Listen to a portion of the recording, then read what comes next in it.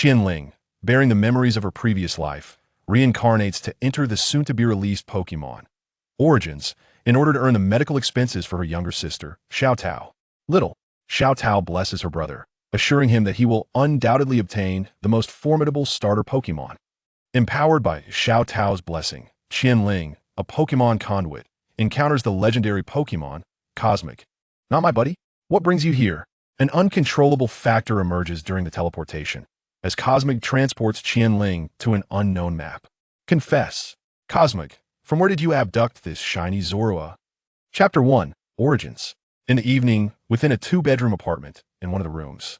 The public beta test is tomorrow. I wonder if I can earn enough for Xiao Tao's future medical expenses. A young man clad in a white shirt, with black hair and golden eyes, sits at his desk, a hint of sorrow gracing his handsome features. I can only hope that everything in the game resembles my memories from my past life. The young man sighed, his worries dissipating as he turned his gaze towards the helmet resting beside the pillow on the small bed. Dingling, dingling, dingling. The incessant notification sound from his phone draw the young man's attention back to the device on his desk. He picks it up and opens the messaging app. The unparalleled beauty of the world. Hey, the public beta test is tomorrow. Did you register in advance, Qian Ling? The unparalleled beauty of the world. Let me tell you, based on my gaming experience, seizing the initiative is crucial. The unparalleled beauty of the world. Qian Ling, where are you? The unparalleled beauty of the world. Angry.jpg. The unparalleled beauty of the world. Humph. Ignore my messages? Are you? I'm going to sleep. I've already made plans to play with Xiao tomorrow. I won't play with you.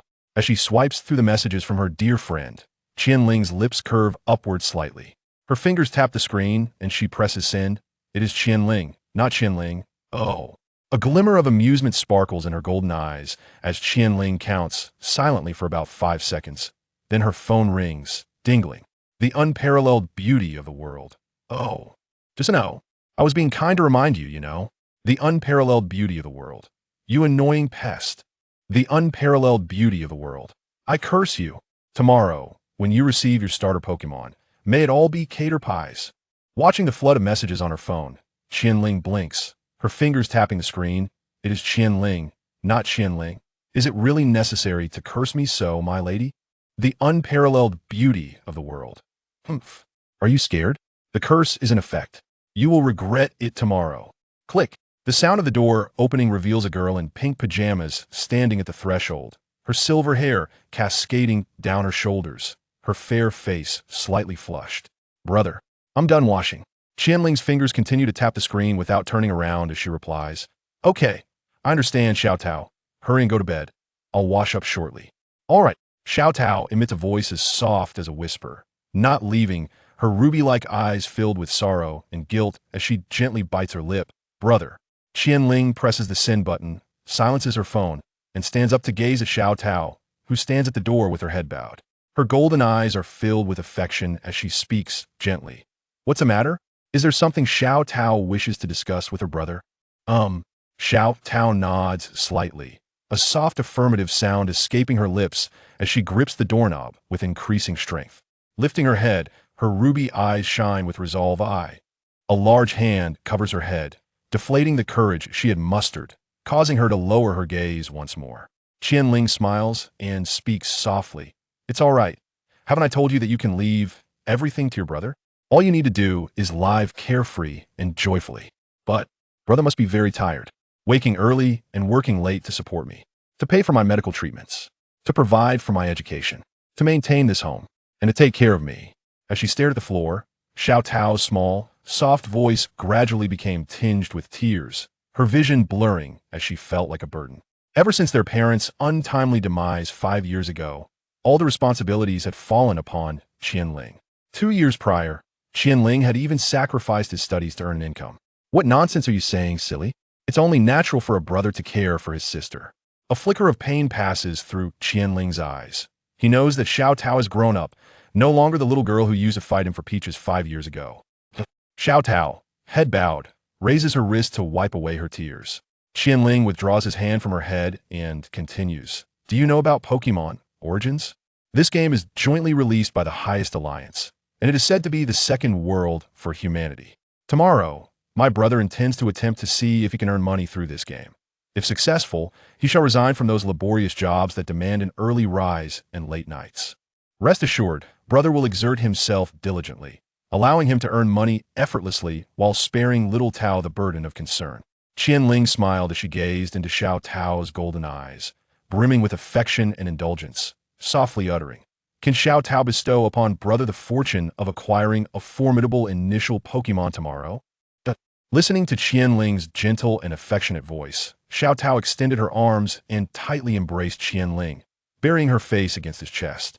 Her soft voice, filled with a hint of tears, trembled as she said, Xiao Tao will surely bless brother to obtain the most powerful Pokémon." Qian Ling gently embraced Xiao Tao, his golden eyes filled with determination, speaking tenderly. Then brother extends his gratitude to Xiao Tao in advance. Buzz, buzz, buzz. As the siblings found solace in each other's presence, the phone on the table illuminated, with the chat window incessantly refreshing with the young lady's expressive sticker proclaiming, "You're doomed." As night descended, Qian Ling, having finished his bath, entered his room, while next door, Xiao Tao slept soundly, clutching her plush toy. After simply drying the moisture from his hair, Qian Ling seized the helmet and took a seat on the chair, donning the headgear and adjusting his posture. Huff! He took a deep breath, recalibrating his mindset.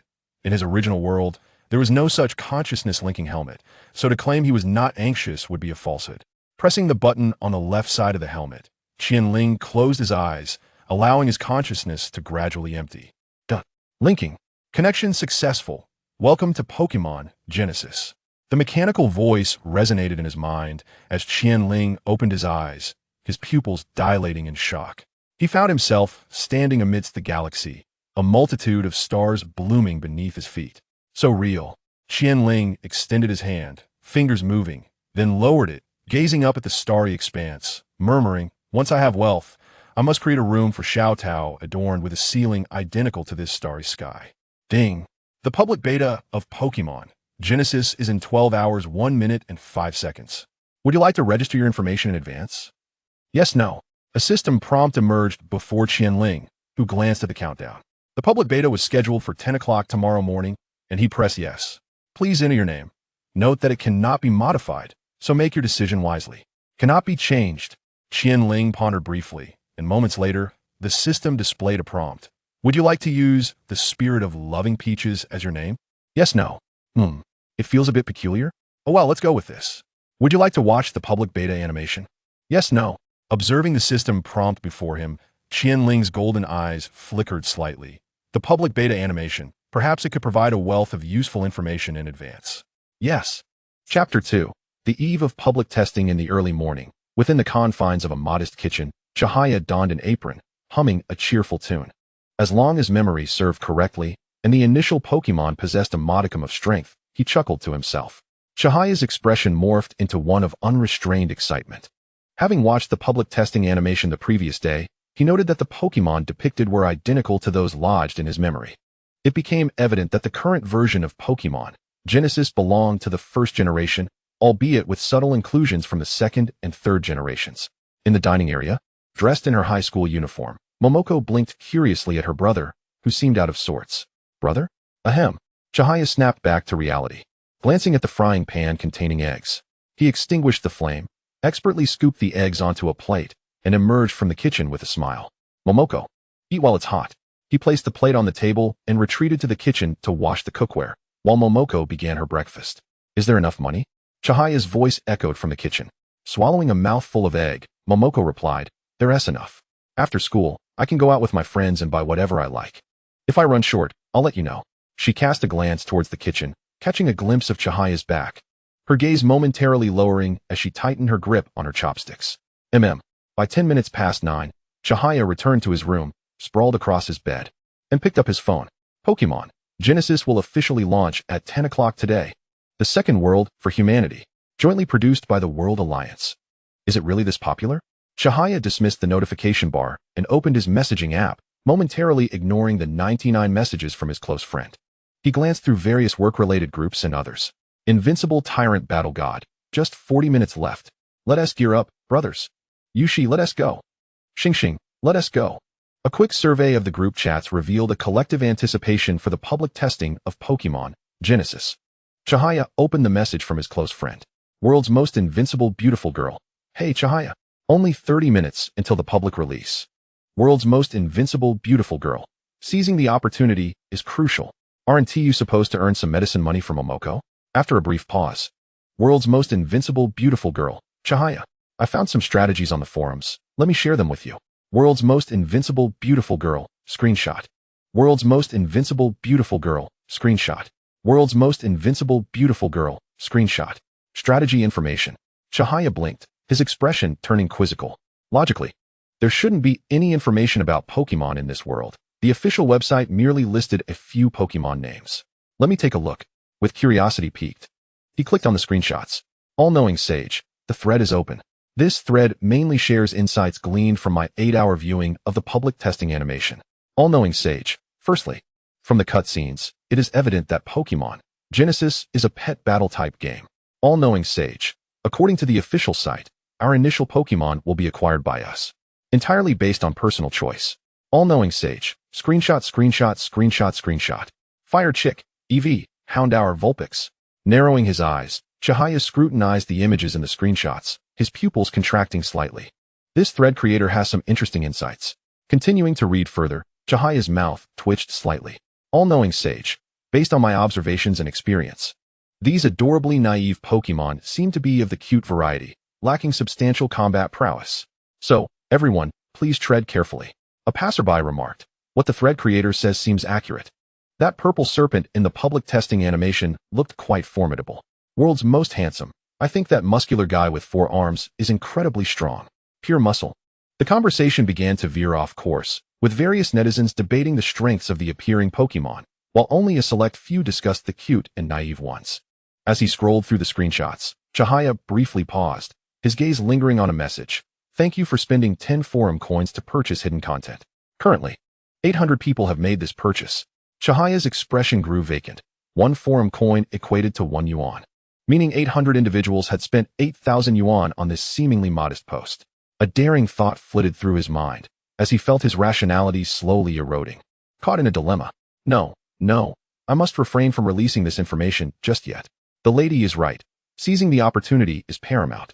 Weighing the pros and cons, Chihaya relinquished his earlier notion, deciding to share the information later, once he had developed his skills, rather than appearing foolish by selling information that could swiftly enhance one's power just before the public release.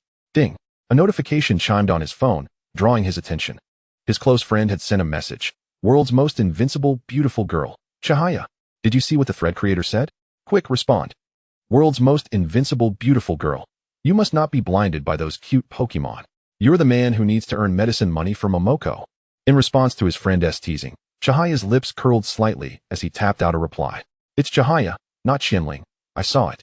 Are you planning to choose the muscular guy as your initial Pokemon or the purple serpent? World's most invincible, beautiful girl. Finally, you replied. World's most invincible, beautiful girl. Screenshot. World's most invincible, beautiful girl. If possible, I would love to choose that dashing fire horse. A screenshot of the fire horse from the public testing animation appeared. Chihaya pondered for a moment. A fire horse? The choices for initial Pokemon should not include evolved forms. They must all be in their basic stages. It's Chihaya, not Qian Ling. Do you favor fire-type Pokemon, my lady? World's most invincible, beautiful girl. Fire-type? I actually like anything as long as it looks cool. It's Chihaya, not Qian Ling. I see, my lady. Do you trust me? World's most invincible, beautiful girl. Huh. What is that about? It's Chihaya, not Qian Ling. Charmander, EV, Houndour, Ponyta, Cyndaquil, Trico, Fire Chick, Ralts, Swablu, Medom. Listing them off. Chihaya typed out a plethora of Pokemon names, and after a moment of contemplation, he added some from later generations.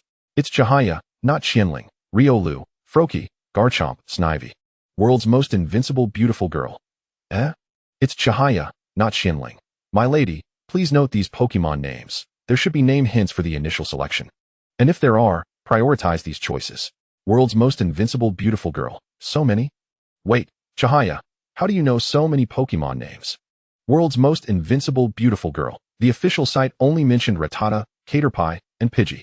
It's Chihaya, not Qian Ling. That's a secret. Don't you trust me, my lady? And please, do not disclose this to anyone else. Seizing the opportunity is crucial. I assent it? World's most invincible, beautiful girl. All right, can I tell Xiao Xiao? Xiao Xiao. With her eyelashes gently lowered, Qian conjured the image of a charming girl with short hair, serene yet adorable. Beside her was a radiant blonde heiress. Both entwined in each other's arms, laughing joyfully. It's Qian, not Qian Ling, she stated, but you must assure me that Xiao Xiao won't divulge this to anyone. Fear not. Xiao Xiao certainly won't spill the beans. I will earnestly remind her. The invincible beauty declared. Only 10 minutes remain until the public test. I must swiftly contact Xiao Xiao. We shall converse later. 10 minutes ticked away. Qian's gaze shifted to the clock. She powered down her phone, lying back on her bed, her eyes gazing at the immaculate ceiling. Provided that the heiress and Xiao Xiao were blessed with good fortune, they would undoubtedly acquire formidable initial Pokémon. Even if my luck falters drastically, Qian's lips curled into a confident smile. One must not underestimate her previous life. She had been quite the Pokémon aficionado. Were the initial Pokémon weak? As long as they could tackle, they would reign supreme in the early stages. Moreover, with the buffs bestowed upon her by Xiao Tao, surely it would be at least at the level of a starter trio, right? If luck favored her, perhaps they might even begin with a legendary Pokémon? Qian donned her helmet and settled into her chair. The helmet she purchased was the most affordable, cumbersome, and unsuitable for reclining on her bed. Once she put it on, Qian closed her eyes, a flutter of nerves coursing through her. Taking a deep breath, she initiated the connection. Connection established. Welcome to Pokémon Origins. Chapter 3. The Acquisition of Initial Pokémon. Amidst the familiar expanse of stars, Qian observed the countdown dwindling to less than 5 minutes. A system prompt sprang forth. You have been automatically connected to your phone. There is no need for concern regarding calls or messages, and you may also access your phone interface. How intelligent. Qian marveled at the system prompt. Registration required personal information, which was linked to her SIM card, thus allowing the two to be connected. 3 minutes remain until the public test. Would you like to view the system assistance? Yes, no. Does the system assistance pertain to the backpack and other functionalities? Qian pressed yes. The system page closed, replaced by a new interface, Pokémon Origins version 10. The system boasted features such as a personal Pokémon storage, backpack, personal information, and Pokémon data. Currently accessible were maps, towns, ruins, weather, photography, friends, and regional chat. The game lacked any beginner tutorials. Players were encouraged to explore independently. After a cursory glance at the various features, Qian pondered and tentatively inquired, how does one acquire initial Pokémon? New trainers would be randomly teleported to any scene, armed with a red and white ball. Should the ball shatter, they would receive a new one the following day in real time, and the scene would be randomly reassigned. 3 exclamation marks materialized above Qian's head, her pupils constricting in shock. She had assumed the selection of initial Pokémon would be a multiple choice. But it turned out that capturing Pokémon relied solely on her own efforts. Oh no, the heiress and Xiao Xiao. Panic visibly washed over Qian. It seemed she had inadvertently placed the heiress and Xiao Xiao in a precarious situation. The capture rates for the starter trio and legendary Pokémon were already disheartening. Not to mention the use of a red and white ball without any preceding battle. 1 minute remains until the public test. Please prepare yourself. The system prompt reappeared, and Qian regained her composure. Venturing out now would be futile. If they all failed, perhaps she could allow the heiress and Xiao Xiao to catch a Magikarp first upon entering the game, and later they could seek out more formidable Pokémon to compensate for their initial misfortune. With a sigh, Qian's gaze fell upon the countdown on the system page, waiting in silence as it ticked down. 5, 4, 3, 2, 1. The countdown reached 0, and a prompt appeared on the system page. You have watched the public test animation. Would you like to enter the game directly? Yes. The system page vanished, and a transparent door materialized before her. Without hesitation, Qian stepped through, a blinding white light enveloping her. And the system's voice echoed in her ears. Welcome to Pokémon Origins. Strive to become a Pokémon master. We wish you a delightful gaming experience. As the white light faded, Qian opened her eyes, her pupils trembling slightly. Before her lay an endless plain, where Pidgeys soared in the sky, and a Ponyta grazed on the grass. Such a vivid sensation.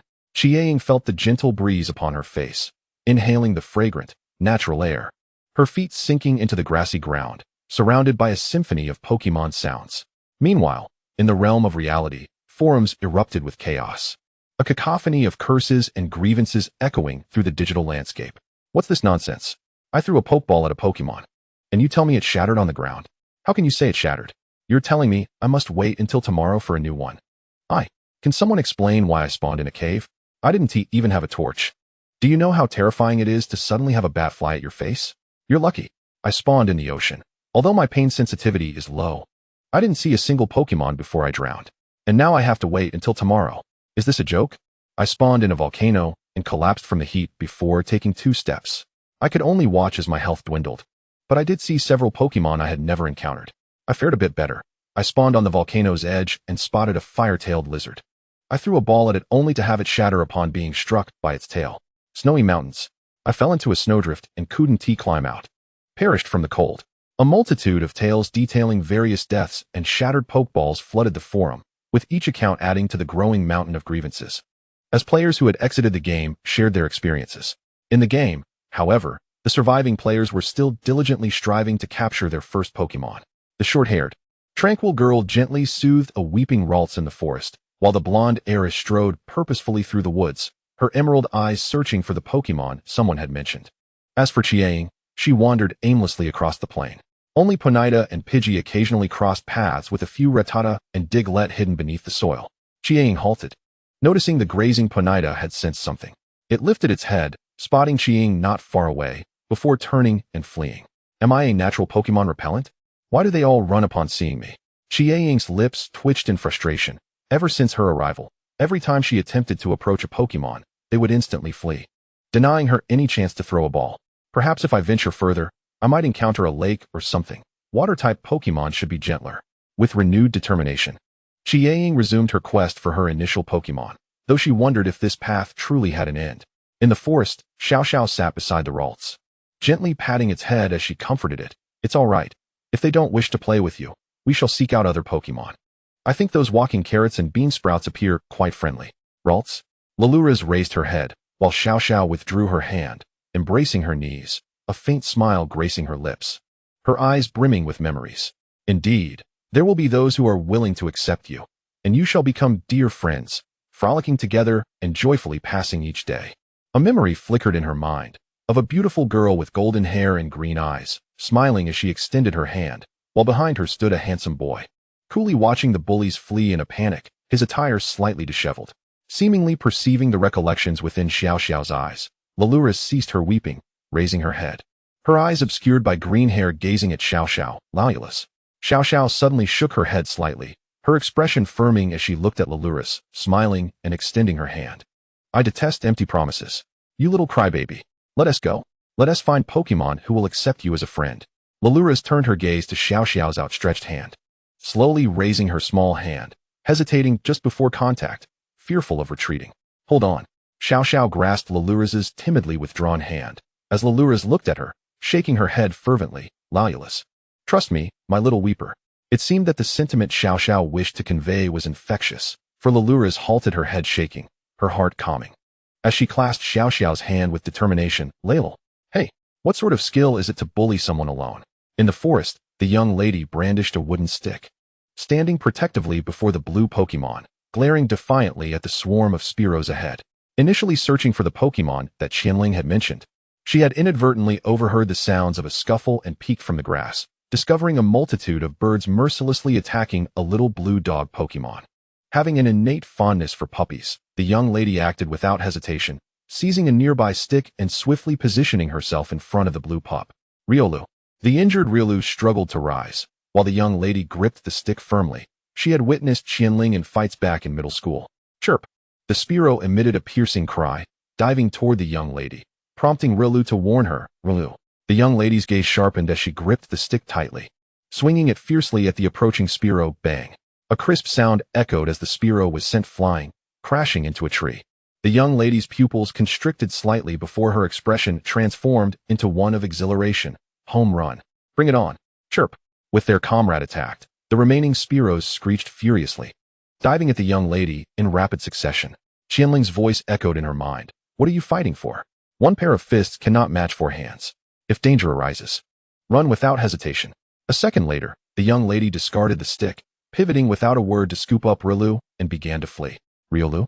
The bewildered Riolu, cradled in her arms, looked up at her, and the young lady proudly declared, I'm no fool. If they come at me one by one, I can handle it. But if they swarm, I'd have to be crazy to stay. Ugh, I can't run anymore. Beneath a large tree, the young lady lay on the ground, Her appearance unrefined, unaware of how long she had been running or where she had ended up. Riolu, clutching its shoulder, rose and gazed at the young lady sprawled on the ground, moving towards the direction of the Spearows. Riolu, what are you doing? The young lady lifted her head, watching Riolu stumble forward. Riolu did not respond, continuing its labored march, causing the young lady to sit up and tilt her head slightly. Are you seeking revenge? Observing Riolu gradually moving away, she reclined back down, closing her eyes to savor the aroma of the grass and the gentle breeze brushing against her face. Moments later, rejuvenated, the invincible beautiful girl is back to full strength. With renewed vigor, the young lady sprang up, dusted herself off, and scampered after Riolu. Wait for me. Hearing the voice behind him, Riolu paused, turning back to look at the young lady. Riolu, let us go. Aren't we going to seek vengeance on those birds? I'll accompany you. The young lady dashed past Riolu, her eyes sparkling with excitement. She had developed a peculiar fondness for fighting ever since witnessing Qian Ling take on a group of 3, alone, in middle school. Noticing that Riolu was not following, she halted and turned to the bewildered Riolu. What are you dawdling for? Hurry up. They might fly away. We need to get there quickly and give them a thrashing. Riolu lowered its head slightly, and after a moment, lifted it again, its eyes filled with determination as it staggered towards the young lady. Riolu. Chapter 4, Xiao Tao's Blessing Buff. Ah, such a clear sky, such a marvelous world. Why do I feel so despondent? In the boundless expanse of the plains, Qian Ling rested against a grand tree, her golden eyes devoid of light, her expression one of melancholy. He had once hypothesized that his initial Pokémon might be weaker, yet he believed he could still forge ahead with the memories of his past life. However, the reality was that he was unworthy of even an initial Pokémon. Inherently a Pokémon repellent, any Pokémon that approached would flee in an instant. Ah, has it already reached noon? Perhaps others have been leveling up or exploring for half the day, while I lie here contemplating life. The aura of despair expanded around him, and Qian Ling began to entertain thoughts of quitting the game to write guides and earn money. No, I mustn't lose heart. If all else fails, I'll catch a caterpie in the woods, or, at the very least, level up a Magikarp. The aura of despair dissipated as Qian Ling's fingers glided, summoning his virtual backpack into view, containing merely a single red and white Pokeball and provisions sufficient for one person for a day. First, I shall eat, then restore my energy and make my way out of this plane in one go. A sandwich and a bottle of water appeared in his hand. Setting down the water bottle, Qian Ling tore open the sandwich and took a hearty bite. Munch munch. This is quite delicious. Qian Ling's eyes sparkled slightly, and as he savored his sandwich, a hidden figure nestled in the tree awakened, its yellow eyes focusing on the bread in Qian Ling's hand. Munch munch. Setting the sandwich down, Qian Ling picked up the water bottle, twisting it open, prompting movement from the figure in the tree. This water is quite sweet. Is it spring water? Qian Ling wet his lips, glancing at the unwrapped water bottle, tightening the cap and placing it aside, before taking another bite of his sandwich. Crunch. The sound of teeth clashing echoed, and Qian Ling paused, staring at the now empty wrapper in his hand, confusion flooding his golden eyes. Where has my sandwich gone? Wasn't there still a good portion left? Did I finish it? No, surely not. Did I forget? Questions of doubt arose from the depths of his soul, and his peripheral vision caught something, shifting his gaze. Burp. A Pokémon, adorned in a nebula of blue and purple hues, let out a satisfied burp, noticing Qian Ling and smiling. Kaku. Qian Ling's gaze turned blank, and the nebula Pokémon blinked, its expression turning quizzical. Kaku? Thump, thump, thump.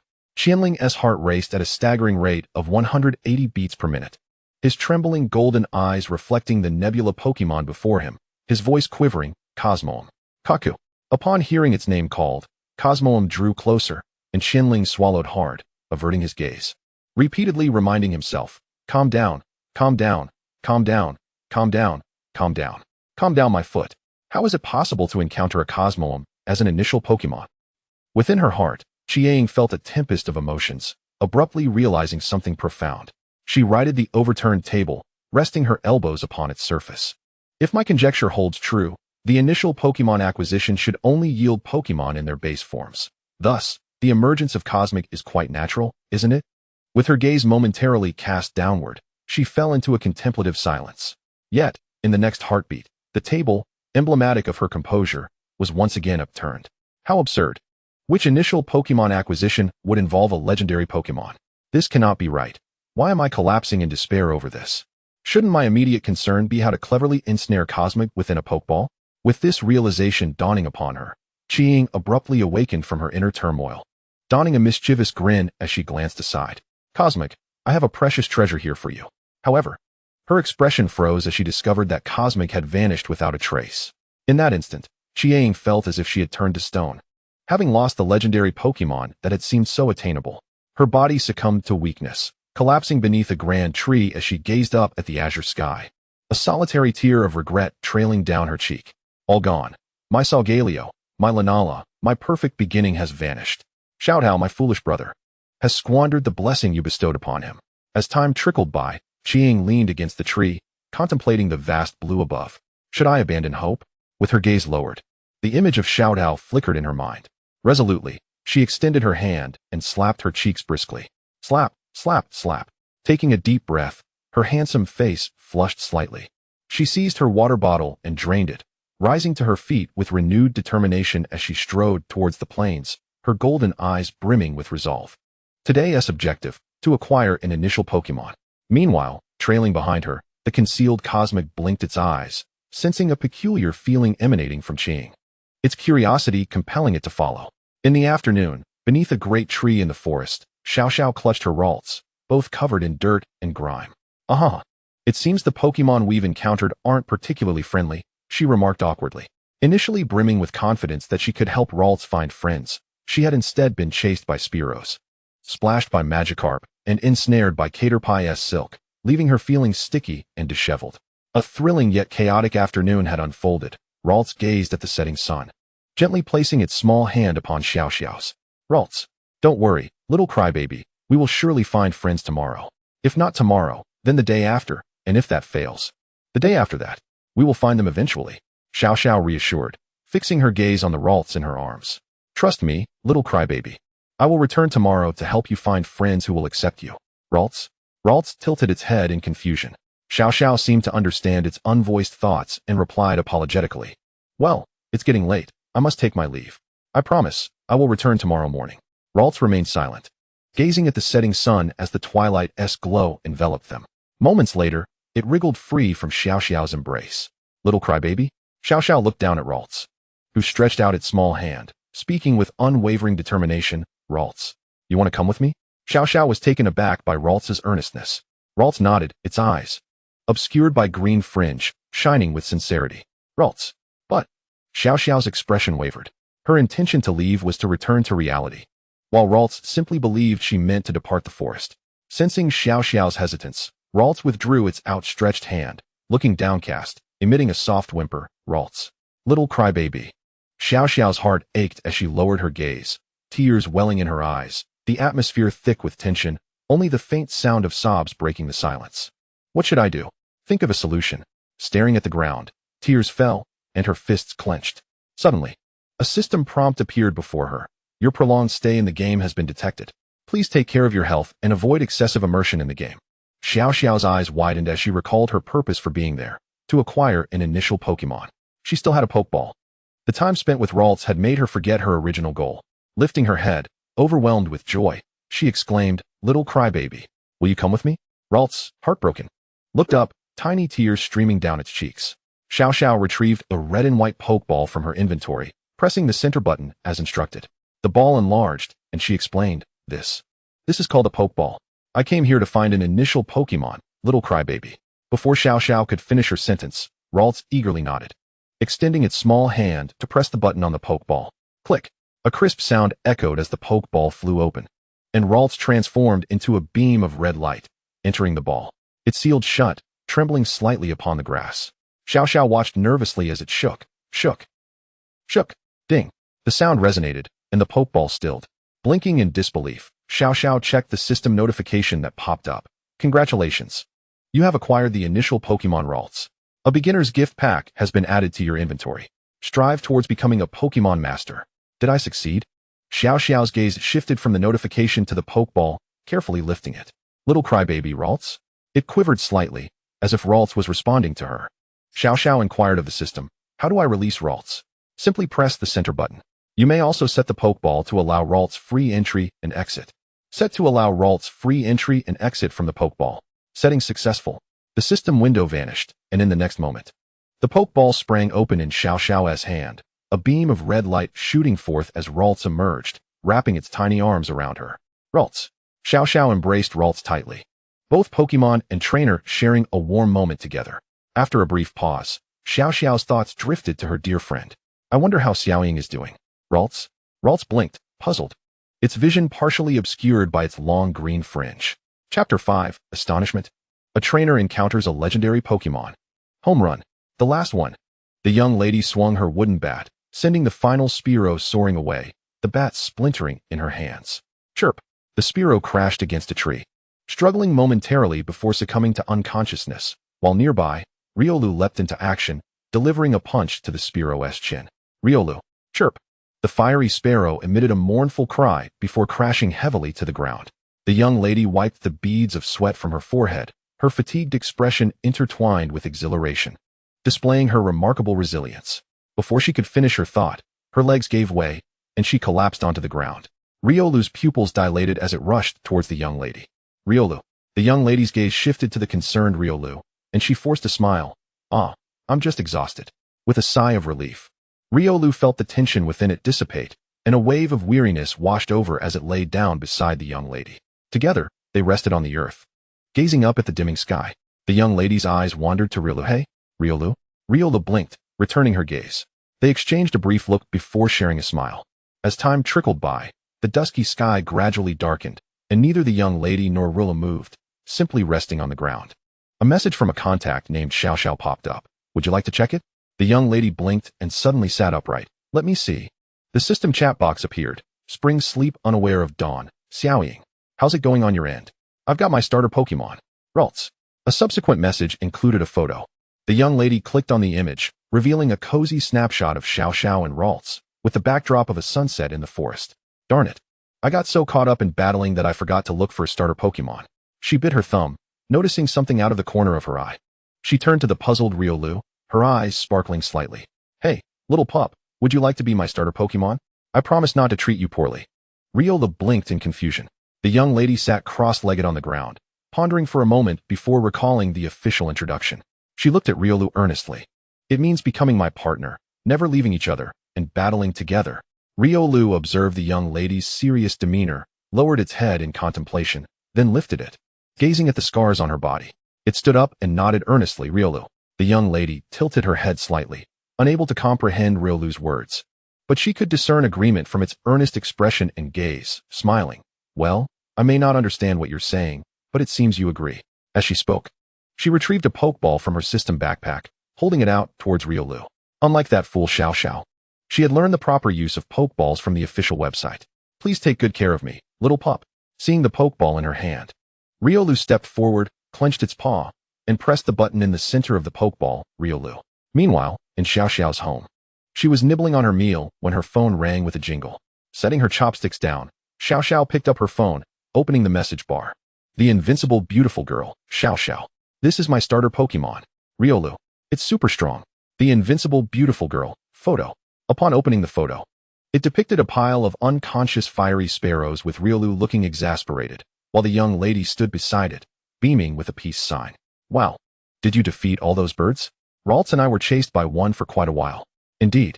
It was all thanks to me and Riolu. Proud JPG. Where's Ling? What is his starter Pokemon? Xiaoling. I don't know. I messaged him, but he hasn't replied yet. Is he still in the game? Perhaps Xiao Xiao. Both Riolu and Ralts are on the list Xiaoling sent us. Xiao Xiao blinked, scrolling through the screenshots she received from Xiaoying, her fingers tapping the keyboard. Really? I didn't even notice. Neither did I. I initially remembered a bit, but when I saw Riolu surrounded by a flock of birds, I completely forgot. Surrounded? Indeed. At first, I was. Then the young lady began to share her in-game experiences with Xiao Xiao, and Xiao Xiao reciprocated, causing them to forget their meals entirely. Meanwhile, in the game, as night fell, Qian Ling lay on the plains, staring at the dim sky with a tranquil expression. That afternoon, he had not ventured beyond the plains. Yet he refused to give up, planning to attract some Pokemon with his cunning intellect. However, each time he neared success, he inexplicably failed. Why is this happening? Is someone sabotaging me? Qian Ling expressed blankly, his hands clenched in anxiety. He was no fool. Having nearly succeeded multiple times only to fail inexplicably led him to entertain a bold hypothesis. It's truly unforgivable. I'm putting in so much effort. Yet someone is ruining it, rendering my entire day's work futile. Sitting up, he scanned the surroundings, as if confiding in someone. Observing carefully, Qian Ling averted his gaze to steady his nerves, looking toward the night sky. If the culprit Pokemon were to appear at my side, perhaps I might even forgive it. With that thought, Qian Ling closed his eyes, his racing heart beating violently. He was gambling, wagering whether he was a mere fool or the chosen one. Cosmog, the legendary Pokemon, possessed no sense of caution and was driven by insatiable curiosity, disappearing and teleporting at the hint of danger. The traps he had set that afternoon might have been inadvertently damaged by Cosmog's curious nature. He was betting that this childlike Pokemon would appear out of guilt. As moments passed, 5 minutes later, Qian Ling slowly opened his eyes, his gaze gradually descending until it landed upon a small blue star cluster. His heart skipped several beats, and he reminded himself to remain calm, not to scare it away. With a smile and a gentle tone, he said, "So, you were the one causing all the trouble this afternoon?" Kakao. Cosmog emitted a sound tinged with self-reproach, its nebula-like ears drooping. It had never intended to cause mischief. It merely touched things out of curiosity, often leading to unintentional damage. Well, I did say that as long as you showed up, I would consider forgiving you. Qian Ling maintained his gentle tone, causing Cosmog's ears to perk up as it raised its head. Kakao? Indeed, I forgive you. Qian Ling nodded with a smile. And Cosmog beamed, floating joyfully in the air. Kakao. Observing the delighted expression on Cosmog, Qian Ling tentatively asked, "May I touch you?" Cosmog tilted its head in confusion for a moment before landing on Qian Ling's lap, smiling up at him. Kakao. Thank you. Qian Ling's golden eyes sparkled with excitement as he gently reached out to touch Cosmog, feeling as though he were caressing clouds, soft and dreamy. So soft, seemingly feeling ticklish. Cosmog suddenly soared into the air from Qian Ling's hand. Kakao. Qian Ling gazed at his hand, instinctively yearning to grasp it, yet how could one ever grasp a cloud? He lifted his head to behold the Cosmog floating in the sky, momentarily lost in thought. Clouds ought to be free and unconfined. A gentle smile graced Qian Ling's lips as he lowered his hand, leaning back on his palms, and looked up at the vast expanse of stars above, a nocturnal landscape unlike any he had encountered in reality. Cosmog turned its gaze towards Qian Ling, alighting on his lap, and together they admired the night sky. Kakao, do the stars above not resemble you? Qian Ling chuckled, reaching out to tenderly stroke the Cosmog perched on his legs. The creature tilted its head upwards, gazing at the myriad stars, emitting a sound of agreement. Kakao. It was indeed a dreamy day, as if he had truly entered the realm of Pokemon, encountering legendary creatures along the way. Qian Ling retracted his hand, a smile illuminating his handsome face. He had faced failure today. Despite the prime opportunity to seize the moment, not a single Pokemon had approached him, save for this unguarded Cosmog. He redirected his gaze to the Cosmog nestled in his arms, murmuring a soft thank you, Cosmog. Kakao. Cosmog tilted its head, a note of confusion in its voice. Qian Ling smiled, opting not to elaborate, and gently lifted the Cosmog from his lap, placing it aside. Rising to his feet, he dusted off his clothes. Well, it's getting late. I must take my leave. Until we meet again, Cosmog. As he stretched, the Cosmog blinked and swiftly soared around him, exclaiming, Kakao. Why thank you? Qian Ling playfully countered. Why do you think I should thank you? Cosmog hovered in front of him, nodding earnestly, its nebulous ears flapping with enthusiasm. Kakao. Qian Ling stroked his chin, feigning contemplation, and glanced at the inquisitive expression of Cosmog. He retrieved a Pokeball from his bag, jesting, "Well, if you enter this ball, I shall tell you." Cosmog looked at the red and white sphere being tossed, and caught by Qian Ling, inquiring, Kakao, really, if I go inside, you'll tell me? With a glint of mischief. Qian Ling surveyed the surroundings, noticing a few ponitas grazing nearby. Assessing the distance, he thought that with a strong throw and a stroke of luck, he might just capture one.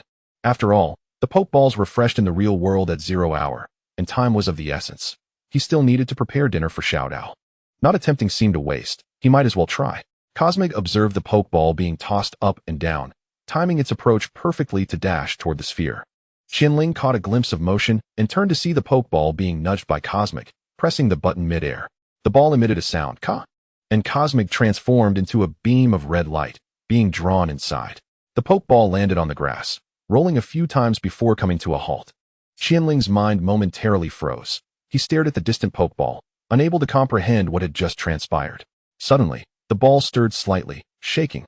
He swallowed hard, his heart raced, its rhythm escalating to a frantic 360 beats per minute. The Emperor engine had ignited. The The ball rocked twice more without shattering, causing Qian Ling's breath to quicken as the ambient sounds faded, leaving only the pounding of his heart. Could it be?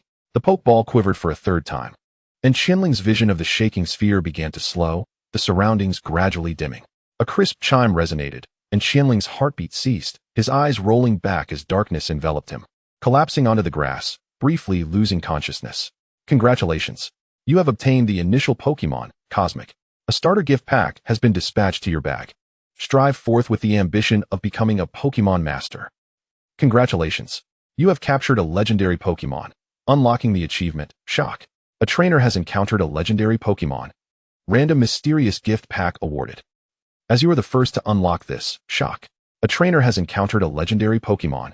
Achievement unlocked, granting you the unique title across the server, the initial legend. A system message materialized, yet the unconscious Qian Ling remained oblivious. Moments later, an announcement echoed throughout the server, reaching even players from other nations. Server announcement. A player from the Huaxiao region has captured a legendary Pokémon first, unlocking a limited achievement across the server, Shock. A trainer has encountered a legendary Pokémon. Due to being the first capture, they have been awarded the unique title across the server, the initial legend. Chapter 6. Xiao Tao is left with only her brother. 1 minute after the server announcement, the official forum erupted, a thread titled Legendary Pokémon Trainer rapidly ascending to the top. Evening breeze and rain. No way, I'm still in the forest, battling wits with Rattatas and Caterpies, and you're telling me someone caught a legendary Pokémon? Only a workaholic. Who says otherwise? Can someone explain what a legendary Pokémon is? All I've seen today are Caterpies and Rattatas. Invincible Tyrannosaurus warrior. I just barely caught a Diglett, and in the forest outside the village, it's either Caterpies or Rattatas. Calculating everything. Does it need explaining? A legendary Pokémon is, naturally, a Pokémon of legend. The person who caught one must be exploiting a bug. I suggest the officials investigate thoroughly. Mufeng, I'm purchasing Pokémon coins at an equal rate, starting at 1,000 coins. Interested parties, please message me privately. Sugar lover, you're an idiot upstairs. Who has over 1,000 Pokémon coins on the first day of open beta? Aren't they all single digits? I declare you a scammer. In an unknown city. Within the village district center, in a 3-story room. Let us take a break before continuing the game. I wonder how Xiaoling is doing. She hasn't replied yet. In an esports chair, a blonde beauty clad in oversized pajamas curled up, a bucket of instant noodles on her desk, adorned with cute pink cat ear headphones. Browsing various videos online. Family, I've discovered a game perfect for enjoying the scenery. Big shots. I saw a Pokémon I've never encountered in the forest. Does anyone recognize it? With a flick of her mouse, the young lady slurped a mouthful of noodles, casually skimming through videos of Pokémon, origins, pressing refresh. Shock. A trainer has encountered a legendary Pokémon. A video featuring the Pokémon, origins caught the young lady's attention, but she quickly lost interest after a brief glance.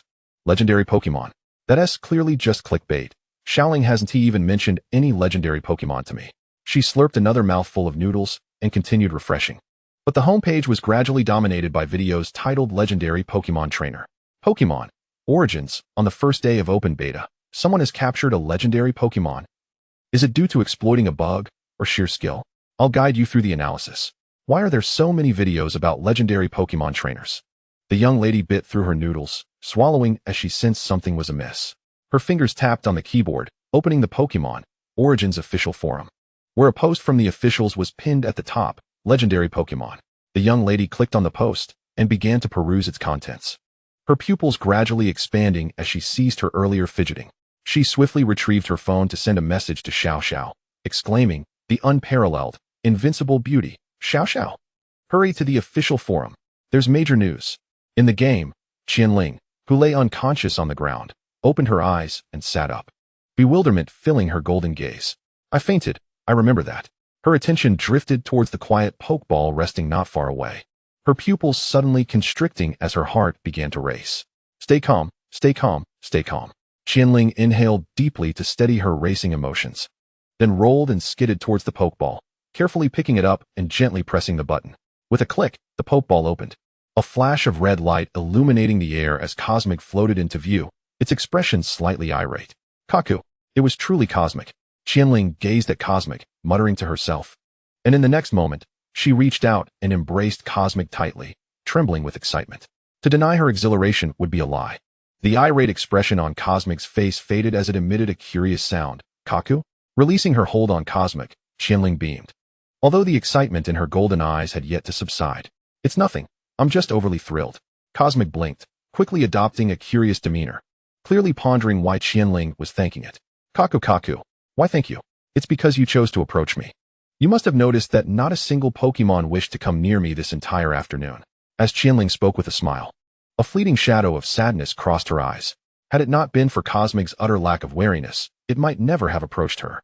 Noticing the sorrow within Qian Ling's gaze, Cosmic attempted to console her with a gentle Kaku. Thank you, Cosmic, Qian Ling murmured, lowering her gaze slightly before raising it again to look earnestly at Cosmic. Do you truly wish to accompany me? After all, you entered the Pokeball out of curiosity. Kaku. Cosmic blinked again, sounding puzzled. Taking a deep breath, Qian Ling grasped the Pokeball firmly. As long as you are unwilling, I will immediately destroy this Pokeball and set you free. Her calm voice trembled slightly. To claim her heart was unscathed would be disingenuous. The thought of starting with a legendary Pokemon felt like a dream too audacious to entertain. If this encounter were ordinary, if she were merely to become a typical Pokemon trainer, perhaps Qian Ling would feel less apprehensive, for after all, this was merely a virtual game.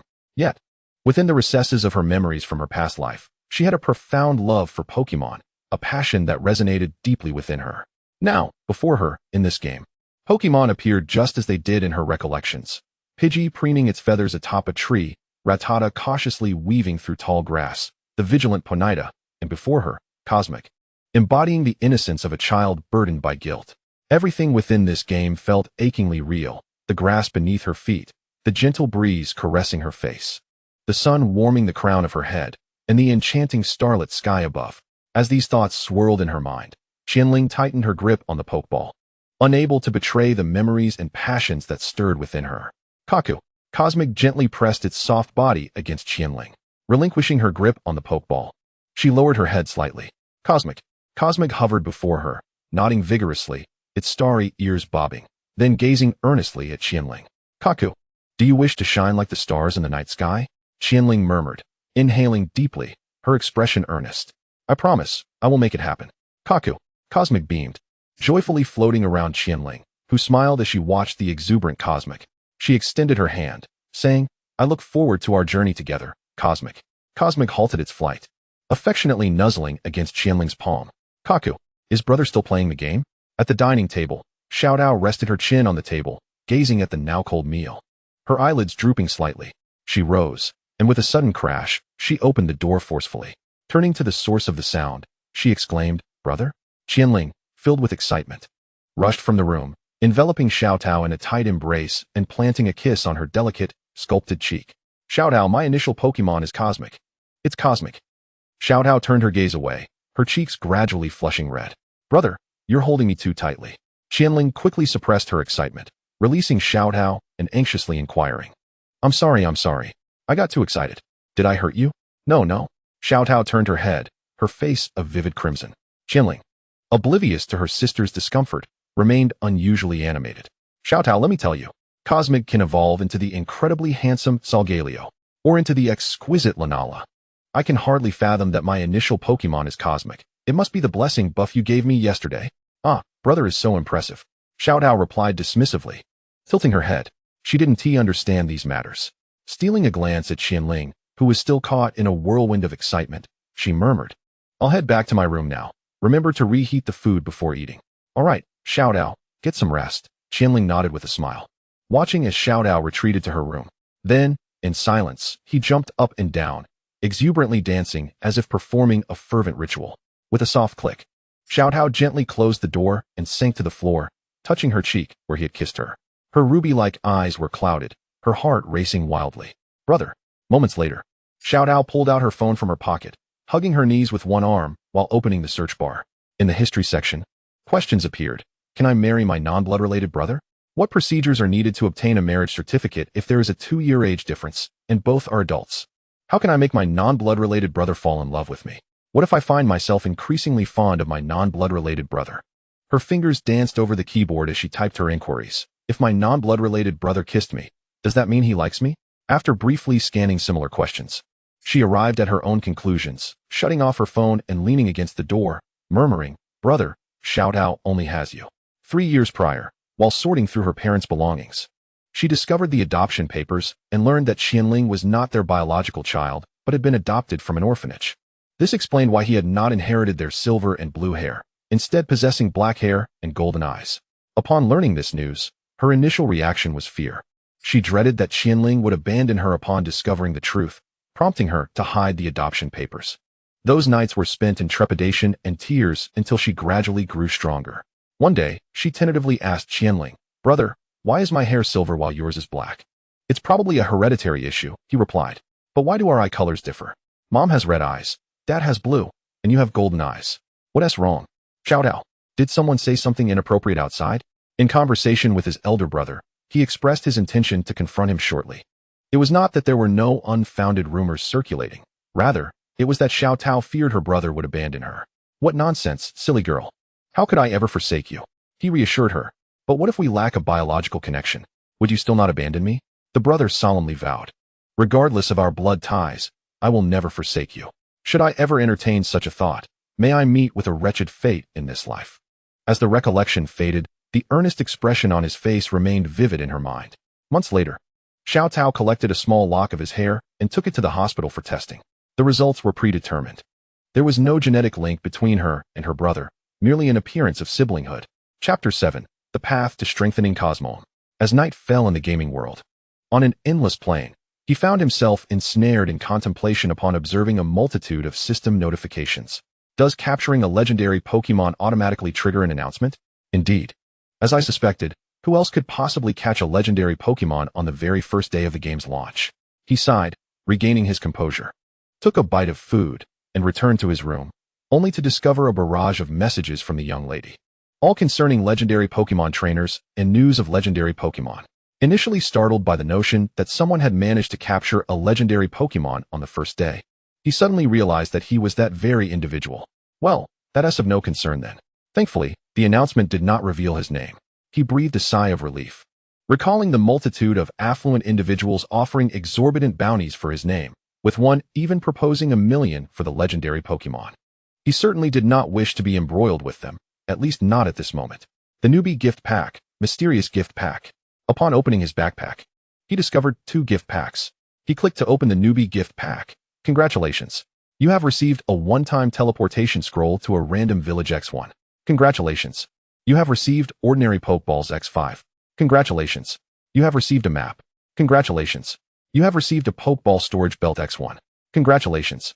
You have received a Pokédex. Congratulations. You have received universal Pokémon food X5. Congratulations. You have received healing potions X3. Congratulations.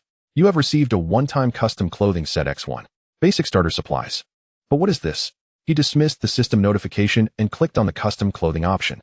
The system prompted, "This ordinary clothing customization allows you to alter your attire, including gloves, hats, and more." Does it include gloves and hats? His eyes gleamed with excitement as an idea formed, and he clicked to use the custom clothing set. "You have lost a one-time custom clothing set X1. You have received a black shirt X1, black coat X1, black pants X1, black sneakers X1, black fingerless gloves X1, and a black cap X1. With a single click, he transformed his casual clothes into a sleek, professional black trainer outfit. "You have gained 10 Pokemon experience. Strike through. Not bad at all. Quite dashing," he mused, observing his character's interface. Black hair, golden eyes, and a handsome face radiating calmness, adorned in a stylish black trainer outfit, with a red and white Pokeball hanging from his belt, embodying the image of a strikingly composed trainer. Next came the mysterious gift pack. Closing the character interface, he turned his attention to the mysterious gift pack in his backpack. The system provided a prompt. "Mysterious gift pack. No one knows what lies within. It is rumored to possibly contain the legendary Master Ball." The Master Ball, indeed a coveted item. His eyes sparkled with anticipation as he rubbed his hands together, took a deep breath, and clicked to open the mysterious gift pack. A second later, a system notification appeared. "Congratulations. You have received Ultra Balls X5. Is that it? Just 5 Ultra Balls." He blinked in disbelief, the grandiose rewards he had envisioned failing to materialize, revealing instead a rather mundane prize. "Well, it's better than nothing. I wonder if these Ultra Balls are similar to those in my past life." He clicked on the Ultra Balls, and a description popped up. Ultra Balls. High probability of capturing Pokémon. Precisely as he remembered. He pondered, lifting his gaze to the dark golden title above his head, which was rather conspicuous, the initial legend. System, can this title be concealed? Yes. Then please hide it. As he spoke, he stood up and brushed off the dust. And the dark golden title was concealed. He had already reviewed the title's effects, which enhanced the affinity and capture rate for wild Pokémon. However, for someone like him, a Pokémon with an affinity for capturing, the title merely rendered him akin to an ordinary person, albeit with a slightly improved capture probability.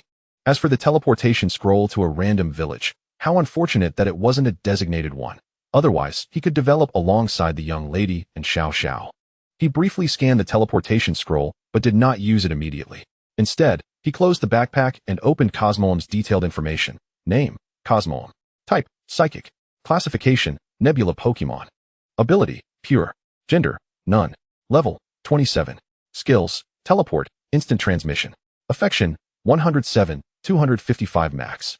He wondered if the young lady and Xiao Xiao had successfully captured their Pokémon. After a cursory glance, he closed Cosmog's panel, swiped to access his connected phone, opened the messaging app, and scrolled upward. The invincible, beautiful girl, Xiao Lingzi.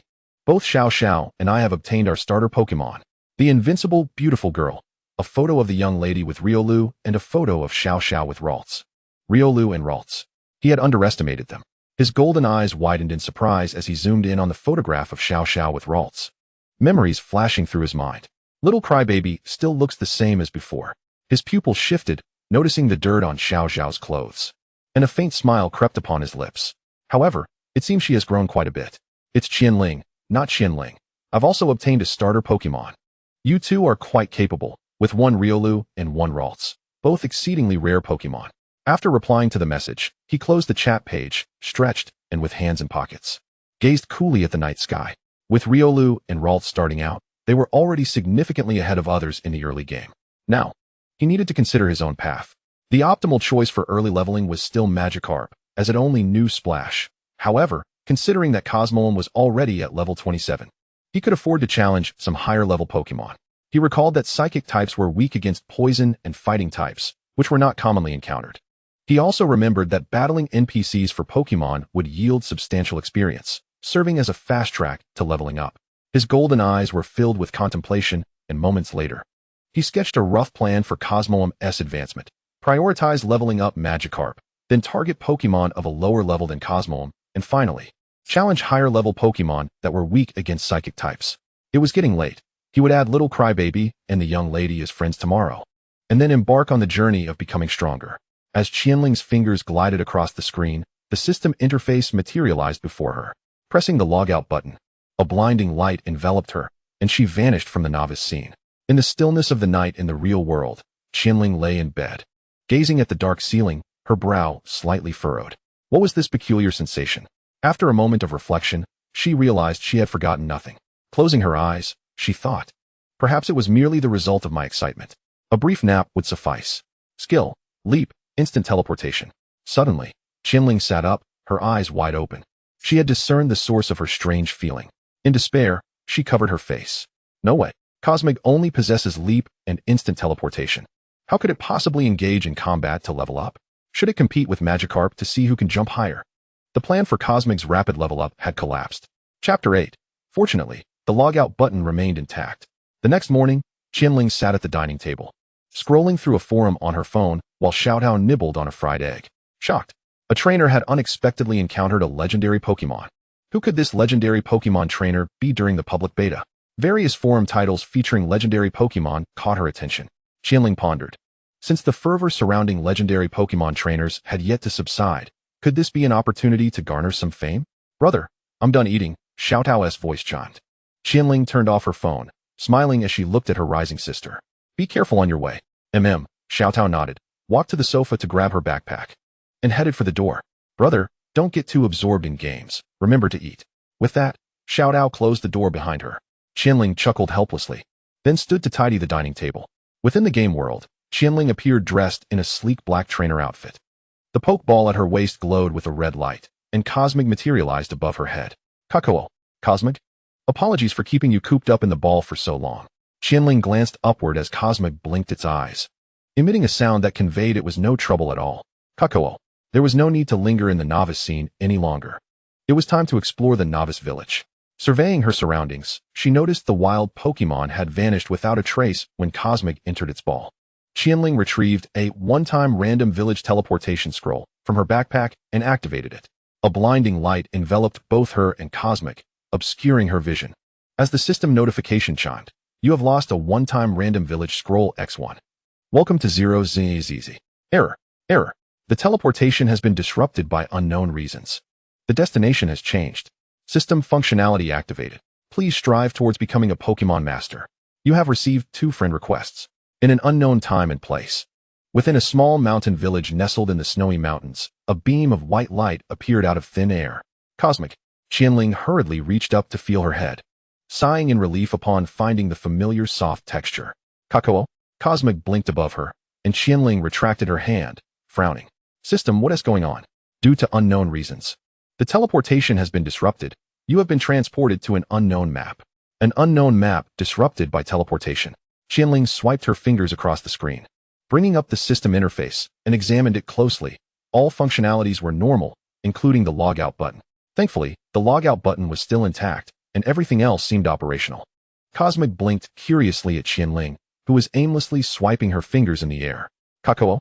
Ignoring Cosmog's confusion, Qian Ling turned her attention to the friend interface, where 2 friend requests awaited. Spring Slumber, unaware of dawn, the world's #1 invincible beauty, requested to add you as a friend. These 2 still haven't changed their IDs. How many years has it been? With a sigh, Qian Ling pressed the accept button, and the friend list displayed both individuals, both marked as online. Her finger tapped on the private chat of the invincible beauty. "Love Peach's spirit. Hey, can you see me, miss?" Meanwhile, outside the novice village in the woods, the invincible beauty was eagerly watching a battle between Riolu and Caterpie. "Riolu, give it a good thrashing. Strike its weak spot." The Riolu in battle twitched its mouth in irritation. What kind of trainer was this? Not only did she fail to provide commands, but she also spouted strange phrases. "Ding ding. Love Peach's spirit has sent you a message. Would you like to read it?" "A message? Love Peach's spirit?" The invincible beauty glanced at the system page that had popped up and blinked, recalling that she had added someone. Tapping to view, she read, "The world's #1 invincible beauty. What is up, Xiao Ling? I'm in the midst of a battle. Speak quickly if you have something to say." During the battle, Qian Ling's mouth twitched as she remembered the image of a fiery sparrow throne. She typed, "Love Peach's spirit. Just checking in, nothing important. The world's #1 invincible beauty. Checking in? What for? The world's #1 invincible beauty. Hey. Xiao Ling, where are you?" Ignoring the subsequent messages from the invincible beauty, Qian Ling closed the friend chat and glanced into the alley, slightly tilting her head. "Cosmog, can you enter stealth mode?" "Kakao." Cosmog blinked, and in the next moment, it vanished from above Qian Ling. She stepped forward, instructing, "Stay close to me and remain silent." No sounds emanated from above, filling Qian Ling with satisfaction. Unbeknownst to her, atop the snowy mountains, Cosmog emerged from the snow, shaking off the frost, but failing to spot its trainer nearby. Kakao. Chapter 9, The Menacing Zoroark. In the small village, Qian Ling stood by the roadside. The villagers donned warm coats, each adorned with patches, casting curious glances in her direction. Good news. The system's functionalities are all operational. Bad news. It seems I have been transported to an ancient era, and it appears that humans in this period have yet to coexist peacefully with Pokémon. With a slight sigh, Qian Ling observed that she had seen only villagers along her journey, with no Pokémon in sight.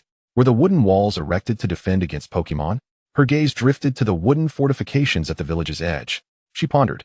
As the village was not very large, she could see the entrance and surrounding walls from her position. "Big brother, are you from outside?" A child's curious yet timid voice broke her reverie. Qian Ling turned to see 3 children, clad in patched coats and wearing wooden Pokémon masks, gazing at her with wide, inquisitive eyes. "Yes, Big brother is from outside." Qian Ling crouched down, offering a smile. The 3 children exchanged glances and beamed with curiosity. "Big brother, can you tell us about the outside world? Please, we want to know about the world beyond." Qian Ling's gaze lowered slightly. Her primary task was to gather information. Yet, seeing the children's eager faces, she relented. "All right, I shall share tales of the outside world with you." Kakao. Above the snowy mountains, Cosmog was in flight. Its expression filled with delight, while a fox wrapped in a blue and white scarf pursued it.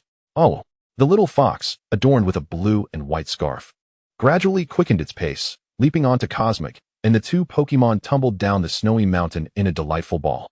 With a soft thud, the little fox found itself upside down, its face and head covered in snow, while Cosmog emerged from the snow, shaking off the flakes and mockingly laughing at the little fox. Kakao. The little fox, shaking off the snow, glared fiercely at Cosmog, its blue scarf and the tip of its tail shimmering with a radiant azure glow, gradually coalescing into a fearsome visage. As the eerie face took shape, Cosmog blinked in surprise, while the exhausted little fox lay sprawled on the ground, gasping for breath. Kakao. Cosmog erupted into laughter, prompting the little fox to angrily spring towards it. Whoa. With agility, Cosmog evaded the attack, causing the little fox to bury its head in the snow. Emerging with a shake, it charged at Cosmog once more. Kakao. Cosmog floated effortlessly out of reach, its expression brimming with delight as it soared toward the snowy peak, with the little fox scrambling after it, and thus began yet another round of joyous pursuit between the two Pokémon. Thank you, big brother. We're heading back now. The children waved goodbye to Chihaya, who responded with a warm smile. As the children disappeared around the corner, Chihaya withdrew her gaze and spoke cheerfully. They are truly full of energy, wouldn't you agree, Cosmog? Receiving no reply, she blinked and glanced around, extending her hand to touch the top of her head. Cosmog? She felt around, her expression turning vacant as she confirmed the absence of Cosmog atop her head. Covering her forehead, she lamented. What a predicament. My Pokémon has abandoned me to frolic on its own. Do you require assistance? A steady voice inquired. Chihaya lowered her hand from her forehead and turned toward the source of the voice, encountering a kindly gentleman wrapped in a coat. No, it's just a sudden headache. But I'm fine now, she replied with a smile. The man surveyed Chihaya, his gaze lingering momentarily on her waist before retracting. You'll catch a chill dressed so lightly. Come with me. As the gentleman walked away, Chihaya scratched her cheek thoughtfully and decided to follow. After traversing several turns, they entered a wood-carving shop, where the gentleman approached the fireplace to kindle a fire, glancing at Chihaya, who was examining the Pokémon masks adorning the wall. You seem quite interested in those Pokémon masks, young one. Chihaya shifted her gaze from the masks to him, offering an awkward smile. Yes. It's my first time seeing them. The gentleman chuckled, adding some wood to the fire. Do you have a favorite? Feel free to take one. There's no need to be shy. That's really not necessary, Chihaya replied, feeling somewhat embarrassed. I've come here to escape the cold. I shouldn't take anything. The gentleman stood and approached the wall of masks, comparing one to Chihaya's face before selecting a half mask depicting a red fox. He smiled as he handed it to her. Here, take it. I truly appreciate your kindness, Chihaya said, accepting the red fox mask. A system notification chimed. Obtained. Avert misfortune mask X1. Chihaya's pupils dilated slightly as her fingers glided over the screen, revealing the item details. Name: Avert misfortune mask. Effect: increases wild Pokémon affinity by 1 when worn. Description: a remarkable creation from an ancient, unknown woodworker, said to possess the ability to evade misfortune. Why not try it on? The gentleman suggested. Chihaya snapped back to reality, closing the system page. She removed her black cap and donned the mask, which covered the upper half of her face. It fits quite well. The gentleman assessed her appearance, nodding in approval before turning his attention to a kettle on the fire. You must have come from outside, correct? Yes, my name is Chihaya. I'm an explorer who arrived here by ferry. Chihaya hung the mask around her neck, replacing her cap. She had learned from the children that this was an island, and the villagers seemed quite fearful of Pokémon. An explorer? If you have no other business, you should leave here quickly. It's not safe lately, the gentleman cautioned, retrieving 2 wooden cups from a cabinet and filling them with hot water from the kettle. Not safe? Chihaya blinked, watching the steam rise from the cups as the gentleman handed one to her. Yes, there's a fierce Pokémon in the forest beyond the village. And something feels off in the woods lately. Thank you. What is happening in the forest? Chihaya asked, puzzled as she accepted the cup.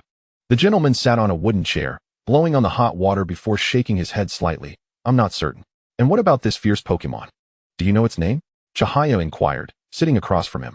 A flicker of memory crossed the gentleman's eyes as he took a sip of the hot water.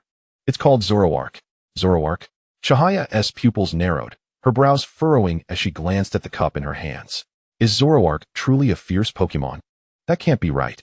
Wait, is it the Zoroark from the Sway region? The gentleman observed Chihaya's shock with a subtle expression, retracting his gaze as he set down the wooden cup. You should rest here tonight. You may explore the village, but do not venture into the forest. Wait for tomorrow's ferry to leave. Chapter 10. A decorative yet useless vase. On the village's streets, Chihaya, wearing the Avert Misfortune mask, swiped through her friend's chat messages. The spirit of love Peach, young lady. I'm in dire need of help. Meanwhile, in the forest outside the novice village, Riolu was engaged in battle with a caterpie. The young lady found it odd that Xiao Ling would reach out to her for assistance. The world's most invincible beautiful girl. Speak. Who on earth are you? Xiao Ling would never ask me for help. Hurry and return my account, or beware of my wrath. The spirit of love, Peach. Please, it's a genuine emergency. How many poke coins do you have in your account? Poke coins. The young lady blinked, pulling up her backpack to check her balance. After a moment, she replied, I only have 18 poke coins. I also have some materials from defeating Pokémon. The threads and seeds might fetch a few more coins. The spirit of love, Peach. Just send me the 18 coins for now. Alright. The world's most invincible beautiful girl. Transferring 18 poke coins. Chihaya received the 18 poke coins sent by the young lady, opened her backpack, retrieved 5 coins, and turned to place them on the table in the woodcarving shop. Consider this a token of gratitude for the information and the mask. Having briefly checked the forum for poke coin prices, she noted that the current market rate was 5 yuan per coin, and that a standard poke ball cost 100 coins in the game. Stepping out of the wooden sculpture shop, Qian Ling made her way towards the village gate. Her mind slightly preoccupied. She had gathered sufficient intelligence, and the pressing matter at hand was to locate Cosmog. However, embarking on a mindless search would be akin to searching for a needle in a haystack. System, is there any way to pinpoint Cosmog's whereabouts? You can consult the map, which will indicate your position as well as that of your Pokémon. The system's prompt appeared, causing Qian Ling's pupils to brighten. Of course, how could she have forgotten about the map? Dismissing the system notification, she swiped her finger to open the map. After a cursory glance at the village's location, at the heart of the snowy mountains, encircled by dense woods with a main road leading to the port, she zoomed in. It didn't take long for Qian Ling to ascertain Cosmog's position, her eyes filled with exasperation. How on earth did Cosmog end up in the snowy mountains? She wasn't particularly concerned about Cosmog encountering danger. Its abilities of teleportation and invisibility were undoubtedly exceptional escape tactics. With Cosmog's location established, she needed to contemplate how to return. System, how do I get back? Unknown. The system page popped up, leaving Qian Ling momentarily stunned, her voice tinged with panic. Unknown? What does that mean? Am I stuck here? Due to interference from an unidentified force during your teleportation, the system is unable to determine your current timeline, hence it cannot transport you back. So, you mean to say I'm destined to remain here for the rest of my life? As long as you can find a teleportation scroll. And if interference occurs again during teleportation, the system will automatically recalibrate and bring you back. Where on earth am I supposed to find a teleportation scroll? What is this force that is disrupting the teleportation? Unknown. Unable to comprehend. On the street, the villagers cast bewildered glances at the strangely dressed individual, quickening their pace, with some even contemplating contacting the guard. Meanwhile, in the bustling novice village, the young lady headed towards the item shop, simultaneously messaging Xiao Xiao. World's #1 invincible beauty, Xiao Xiao.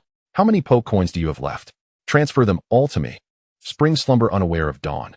I have 9. What's up? World's #1 invincible beauty. Just send them over. Xiao Ling is in urgent need. What about materials? Sell some of those too. Spring slumber unaware of dawn. Xiao Ling is in urgent need? Okay, I'll go sell them right now. Closing the chat page, the young lady entered the item shop. Shortly after her arrival, a flash of white light illuminated the novice village as a handsome young man appeared, seemingly addressing someone. Can you guys see clearly? He glanced around, looking at the live stream page beside him, where thousands were watching and the comments flooded in. I can see it clearly. Is it really that realistic? Is the streamer using the highest definition? Morning bro, look over there. That guy has a fire-backed mouse beside him. What Pokemon is that? Morning bro cast a glance at the comments, then looked around. Not far away, 2 boys were conversing, with a caterpie at their feet and an unknown Pokemon with a fiery back nearby. Wow, it really has flames on its back. So cool. Is this the world of Pokemon? Enough talk. I'm off to order a helmet. Thanks for the invite. I'm at home, and the helmet just arrived. Huh, guys. Let me tell you, this kind of Pokemon looks completely devoid of battle prowess. You have to choose initial Pokemon like me. Morning bro raised his voice slightly, disdain evident as he withdrew a red and white ball from his waist, pressing the button. A fierce-looking monkey with a pig-like nose emerged. Humph. The monkey exhaled white mist, casting a contemptuous glance at the fire mouse in the distance. As Morning bro raised his voice, many turned to look at him, impressed by his Pokemon. How did he capture such a powerful one? In comparison, it seemed the streamer's words held some truth. The comments surged as Morning bro appeared to revel in the attention, addressing his viewers in the live stream. Pokemon Genesis is a game where you command Pokemon battles. The strength of your Pokémon determines everything. So, you must never choose those that are merely pleasing to the eye, but lack utility. As he spoke, Morning Bro shot a glance at the trainer of the Fire Mouse, his meaning unmistakable. You, the trainer of the Fire Mouse, a young boy, felt his blood surge and was about to confront him, but a more rational friend intervened, lowering his voice as he surveyed the onlookers. Don't go. In a big forest, it's normal to have a few foolish birds. The Fire Mouse trainer calmed down, glaring at Morning Bro, then looked at his Fire Mouse, which was vigorously spraying flames. Fire Mouse, let's go. Eek. The flames on the Fire Mouse's back subsided as it glanced at its trainer. Morning Bro continued to mock, catching sight of the rapidly increasing viewer count in the livestream. The strength of initial Pokémon already determines the upper limit. Do you really expect to capture formidable Pokémon with mere decorative ones? You might as well delete your account and start over. Morning Bro glanced at the Caterpie and the Fire Mouse at their feet, the sarcasm evident to any discerning observer. The Caterpie trainer's expression remained calm as he addressed Morning Bro. Friend, we have no grievances with you, do we? Morning Bro smirked slightly, locking eyes with the Caterpie trainer. Who are you? I'm speaking to my viewers. Do you want to stir trouble? The Fire Mouse trainer could no longer contain himself, shouting angrily at Morning Bro. Are you trying to provoke me here? Morning Bro's expression darkened as he looked at the Caterpie trainer. What does your friend mean? Insulting others for no reason? The Caterpie trainer frowned, realizing Morning Bro was a streamer with considerable popularity. He slightly tilted his head. Calm down. The Caterpie trainer turned to Morning Bro, his tone devoid of any apology. Apologies, my friend is a bit extreme with his words. I apologize on his behalf. Huh, friend, I'm not saying anything. Who are you to apologize for him? Morning Bro chuckled coldly, glancing at the growing viewer count, which was nearing 20,000, with various incendiary comments flooding in, alongside gifts fueling the fire. Also, am I wrong? A decorative Pokémon that looks good is nothing but a waste. Do you really expect them to defeat powerful Pokémon? You might as well delete your account and start over. Morning Bro said, eyeing the Caterpie and Fire Mouse at their feet, the mockery clear to anyone with eyes. The Caterpie trainer's expression remained serene, while the Fire Mouse trainer, rolling up his sleeves, approached Morning Bro, cursing. I'll delete you. You think you can provoke me? Today, I want to let you off easy. Eek. The flames erupted from the Fire Mouse's back as it advanced with its trainer towards Morning Bro. Humph. The monkey took a step forward, and the Caterpie trainer did not stop him, merely following behind with the Caterpie, rational but not easily bullied. Oh, you want to fight? But have you forgotten, this is a game? Morning Bro smirked, his intent simple, to provoke a player. Once the other showed a hint of anger, they would undoubtedly lose control. And indeed, ding. Will the two parties engage in a Pokémon battle? The system page appeared before Morning Bro and the Fire Mouse trainer. And without hesitation, Morning Bro pressed yes, looking at the bewildered Fire Mouse trainer, continuing to taunt. Why the hesitation? Are you scared? I'm not scared of you. As the trainer of the Fireball Mouse eloquently uttered words of encouragement, he pressed a button, causing the system interface to pop up, announcing the summoning of Referee Rotom. Please wait, Rotom Referee number 007 has arrived.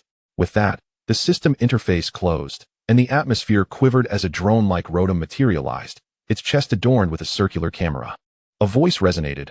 I am Referee Rotom number 007. I detect that both sides have only one Pokémon each. This duel is a 1v1 match, with no rules. The side whose Pokémon loses its fighting capability will concede victory to the other. The match begins now. With the proclamation, Chun-Gu pointed at the oblivious Fireball Mouse. A smirk playing on his lips. Monkey, grab. Following the command, the monkey surged toward the bewildered Fireball Mouse, its claws glowing with a brilliant light as it landed a heavy blow. Squeak. The Fireball Mouse was sent flying, crashing to the ground. The trainer's pupils dilated in shock. Fireball Mouse. It was said to be merely a decorative vase, lacking true utility. Chun-Gu crossed his arms, gazing down with pride at the trainer who rushed to the Fireball Mouse's side, stealing a glance at the live streaming page. Chun-Gu is amazing. He easily sent the opponent's Fire Mouse flying. I've made my decision. I want to catch a monkey just like Chun-Ji's. It's so cool. Chun-Gu, can you share how you caught that monkey? Gifts flooded the screen in the chat, and Chun-Gu, noticing the rising popularity, smiled in gratitude towards the viewers. Thank you, brothers, for the gifts. I got this monkey purely by chance, and not everyone will be able to encounter it. Just choose starter Pokémon that look like they can fight. Referee Rotom turned to the trainer cradling the Fireball Mouse. Please vacate the battlefield immediately, or you will be disqualified. Chapter 11, Shimmering Zorua. Are you alright, Fireball Mouse? The trainer seemed oblivious, gazing anxiously at the Fireball Mouse in his arms. Squeak. The fireball mouse shook its head, struggling to emerge from the trainer's embrace. Its back flames flaring up, eyes ablaze with determination as it faced its trainer, Squeak. The trainer hesitated for a moment, a strange feeling welling up inside him. All right. Fireball mouse, let us fight back. Huh, still not grasping reality. Qian taunted, as the trainer returned to his position. The observing Caterpie trainer's eyes widened. Xian. Use the fireball mouse's skills. The fireball mouse has moves too. An exclamation mark appeared above Qian's head. Xian froze for a moment, recalling something. His fingers sliding across the screen. Qian immediately commanded, Monkey, grab. The monkey's fingers glowed, charging toward the fireball mouse. At that moment, Xian shouted, Fireball mouse. Smokescreen. The fireball mouse stood tall, inhaled deeply, and then unleashed a cloud of smoke toward the charging monkey. The monkey halted, its vision obscured, wary of its surroundings. Xian's expression brightened as he glanced at the skill bar, shouting with excitement, Fireball mouse. Tackle. Amidst the smoke, the fireball mouse darted toward the monkey, leaping to deliver a heavy headbutt. Humph. The monkey emitted a pained cry, staggering back as the smoke cleared, eliciting gasps of astonishment from the spectators. Some already recording the event. Qian's expression darkened as he glanced at the Caterpie trainer. If not for the latter's reminder, he would have easily triumphed. Monkey. Scratch wildly. The monkey's claws glowed as it charged again, and Xian clenched his fists, brimming with excitement. Once more, fireball mouse. Smokescreen. The same maneuver unfolded again as the fireball mouse expelled smoke towards the monkey, obscuring its target once more. Qian's fists tightened, his expression becoming increasingly fierce. Xian instinctively waved his hand, Fireball mouse. Tackle.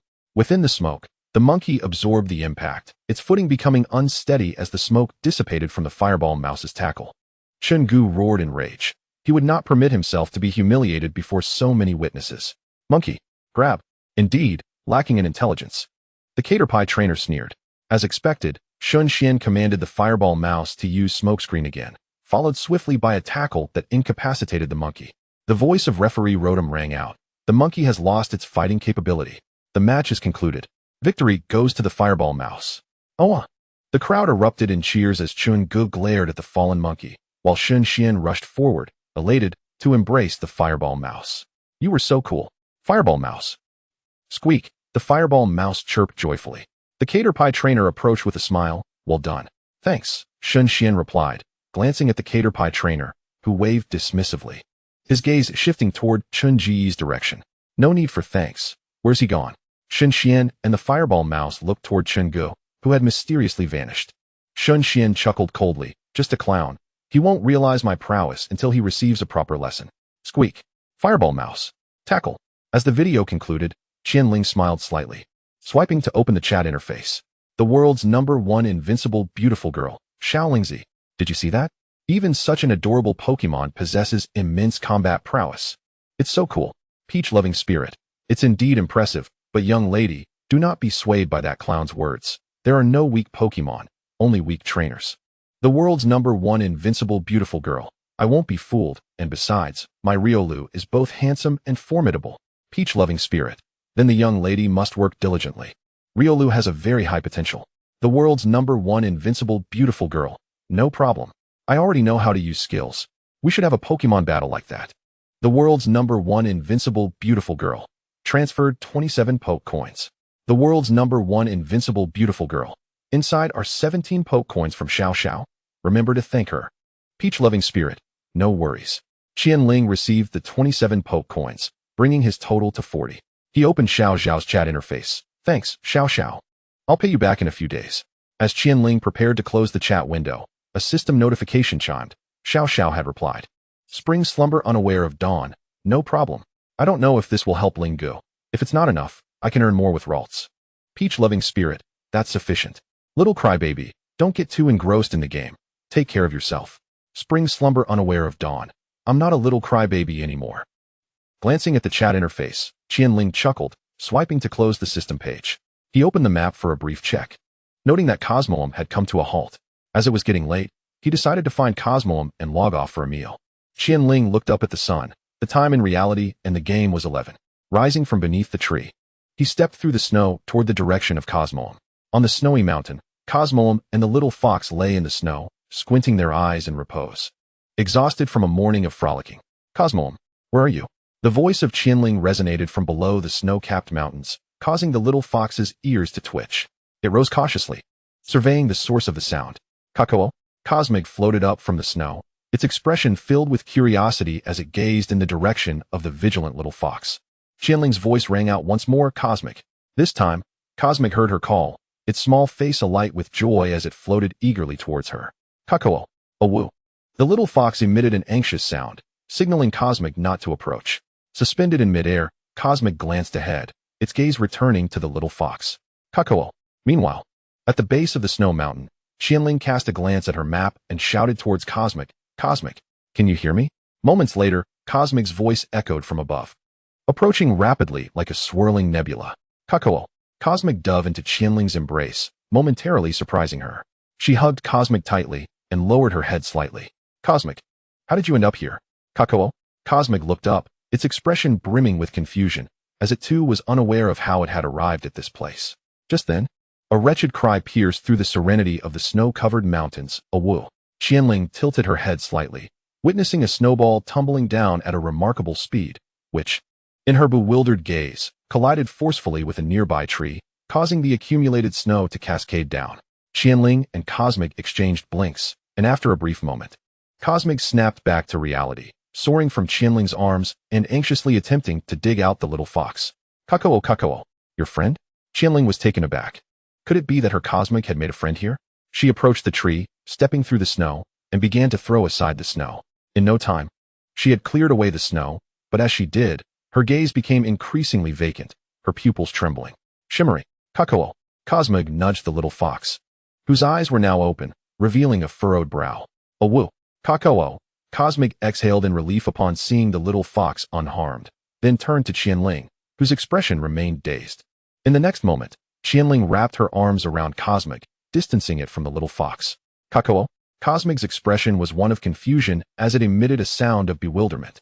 Qian Ling pinched Cosmog's cheeks, demanding, now be honest. Where did you find this little fox, the shiny Zorua? Kakao. Cosmog blinked innocently. Qian Ling glanced back at the now rising shiny Zorua, and then at Cosmog's unassuming face. Never mind, but you mustn't run off to play without me again. Releasing Cosmog, she watched as it smiled in response. Kakao. Cosmog then floated over to Zorua, who shook off the snow from its fur, directing its gaze towards Qian Ling, who was obliviously gesturing in the distance. Awu. Zorua crouched lower, producing a low, threatening growl. Qian Ling retrieved 2 portions of universal Pokémon food from her backpack. Noticing Zorua's demeanor, with a resigned smile, she tossed the energy cubes towards the 2 Pokémon. Cosmog, you mustn't lead Zorua off on wild adventures again. I'll take a look around nearby. You two can play here. The energy cubes landed in the snow, and after speaking, Qian Ling began to walk away. Cosmog blinked and approached the Pokémon food, beckoning Zorua to come over. Kakao. Awu? Zorua sniffed the air, the enticing aroma wafting towards it. After swallowing hard, it approached the Pokémon cubes at Cosmog's urging and picked one up to eat. Meanwhile, Cosmog dove into the snow, and when it emerged, it had a piece of the Pokémon food in its mouth, its expression one of sheer contentment. Zorua, filled with a sense of resignation, swallowed the energy cube in its mouth, shook off the snow from its head, and pounced at Cosmog. Awu. Chapter 12. The sudden distortion of space-time in the real world. Qian Ling casually prepared a bit of food, seated at the dining table with one hand holding her phone. Shocking. A certain streamer ridicules another's weak Pokémon and gets thoroughly thrashed. What exactly are these skills? Allow me to explain. Where do legendary Pokémon truly reside? I'll share my personal speculations. Various videos about Pokémon origins dominated the homepage. Qian Ling's pupils flickered. The streamer seemed to have found a lucrative path. After a moment of contemplation, she realized that selling rare Pokémon was out of the question for her, as she could never do such a thing. It appeared that the only viable way to earn money now was by writing guides. Wait, could I leverage the hype of legendary Pokémon to establish a secondary account dedicated to writing guides and streaming? It seemed feasible. It appears my immediate priority is to acquire a second Pokémon. In the game world, Qian Ling trod through the snow towards the area where Cosmog and Zorua were playing. Kakao. Cosmog floated atop a tree, while Zorua glanced around, taking a few steps back before accelerating to climb the tree. Effortlessly scaling a short distance, Zorua suddenly lost its footing and began to tumble downwards, flailing its little paws. Awu. Kakao. Cosmog gasped in alarm, rushing towards Zorua. But its flying speed could not match Zorua's descent.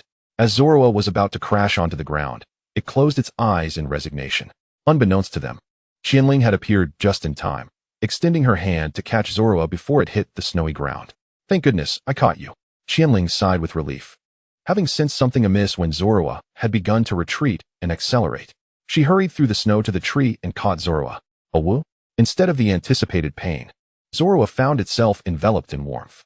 Slowly opening its eyes, it was met with Qian Ling's smiling face. If only the tree were a bit shorter. You might have made it up. Zorua paused for a moment before struggling to escape Qian Ling's embrace. She quickly crouched down and placed Zorua on the ground, which regarded her warily. Cosmog flew to Qian Ling's side, its nebula-like ears drooping, the entire Pokémon appearing somewhat dejected. Kakao. Alright, it's not your fault.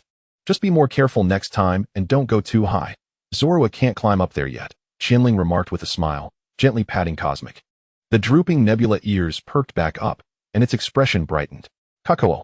Zorua, still crouching low, felt a slight shift in its eyes, its tense form gradually relaxing, its pupils reflecting Qian Ling and Cosmog.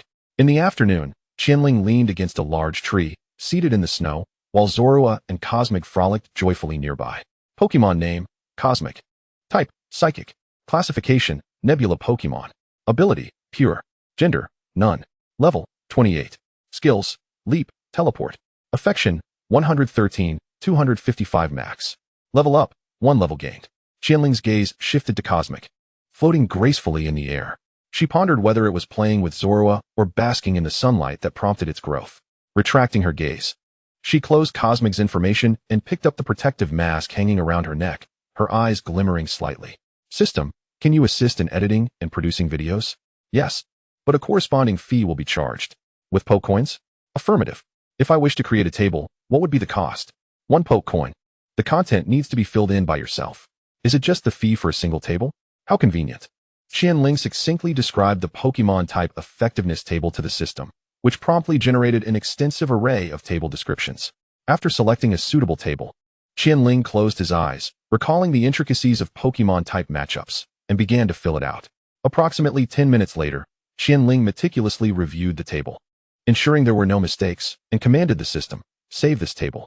Saved, the system has automatically deducted 1 Poke Coin. System, do you still have any one-time costume accessories for sale? This system has not yet unlocked the store. Please visit the clothing shop in the city to make your purchase. No? It appears I shall have to postpone creating the video for a little while longer. Qian Ling glanced at his black trainer outfit. He couldn't wear the same set of clothing for both his large and small Pokemon, as it would be too conspicuous. Setting aside the matter of making money, he turned his thoughts to how to return. Stretching lazily against a grand tree, he observed the frolicking Zorua and Cosmog, their faces radiating joy. Once Xiao Tao finishes her high school exams and I earn some money, I must buy her the finest helmet. Qian Ling couldn't help but envision the expression on Xiao Tao's face upon encountering these marvelous little creatures, a smile unconsciously gracing his lips. A guttural, oppressive roar echoed from the forest beneath the snow-capped mountains, prompting 1 human and 2 Pokemon to turn towards the source of the sound. What was that? Qian Ling rose, gazing into the distance. Cosmog and Zorua exchanged a glance and approached him. Caw. Cosmog blinked, and Qian Ling's expression grew grave. He could sense the fury and ferocity emanating from that roar. This area may not be safe, Cosmog. We need to leave immediately. Qian Ling spoke earnestly to Cosmog, who blinked in response, casting a worried glance at Zorua. Caw. It's all right. Zoroark will protect Zorua. Qian Ling smiled as he gently patted the little nebula. He had learned from the elder that the menacing Pokemon was Zoroark, and the Zorua before him was certainly one of its offspring. Perhaps that fearsome Zoroark was lurking nearby, watching them from unseen shadows, for no parent would disregard the safety of its young. All right, Cosmog, we must. Suddenly, a thunderous rumble interrupted him. The distant sky shattered, revealing a dark purple barrier descending upon the forest below, showing signs of expansion. Roar! The furious, wrathful roar resounded once more, causing Qian Ling's pupils to constrict. He discerned that the sound was drawing nearer. Something's not right. That noise seems to be closing in on us. Without time to ponder, Qian Ling seized Cosmog by its ear and scooped up Zorua, sprinting down the mountain.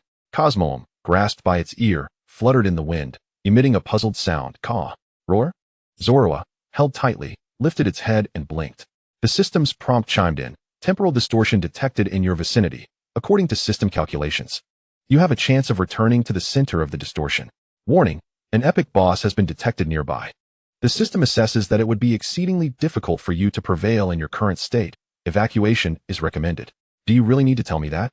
How far is that epic boss from me right now? Qian Ling gritted his teeth, knowing that Cosmog's battle power was 0, and with Zorua in his arms, who was below level 10, they would be considered mere fodder.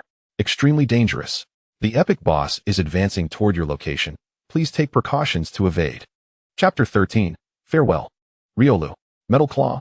Within the forest, the young lady commanded her Riolu to engage a caterpie in battle. The order given. Riolu extended its white claws and dashed towards the caterpie, striking with force. Ugh! The caterpie was sent tumbling back, its eyes swirling in confusion, having lost the will to fight. Congratulations, you have defeated Caterpie and received Silk X1. Your Riolu is now level 1, currently at level 9. Incredible, Riolu. The young lady cheered, and Riolu turned to her, eager for more. Let's find our next opponent. Riolu. It nodded in agreement, and together, they departed.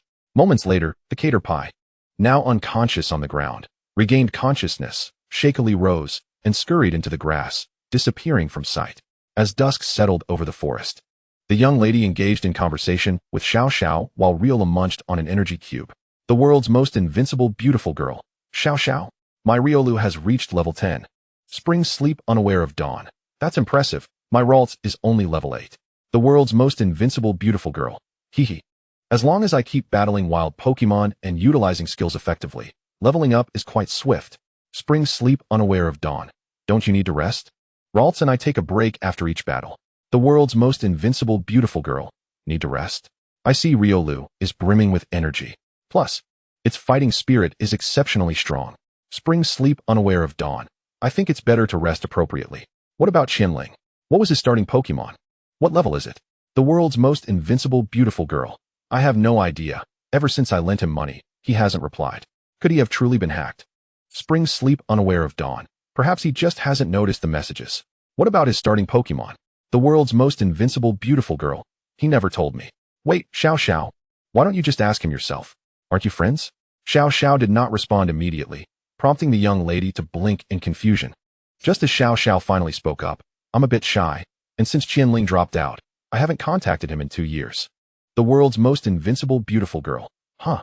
You two haven't been in touch for 2 years. Spring sleep unaware of dawn. Yes. The world's most invincible beautiful girl. Well, alright, I'll create a group chat, and we can chat there from now on. After sending the message, the young lady closed the chat page and set up a small group for 3, naming it the original trio. The world's most invincible beautiful girl. Qian Ling. Xiao Xiao. Check-in. Spring sleep unaware of dawn. Present. The world's most invincible beautiful girl. See. Qian Ling isn't here. I wonder what he's up to. The Love Peach's spirit. The world's most invincible beautiful girl. Huh. Qian Ling, are you there? As dusk fell, behind a large tree, Qian Ling had Cosmog atop his head and cradled Zorua in his arms. Breathing heavily, he noticed a red-eyed Garchomp prowling nearby, searching for something. While the temporal distortion in the forest continued to expand, time trickled away, and Garchomp, having lost its target, stepped toward the spreading distortion, departing the area. Once he confirmed that Garchomp had left, Qian Ling collapsed onto the ground, wiping non-existent sweat from his forehead. Thankfully, if it weren't for Cosmog's teleportation upon the demise of a character, the affinity of all Pokemon diminishes by a staggering 100 points. Note, should a Pokemon's affinity reach 0, it may lead to defection. Qian Ling recalled the system's considerate reminder, tilting her head to observe the expanding temporal distortion. Her gaze falling upon the unclosed system interface, which indicated unknown interference detected for rectification. A means of return has been located. Simply enter the center of the temporal distortion and utilize Cosmog's teleportation to return, it continued. So, it was the teleportation you employed when I placed you atop your head back then. Qian Ling's expression grew complex as she extended her hand to stroke the Cosmog atop her head. The Pokemon blinked at her, emitting a soft cocoon. Ding. You have new messages in the group chat. Would you like to view them? The system interface popped up, and Qian Ling blinked, retracting her hand from Cosmog. New group chat messages awaited her attention. The world's most invincible beautiful girl. Xiaoling, where have you been? You haven't replied in ages. The world's most invincible beautiful girl. Also, what is your starter Pokemon? What level are they? The world's most invincible beautiful girl. Hey, where are you? Qian Ling's finger hovered over the send button. Hesitating before deleting her prepared message and closing the chat window, deciding to feign ignorance for the moment, intending to share the truth later when the opportunity arose. The Zorua nestled in her arms blinked curiously at her erratic finger movements. Noticing Zorua's gaze, Qian Ling offered a faint smile and turned her attention back to the ever-widening temporal distortion, pondering, "System, is this temporal distortion the result of my presence here?" "Affirmative." "Does that mean if I leave, the distortion will vanish? Along with that ferocious epic boss, the Garchomp?" "Affirmative." At the edge of the temporal distortion, Qian Ling, with Cosmog perched above her, gazed apologetically at Zorua. "I'm sorry, but we must take our leave." Cosmog's nebula-like ears drooped, emitting a sound of melancholy. "Cocoon. A woo." Zorua took a step forward, its large eyes filled with reluctance. Qian Ling lowered her gaze slightly, smiling as she explained, "We do not belong to this timeline. That terrifying Garchomp appeared because of me. Moreover, if I do not depart, the temporal distortion will continue to spread, leading to even more brutal and terrifying Pokémon surfacing." As Qian Ling spoke, she glanced at the encroaching rift, while Zorua bowed its head a wool. "Cosmog, go say your goodbyes. We need to leave promptly." Qian Ling grasped her black cap, and Cosmog flew in front of Zorua, its expression full of reluctance. "Cocoon. A woo." The two Pokémon gazed at one another with deep sorrow, while Qian Ling averted her eyes. Lifting her head slightly, her gaze clouded with confusion. Is this truly just a game world? Are they merely a collection of virtual data? As she observed the two Pokémon bidding farewell, her golden eyes drifted into thought, time slipping away gradually. "Cocoon." Cosmog returned to its despondent perch atop Qian Ling's head, and she tightened her grip on her black cap, lowering it slightly. "Until we meet again, Zorua." "Cocoon." With those parting words, Qian Ling turned to walk towards the temporal rift, while Zorua watched her and Cosmog enter the distortion. A woo. Lowering its head, Zorua began to tread back into the forest, where, before it, a bipedal, white-haired Pokémon materialized. Zorua lifted its head, gazing sorrowfully at Zoroark a woo. Zoroark did not respond, its gaze fixed upon the temporal distortion, its pupils shifting as it turned to re-enter the woods. Chapter 14. I Promise You. After following Zoroark for a short distance, Zorua halted, glancing back at the ever-expanding temporal distortion. Zoroark, noticing Zorua's pause, shifted its gaze and proceeded into the forest. Zorua withdrew its gaze, but found no trace of Zoroark ahead. Whoa! Within the temporal distortion, Qian Ling, with Cosmog cautiously navigating ahead, peeked from behind a tree. "Cosmog, if anything seems amiss, teleport immediately." "Cocoon." As they ventured deeper into the distortion, ferocious Pokémon were rampant, including that epic boss Garchomp. "Roar." The Garchomp bellowed, its crimson eyes ablaze, striking Snorlax with its tail. "Ugh." Snorlax staggered back, wincing in pain as Garchomp unleashed a furious assault with its sharp claws. The two formidable Pokémon engaged in a fierce struggle. Swallowing hard, Qian Ling found herself momentarily entranced by the spectacle. Two heavyweight Pokémon were locked in a desperate battle. Is this truly the moment to be watching? I must leave at once. Regaining her senses, Qian Ling hunched down, preparing to sneak away as the system provided a prompt. The temporal distortion is 100 meters ahead. Precise location marked. A marker appeared around the struggling Pokémon, and Qian Ling clicked her tongue, hiding behind the tree to observe. She needed to find a chance to slip past. It seemed that the Garchomp had gained the upper hand and would soon emerge victorious. Withdrawing her head, Qian Ling lifted her gaze slightly and lowered her voice. "Cosmog, when I say go, use invisibility, and we will quietly approach." "Cocoon." Cosmog responded softly to Qian Ling as time ticked away. Garchomp delivered a crushing blow, sending Snorlax crashing to the ground, unable to rise again. It threw its head back and roared. "Roar." Qian Ling's eyes sharpened. The opportunity had arrived. Lowering her voice again, she prepared herself. As Garchomp ceased its roar, its crimson gaze scanned the vicinity. Just as it was about to depart, a figure sprinted toward them from afar. Huff, huff, huff. Zorua was racing towards them. Qian Ling caught sight of something out of the corner of her eye, glanced toward Zorua's direction, then quickly redirected her focus, suddenly exclaiming, "Zorua? Cocoon?" Garchomp's attentions shifted to the tree where Qian Ling was concealed, prompting her to crouch down and cover her mouth, her gaze fixated on the oncoming Zorua. "No, why is Zorua here? What about Zoroark? Would it allow Zorua to venture into such a perilous place?" As Qian Ling pondered, Garchomp's gaze locked onto the approaching Zorua, its eyes ablaze with fury. "A whoa!" 3 exclamation marks appeared above Qian Ling's head, and without time to think, she emerged from behind the tree. Garchomp was already lunging toward Zorua. "Cosmog, teleport." Zorua halted, fear evident in its eyes as it took a step back. "A whoa." Cosmog, perched atop Qian Ling's head, vanished in an instant, reappearing around Zorua, its expression filled with urgency. Cocoon. Zorua turned to see Cosmog flying toward it, and it sprang forward, a woo. In that moment, as Zorua collided with Cosmog, teleportation activated once more, and the two Pokémon appeared beside Qian Ling. Huh. Garchomp, losing its target, halted mid-flight, turning to glare at Qian Ling, who was cradling the two Pokémon as she fled. A woo. It emitted an enraged roar, charging toward Qian Ling at breakneck speed. As Qian Ling turned around, clutching a Pokémon in each hand, she caught sight of the fierce Garchomp charging towards her at an alarming speed. Ahead, approximately 50 meters away, lay the central point. Time was of the essence. With a determined glint in her eye, she instinctively halted, her arms swinging forcefully forward. Cosmic, teleport away with Zorua, she shouted, throwing out her two Pokémon as she stumbled onto the snow-covered ground.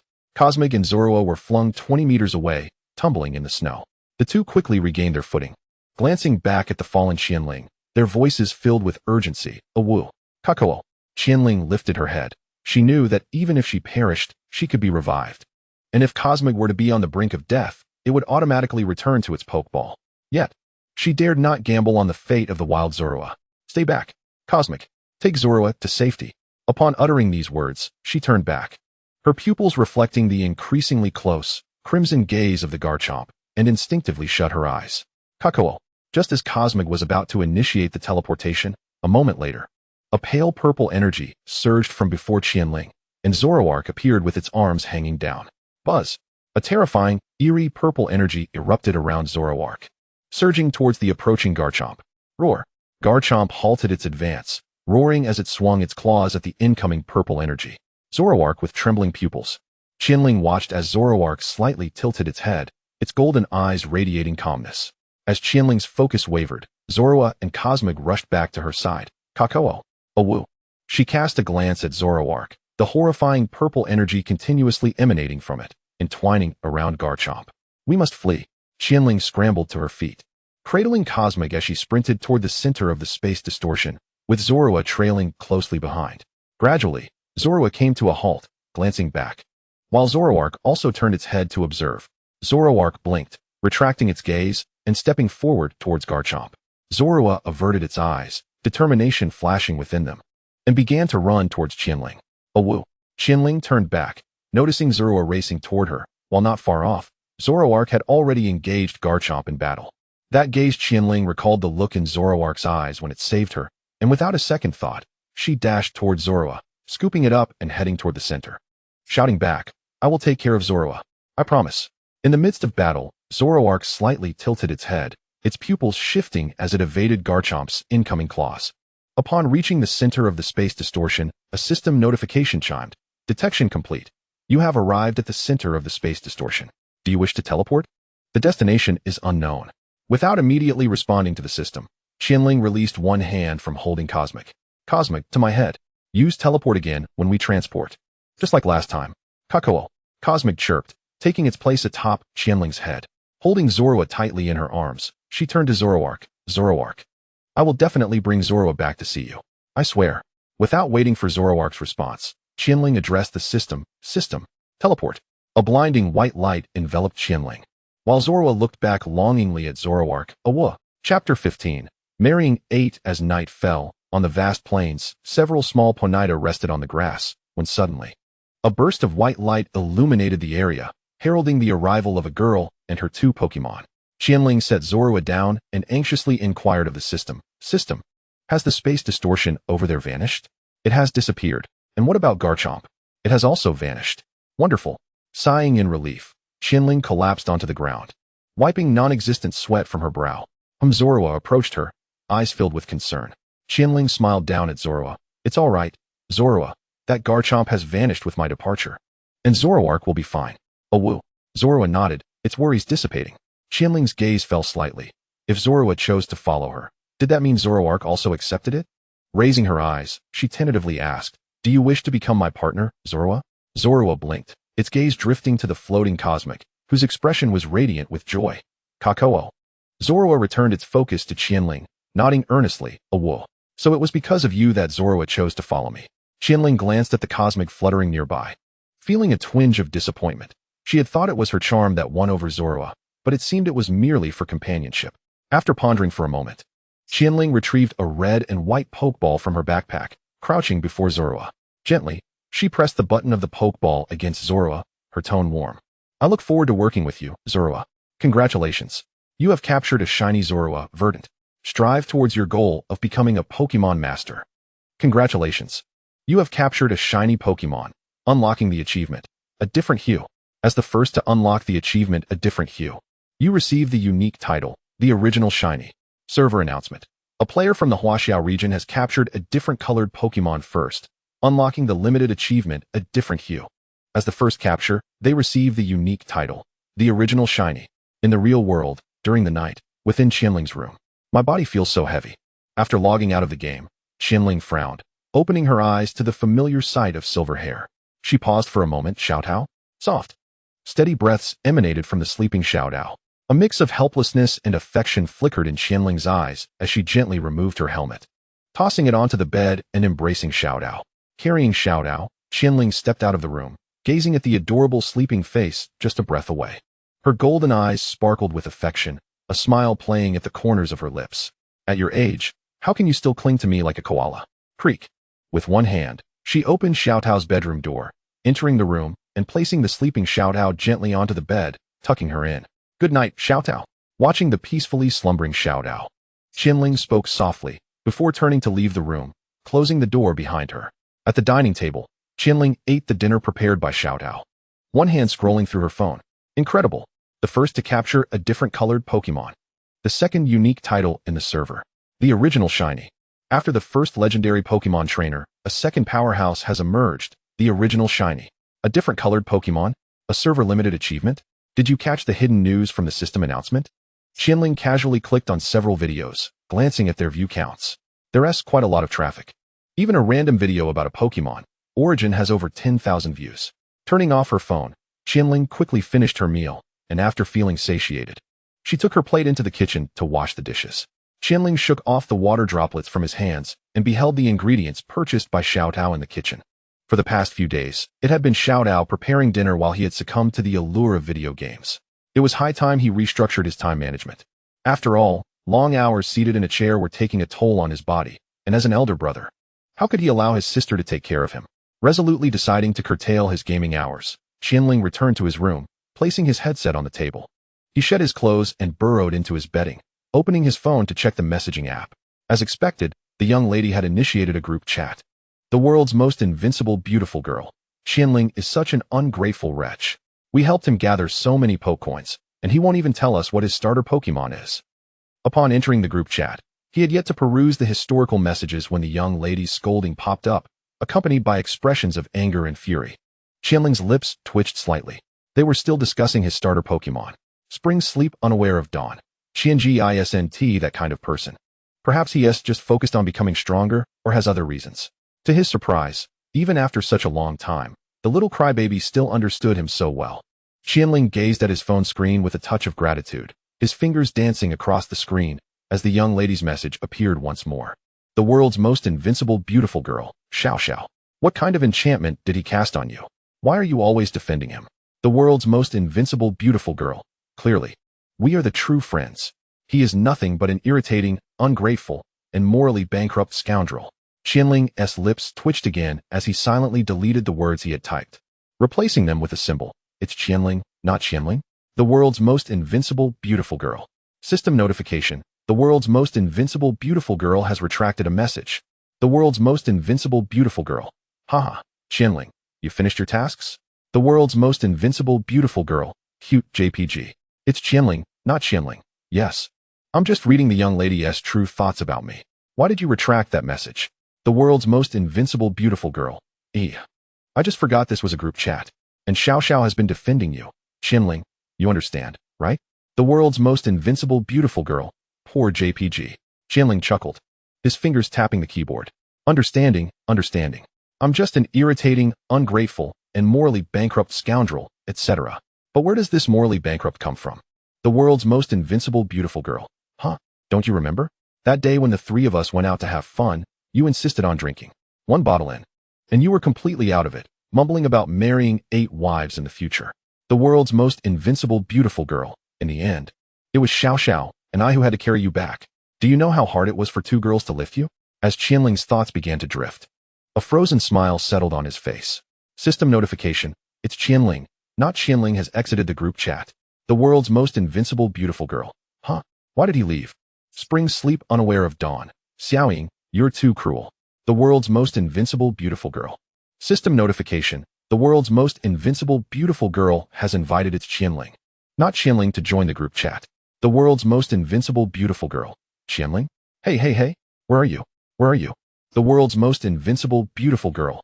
You despicable guy. Disappearing like that. Meanwhile, Qian Ling, with his phone on silent, stared blankly at the ceiling, muttering in despair. My life is ruined, utterly ruined. Chapter 16. Striving together in the early morning, in the cramped kitchen, Qian Ling set down the plate in his hand and peered out. Xiao Tao, tomorrow is the weekend. Is there anywhere you'd like to go? Anywhere you want to go? Xiao Tao lifted her head, and Qian Ling withdrew his gaze, placing the plate in the drying rack. Well, Xiao Tao is soon to take her college entrance exams. She might not have much time to relax afterward. I thought to take her out for some fun while we can. No need, brother. I've eaten enough. I'm heading to school now. Xiao Tao shook her head, dropped her chopsticks, and walked to the living room to grab her backpack. Qian Ling leaned out from the kitchen. Hey, be careful. I know. Click. The door closed, and Qian Ling averted his gaze, wiping his hands, his eyelids drooping slightly. He needed to put in more effort. Pokemon name, Shiny Zorua. Type, normal ghost. Category, the cursed fox Pokemon. Ability, illusion. Gender, level, 9. Skills, scratch, leer, scratch, and taunt. Affection, 97, 255 max. On the plains, Qian Ling had Cosmog atop his head, while a curious Zorua rested on his shoulder. The affection level of 97 was likely due to the initial shiny form. After a moment of contemplation, Qian Ling closed the Pokemon information and opened the map, glancing at the nearest beginner village. It seemed a bit far. The town felt closer. Sliding his finger, Qian Ling found the nearest town. He had already ventured beyond the beginner village and was progressing toward the city. Cosmog, if only you could evolve into Solgaleo or Lunala. Then I wouldn't have to walk to the city. Qian Ling slightly raised his head, and the Cosmog, gazing around, lowered its head and blinked. Kaku. Let us work hard together, Cosmog. Kaku. Cosmog responded earnestly, and Qian Ling smiled at the Zorua perched on his shoulder.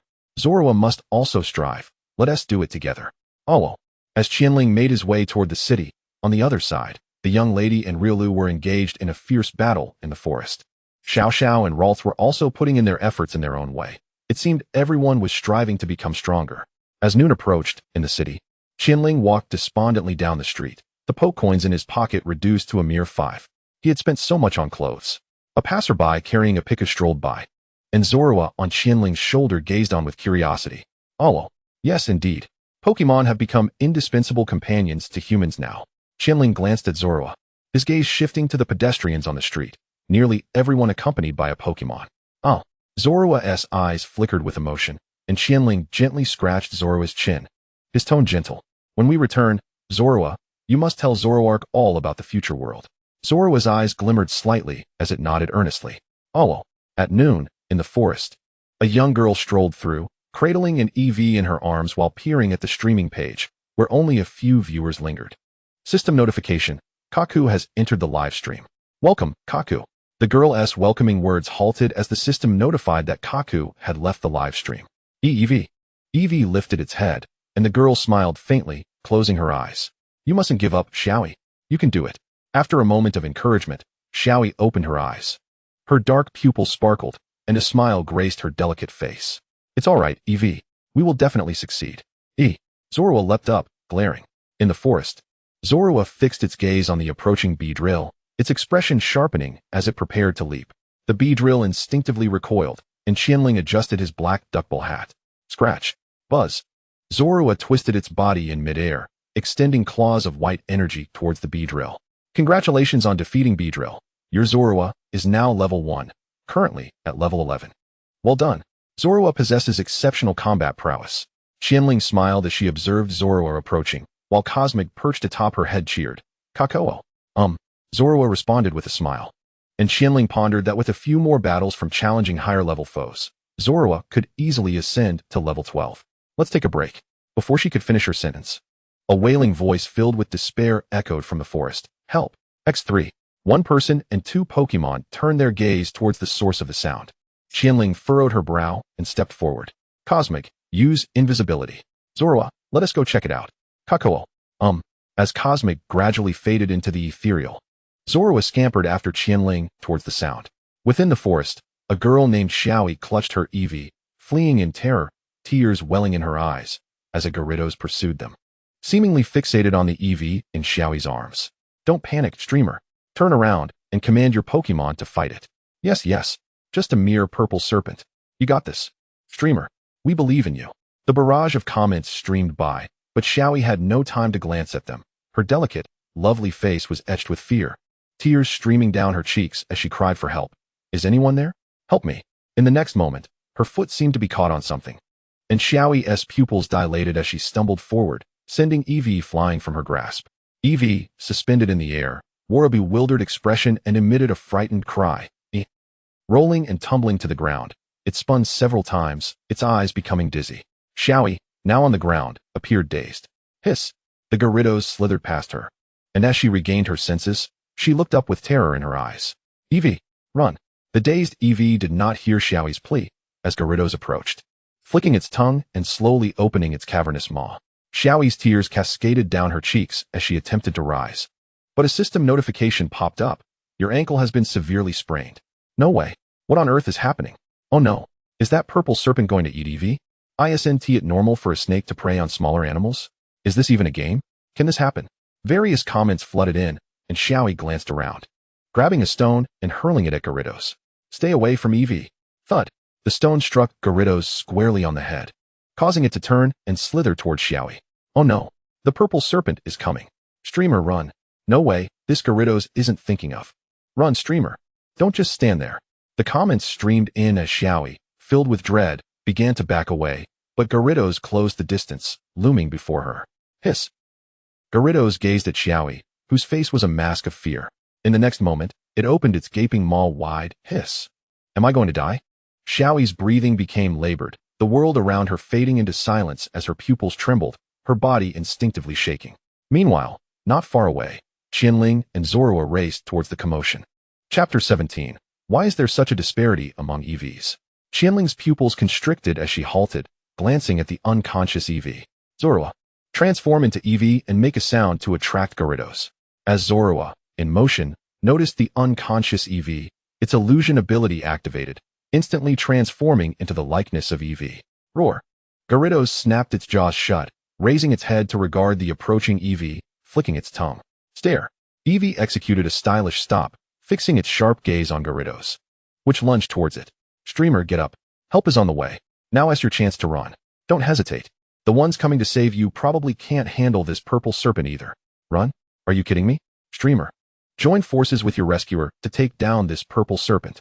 The comments flooded in, and without feeling any pain, Xiaoi slowly opened her eyes to find Gyarados had vanished. Sharpened claws.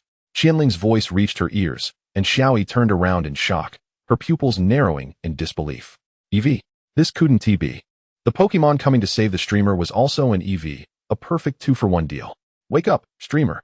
That's not your Eevee. Yours is still lying unconscious on the ground. Wow, the trainer of that Eevee is at least 10 times handsomer than me. As Xiaoi glanced back, the livestream displayed Eevee confronting Gyarados, and behind Eevee stood a calm, handsome trainer wearing a cap.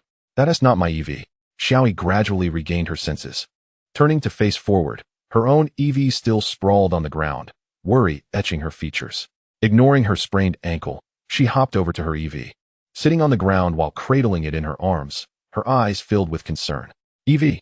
The Eevee in Xiaoi's embrace opened its eyes slightly, and she burst into tears of joy. Thank goodness. Eevee, you're okay?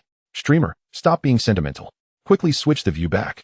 I want to see the Eevee battle the purple serpent. Switch the view back. I want to see that cool, handsome Eevee trainer.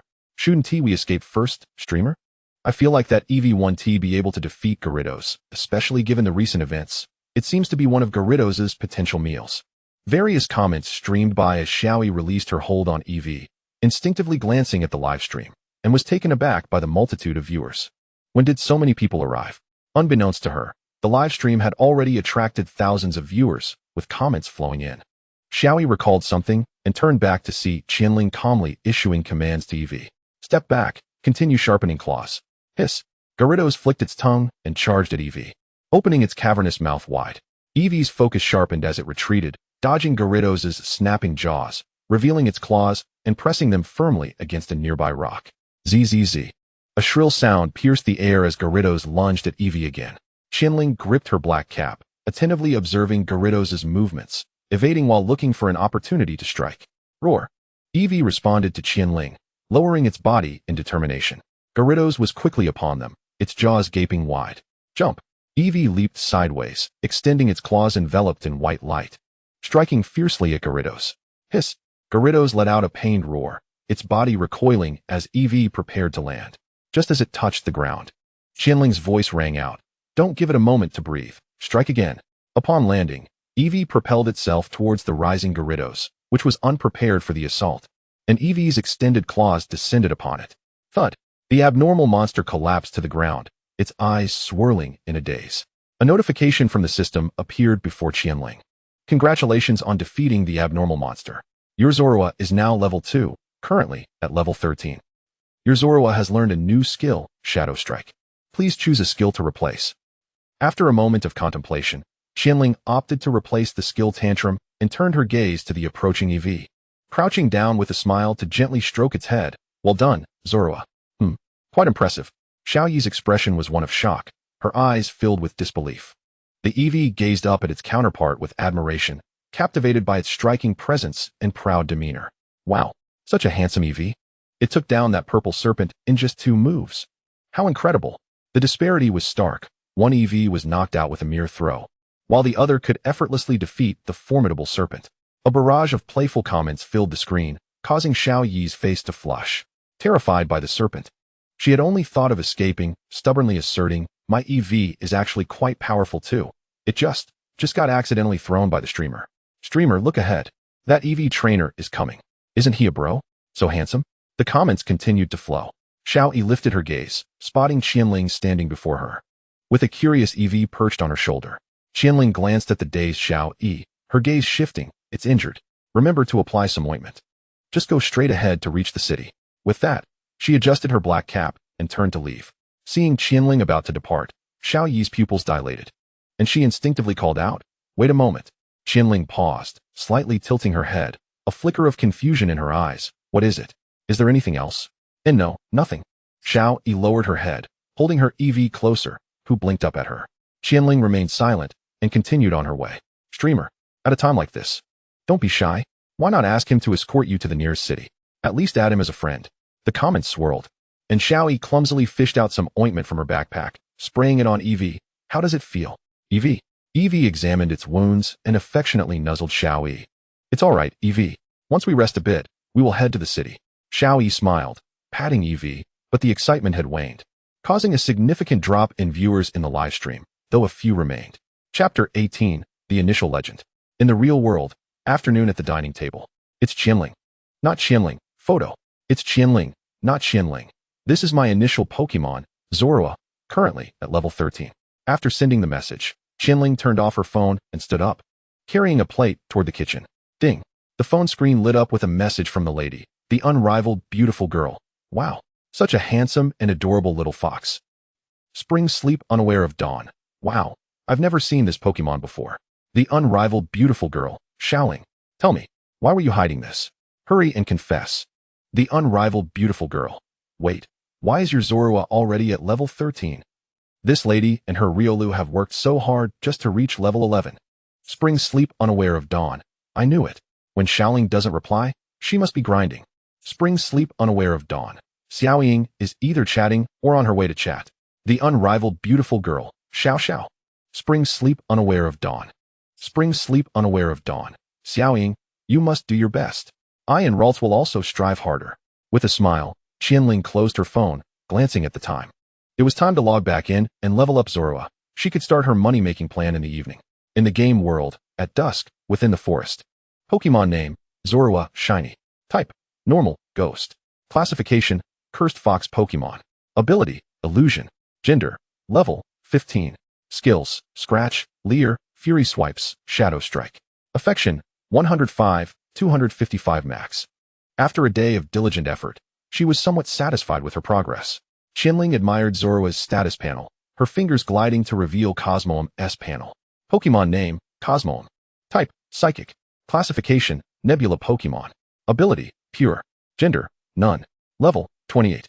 Skills, Bounce, Teleport. Affection, 118, 255 max. She needed to devise a way to expedite Cosmog's leveling process. Contemplating this, Qian Ling closed the system page and turned her gaze to the playful Zorua and Cosmog, her lips curling into a slight smile. Zorua, Cosmog, let us go. As her voice resonated, the two Pokemon ceased their frolics and exchanged glances. Kakao? In the real world, at night, within a cozy little home, in the kitchen. Creak. The door opened, and Qian Ling peeked from the kitchen, a smile gracing her face. Welcome back, Xiao Tao. Dinner will be ready shortly. Xiao Tao removed her shoes and entered. Her pink backpack slung over her shoulder. Brother, aren't you playing games? Brother is such a gaming addict. Qian Ling sighed with mild exasperation as she stirred the vegetables in the pan. Xiao Tao blinked earnestly, nodding. Brother used to be quite obsessed with games. What do you mean obsessed? That was merely seeking business opportunities. Qian Ling's eyes flickered with embarrassment. Initially, she believed she could earn money through gaming, only to discover she had no gaming talent whatsoever. Unable to accept this truth, Qian Ling worked diligently, but 2 weeks later, she decisively chose to give up. I'll go wash my hands and change. Seemingly sensing Qian Ling's embarrassment, Xiao Tao's lips curled into a slight smile as she exited the kitchen. Time passed, and at the dining table, Qian Ling and Xiao Tao engaged in light conversation. The atmosphere warm and inviting. Xiao Tao placed her cup down and looked at Qian Ling, who was clearing the dishes. Brother, I'm going to take a shower. Go ahead. Qian Ling lifted her head, watching Xiao Tao enter her room before returning her gaze to the dishes.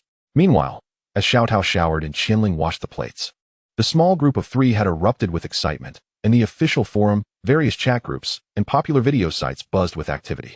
On the official forum, a post by the user ID Peach Kernel has been pinned by the administration, overshadowing the long-standing post of the legendary Pokemon trainer. Its title reads, How much do you know about Pokemon? An unremarkable title, yet curiosity may compel you to click, revealing a breathtaking image that astonishes upon a second glance.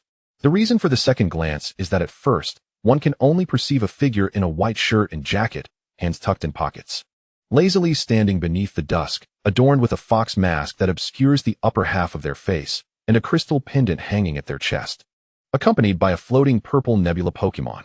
However, upon raising your gaze, you will notice the dark golden title above the figure's head, the original legend.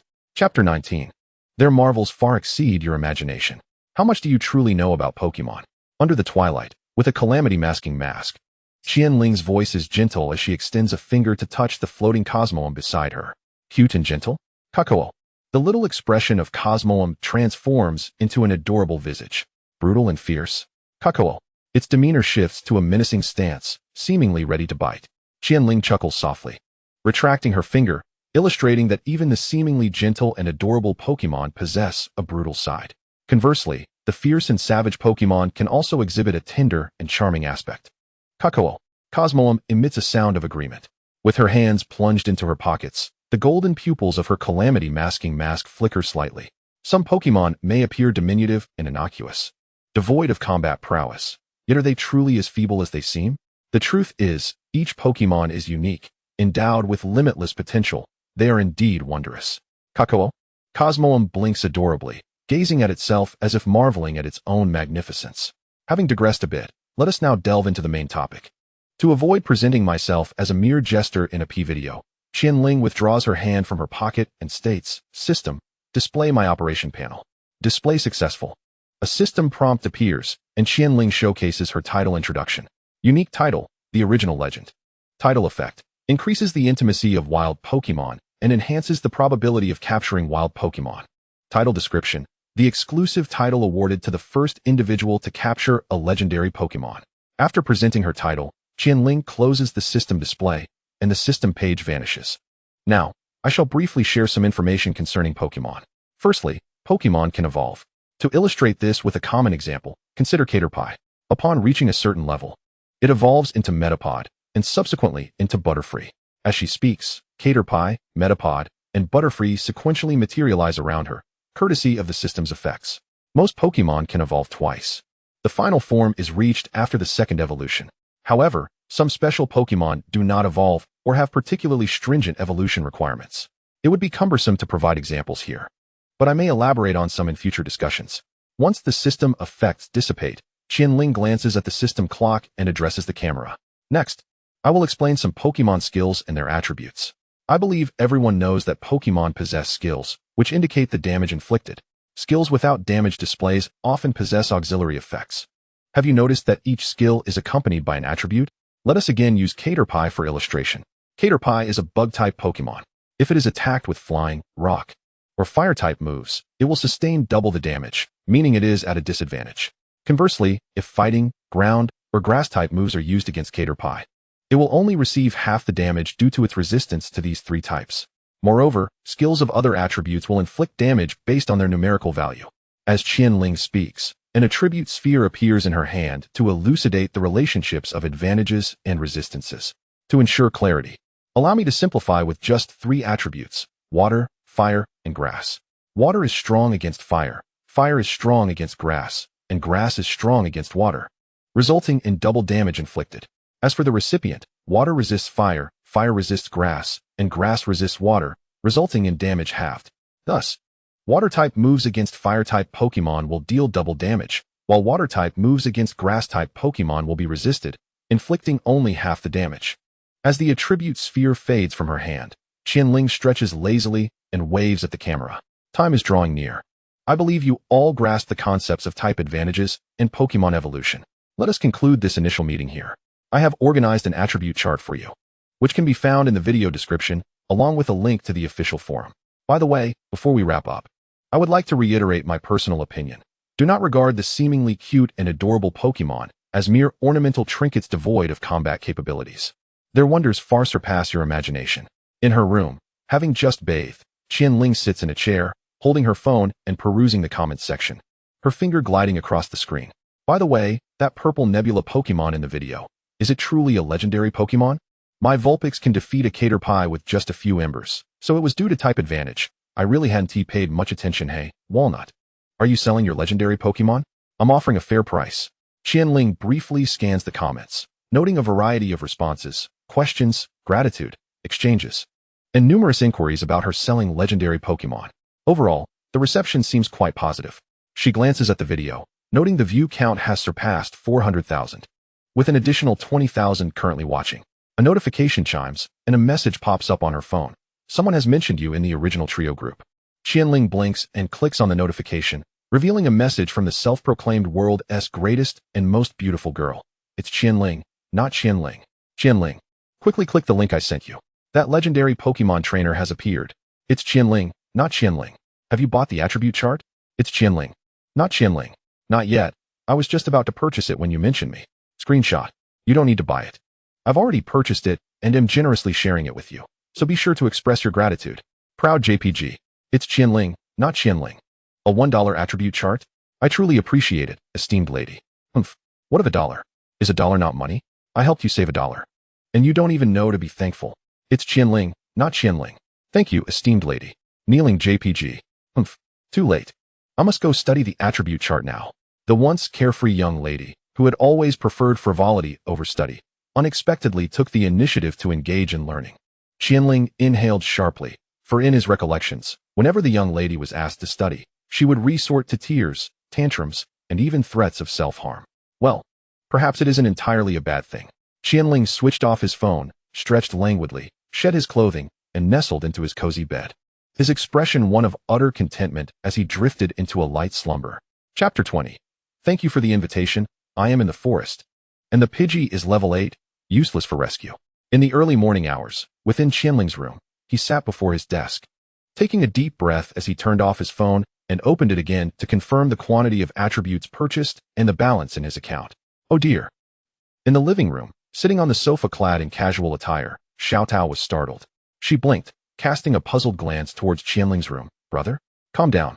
Calm down. This is just the beginning. I cannot allow myself to become overly excited over a mere sum of money. Qian Ling took another deep breath, his expression of exhilaration gradually settling into tranquility, though the corners of his mouth could not help but curl upward. After a few minutes, He was entirely composed as he opened the private messages on the Taohua forum, his fingers gliding across the screen for a cursory glance. Most of the messages were trivial and of little consequence. Closing the forum, Qian Ling launched a video application, disregarding the myriad of videos about Taohua on the homepage, and clicked on his personal information. Had he really gained 10,000 followers in just a day? The view count was nearing 700,000. The corners of Qian Ling's mouth began to rise once more as he opened the private messages on his video account. Are you selling legendary Pokemon? Name your price if you are. Are you considering selling a legendary Pokemon? I can offer 100,000. We can negotiate if that doesn't satisfy you. Great Taohua. May I inquire how the little fire horse evolves? Master, how does Pidgey evolve? Similar to the forum's private messages, the majority were inquiries about purchasing legendary Pokemon, while others were questions regarding various Pokemon evolutions, alongside some unsolicited messages. Shutting his phone, Qian Ling contemplated for a moment. Arriving at a decision, the next video would elucidate the evolution conditions of Pokemon. Click. The sound of the door opening echoed as Xiao Tao, engrossed in her phone, looked up to see Qian Ling entering the kitchen to fetch a glass of water. Xiao Tao, I'm heading back to play games. If you need anything, message me. I'll see it in the game. Okay, I'll call you for lunch. Xiao Tao's expression was obedient, her voice soft. Qian Ling placed the glass down, exited the kitchen, and returned to his room. Thanks, Xiao Tao. Click. The door shut softly, and Xiao Tao redirected her attention to her phone, watching various Pokemon videos on the Taohua platform. She blinked, captivated by the adorable Pokemon and breathtaking scenery, her curious red eyes sparkling. It seemed quite interesting. No wonder her brother was so captivated. In the game world, within a forest near the city, Qian Ling had Cosmog hovering above him and Zorua perched on his shoulder. It appeared that many players had already departed from the novice village. Qian Ling cast a glance at the regional chat, where messages, accompanied by IDs, flitted by, filled with idle chatter and some requests for rare Pokemon purchases. Currently, only the regional chat was active. The world chat would likely be updated later with information on Mega Evolutions and Dynamaxing from other generations. Redirecting his gaze from the regional chat, Qian Ling grasped his black baseball cap, his golden eyes flickering with determination. It seemed that what the young lady had said was indeed accurate. Seizing opportunities was crucial. He had no intention of selling any Pokemon, but he could certainly trade rare items that he had no use for, such as water stones, megastones, and various Pokemon items. He recalled that certain wild Pokemon might carry items, but even if they did, the probability of obtaining them upon defeat was disappointingly low. Additionally, they were just departing from the novice village, and wild Pokemon here were only marginally stronger than those near the village. It would be wise to prepare for departure from this area. Qian Ling pondered briefly. Currently, only Zorua possessed combat capability, while Cosmog was primarily useful for escape. It would be prudent to wait until Zorua's level increased further before venturing out. Contemplating the potential presence of wild bosses, Qian Ling resolved to play it safe, ensuring he had some means of self-defense before exploring further. Cosmog, you need to step up your game. With that thought, Qian Ling raised his head slightly, and Cosmog, who had been scanning the surroundings, blinked its eyes in confusion. Kaku, congratulations. You have defeated the Caterpie. Your Zorua has reached level 1 and is now level 16. Your Zorua has learned a new skill, Curse. Please select a skill to replace. As noon approached, the Caterpie's eyes became spirals, losing its combat capability. Kaku. Cosmog emitted a joyful sound, and Qian Ling turned his attention to the skill Zorua had just learned, Curse. After a moment's contemplation, he chose to replace it with Leer. Your Zorua has learned Curse and forgotten Leer. Well done. Closing the page, Qian Ling smiled as he observed Zorua approaching. Zorua lifted its head, glancing at the time. Qian Ling noted it was almost noon. He retrieved a Pokeball from his waist to take a break. Out of the corner of his eye, he noticed something. Qian Ling tapped on the regional chat, where a player with the ID Drunk in the Years had posted a message. Is there a high-level Pokemon master around? Help. I have a boss chasing me. A boss? What sort of boss? Soon, another player replied to Drunk in the Years, and moments later, Drunk in the Years shared a blurry image, seemingly in the midst of fleeing. Qian Ling clicked on the image, barely able to discern the boss pursuing Drunk in the Years. Was that a Spearow? Is there any master to help? I'm running out of steam. I can't help at all. My Rattata is only level 8. Good luck. Thanks for the invite, but I'm in the forest, and my Pidgey is level 9. I can't win. The regional chat quickly filled with responses. Few players who could leave the novice village at this time were fools, and anyone carrying a boss title was likely formidable. What level is this boss? Where are you located? Confident players began to inquire about the location, and soon, Drunk in the Years replied, sharing their position. I don't know. It just defeated me with a level 10 Sandshrew. It should be around level 20. Is there any master to help? I don't want to lose 100 points of intimacy and have to wait until tomorrow to log on. Wow. A level 10 took you down in one hit. This boss's level must be overwhelming. Sorry, my Pokemon are only level 12. I can't assist you. Come on, buddy. If it's not working out, you might as well accept your fate. No one can take down a boss around level 20 right now. Qian Ling observed the regional chat. Drunk in the Years did not give up and even began offering Pokemon coins as a reward. With type advantages, using grass-type moves could indeed defeat a level 10 Sandshrew. It didn't seem too far from him, even if the boss had type advantages. Clicking on the shared location from Drunk in the Years, Qian Ling's eyes flickered with intrigue as he glanced at Zorua, who was frolicking with Cosmog. With curse in hand, perhaps he could test it with Cosmog. Cosmog, use invisibility, Zorua. Come here. Kaku. Two playful Pokemon momentarily halted their antics and exchanged glances. Cosmog ascended to the pinnacle of Qian Ling's head before vanishing from sight, while Zorua swiftly climbed onto Qian Ling's shoulder. Meanwhile, amidst the forest, a man, clutching a round-eyed Sandshrew, was fleeing for his life, pursued relentlessly by a crimson-eyed Budew. Drunken Youth, you run to your left, and I shall be over there. In the regional chat, Drunken Youth, upon seeing someone come to his rescue, expressed immense joy and shouted into the system's voice-to-text feature, "No problem, big boss. I'm running to my left right now. Just save me, and I shall reward you all the poke coins on me." Is there really someone coming to rescue him? Are they confident enough to take on a boss over level 20? I'm somewhat tempted to join the fray, but the distance is too great. Perhaps record a video for us to see? Come on, a level 20 boss is simply not something we can handle at this stage. The number of spectators in the region gradually increased, as players practicing their levels paused to observe the unfolding drama in the regional channel. Chapter 21, System Update. Detected that a common boss is approaching. Please prepare yourself. In the forest, the system notification echoed, prompting Qian Ling to halt her steps. She glanced at the shared location of Drunken Youth rushing towards her and tilted her head slightly. Zorua, transform into that little Rattata. Zorua looked at the fleeing Rattata beside them. Its form gradually enveloped in an ethereal veil, transforming into the likeness of the Rattata. Big boss, help me. An excited voice rang out from ahead, where Drunken Youth, holding the Sandshrew, gazed at Qian Ling with fervor. Qian Ling tilted her head slightly and noticed the Budew pursuing Drunken Youth. Lowering her voice, she instructed, "Listen carefully to my commands. Your strengths differ vastly, and you must avoid its attacks." The little Rattata nodded earnestly. Qian Ling's pupils shifted as she lowered her voice. "Curse." As her words fell, the Rattata's eyes deepened with a mysterious aura, and a wave of purple energy materialized, enveloping Budew. The crimson-eyed Budew ceased its pursuit, trembling as the Rattata leaped from Qian Ling's shoulder, dashing past the fleeing Drunken Youth. Drunken Youth's eyes widened, and in the next moment, he stumbled, falling to the ground. He lifted his head just as Qian Ling passed him, her gaze fixed on Budew, assessing the situation. Its level should not be too high, and as long as Zorua remains unscathed, victory is within reach. Budew shook its head, its crimson eyes fixed on the approaching Rattata. As two tendrils extended from beneath its leaves, lashing out towards the Rattata. Sitting on the ground, Drunken Youth, clutching the Sandshrew, noticed the tendrils extending from Budew and was about to shout a warning to Qian Ling. "Big boss, look out." Qian Ling halted, her pupils shifting as her calm voice rang out. From the side, "Jump and use scratch to sever it." The Rattata, in mid-run, sprang powerfully with its hind legs, perfectly evading the crossed tendrils, extending its claws as it descended for a strike. A flash of white light erupted as the crossed tendrils bore claw marks, causing Budew to wince in pain as it retracted its tendrils.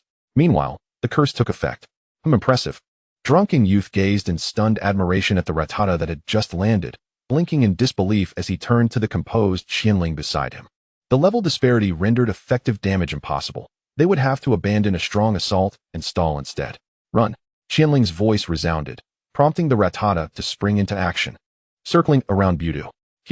Budew emitted a roar, subsequently enlarging incrementally, its crimson eyes locking onto the darting Rattata as two robust tendrils extended from beneath its leaves. "Stop. Run backwards." The Rattata executed a sudden halt, pivoting and launching itself into a sprint, narrowly evading the incoming tendrils, which struck the great tree instead. Boom! The tree was splintered as Budew retracted its tendrils, the tree beginning to topple, while simultaneously, the curse upon Budew activated once more. Thunderous sounds echoed as Drunken Youth swallowed hard. Is it truly that terrifying? Sitting on the ground, He held the unconscious Sandshrew tightly, his eyes wide with astonishment. Glancing at the unflappable Qian Ling, a big boss is indeed a big boss. How can you remain so composed in such a scene? Drunken Youth's expression morphed into one of concern. Currently, the Rattata had yet to inflict any damage on Bidou, and prolonging the encounter would surely be disadvantageous.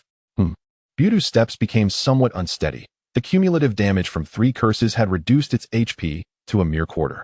It gazed at the still darting Rattata, its mouth poised to strike. Victory is near. Noticing Bidou's movements, Qian Ling's lips curled into a slight smile as she grasped her black cap, her golden eyes shimmering. Hold on. Keep running. Huh.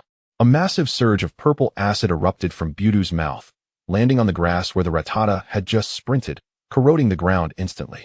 The final curse had been unleashed. Stop. Qian Ling released her grip on the cap, and the Rattata came to a halt, panting heavily as it stared at the swaying figure of Bidou. Having exerted itself fully in the chase, especially considering it had started with only half its stamina, observing from the sidelines. Drunken Youth's pupils narrowed as he looked to Qian Ling, anxiously exclaiming, "Big boss? Don't give up. Find an opportunity to strike it with your Rattata's speed." Qian Ling blinked, her expression filled with confusion. Give up what? We already won. One? Drunken Youth blinked in bewilderment, his gaze shifting to the swaying Bidou. And in the next instant, it collapsed to the ground. Drunken Youth's expression gradually dulled. One? What just happened? Did I miss something? How did it just fall? Congratulations. You have defeated the common boss Bidou. Your Zorua is now level 2, currently at level 18. Congratulations, you have received items. Leafstone Shard X2. Congratulations. You have received items. XS Experience Candy X5. Congratulations, you have received items. Poke Coins X30. Congratulations, you have received items. Sellable Seed X2. Congratulations. You have received items. Sellable Leaf X1. The system page popped up, and Qian Ling glanced briefly at it, noting that the rewards were nearly identical to those from her past life when battling bosses. She closed the page, smiling at the Rattata that wobbled over. You did splendidly. The Rattata steadied itself, proudly lifting its head in response to Qian Ling. She crouched down and lifted the Rattata onto her shoulder, gently stroking it. Now, rest well. The Rattata nodded, settling against Qian Ling's shoulder with its eyes closed. Qian Ling turned to the dazed Drunken Youth. Ahem, about the Poke Coin reward we discussed. Oh. Drunken Youth snapped back to reality as Qian Ling swiped her finger, sending a friend request to him. Drunken Youth reciprocated by approving the request and initiating a transfer of 31 Poke Coins. Alright, a pleasant transaction.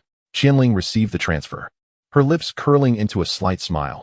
Having defeated a boss and earned some Poke Coins was indeed a delightful occurrence. Lost in a haze of intoxication, I gazed vacantly as Qian Ling departed. Moments later, I cast a downward glance at the now awakened Sandshrew nestled in my arms. Is it possible that the boss need not be defeated, but rather, victory can be achieved by fulfilling certain conditions? The Sandshrew blinked its eyes, filled with clarity, and emitted a sound of perplexity. The fallen trumpet bud gradually regained consciousness, its once crimson eyes now reflecting confusion as it surveyed its surroundings before burrowing into the grass and vanishing from sight. At midday, at the dining table, Qian Ling held a spoon in one hand while the other scrolled through information on the official website via her phone. Is a system update scheduled for this evening? As she chewed on fried rice, her fingers glided across the screen to read the update announcement. This update promises to enhance the Pokemon Pokédex, refresh town and village merchandise, and introduce new battle trainers. The system is adding a free auction house and a free shop. Additionally, a limited-time event, the Little Charizard Welcome Cup, is being launched, along with the establishment of Pokemon hospitals, Pokemon police stations, prisons, and the Pokemon League in towns. Free auction house. Players may select items for bidding at their discretion, with a successful auction incurring a 1% service fee.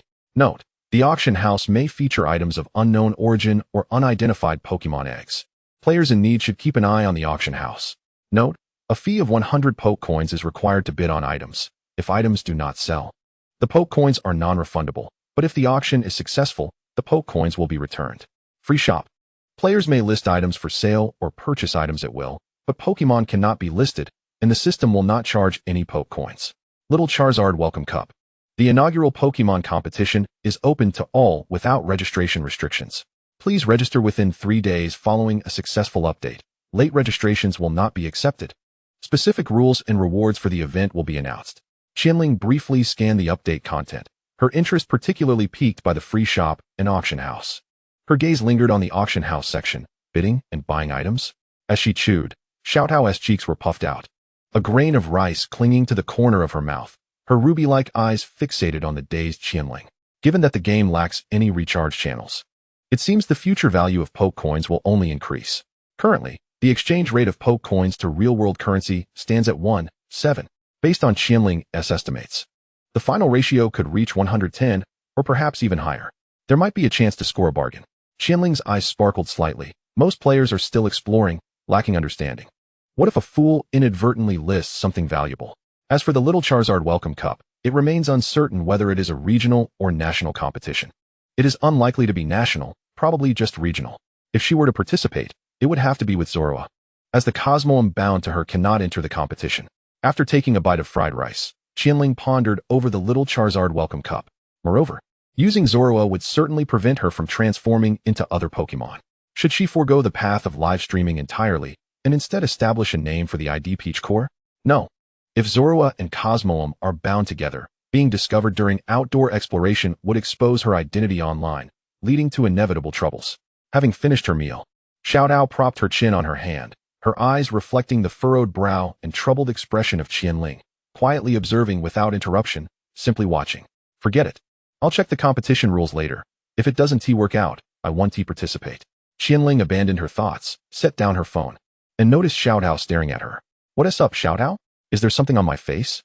Xiao Tao poked her cheek thoughtfully, her eyes gleaming with a hidden fondness. It's nothing, just that my troubled and contemplative brother seems inexplicably cute. Cute. Qian Ling's lips twitched slightly as he lifted his bowl and devoured his food. He quickly finished a large bowl of fried rice, drank some water, and headed toward his room. Could you please take the dishes to the kitchen, Xiao Tao? I'll wash them later. Okay, Xiao Tao replied, watching Qian Ling's retreating figure before stretching, then rising to tidy up the dishes. Chapter 22. A desire to play games together. In the game world, Qian Ling exited the Pokemon shop and checked the Poke coins in his system backpack, having sold off some miscellaneous items. His total had reached 137 Poke coins, enough to purchase a standard ball.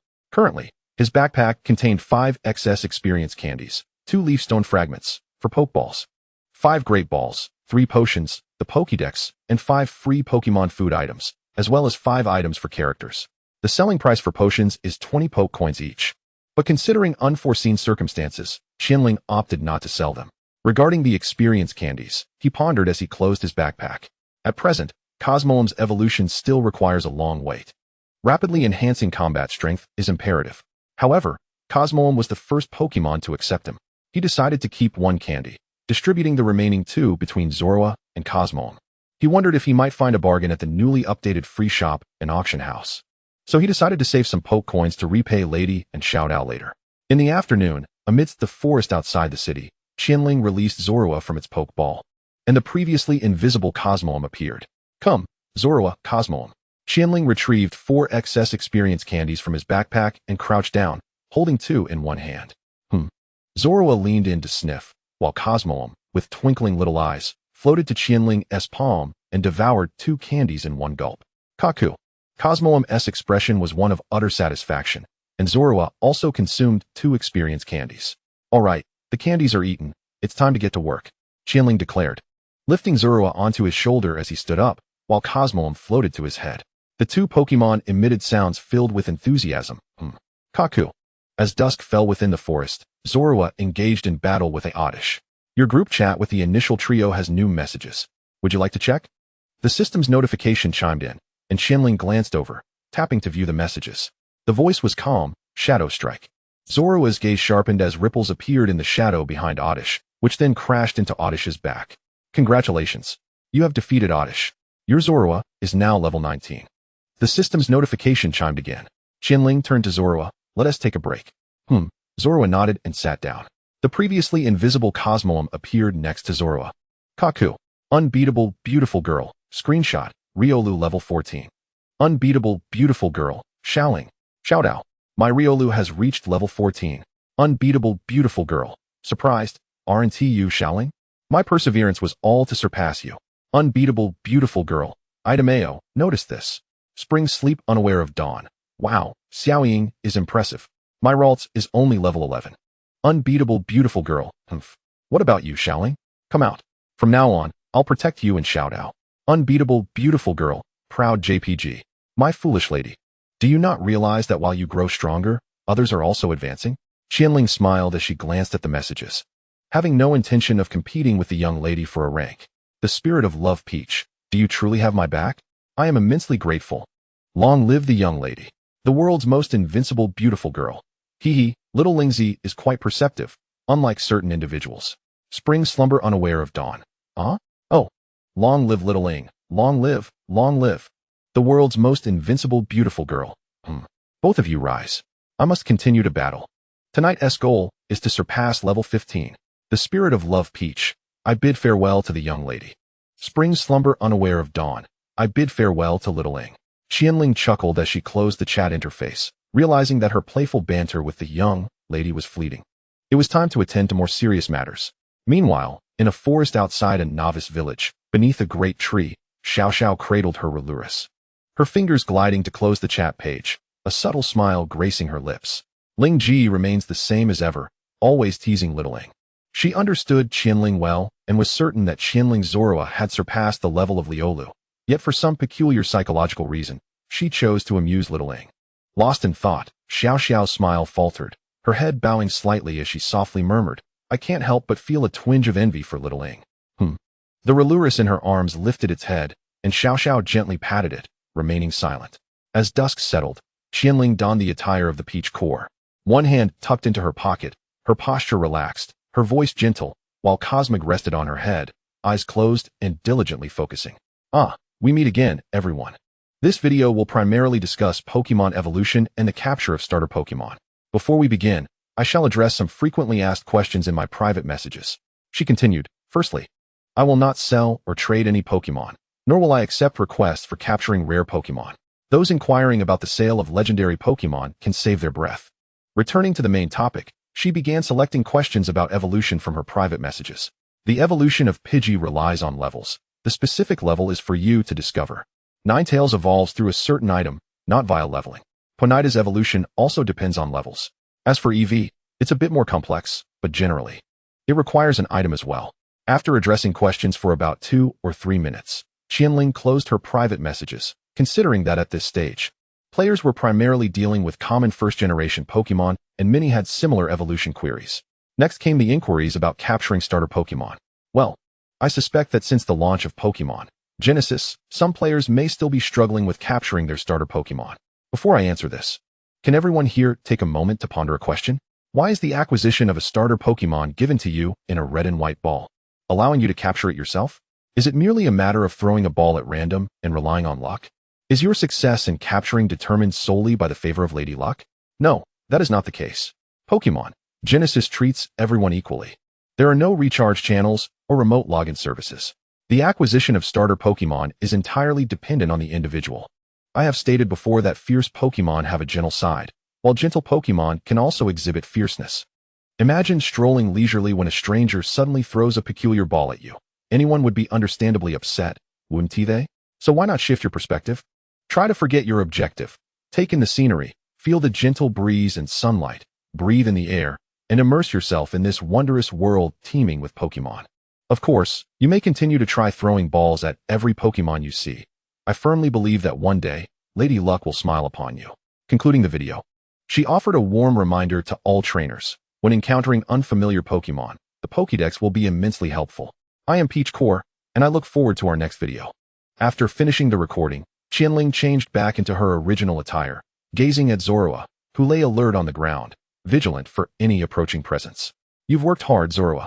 Zorua shook its head slightly, indicating that it merely needed to listen for any nearby sounds, and found no difficulty in the task. You've done well today. Take a good rest. Qian Ling crouched down and patted Zorua's small head, unfastening the Pokeball at her waist, pressing the button as a red light enveloped Zorua, drawing it back inside. Kakao, Cosmog above her head emitted a curious sound, and Qian Ling lowered her gaze slightly, smiling. Yes, I must take my leave. We shall meet again tomorrow. Kakao. Cosmog sounded forlorn, and Qian Ling reached out to stroke it, her golden eyes reflecting a complexity of emotions. I promise I will return. As night fell, after dinner, Qian Ling and Xiao Tao sat on the sofa, watching television together. Brother, I want to play games with you. Xiao Tao suddenly spoke, glancing at the screen. Qian Ling turned to her, blinking in surprise, quickly sitting up, her eyes wide with astonishment. Play games together? Pokémon, Genesis? It was remarkable, for Xiao Tao was a quintessential obedient girl. Well-behaved and responsible, never having played games. Qian Ling had intended to persuade her to try it out someday, but now Xiao Tao had taken the initiative to suggest it. I've seen many videos of it on the streaming platform, and it seems like almost all my classmates are playing. I can even hear them discussing it. Xiao Tao nodded, her gaze still fixed on the television. In recent days, more and more classmates had been talking about Pokémon, Genesis, and it seemed her only friend was also playing. Well then, once you finish your college entrance exams, I'll take you to play games. Qian Ling's eyes sparkled with affection, her tone gentle. Xiao Tao looked at Qian Ling, smiling sweetly. Okay. Chapter 23, Qian Ling's Little Scheme. The next morning, in the tranquil little house, Xiao Tao curled up and slept soundly, while Qian Ling sat in a chair. Already immersed in the game world. In the forest, a flash of white light appeared as Qian Ling materialized, and the system's prompt echoed, "You have new system mail. Would you like to check it? Is this about a system update?" Qian Ling blinked, her fingers clicking to reveal two system emails, one titled Update Content, and the other Compensation Rewards. Clicking on the Compensation Rewards, Qian Ling skimmed the message, her pupils narrowing in surprise, her expression transforming into one of delight. After the system update, it has been detected that you possess the unique titles, the original legend, the original shiny. Compensation rewards have been issued. Experience Amulet X1, Shiny Amulet X1. Automatically added to your backpack. She swiftly closed the system mail and opened her backpack, revealing a hexagonal amulet and a star-shaped amulet. Experience Amulet. Description: when worn, the trainer's Pokémon will receive 15 times the experience points after battle victories. This is a reward for those who first obtained legendary Pokémon. Shiny Amulet. Description: trainers wearing this amulet will encounter shiny Pokémon more easily. This is a reward for those who first obtained shiny Pokémon. Qian Ling took a deep breath, closing her system backpack, her gaze lowering as she pinched the brim of her black duckbill cap, constantly reminding herself to remain calm. Phew. A moment later, Qian Ling suppressed the joy swelling within her. Wasn't it merely the case that all Pokémon came equipped with a lucky egg, thereby enhancing the probability of encountering shiny Pokémon? What was there to be so ecstatic about? Hee. Once more, she opened her backpack, equipping 2 charms before closing it. Now, 2 exquisite charms dangled from her waist like pieces of art. Wait a moment. If these 2 charms were awarded upon receiving a title, then the system version at that time had been too low to detect them. Suddenly, a bold idea struck Qian Ling. With one hand slipping into her pocket, she adjusted her black cap and queried the system. Shouldn't these 2 charms have been granted to me when I received my title? Yes. But the system version was too low at that time to authorize the issuance of these 2 charms. Oh, dear system, Qian Ling mused. While I can overlook the shimmering charm that enhances the chances of encountering shiny Pokémon, I believe I deserve compensation for the loss of experience that the absence of the charms has caused me. Her eyes sparkled with determination as her mind whirred calculatingly. Had her Zorua possessed an experience charm from the outset, it might have already approached level 22 by now. The experience lost due to the absence of the experience charm has been computed and converted into experience candies, which have been dispatched to your mailbox. You have new system mail. Would you like to view it? Eureka! Qian Ling's expression brightened with joy as she swiftly opened the email, revealing her compensation. M Experience Candy X1, S Experience Candy X1, XS Experience Candy X3. Upon clicking to receive, she withdrew 2 Pokeballs from her waist and exclaimed, Zorua, Cosmog, come forth for some candy. Pokemon name, Cosmog. Type, Psychic.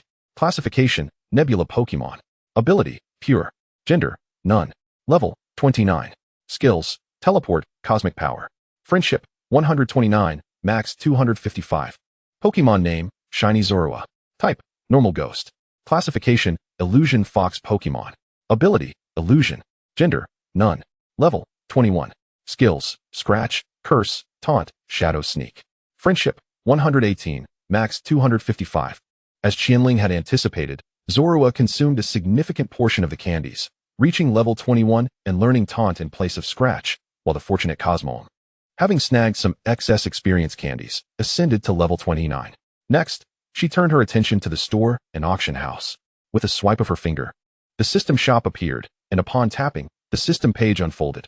Welcome to the free trading shop. Please enter your nickname. Note, the nickname cannot be changed, so please consider wisely. Peach Pit. Do you wish to use Peach Pit as your nickname? Yes. Welcome to the free trading shop. Successfully entering the store, Qian Ling noted that other players had begun listing items. She skimmed through a few pages, finding only materials and an assortment of oddities, none of which were of any use. Stopping her search, she clicked to search for specific items, pondering for a moment before entering keywords. Leafstone fragment. None found. Firestone fragment. None found. Fragment. Ordinary stone fragment. Sharp stone fragment. Mega evolution stone. None found. Keystone. None found. Qian Ling clicked her tongue in frustration, having searched extensively for crucial items, yet yielding no results, though this was to be expected. Username, Peach Pit. Listed items, none. Purchasable items, none. Poke coins, 137. Casting a glance at her information in the lower right corner of the shop, Qian Ling closed the free shop and opened the auction house. Welcome to the auction house. Please enter your nickname. Note, the nickname cannot be changed, so please consider wisely. Peach Pit, just like in the free shop. Qian Ling chose to use the nickname Peach Pit and clicked confirm. The system page appeared. The auction house opens periodically. You may list items for auction. Time remaining until opening, 3:43:20. Note, a fee of 100 poke coins is required to list auction items. If an item fails to sell, the poke coins will not be refunded. At present, the average player typically possessed only 20 to 30 poke coins, so perhaps she could find a bargain. Qian Ling's eyes sparkled. She surmised that the system would take into account the current economic status of players when auctioning items, leading her to believe that the prices this time would not be exorbitant. System, please set a reminder for 1:50 this afternoon. Reminder set. Chapter 24, Bargain Hunting. In the afternoon, deep within the forest, Qian Ling leaned against a grand tree, responding to messages while Cosmog and Zorua frolicked nearby. The world's most invincible beauty, my Riolu has reached level 15. The spirit of love Peaches. Congratulations, my lady. You are one step closer to becoming a Pokemon master. Spring slumbering unaware of dawn. Congratulations, Xiao. You are one step closer to becoming a Pokemon master. The world's most invincible beauty. The world's most invincible beauty. Shy JPG. The world's most invincible beauty. Xiaoling. Xiao. Are you planning to participate in the Charmander Welcome Cup? The spirit of love Peaches. I am participating. Spring slumbering unaware of dawn. I will not participate. The world's most invincible beauty. Xiao, aren't you participating?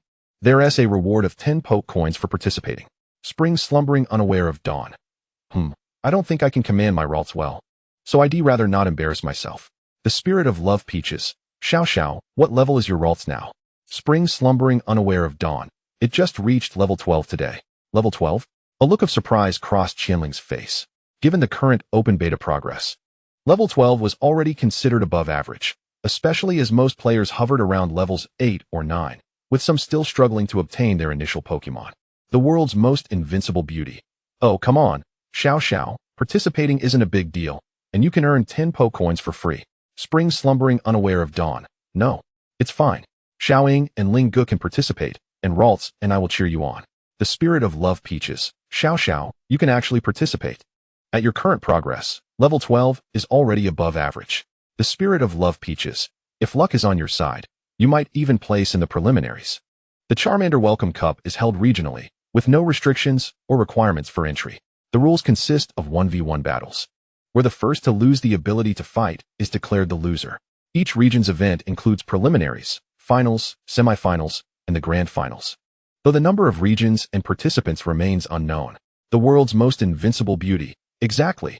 Believe in yourself, Xiao. You and ralts are formidable. Spring slumbering unaware of dawn. Okay, I will participate too. The world's most invincible beauty. That's the spirit. We three must stick together in everything. No one is allowed to miss out. The world's most invincible beauty. If we end up in the same region, I want to go easy on you just because of our past friendship. The spirit of love Peaches. The odds of us being placed together are quite low. But let us aim for the finals. There's a reward of 300 poke coins for reaching the finals. Spring slumbering unaware of dawn. Yes.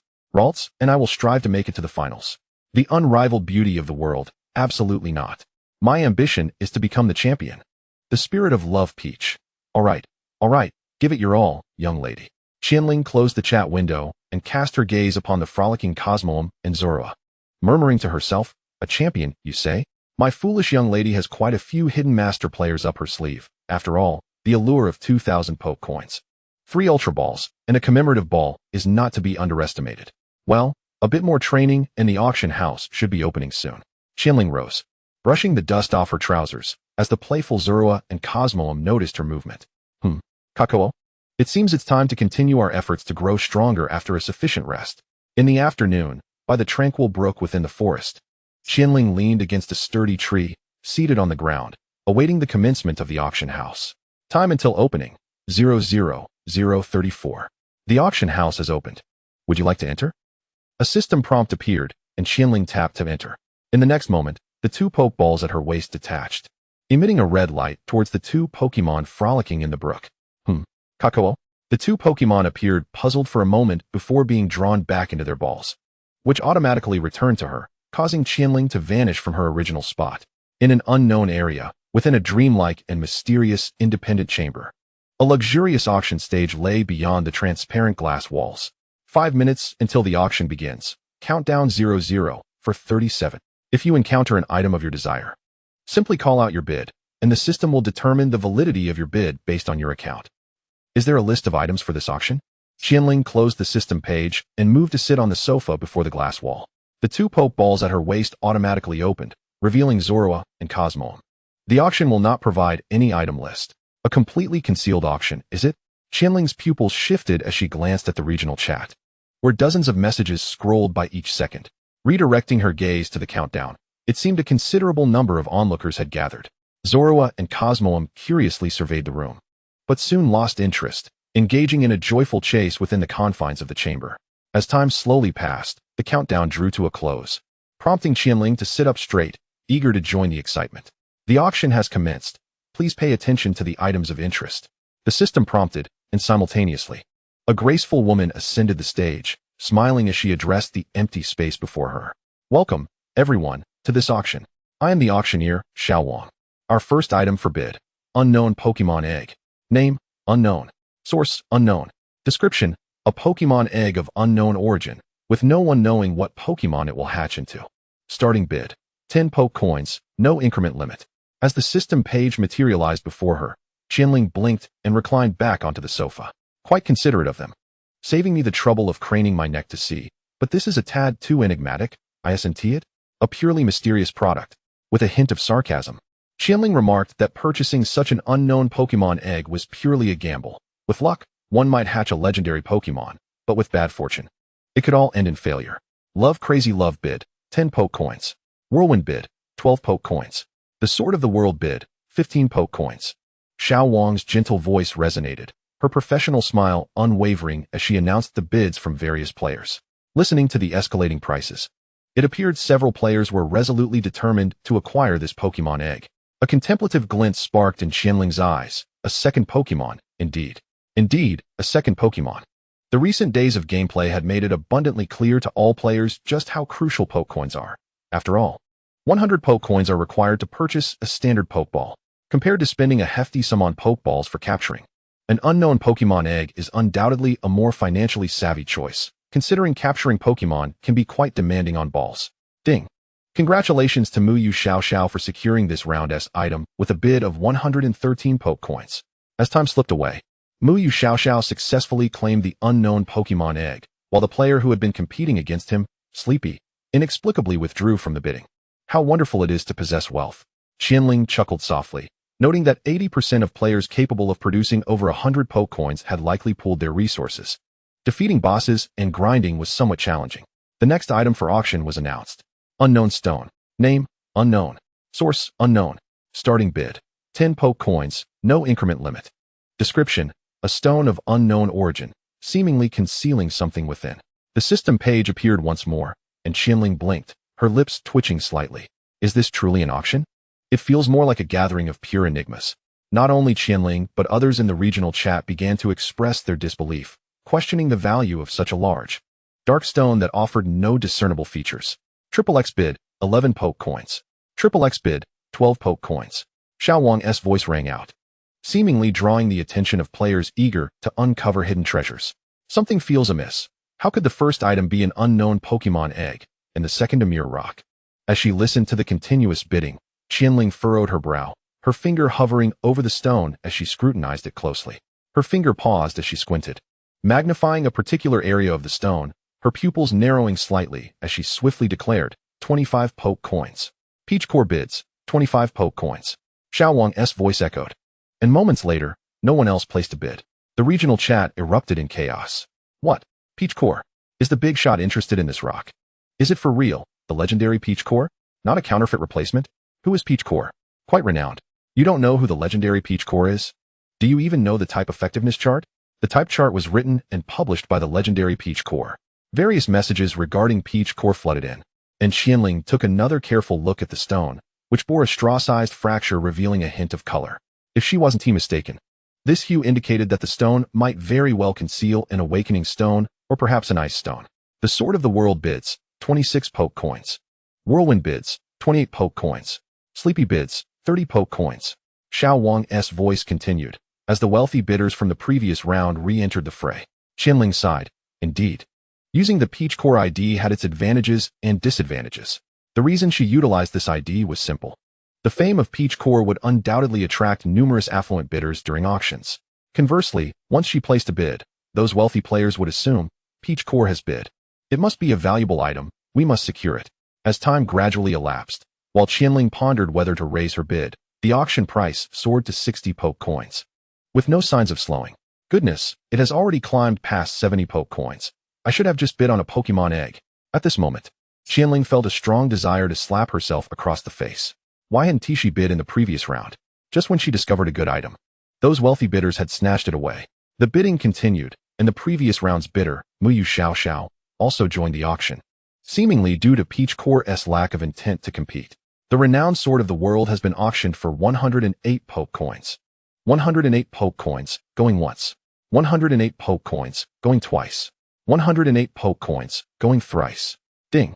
Congratulations to the legendary sword for successfully acquiring the item of this round with a bid of 108 poke coins. With a decisive stroke, Qian Ling felt her heart bleed.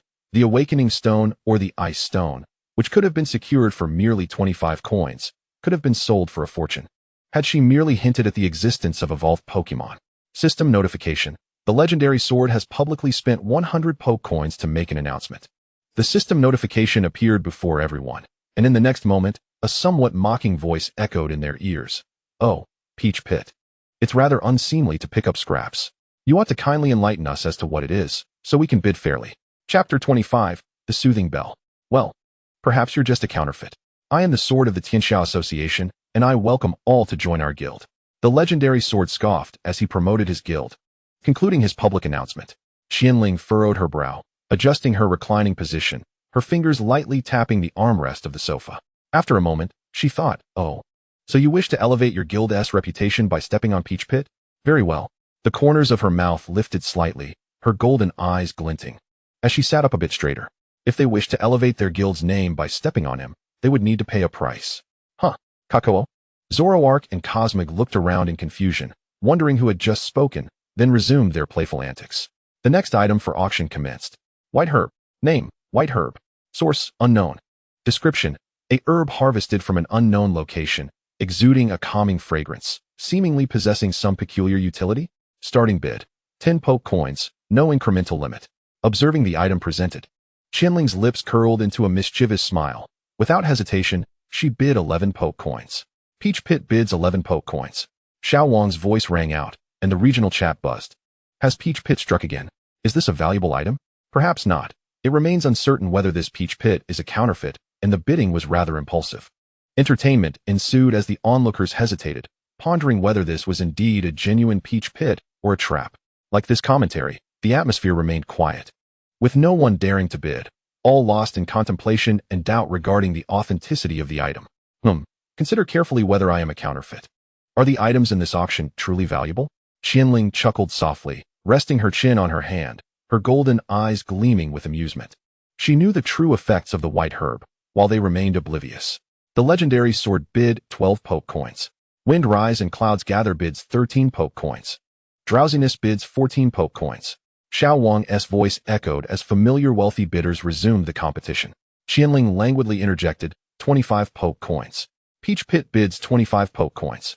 The legendary sword bids 26 poke coins. Drowsiness bids 27 poke coins.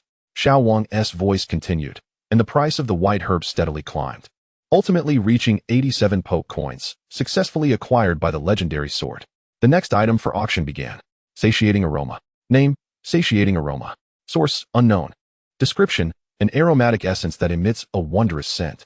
Starting bid, 10 poke coins, no incremental limit. 11 poke coins. Peach Pit bids 11 poke coins. The legendary sword. Congratulations to Drowsiness for securing this round S item at 79 poke coins. The next item for auction commenced. Electric gem. Name, electric gem. Source, unknown. Description, an electric gem from an unknown region, seemingly possessing extraordinary effects. Starting bid, 10 poke coins, no incremental limit. 12 poke coins. Peach Pit bids 12 poke coins. Drowsiness. Congratulations to Wind Rise and Clouds Gather for winning this round S item at 98 poke coins. Subsequently, regardless of the item presented, Qian Ling would immediately raise her bid, following suit until the price reached a level she deemed acceptable, at which point she would cease bidding and allow the affluent participants to take over. The items included a pink scarf, protective gear, sharp claws, a red thread, a large root, snowballs, defense enhancers, vitality fragments, among numerous other items. The next round of item auctions commenced. Soothing Bell. Name, Soothing Bell. Source, unknown. Description, produces a melodious sound when gently shaken. Starting bid, 10 poke coins, no incremental limit. The previously languid Qian Ling instantly straightened her posture, while Zoroark and Cosmog, who had been resting beside her, lifted their heads briefly before returning to their repose. 11 poke coins. Peach Pit bids 11 poke coins. Xiao Wang's voice resonated, and the regional chat was alive with spectators eagerly observing. Wow, the legendary sword has really offended Peach Pit. Bidding on everything. One remarked, I doubt that Peach Pit is a counterfeit. Earlier, the defense enhancer went for 80 coins. Didn't the system state that the effectiveness of a bid is determined by one's account balance? Upon your words, it does seem plausible. How many ordinary players possess more than 50 poke coins in their pockets? Drowsiness bids 12 poke coins. Drizzling Rain bids 13 poke coins. The legendary sword bids 14 poke coins. The affluent participants resumed their bids. The price is escalating steadily. Qian Ling glanced at her account, which held 137 poke coins, and patiently awaited. The pace of bidding gradually slowed, with only Drizzling Rain and the legendary sword remaining in contention. The price rising to 48 with Drizzling Rain's bid of 48 poke coins. The legendary sword fell silent, seemingly unwilling to continue bidding. By this point, the funds of the Tianxiao Association were nearly exhausted, including those of the other affluent bidders. 49 poke coins. Peach Pit bids 49 poke coins. Xiao Wang's voice echoed, followed by the affluent participants exerting themselves once more, raising the price again. Drizzling Rain bids 66 poke coins. Bidding stalled momentarily, and Qian Ling gently stroked the resting Zoroark, saying, 67. Peach Pit bids 67. Peach Pit bids 67 once. Peach Pit bids 67 twice. Peach Pit bids 67 thrice. Congratulations to Peach Pit for acquiring this round S item at 67 poke coins. With a definitive conclusion, Qian Ling withdrew her hand from Zoroark, a slight smile gracing her lips. It seems I have indeed scored a valuable item. 67 poke coins will be automatically deducted. You currently have 70 poke coins remaining. The Soothing Bell has been added to your backpack. In the regional chat, the spectators commented on Peach Pit's successful bid, speculating whether this time Peach Pit had miscalculated or truly secured a valuable item. I feel it was a miscalculation, after all. The price-increasing tactic employed by the esteemed Peach Pit is identical to the previous one, yet this time, no one has raised the bid further. However, it is also possible that Peach Pit has astutely tapped into the psychology of the affluent, potentially securing a truly remarkable item. At this moment, the onlookers have tacitly accepted that this Peach Pit is indeed the genuine article. For no ordinary player would dare to confront such a multitude of wealthy individuals and formidable guilds. As the final item of this auction was announced, the system page updated, signaling the event's conclusion. The enigmatic stone enveloped. Name, unknown. Source, unknown. Description, a mysterious stone, enveloped and emanating a faint glow, revealing faint hints of 3 colors, somewhat reminiscent of genetic patterns. Starting bid, 10 poke coins, with no price increment restrictions. Gazing at the stone displayed on the system page, Qian Ling's expression turned blank, her pupils dilating. In the next moment, what the heck? The already slumbering Zorua and Cosmog jolted awake, confusion evident in their hazy eyes. Huh, what? 11 poke coins. Without a moment's hesitation, Qian Ling swiftly shouted her bid. Peach Pit bids 11 poke coins. Truly a fitting climax item. I absolutely must know that the final auction piece is this. I would rather perish than bid on the soothing bell, Qian Ling grumbled, her fingers sliding across the screen as she hastily opened the group chat, tagging Xiao Xiao and the young lady. Xiao Xiao? Young lady. Quickly transfer all your Poke coins to me. The young lady of Peach. Hey, how dare you impersonate Qian Ling's account? I shall have you boxed right now. Don't mess around, young lady. Hurry. Oh. Simultaneously, the young lady, engrossed in leveling up within the forest, sensed Qian Ling's urgency and seriousness. She turned to her battling Lio. Stop fighting. We must return to the village at once. Lio? Lio emitted a puzzled sound, and the young lady relinquished all her 27 Poke coins, opened the map, and dashed towards the village, Lio trailing behind after disengaging from battle. The bewildered Caterpie watched as Lio departed, blinking before retreating into the grass, vanishing from sight. Meanwhile, Xiao Xiao, conveniently located in the village, quickened her pace towards the shop, cradling a perplexed Ralts. Bursting into the shop, panting heavily, Xiao Xiao set down Ralts, swiped her finger across the screen, and approached the counter, declaring, all of these. Sell them. Chapter 26. How much? 20,000. The sleepyhead bid 47 Poke coins. Misty Rain bid 49 Poke coins. The bidding continued, and Qian Ling furrowed her brow, scrutinizing the glimpses of the mysterious stone on the system page. After a moment's contemplation, she mused that the pattern somewhat resembled that of Shineido's. A message from Spring Slumber has arrived. Would you like to view it? The system notification chimed, and Qian Ling glanced over, her finger clicking to view it as she spoke. 57 Poke coins. Peach Pit bid 57 Poke coins. Spring Slumber, 184 Poke coins transferred. What the heck? So much. Qian Ling was taken aback by Xiao Xiao's transfer of 184 Poke coins. Was this little crybaby robbing the village? With no time to ponder, Qian Ling clicked to receive, and her Poke coin balance soared to 281. At the shop's entrance, Xiao Xiao observed the chat notification indicating her transfer had been received, a flicker of anxiety crossing her eyes. She feared that selling all her belongings might still fall short of aiding Qian Ling, hoping to assist her beloved Lingge. Qian Ling's expression grew complex as she regarded her personal account. She had just calculated that selling 5 Great Balls and 3 potions would yield 160 Poke coins, easily deducing that some silly dumpling had sold everything off. Thanks, little crybaby, Qian Ling murmured, her gaze drifting back to the mysterious stone, which everyone knew was undoubtedly a treasure as the final auction item. 89 Poke coins. Peach Pit bid 89 Poke coins. In the regional chat channel, the spectators, observing the escalating prices, felt a surge of excitement. The main event had finally arrived, the last climactic item. Would Peach Pit finally drop the act? How thrilling. Could this stone truly serve as a climax item? It merely appears visually appealing. What purpose does it serve? Who knows its utility? Nevertheless, the final auction item must certainly be of great worth, as it is the piece de resistance. 105 Poke coins. Peach Pit bid 105 Poke coins. Qian Ling's bid emerged, edging closer as the wealthy participants, with no hesitation, continued to raise their offers. Qian Ling's brow furrowed, though unaware of the stone's purpose. They all recognized that the grand finale would not feature anything subpar, even though the preceding items had drained their Poke coins significantly. I found myself uncertain whether my remaining amount would suffice. Contemplating this, Qian Ling swiped to the chat page, inquiring within the group about the young lady's estimated arrival, while simultaneously querying the system, can I gift my items to friends? Yes. But a transfer fee in Poke coins will apply based on distance. The farther away, the higher the fee. What is the selling price of a Great Ball? What are the respective fees for transferring items to the young lady and Xiao Xiao? The selling price of a Great Ball is 20,000 Poke coins.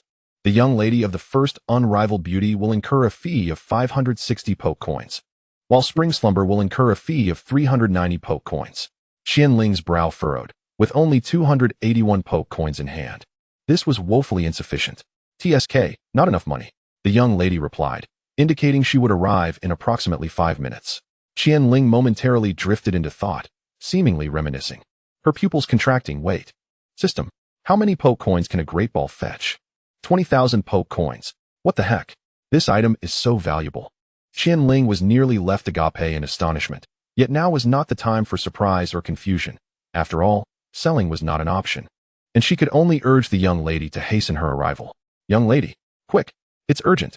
The young lady of the first unrivaled beauty. I am already sprinting towards the village with all my might. X2. Zorua and Cosmog seemed to have grown accustomed to Qian Ling's dramatic reactions, silently lounging on the sofa while watching her. 147 poke coins. Peach Pit bid 147 poke coins. Sleepyhead bid 148 poke coins. Misty Rain bid 149 poke coins.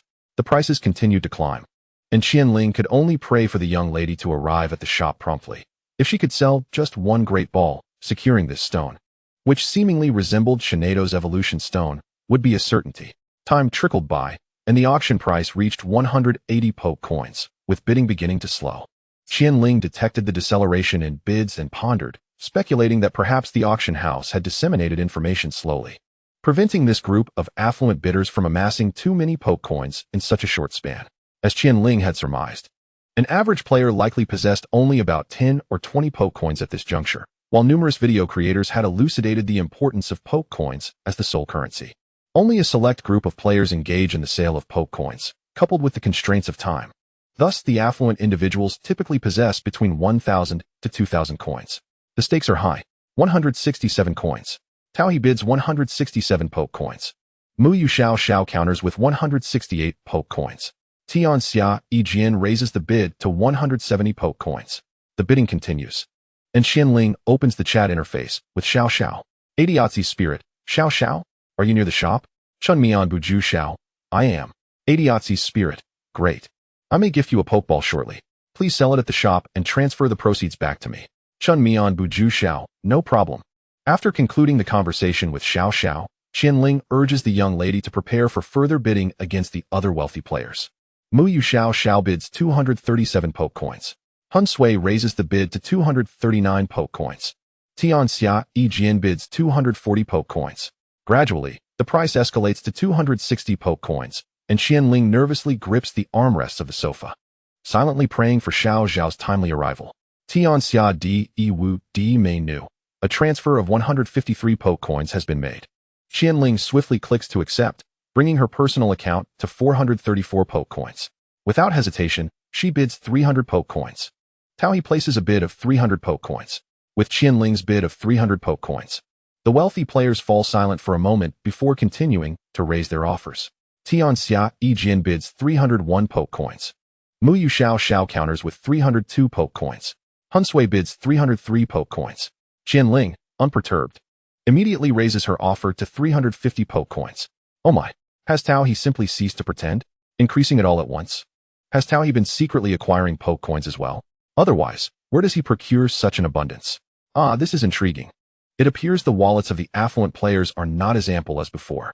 In the regional chat, Qian Ling contemplates testing the limits of the wealth possessed by these players.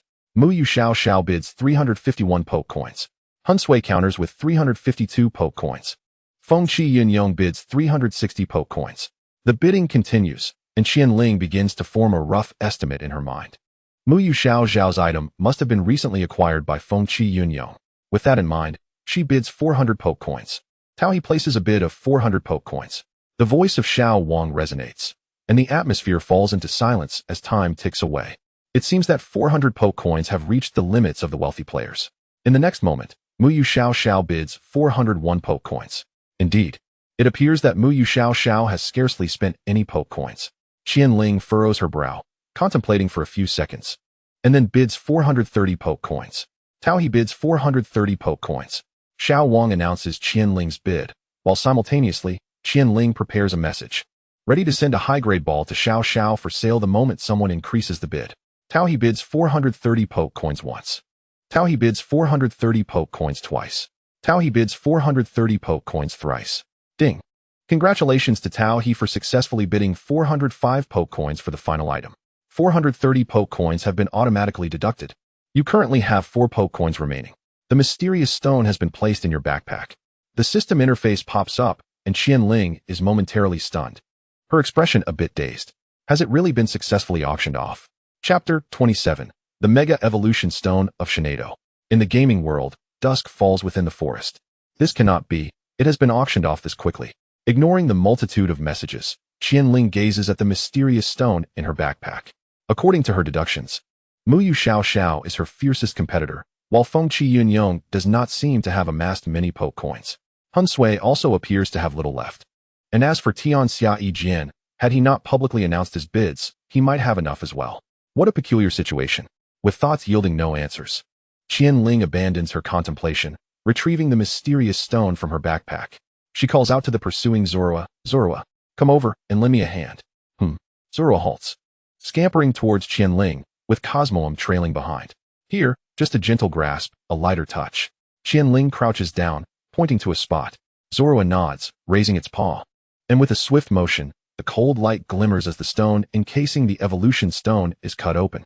With a slight effort, Qian Ling pries apart the rock enveloping the evolution stone, revealing the tricolored gene patterns. Indeed, it is Shinato's. Cosmog blinks, observing the circular, transparent evolution stone in Qian Ling's hand. Kakuk, the mega evolution stone of Shinato, which you cannot utilize.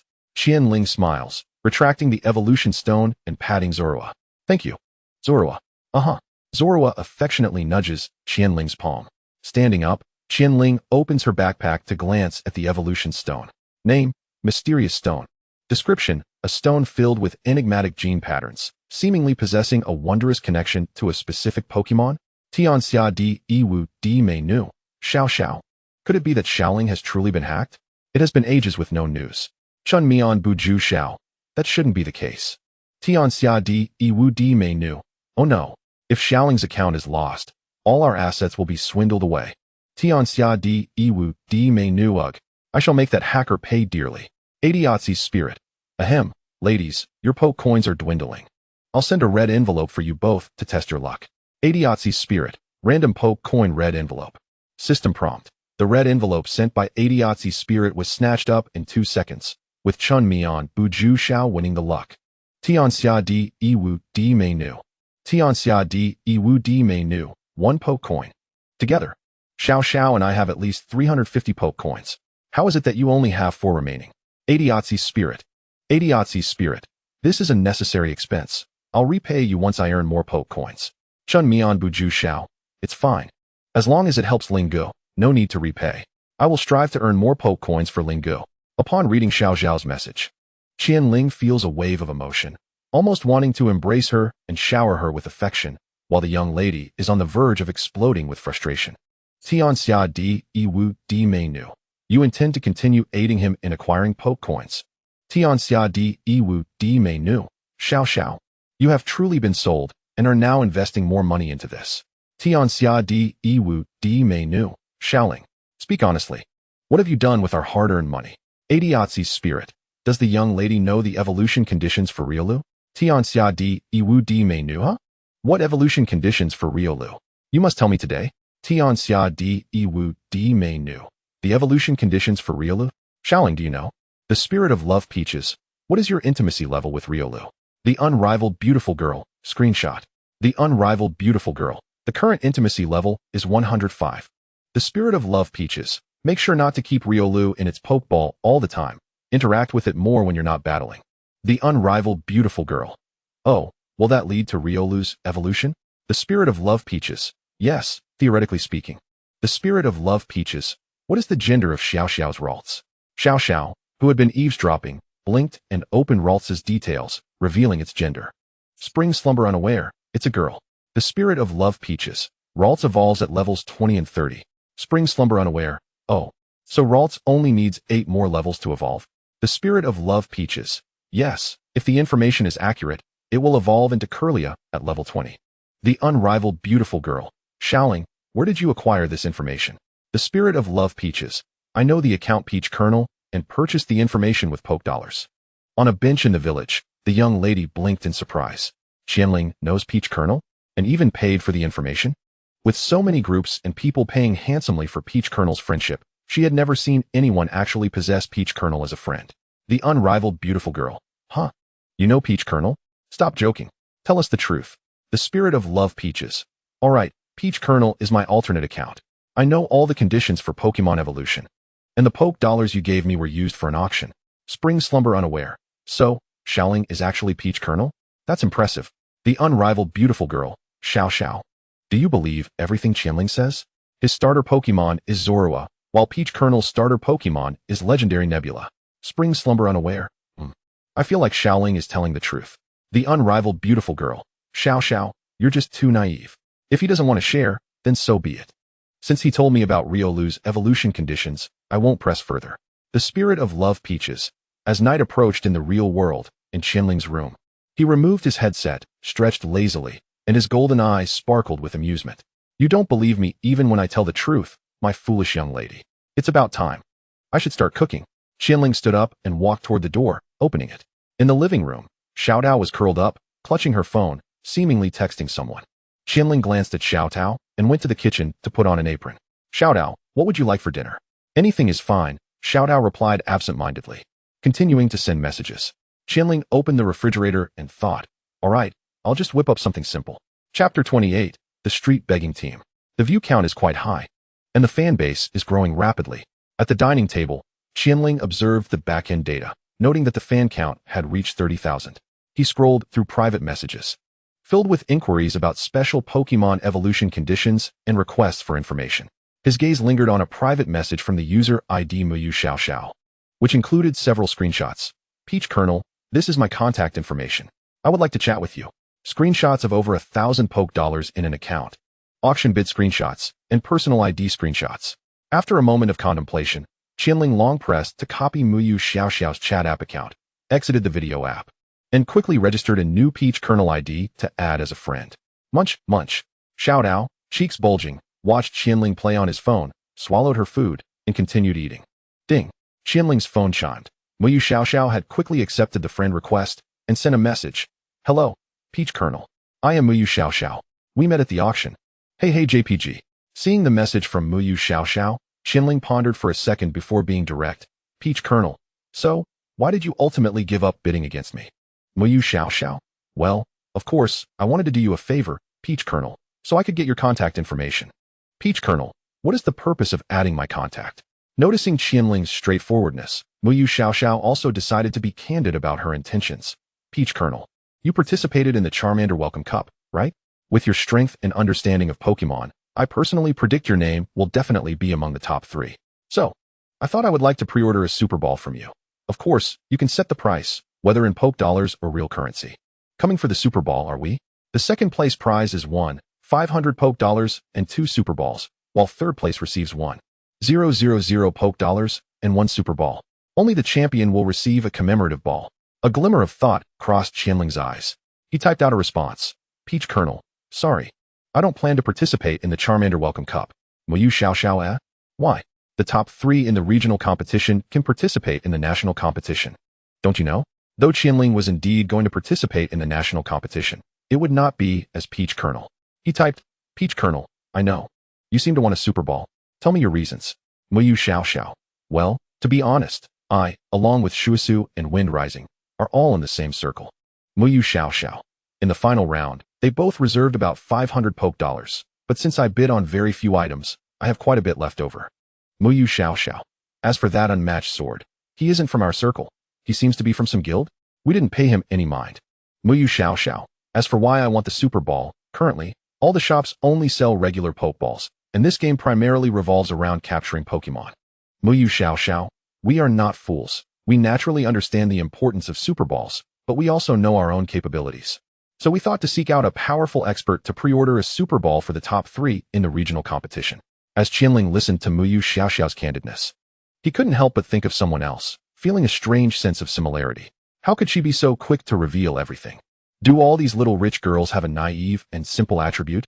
However, Qian Ling was unaware and had not considered that ever since the Peach Colonel ID appeared at the auction, the 3 had already been discussing. If it was genuine, they would sell a favor, and if it was fake, they would ignore it. After observing Peach Colonel's actions, they confirmed it was genuine. And Shuisu and Wind Rising would compete in the bidding first, ensuring that Peach Colonel had no interest in the item before Muyu Xiao Xiao joined in. Once they confirmed Peach Colonel's interest in the item, the 3 of them would bid together, ultimately leaving the bidding to Muyu Xiao Xiao, the only girl among them, to sell the favor. Compared to an item whose usefulness was unknown, adding a friend with top-tier potential was far more advantageous. As for why they let Muyu Xiao Xiao, a girl, sell the favor, well, those who understood would understand. Peach Colonel, so sure I can make it to the top 3? Muyu Xiao Xiao hee hee. Because your starter Pokemon is legendary, and you have such a deep understanding of Pokemon. Our circle has been searching for your contact information to see who you are in the same region with, hoping to gain your favor. As the evening rain drizzled softly, Muyu Xiao Xiao remarked, initially, I thought of you, esteemed sir, were to win the championship and found yourself in need of funds, I could procure an additional piece from you. Have you truly considered participating? Peach Colonel replied, I see, but alas, due to certain circumstances, I am unable to partake. However, in light of your earnestness and adorably naive demeanor, I shall keep you in mind. Mu Xiao exclaimed, do you possess any super balls or other rare balls? I am willing to purchase them at a premium. With anticipation, she added, I eagerly await your response. Peach Colonel responded, I do not have any, but I have a friend of considerable prowess who should have no trouble reaching the finals. If by chance he secures a place in the top 3, I shall see if I can persuade him to sell 1 or 2. Mu Xiao enthused, oh, should you have any precious balls you no longer require in the future, I kindly ask you to consider me first. I will offer the highest market price. Please. I implore you, she added with a plea. Very well, Peach Colonel consented. Would you care to join our gaming group? They are all eager for me to add you once they learn of your presence, Mu Xiao urged. Rest assured, we all understand the rules and shall not disclose your account information. We would never harass you with private messages. In her mind, she mused about the potential profits from merely selling a couple of bits of information within a group of affluent gamers. Qian Ling's eyes sparkled. His alternate account lacked verified identity information, making it untraceable. As for location data, such inquiries would necessitate entry into the system, and one should not ask. The security measures were too stringent to allow unauthorized access to others' location information. Peach Colonel replied, sounds good. Splendid. I shall add you to the group this very moment. Mu Xiao declared. Just call me Peach Colonel. No need for formalities, he requested. Absolutely, she affirmed. With that, she sent an invitation to join the street begging squad. Qian Ling's lips twitched in surprise at the group's rather audacious name, and with a tap of his finger, he joined the chat. Chapter 29, Supercharged Generations within the Street Begging Squad chat. A system notification chimed. Peach Colonel has joined the chat. Welcome, Peach Colonel. Welcome the members in unison. Sleepy. Wind Rising, Mu Xiao, Morning Dawn, and Qian Dai. Hello, everyone, Peach Colonel replied, acknowledging their greetings. Qian Ling took a moment to survey the street begging squad, noting there were exactly 10 members, including himself. Sleepy was the group leader, followed by Wind Rising. Qian Dai, Mu Xiao, Morning Dawn, Prince, Flower Tea, and Coconut. His expression shifted to one of astonishment upon seeing the supreme and invincible beautiful girl among the members. Morning Dawn tagged Peach Colonel, inquiring, could you sell me the evolution information for Scyther? I understand the rules. Name your price. I implore you to sell me this information. 1,000 yuan. Please transfer to Peach Colonel, he added as a token of goodwill. Sleepy interjected, apologies, Peach Colonel. His starter Pokemon is Scyther. And upon hearing your video mention that Scyther requires an item for evolution, he has been eager to add you as a friend to acquire this information. Mu Xiao reassured, you need not pay him any mind. He has been acting a bit unhinged lately. Wind Rising chimed in. Didn't Xiao just say that tagging Peach Colonel is prohibited? What is wrong with you, Morning Dawn? Qian Dai commented. Ever since he learned that Scyther's evolution hinges on an item, he has ceased his boasting in the group, endlessly seeking to purchase Peach Colonel's contact information and the evolution item. Now that the real deal is here, he surely cannot contain himself. I would be doing the same. Qian Dai mused. The chat erupted with playful jests, and Qian Ling scrolled through the messages, confirming the truth in Qian Dai's words. Just days prior, Morning Dawn had been flaunting his Scyther. Yet, since the day he posted the video, he had suddenly gone silent. With Qian Dai intercepting his various forum posts in search of Peach Colonel's contact details, was he merely testing the waters? Or did he genuinely desire the evolution information? Pondering the messages, Qian Ling closed the chat history, tapping on the screen. Peach Colonel declared, lift his ban. Consider this the favor I owe to Mu Xiao for the auction. Scyther's evolution requires an item known as the metal coat, he specified. Understood, Sleepy replied. The system notified. Sleepy has lifted Morning Dawn's ban. Thank you so much.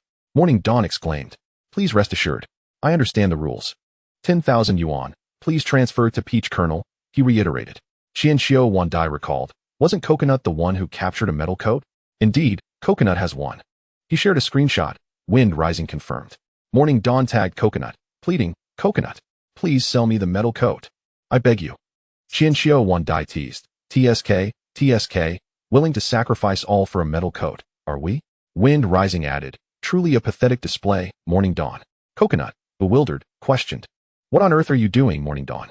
Wait, Peach Colonel? Is this for real? Indeed, just call him Peach Colonel. Avoid tagging him, Mu Xiao instructed. Please, Coconut. Sell me the metal coat. Morning Dawn urged. Coconut exclaimed. Oh, so the metal coat is the evolution item for Scyther? Just the other day? Who was the one showing off their Scyther in the group? Morning Dawn pleaded. I was wrong. Coconut. I was young and foolish. Please forgive me. Xiao Wandai remarked. Looks like someone is in for a tough time acquiring that metal coat. Wind Rising chuckled. Now this is going to be entertaining. As Qian Ling observed the lively chat, he realized this was no mere test. Morning Dawn was genuinely desperate for that information. It appeared that this auction house was indeed divided into regions, and with the multitude of affluent individuals nationwide, acquiring the prized items would not be an easy feat.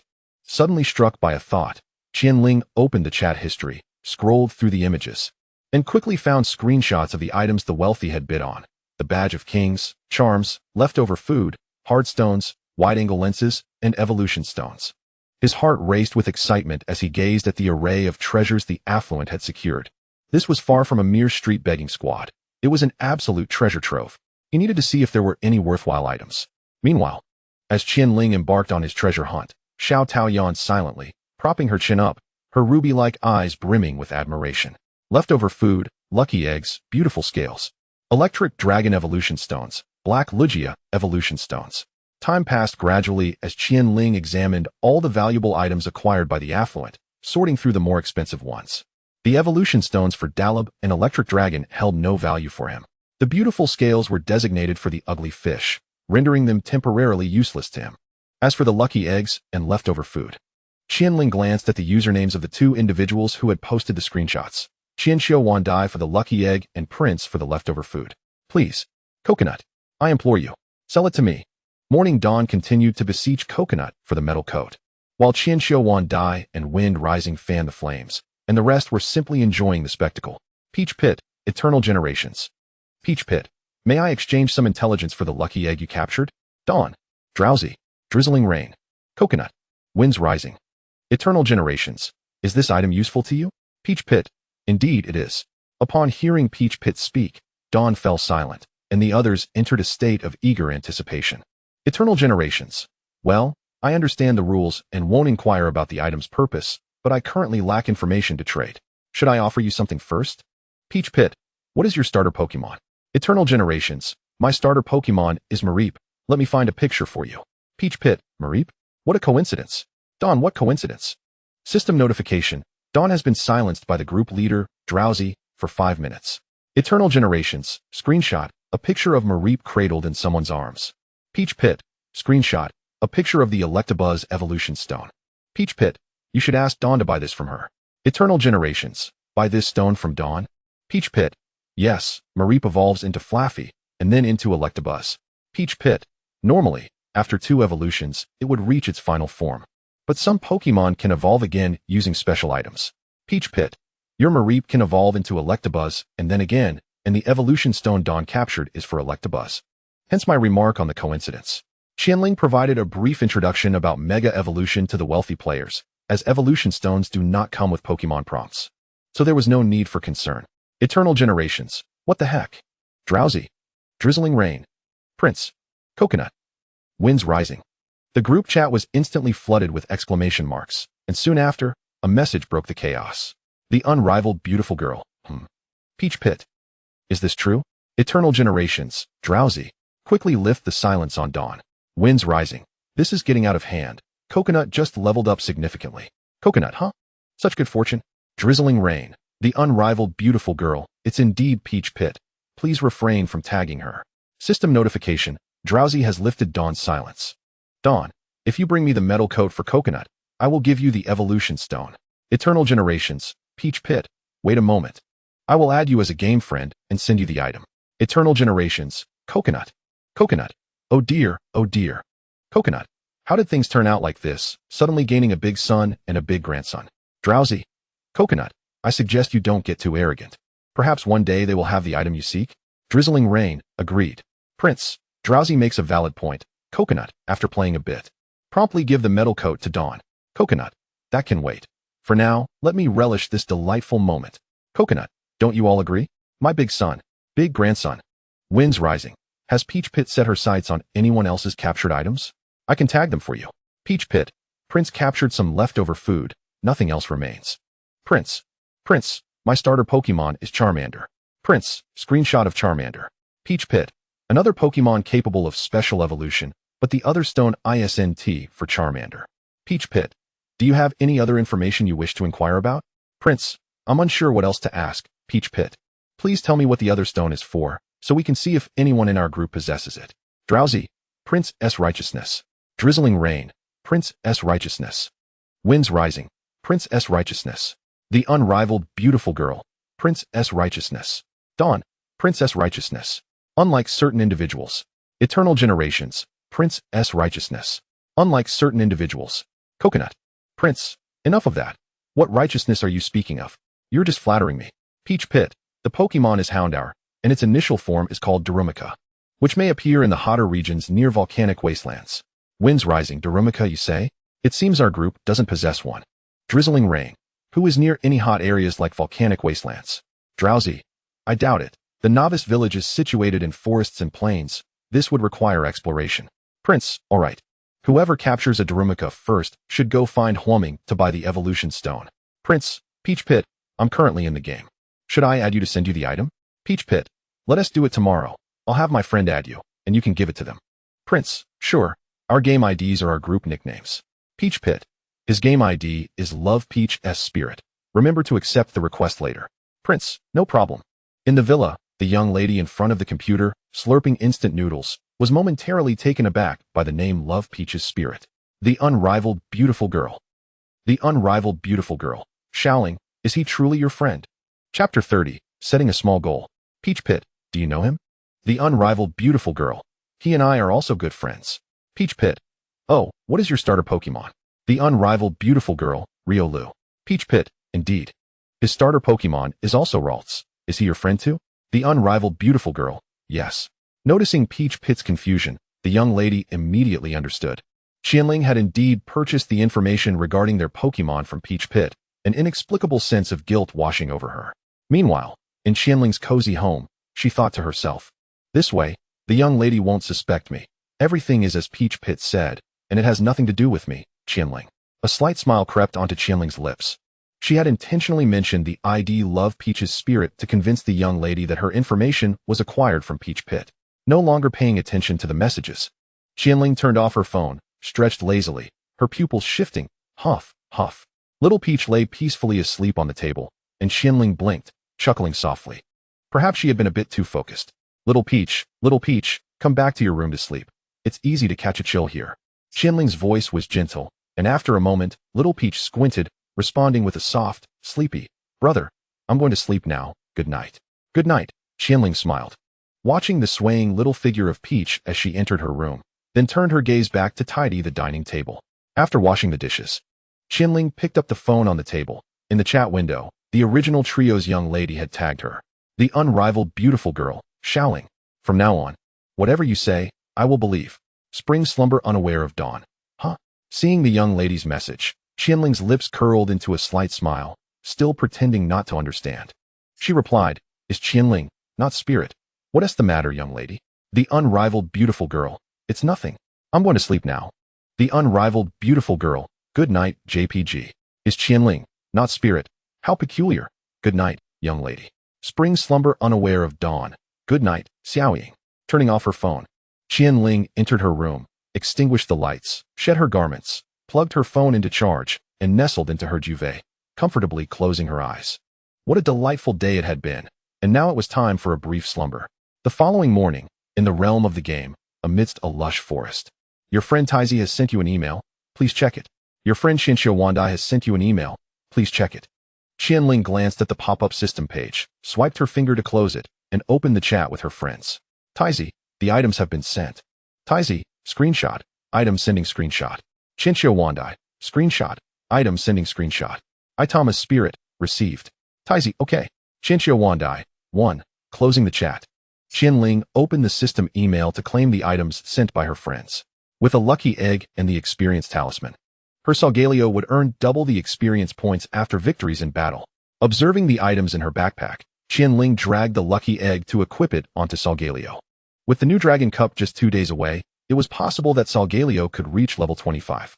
Lost in thought, Qian Ling stepped into the forest. With Solgaleo perched on her shoulder, and Cosmog resting atop her head. In the real world, at noon, within a high school, Class A of the senior year. Who would have thought our aloof school beauty would also take an interest in Pokémon? Origins, Xiao remarked. A hint of a smile gracing her lips as she propped her chin on her hand, glancing at her friend. Xiao Tao, casually eating, seemed unfazed by her friend's teasing. Her eyes tranquil. The teacher probably doesn't know you've been gaming and streaming for money, right? With the college entrance examination just a month away. What if they tell your parents?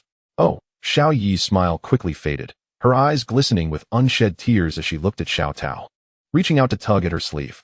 Please, don't tell the teacher that my streaming channel has only recently started gaining viewers. Munch. Xiao Tao's gaze shifted to the tearful Xiao Yi, then back to her food, swallowing before responding. If you teach me how to play, I want to tell the teacher, and I'll help you study. Xiao Yi released her grip on Xiao Tao's sleeve, lowering her head to wipe her eyes. Her voice barely above a whisper, I don't really know much. I've only been watching videos online and learning from the viewers. Xiao Tao frowned, setting down her spoon, slightly turning to cup Xiao Yi's face in her hands, gently wiping away her tears. Stop crying. Hold it back, or I'll go tell the teacher right now. I won't cry anymore. Xiao Yi allowed Xiao Tao to dab her tears away, and after a moment, Xiao Tao withdrew her hand, wiping her fingers disdainfully on her clothes. Just teach me what you know. Okay. Xiao Yi nodded, glancing up at Xiao Tao's exquisite profile before turning her gaze away, leaning gently against her. As dusk fell at the edge of the forest, Qian Ling leaned against a grand tree, cradling the slumbering Solgaleo in her arms. Her eyes fixed on Solgaleo's information. Pokemon name, Shiny Solgaleo. Type, normal ghost. Category, the cursed fox Pokemon. Ability, illusion. Gender, level, 23. Skills, scratch, curse, taunt, shadow sneak. Friendship, 132, 255 max. The experience talisman and lucky egg were truly a boon in the early game. Well, Solgaleo is certainly putting in the effort, Qian Ling mused, gently stroking the Pokemon in her embrace, while Cosmog nestled against her, also fast asleep. The preliminary rounds would commence at 10 a.m., the day after tomorrow. Glancing at the sunset, Qian Ling felt confident that with Solgaleo at level 23 and her own prowess as an experienced Pokemon trainer, securing the champion title in a regional competition was well within her grasp.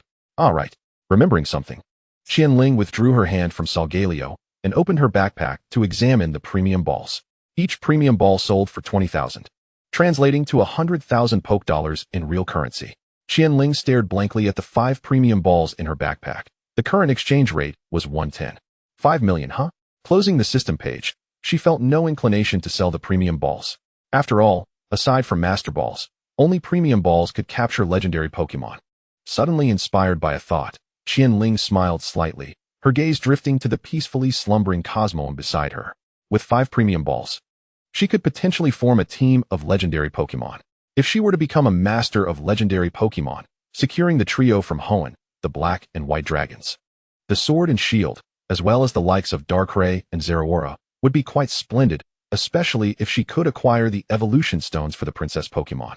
As Qian Ling indulged in her daydreams of becoming a legendary Pokemon master, a system notification popped up. The cooking timer you set has expired. Pulling herself from her reverie, Qian Ling glanced at the system page and chuckled softly. Well, let us set a modest goal first. Earn enough for a villa. Chapter 31. Sending funds to summon peach kernels. That night, at the dining table, Qian Ling donned an apron while video chatting with Xiao Tao. She blinked at the sight of her friend, clad in a school uniform against the backdrop of a dormitory. Aren't you coming back? Living at school now? Within the confines of the school's twin dormitory, Xiao Tao nodded as she sat on her bed. Qian Ling scratched her head, pulling out a chair to sit. Noticing something amiss about Xiao Tao. So, have you eaten dinner yet? Not yet. Xiao Tao's voice was calm, lacking her usual sweetness and charm. Qian Ling raised a hand to cover her mouth as the siblings engaged in a silent staring contest. After a moment, she cautiously asked, Are you feeling unwell? Xiao Tao's gaze dropped slightly. Qian Ling didn't know how she acted at school. She couldn't just assume that she had become cold and distant to fend off suitors. Suddenly, the sound of the bathroom door opening broke the silence, and Xiao Yi emerged, wrapped in a towel with her hair wrapped in another. Qian Ling's eyes widened, realizing she was in a girl's dormitory, and quickly averted her gaze. Ahem, don't go out to eat with your classmates later. It's dark, and it's not safe outside. I'll send you some money. Order whatever you like. Xiao Tao's eyes shifted as she noticed Xiao Yi approaching in the video. In the next moment, the call was abruptly disconnected. Ah, so comfortable. Xiao Bingyu, do you want to wash up too? You can wear my clothes. Xiao Yi chirped, blissfully unaware of Xiao Tao's darkening expression as she made her way to her bed. Xiao Tao stood up, bare feet padding on the floor, and approached Xiao Yi from behind, extending her hand. Moments later, Xiao Yi's startled scream echoed through the room. Meanwhile, Qian Ling reviewed the forum's earnings, noting over 40,000, and transferred 1,000 to Xiao Tao. By the way, doesn't Xiao Tao's classmate look a bit familiar? Turning off her phone, Qian Ling pondered, not that she had seen anything inappropriate, as Xiao Yi was wrapped quite securely in her towel. Oh well, I can't remember. After a moment of reflection, Qian Ling abandoned her thoughts, stood up, removed her apron, and entered the kitchen. Moments later, she emerged with a bowl of instant noodles. With Xiao Tao not at home, she couldn't be bothered to cook for herself, opting instead for a quick meal of noodles. As she awaited her instant noodles, Qian Ling picked up her phone, switching to Tao's alternate account to check if any new items had been stocked in the treasure trove. Chensi, coconut daddy. Please sell it to me quickly. Coconut. Haven't I already mentioned, my dear? If I make it to the finals and my mood lifts, I might just gift it to you. Chensi, you must be joking. With that level 10 Bobo of yours, you think you can reach the finals? You can barely make it past the preliminaries.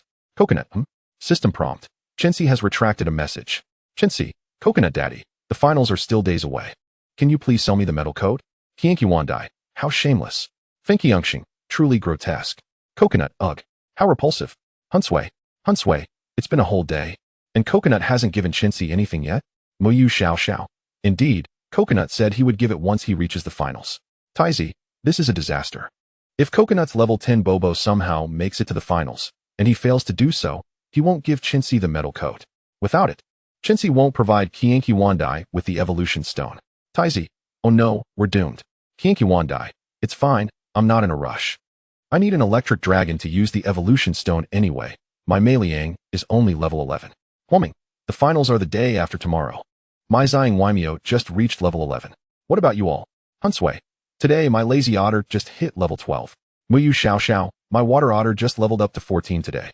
Fenki Yongxing, Cardi Dog is at level 12. Taizi, like Xiao, my Charmeleon also leveled up to 14 today.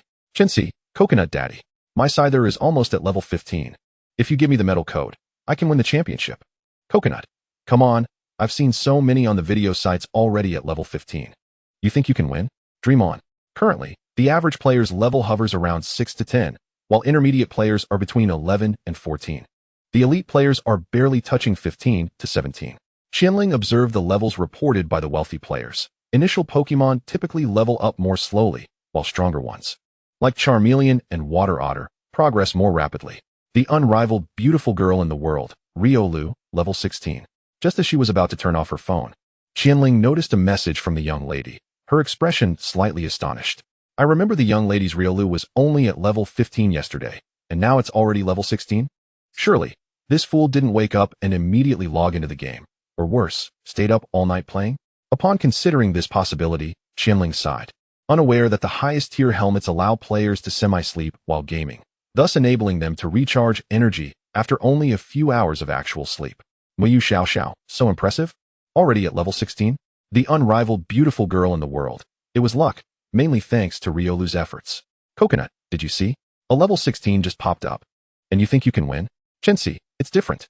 Once I have the metal code, my Scyther can evolve immediately. It's certainly not comparable to those normal level 15 or 16 Pokemon. Hunsway, immediate evolution? You can evolve Scyther just by getting the metal code. No other steps needed? Chensi, I think it evolves directly. Taizi, I checked the chat records. Taoha only mentioned that Scyther needs a metal coat to evolve. Fenki Yongxing, we're doomed then. What if after begging for ages, we find out how to use the metal coat? Wouldn't Chensi just collapse on the spot? Qianqi Wandai, I can already picture it. It would be hilarious. If I hadn't said anything, I would never have thought to communicate about the evolution process. Qian Ling pondered for a moment, deciding that it would be wise to follow up. She tapped on the screen, composing a message. Chensi, 10,000 yuan specified, transfer to Taoha. Taoha, once you receive the metal coat, equip it on Scyther, then find someone you trust to communicate and exchange, and it will evolve. Qian Ling blinked in surprise, looking at the designated red packet Chensi had sent, then edited a symbol and sent it out. Taoha, Chensi, thank you so much. Did I just inexplicably earn 20,000 yuan? Qian Ling blinked again. The specified transfer in the group chat does not require acceptance and will automatically enter the account. But before the transfer, The system prompts whether it was sent correctly. The wealthy players, seeing the immediate appearance of Tauha after the transfer was initiated, began to speculate that sending a specified transfer could summon Tauha. Chapter 32. The sweet and naive one who turns her elbow outward the next day. Nightfall in the game world, on the plains. Pokemon name, Shiny Zorua. Type, normal ghost. Classification, cursed fox Pokemon. Ability, illusion. Gender, level, 24. Skills, knock off, curse, taunt. Shadow sneak. Friendship, 135, max 255. It leveled up by 1 in a day. Qian Ling smiled slightly as she closed Zorua's panel, noting that it had learned knock off at level 24, replacing its previous move, pursuit. At level 31, Zorua would evolve into Zoroark. She wondered if players could gain experience from battling each other. Contemplating this, Qian Ling opened Cosmog's panel. Pokemon name, Cosmog. Type, psychic. Classification, Nebula Pokemon. Ability, sturdy. Gender, level, 29. Skills, teleport, cosmic power. Friendship, 132, max 255. It hadn't T-leveled up, so she would have to wait for Zorua to grow and acquire experience candies or allow Cosmog to level up on its own. Qian Ling shifted her gaze to the two Pokemon playing and chasing each other, chuckling softly. Take your time. In the real world, night had fallen, and Qian Ling walked out of the kitchen with a bowl of instant noodles. Little Tao isn't coming back today either. I feel strangely empty. She sighed softly, opening the prepared noodles and slurping a mouthful, then picked up her phone to check her forum notifications and video site subscriptions. After a brief glance at her private messages, filled with odd inquiries, Qian Ling turned off her phone and continued eating. She still needed to release a video after the Charmeleon Welcome Cup concluded, focusing on a battle explanation. Gulping down her noodles, Qian Ling stretched and made her way to the bathroom, preparing for a shower. Ding ding. Not long after Qian Ling entered the bathroom, her phone on the table rang, and in the small group, the young lady tagged her. The unrivaled beautiful girl in the world. My Riolu is level 16. The unrivaled beautiful girl in the world. Tagging Spring Sleep unaware of dawn. It's Qian Ling, not Qian Ling. Spring Sleep unaware of dawn. Wow, Xiaoing is amazing. My Ralts is only level 13. The unrivaled beautiful girl in the world.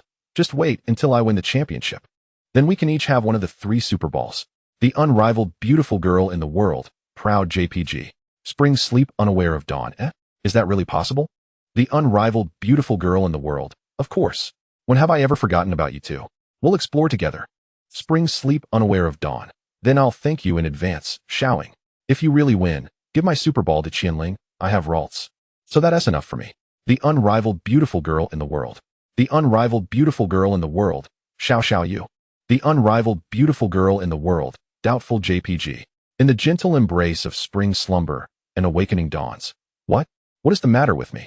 The unrivaled beauty of the world, known as the Supreme Maiden, inquires, Xiao, do you possess some secret leverage over Xiaoling? Or have you committed some transgression against him? How could that be? I could never betray Lingji. Xiao exclaims. The Supreme Maiden presses further. Then why do you incessantly think of him? Confess to me. Oh, it's simply that, given how Lingji has cared for me in the past, is it wrong for me to wish to reciprocate his kindness? Xiao defends herself. Is that so? Just a little kindness? I can't help but feel that when compared to Xiaoling, I am merely a forgotten trinket by the roadside. The Supreme Maiden retorts. You foolishly naive sweetheart. We are the best of friends. She insists. Well, I am not naive at all. Lingji has always said I am quite clever, Xiao counters. Xiao, you wouldn't happen to have feelings for Xiaoling, would you? The Supreme Maiden probes. Realizing that Xiao's gaze towards Xiaoling had always carried an unusual glimmer, one she had previously overlooked. Only recently have I come to realize that your seemingly innocent behavior might indicate an unreciprocated affection, she concludes. Hey, Xiao, where did you go? The Supreme Maiden calls out. I just want to get a drink of water, Xiao replies. What do you mean by unreciprocated affection? I'm merely grateful to Lingji. She insists. But it's getting late. I must go bathe and rest, for tomorrow marks the beginning of the competition, and I must ensure I am well prepared, Xiao states. Is that so? Very well, good night, Xiao, the Supreme Maiden concedes. Meanwhile, within the villa, the eldest lady, curled up in a grand chair, harbors a flicker of doubt and confusion. Is Xiao truly only grateful to Xiaoling? Something feels amiss. Sitting up straight, she reflects, recalling how, at some point, Xiao had taken to stealing glances at Qian Ling, her amber eyes brimming with tenderness and affection. Never mind, I shall not dwell on it.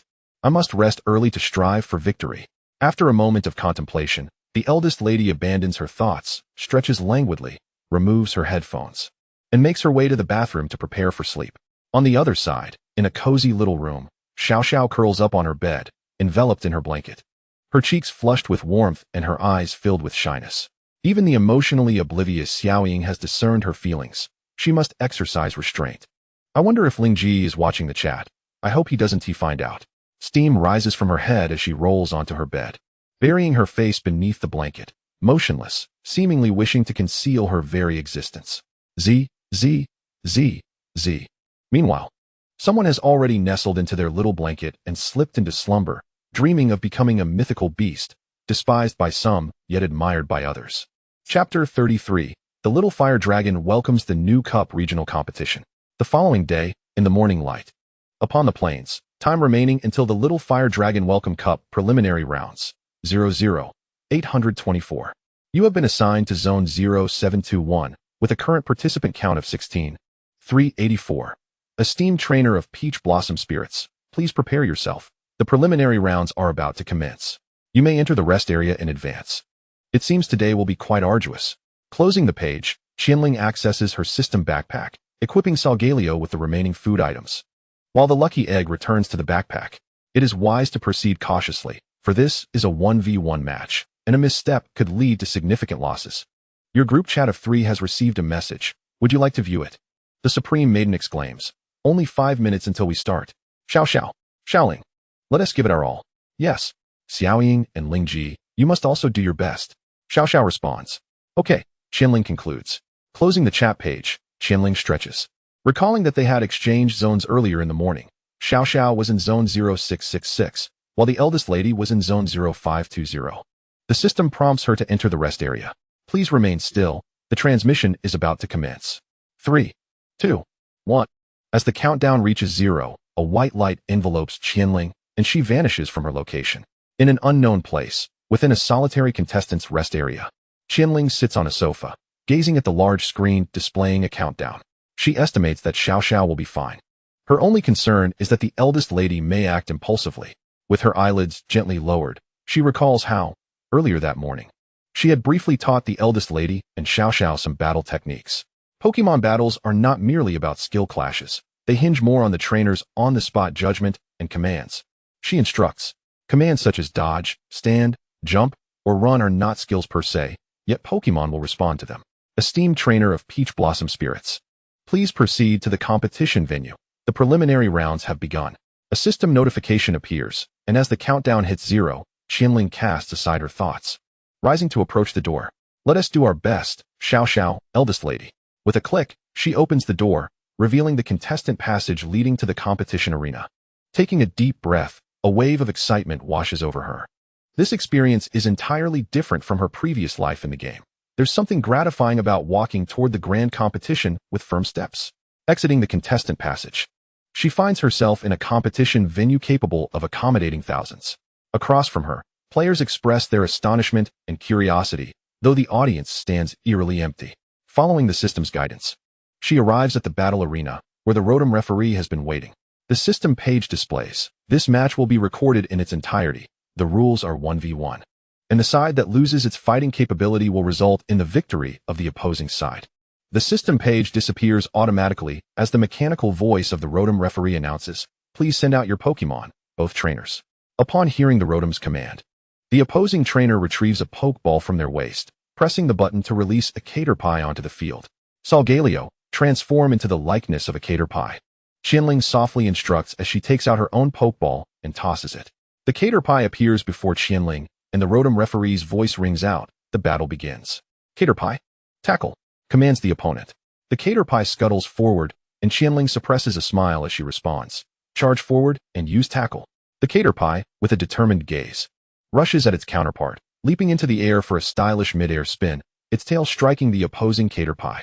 With a resounding thud, the impacted Caterpie crashes into the ground, while Qian Ling's Caterpie gracefully returns to her side. The Rotom referee announces, Caterpie has lost its fighting capability. Solgaleo is victorious. Congratulations on your victory. Please return to the contestant rest area and patiently await the next round of competition to commence. Indeed, Illusions cannot deceive the Rotom referee. Qian Ling glances at the Rotom, recalls her cater pie, and strides back toward the contestant passage, leaving the opposing player in disarray, staring at their fallen cater pie. Is this how I lose? In the contestant rest area, Qian Ling lounges on the sofa, crossing her legs as the big screen replays the earlier match. What a pity that I cannot gain experience, otherwise. By the end of the day, Solgaleo might very well reach level 25. Meanwhile, on various video streaming platforms, the official Pokémon Origins livestream is showcasing the regional competitions, with all streams leading to the largest broadcast room of a particular website.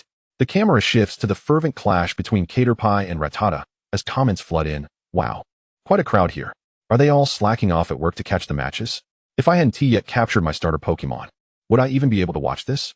Brothers, eliminated in the first round, so here I am watching the live stream. The viewer count continues to rise, and the system director searches for various thrilling battle replays. While they claim to be exciting, it merely consists of a few extra rounds of collision. Time drifts by, and soon it's noon, with a break in the competition before the preliminary rounds resume at 1 o'clock in the afternoon. In the real world, Qian Ling sits on her sofa, slurping instant noodles with one hand while scrolling through her phone. She opens a group chat. The invincible beauty of the world. I won all my matches in the morning's prelims. Xiaoling. Xiao. How about you? The invincible beauty of the world. Tagging Qian Ling, not Qian Ling. Spring slumber unaware of dawn. I won all my matches too. Ralts really put in a lot of effort. The invincible beauty of the world. Well done, Xiao. Let us secure the championship for both regions together. Spring slumber unaware of dawn. Yes. It's Qian Ling, not Qian Ling. Wow, you two are quite motivated. Remember to spare me a couple of Ultra Balls when you win. The invincible beauty of the world. Huh? Xiaoling, you haven't been eliminated, have you? Spring slumber unaware of dawn. Did Qian Ling really get eliminated? It's Qian Ling, not Qian Ling. Yes, my opponent was too formidable and took me down immediately. I can only rely on you two now. The invincible beauty of the world. Don't worry, Xiaoling. When I win, I'll definitely share some spoils with you. Spring slumber unaware of dawn. I will strive for victory too and give all the Ultra Balls and coins to Qian Ling. System notification. Spring slumber unaware of dawn has retracted a message. Spring slumber unaware of dawn. Ralts, and I will work hard. It's Qian Ling, not Qian Ling. Then you two just keep at it.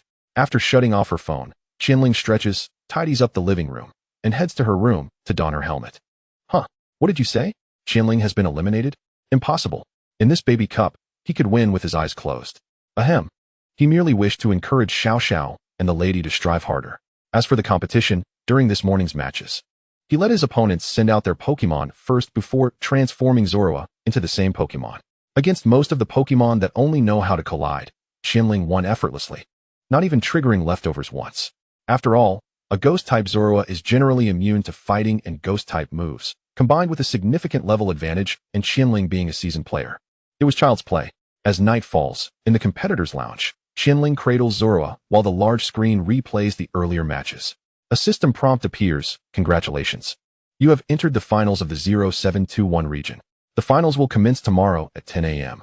A subtle smile graces Qian Ling's lips as she gently strokes Zorua. You've worked hard, Zorua.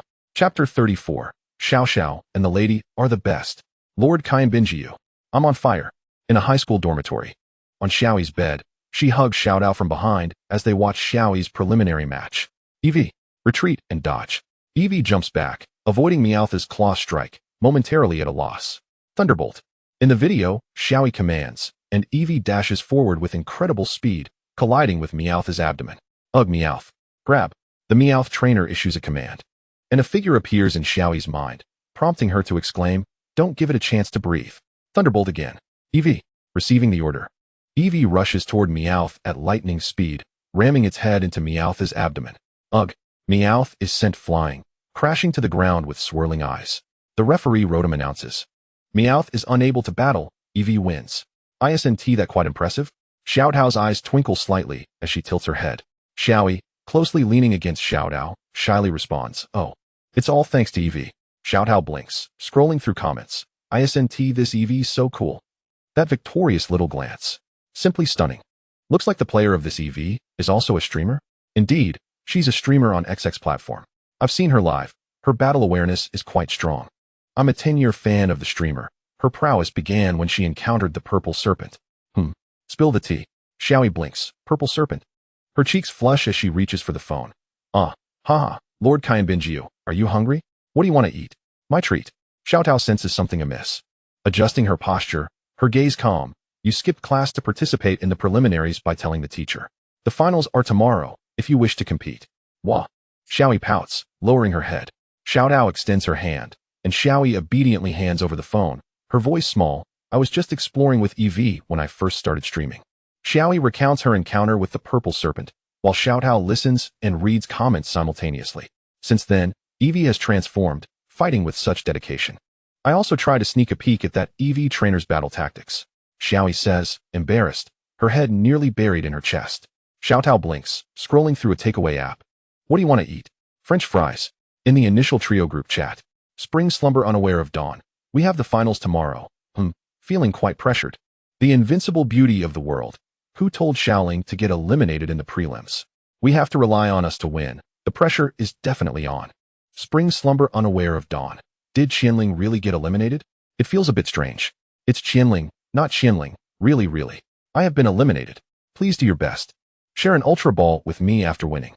Quickly editing and sending the message. Qian Ling smirks. Being eliminated is impossible. Winning is a must. Spring slumber unaware of dawn. All right. For Qian Ling, I will strive. The invincible beauty of the world. Sigh, Xiao Ling. In the end, it will rely on me and Xiao. Just enjoy watching me win. It's Qian Ling, not Qian Ling. Yes. Xiao and the lady are the best. After offering perfunctory, crossed out, encouragement to the two, Qian Ling switches accounts. And the Peach Kernel alternate account makes its appearance. In the street begging and food-seeking group chat. Sleepy, who advanced to the finals in our group? I got eliminated. Dawn, I advanced. My Scyther is invincible. Dawn, Lonely JPG. Tempest, TSK, whereas Coconut. Get out here and manage your big son, Coconut. Sleepy, Tempest. Did you advance? The winds of change. By sheer luck, I progressed, encountering opponents who were predominantly at a disadvantage against my Catadog's attributes. The winds of change. The attribute chart of Peach Pit is indeed quite effective. By discerning the opponent's attributes during battle, I could effortlessly prevail using moves that countered them. Prince. 1. Most of the adversaries I faced were also at a disadvantage against my Charmeleon. Coconut. What's the matter? I can't concern myself with him. I handed him the metal film this morning. Coconut. I didn't advance. I encountered a green-haired little Pokemon and was utterly defeated. Chinchou. Coconut. You gave it to him? Coconut. He promised me a Master Ball if he won, so I sold it to him. Humming. Everyone is here. I too was eliminated. Humming. What a pity, JPG. Muyu Xiao successfully advanced. Drowsiness. Xiao has also advanced, along with the Prince, Winds of Change, Chinxi, and Chinchou. Did you make it through? Chinchou. No, I lost in the third round against a player using a Geodude. It was a crushing defeat. Drowsiness. How about the beautiful girl? Did she advance? Tagging the world's most invincible beautiful girl. The world's most invincible beautiful girl. Yes, I have advanced. Drowsiness. Out of our group of 10, 5 have made it through. That's quite respectable. The world's most invincible beautiful girl. What about Peach Pit? Did he not advance? Muyu Xiao. Peach Pit couldn't participate for various reasons. The world's most invincible beautiful girl. Oh, I see. If luck is on their side, Chinxi, the young lady, Muyu Xiao, and the prince all have a chance at victory. Observing the group chat, Qianxing pondered thoughtfully, disregarding other factors such as types, and purely considering Pokemon levels and strengths, they indeed had a fair shot at claiming victory. If Xiao and Winds of Change are fortunate, they might even reach the top 8. Turning off her phone, Qianxing stretched, glanced at the time, rose to turn off the living room lights, and headed to her room. If none of them win, I'll give 1 Master Ball each to Xiao and the young lady, and I'll keep 1 to sell to Muyu Xiao. Qianxing had no intention of retaining the Master Ball, as she currently had no desire to capture a third Pokemon. It would be more practical to gift it to the young lady and Xiao, or sell it for Poke Coins. Chapter 35. Unbelievable Luck. The next day, during the morning, the Charmeleon Welcome Cup regional finals commenced in the 0721 sector. Shadow Sneak. The Diglett lost its fighting capability, and Zorua emerged victorious. The voice of referee Rotom echoed, prompting Qianxing to recall Zorua and proceed towards the players' lounge. Inside the lounge, Qianxing settled onto the sofa, scrolling through messages, noting that most had progressed to the top 64. The regional tournament should conclude today. As night fell in the 0721 sector, the championship finals began. Please send out your Pokemon, announced referee Rotom. Qian remained still as an enthusiastic opponent tossed out their Pokeball. Vine Whip. A Pokemon entirely enveloped in blue vines appeared. Qian blinked, retrieved Zorua's Pokeball from her waist, and tossed it forth. A Vine Whip? No wonder you made it to the finals. The Pokeball opened, revealing an identical Vine Whip on the battlefield. The opponent paused, astonished. You have a Vine Whip too? Qian merely smiled in silence, one hand casually tucked into her pocket, the other gripping her black cap. The referee Rotom's voice rang out. Let the match begin. Vine Whip. Stun Spore. The trainer of the Vine Whip promptly issued commands. After 2 days of battling, only the astute could stand here. The Vine Whip radiated a green luminescence, drifting towards Qian's Vine Whip. With calm eyes, she darted to the side and lunged forward to strike. The opposing Vine Whip adeptly evaded the stun spore, and the rival trainer, witnessing the swift movements of Qian's Vine Whip, exclaimed, "What the? How can your Vine Whip move so fast?" While the opposing trainer was momentarily stunned, Qian's Vine Whip had already charged in front, fixing its gaze, leaping, executing a stylish mid-air spin before delivering a powerful kick to the opposing Vine Whip. Ugh! The Vine Whip let out a pained cry, its face making contact with the ground, while Qian's Vine Whip landed gracefully at a safe distance. The opponent's trainer snapped back to reality, urgency overcoming him as he shouted, "Vine Whip! Mega Drain! Shadow Sneak!" Interrupt it, Qian commanded. The Vine Whip's eyes glowed, but before it could unleash Mega Drain, a shadow collided forcefully with its back. Ugh! The Vine Whip struggled to rise, its trainer's eyes wide with disbelief. What just happened? Charge in and strike. Qian's voice rang out. The trainer looked up just in time to see her Vine Whip approach, raising its foot to deliver a kick. The opposing Vine Whip was sent flying, tumbling several times and kicking up a cloud of dust, lying motionless on the ground. Its eyes reduced to spirals. The Vine Whip lost its fighting capability. Zorua was victorious. The referee Rotom's voice announced the outcome, and Qian glanced at the system notification that had appeared, recalling her Vine Whip into its Pokeball before turning to walk towards the player exit. Lost. The trainer stared blankly at his incapacitated Vine Whip, utterly bewildered by the inexplicable defeat. Congratulations, you have become the champion of the Charmeleon Welcome Cup in the 0721 sector. Poke Coins X2000, Master Balls X3, Commemorative Ball X1, automatically deposited into your backpack. Would you like to participate in the nationwide Charmeleon Welcome Cup? Participate. Qian glanced at the system page. She would certainly join the national tournament, as only the top 3 from the regional competitions were eligible to register. Registration successful. The National Charmeleon Welcome Cup will commence 1 week from now. Please prepare. Absence will be considered a forfeit. There's a week left. I wonder how Xiao and the young lady are faring. In the real world, within a twin dormitory, Xiao lay on her small bed, gazing at the ceiling, chuckling to herself. Hee, I'm the 3rd place winner. Xiao Tao frowned. Xiao had been rambling for half an hour already. She set her phone down. Tisk, if you keep talking, do you believe I'll throw you out? Ugh. Xiao sat up, covering her mouth, nodding vigorously, her eyes blinking as she tentatively asked, Lord Kibinju, do you think I should trade my Master Ball? I recommend against it. That Master Ball is quite a rare item, Xiao Tao replied, picking up her phone. She had memorized the attribute chart and was now watching some basic instructional videos. If you're short on funds, consider selling your Poke Coins. Remembering something, Xiao Tao continued, while Xiao dropped her hand from her mouth, tilting her head slightly. Sell Poke Coins. Is there a demand? Indeed, many are collecting Poke Coins. The current market price should be around 110. Xiao Tao glanced at the adorably dazed expression on Xiao's face as she wiggled her fingers, her eyes sparkling with excitement. So, my reward of 1,000 Poke Coins for 3rd place can be exchanged for 100 yuan. Xiao Tao maintained a calm expression, returning her gaze to her phone while Xiao lay back down, continuing to count on her fingers. In her mind, she calculated, including the gifts from the live stream. I've already earned over 200. Shifting her gaze, Xiao Tao observed the ecstatic Xiao rolling on her bed, shaking her head in exasperation. You silly girl. Meanwhile, in Qian's cozy home, in the living room, someone was slurping instant noodles while checking the group chat messages. The world's most invincible, beautiful girl. Champion. We did it. The unrivaled, beautiful young lady. Screenshot. Oh, did the young lady really secure a championship in a division? Qian Ling bit through the instant noodles, gazing at the system notification in the screenshot. Congratulations, you have become the champion of the Little Fire Dragon Welcome Cup in the 0520 division. It's Qian Ling, not Qian Ling. Oh, you really won the championship? Whereas Xiao, the unrivaled beautiful young lady, Xiao Lingzi, praise me, I won the championship. It's Qian Ling, not Qian Ling. The young lady is remarkable, but whereas Xiao Xiao, the unrivaled beautiful young lady, I'm not sure. Maybe she is still competing? It's Qian Ling, not Qian Ling. That shouldn't be the case. What time is it? And she is still in the competition. Spring slumber unaware of dawn. Ling Gu. Xiaoing. I won the championship. Spring slumber unaware of dawn. Screenshot. Congratulations. You have become the champion of the Little Fire Dragon Welcome Cup in the 0666 division. The unrivaled beautiful young lady. The unrivaled beautiful young lady. Xiao Xiao, you're amazing. Spring slumber unaware of dawn. Hee hee, I was just lucky. Just lucky.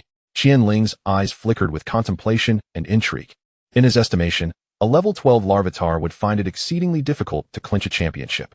It's Qian Ling, not Qian Ling. Xiao Xiao. How did you manage to win the championship? Spring slumber unaware of dawn.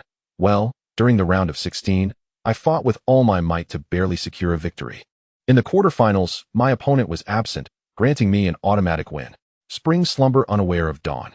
In the semifinals, my opponent had something come up and forfeited, granting me victory, and just as I was about to lose in the finals, my opponent fainted from excitement, and I seized the championship.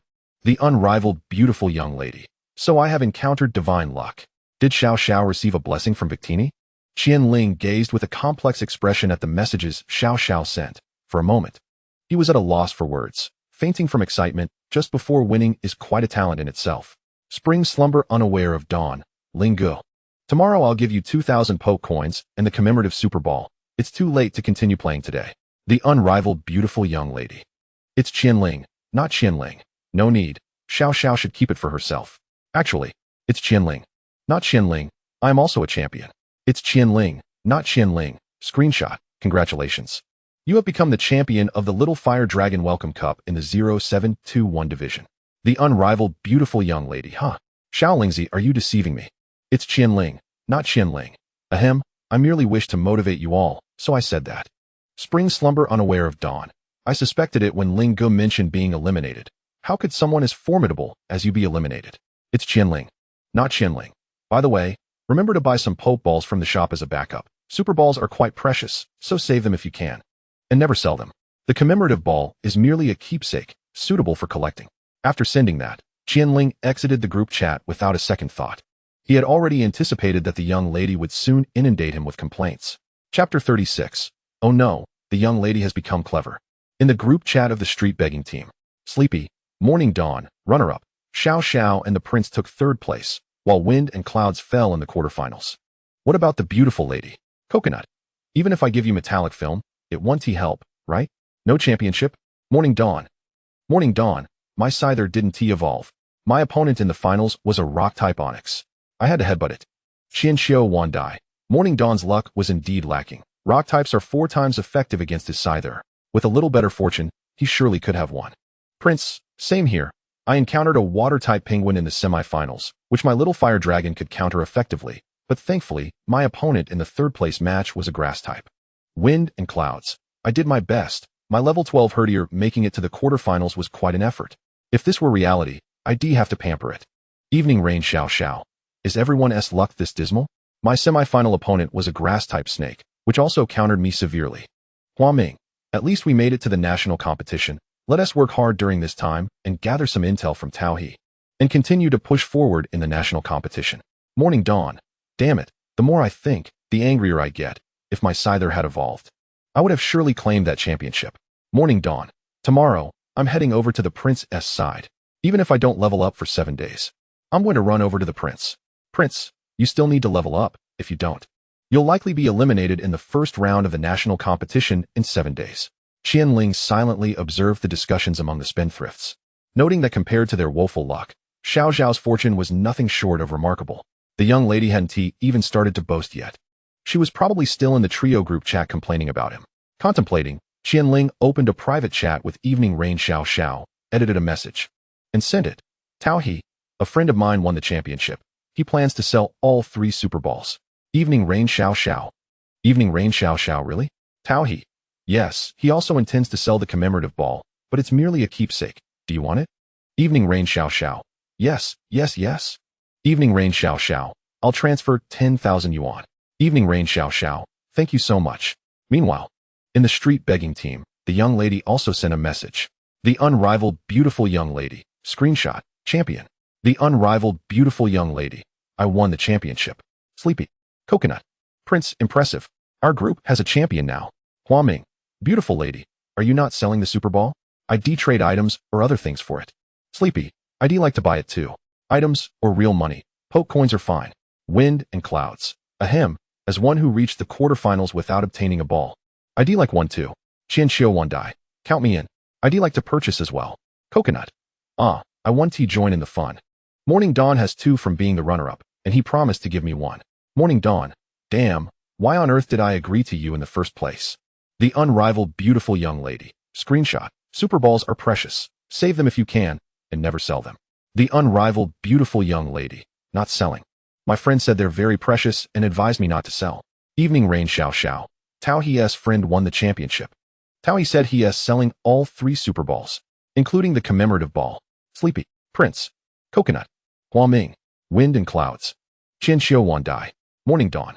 What the hell? He is selling them all. Not even keeping one for himself. Tao He's friend. The young lady blinked.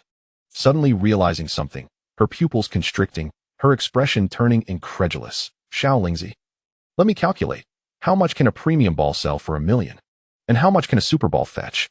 Qian Ling pondered the pricing, fingers tapping the screen, editing a message. Suddenly, the young lady's call notification popped up. The young lady's phone. Qian Ling blinked, a flicker of confusion crossing his eyes. Realizing something, a bead of cold sweat trickled down his forehead. Oh no, oh no. Oh no. Qian Ling swallowed hard, fingers trembling as he pressed to answer, holding the phone to his ear. The young lady's calm voice came through. Qian Ling. Didn't you say Super Balls are very precious? Why have you sold them all? Qian Ling, feeling somewhat guilty, glanced around. His voice laced with confusion and a hint of panic. Young lady, what are you talking about? What do you mean I sold them all? You're referring to Tao He's friend, right? I have a group with Tao He in it. He mentioned his friend won the championship. And he is selling both the Super Balls and the commemorative ball. I am a friend of Tao He, but it is not solely me who holds that title. Furthermore, I do not have any Super Balls or commemorative balls for sale. As Qian Ling's voice dwindled, the young lady on the other end of the line fell silent. After a brief pause, a voice tinged with concern emerged. Are you short on money again? How much do you need? I can lend it to you. Qian Ling blinked, offering a resigned smile as she reclined on the sofa and gazed at the ceiling. No, I'm not in need of money. Is that so? How is Xiao Tao doing? How is her illness? Xiao Tao is doing well. The doctor mentioned that as long as she receives an injection once a year, she should not encounter significant issues. Is there still no cure? Qian Ling fell into silence, sighing softly with her eyelids slightly lowered. No, for now, we can only rely on medication. The most expensive treatment can barely sustain her into her 30s. Xiao Tao was born with a genetic condition, an exceedingly rare ailment, with perhaps only a few hundred cases worldwide, and she happens to be one of them. The young lady on the other end also fell into silence. Qian Ling lifted her gaze, smiling as she inquired, It's been 2 years since we last met. Once Xiao Tao finishes her college entrance exams, shall I take her to visit you and Xiao for a few days? Absolutely. It's a promise. I will personally come to pick you up from the airport. Accommodation and airfare will be covered by me. The young lady's voice radiated excitement as she recalled something. Xiao Ling, how are Xiao Tao's grades? What are her university aspirations? Should she consider enrolling at Magic City University? I will support you both. Let us not go there. I have no intention of being supported. And as for Xiao Tao's aspirations, she can choose whatever university she prefers. The young lady on the other end paused for a moment before responding lightly. Oh, that works too. But why are you planning to sell Super Balls? Qian Ling, now in a more relaxed state, reclined on the sofa, unguarded, and instinctively began to reply. It's of no use to me. You and Xiao already have them, so I figured. As her voice trailed off, her pupils widened in realization. Moments later, she raised her hand to cover her face, exclaiming, Oh no. A teasing voice echoed in her ear. What were you planning? Do continue, Xiao Ling. Chapter 37. The Reason for Effort. Inside the villa, the young lady lay on a chair, her fair feet resting on the computer desk as she listened to the phone. Young lady, allow me to explain. Very well, go ahead. Actually, I possess balls superior to Super Balls, and since you and Xiao have both won championships, I intended to sell them. Qian Ling's voice was feeble. The young lady blinked, observing the group chat on her computer where affluent individuals were bidding for Super Balls. She casually remarked, Then sell them to me, including the commemorative balls. I will buy Super Balls at 100,000 each and commemorative balls at 150,000. Isn't that a bit excessive? What is wrong with that? I'm not lacking in funds. What is the issue with selling to me? The young lady spoke through gritted teeth, and Qian Ling fell silent on the other end. The young lady's cheeks puffed up as she removed the phone from her ear, shouting into it, "Do as you wish. But once Xiao Tao finishes her exams, you must come. If you don't, I will come knocking on your door with Xiao in the middle of the night." With that, she swiftly hung up. Her mood buoyed as she set down her phone, rising to bare feet and heading toward the kitchen to prepare something to eat. On the other side, Qian Ling stared at her phone, scratching her head. Based on her understanding of the young lady, she might genuinely be upset. I'll address it tomorrow. For now, I'll sell the super balls and commemorative balls. Sleepy, 80,000. Huaming, 85,000. Wind rises and clouds gather, 90,000. Eternal generations, 100,000. What on earth are they doing here? Bidding? Qian Ling pondered for a moment as the prices continued to soar. Her fingers tapped the screen. Taohe, are you bidding? Muyu Xiao. Indeed, there are only 3 super balls, and 4 of them are present, hence the bidding. Crown Prince, hurry up, just give a fixed price. I'm waiting to bid on the commemorative ball. Morning Dawn. I feel like this will drag on until tomorrow morning. Hurry up. I'm eager to bid on the commemorative ball. Taohe, my friend only accepts poke coins. How about this? We'll start the bidding for 1 super ball at 2,000 poke coins and 1 commemorative ball at 1,000 poke coins. Morning Dawn, what? So cheap. Taohe, once you finish bidding, let Muyu Xiao and me know, and tomorrow I'll have my friend deliver them to you. Sleepy, okay. Huaming, no problem. Wind rises and clouds gather, 3,000. Eternal generations, 4,000. Qian Ling shut off her phone, stretched lazily, and headed toward her room. Well, bid at your leisure. It's getting late, and I should sleep. The next day, morning hours within the game world, on the plains. Your poke coin account has increased by 25,397 poke coins. Your poke coin account has increased by 18,462 poke coins. Your poke coin account has increased by 16,798 poke coins. Your poke coin account has increased by 14,627 poke coins. Your current poke coin balance is 77,384 poke coins. Did this commemorative ball sell for such a high price? Observing the system notification, Qian Ling's expression was one of astonishment. She hadn't anticipated the commemorative ball could fetch over 20,000. Unbeknownst to Qian Ling, the affluent individuals in the group were largely indifferent to money, and this commemorative ball could only be obtained by champions. They purchased this commemorative ball, and as long as they did not disclose its purchase, they would be regarded as champions of a region. You have received a friend message. Would you like to check? Qian Ling closed the page and clicked to view the messages. 4 individuals had reached out to her. Sleepy, about that commemorative ball. Huaming, friend. Super ball. Wind rises and clouds gather. Qian Ling, are you there? Eternal generations. Hey, where are you? Coughing. She realized she had neglected to send them the balls while preoccupied with checking her account balance. A hint of embarrassment flickered in Qian Ling's eyes as she quickly replied to the affluent individuals and sent the super balls and commemorative balls to them. The postage for the commemorative ball to Sleepy costs 80 poke coins. The postage for the super ball to Huaming costs 730 poke coins. The postage for the super ball to Wind Rises and Clouds Gather costs 105 poke coins. The postage for the super ball to Eternal Generations costs 830 poke coins. Sleepy and Wind Rises and Clouds Gather are quite close to me. I wonder how the postage is calculated based on distance. Qian Ling clicked confirm, and her poke coin balance decreased to 75,639 poke coins. Love for Peach's spirit. Send it over. After messaging the affluent individuals, they swiftly replied, expressing their satisfaction with the transaction. Qian Ling contemplated for a moment, operating the system. The postage for the soothing bell to the unrivaled beautiful girl of the world costs 560 poke coins. Confirm. It seems that following the conclusion of the Little Fire Dragon Welcome Cup regional competition, these affluent individuals are able to acquire such a substantial number of poke coins. Glancing at her account balance, Qian Ling pondered and opened the chat with the young lady, composing a message to send. Love for Peach's spirit. Make sure to have the soothing bell equipped on Leafeon, and don't put Leafeon inside the ball. The affinity will increase rapidly. As for the shiny stone, I'll keep it for now since there's no mega stone for Xiao, which wouldn't hold much significance. Your friend Spring Sleep unaware of Dawn has sent you a message. Would you like to check it? Qian Ling blinked her eyes. Just as she thought of Xiao, a message arrived. She clicked to view it. Spring Sleep unaware of Dawn. 2,000 poke coins transferred. Spring Sleep unaware of Dawn. Hey. Do postal items require poke coins?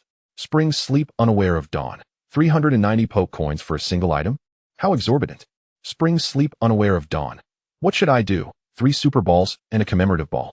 This foolish friend has already mentioned keeping them for herself. Why is she sending them back to me? Qian Ling gazed at Xiao Zhao's messages, a slight smile gracing her lips. To say she was not touched would be a lie. Love Peach's hidden spirit. Return the 2,000 Poke coins transferred. Love Peach's hidden spirit, little crybaby.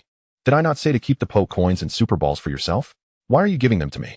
Spring sleep unaware of dawn. I want to have any use for them, and Lingu understands these items better than I do. It must be more beneficial for her. Love Peach's hidden spirit. Poke coins, being the sole currency, hold great importance, while super balls are rare items that cannot be purchased even with Poke coins. The commemorative ball holds sentimental value. Spring sleep unaware of dawn. Love Peach's hidden spirit. If Xiao Xiao gives me all her items and Poke coins, what will happen if she lacks resources to develop further? What if I get bullied in the future? Spring sleep unaware of dawn. Spring sleep unaware of dawn. I absolutely will not allow Ling Gu to be bullied. Such a thing is utterly unacceptable. Love Peach's hidden spirit. Exactly. Therefore, Xiao Xiao must retain resources to foster her own development. Xiao Xiao must strive to grow stronger, so she can protect me. Love Peach's hidden spirit. 5,000 Poke coins transferred. Love Peach's hidden spirit. You must accept it. This is my investment in you, and if you refuse, I shall be quite upset. Spring sleep unaware of dawn. Fine then. Spring sleep unaware of dawn. Receiving 5,000 Poke coins transferred. Love Peach's hidden spirit. Very good. Once Xiao Zhao's Ralts evolves into Galade, I have a gift for her. Spring sleep unaware of dawn. A gift? I will do my utmost. It feels a bit like I am coaxing little Peach. Qian Ling observed her conversation with Xiao Xiao and involuntarily recalled the times she had been comforting little Peach. It was not just similar, it was identical.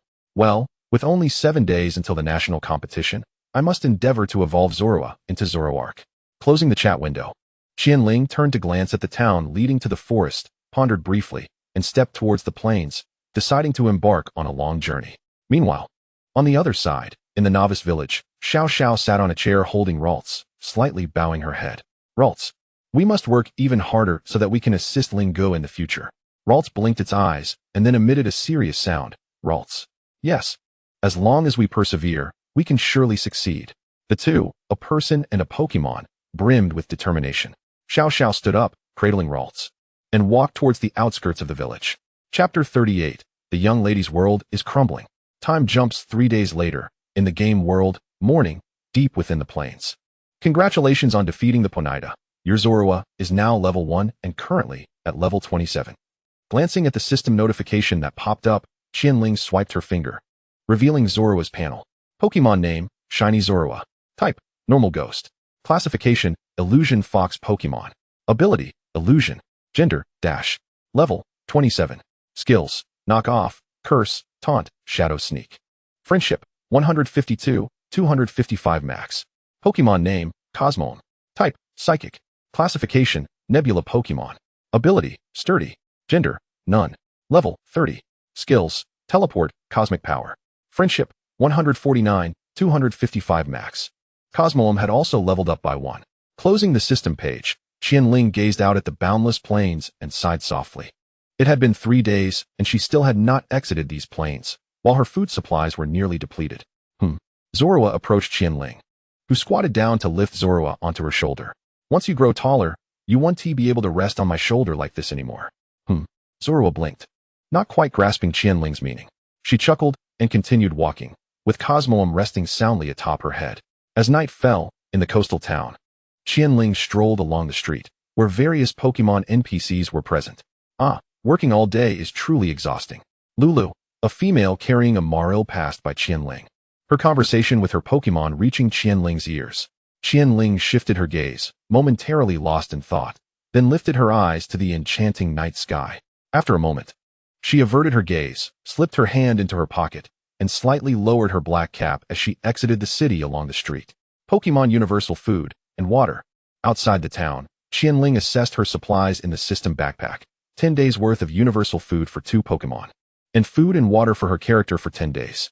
Should I perhaps buy a matching outfit? Qian Ling observed her character's somewhat dirty clothes. While it had no significant impact, it felt slightly off. Never mind, I'll consider it in the next city. Qian Ling closed the system panel and opened the map to check her location. The novice town extended straight through the plains to here. Perhaps following the coastline might lead to a city with a port. Should I cross the sea or return and change direction? A message has been received from someone noted as Little Peach. Would you like to view it? While Qian Ling pondered, the system notification appeared, and she blinked, suddenly realizing, oh no, today is Friday. Little Peach is back. In the living room, Little Peach sat on the sofa with her arms crossed, her cheeks puffed in irritation. Qian Ling wore a sheepish expression, but Little Peach, you weren't home, so I just had a little something to eat. Oh. Little Peach glanced at Qian Ling before averting her gaze, causing Qian Ling to wilt momentarily, obediently acknowledging her mistake. I was wrong. Little Peach's puffed cheeks deflated, her crossed arms dropping as her voice softened. Where did I go wrong?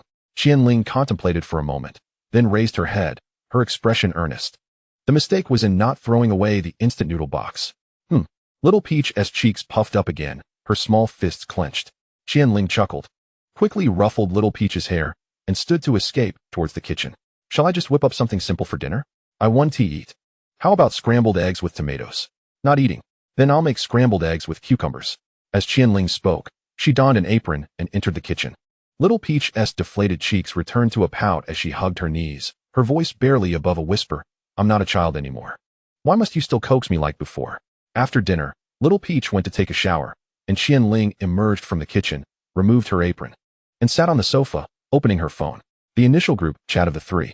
The world's most beautiful girl, my Riolu, is at level 18. I, too, shall claim victory in the national competition. Spring sleep unaware of dawn. The national competition might be quite challenging. The world's most beautiful girl. The world's most beautiful girl, Xiao Xiao. If we don't win, should we just let others take it? The unrivaled beauty of the world. Moreover, can't you have a little faith in your dear friend? Spring slumber unaware of dawn. Compared to Xiao Xiao, I actually believe that Aiko has a greater chance of winning. The unrivaled beauty of the world. You foolishly sweet soul, turning your elbow outward.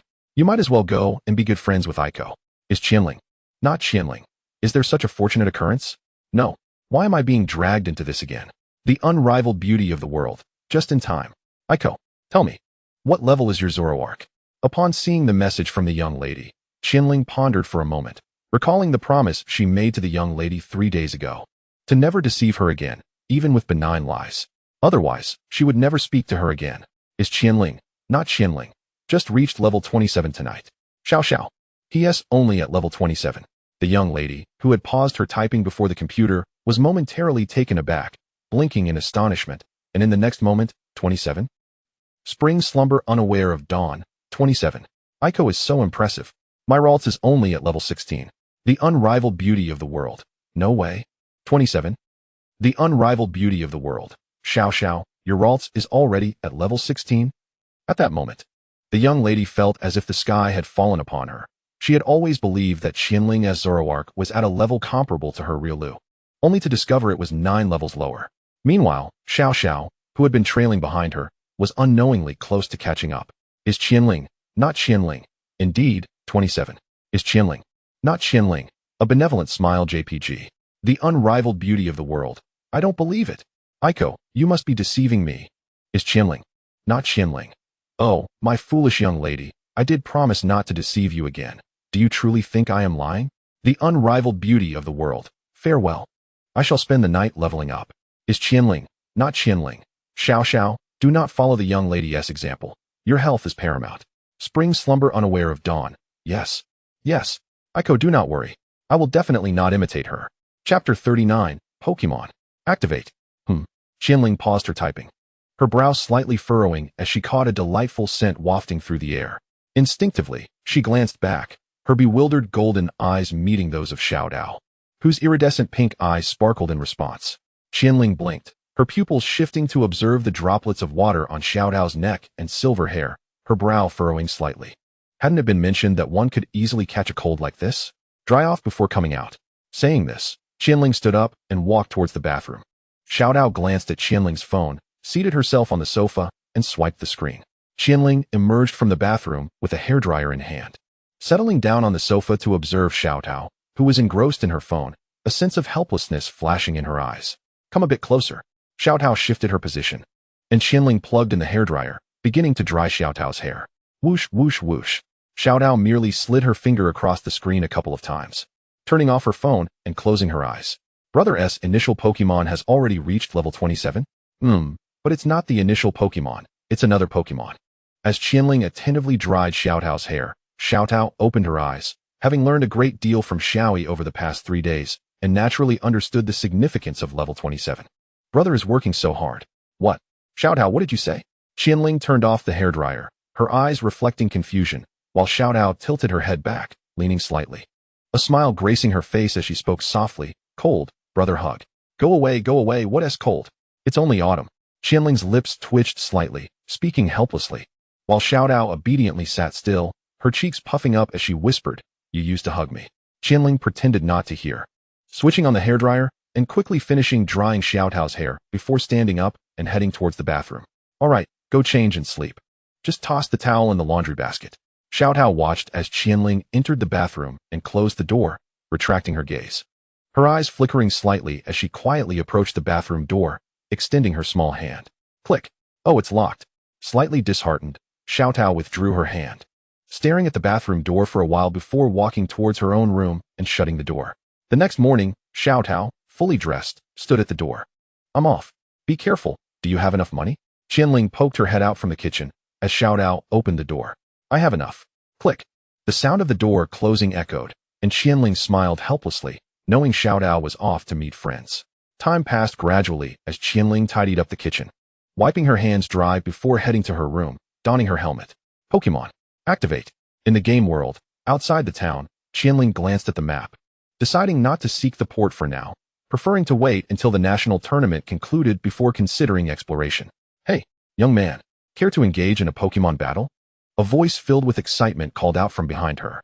Qian Ling turned to see a boy clad in local attire, a smile adorning his face. His eyes ignited with a glimmer of competitive spirit.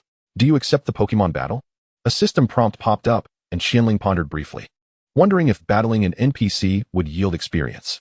Nodding, she retrieved a Pokeball containing Zoroark from her waist. All right, let us make the battle a 1v1. The boy also took out a Pokeball from his waist, spun around, and ran a short distance away before tossing the Pokeball. Go, Shelmet. A light purple-shelled Pokemon appeared. Qian Ling tapped her Pokeball lightly, tossing it out as well, summoning an identical Shelmet. The boy looked at the matching Shelmet, raising his hand. Is it the same Pokemon? Shelmet. Tackle.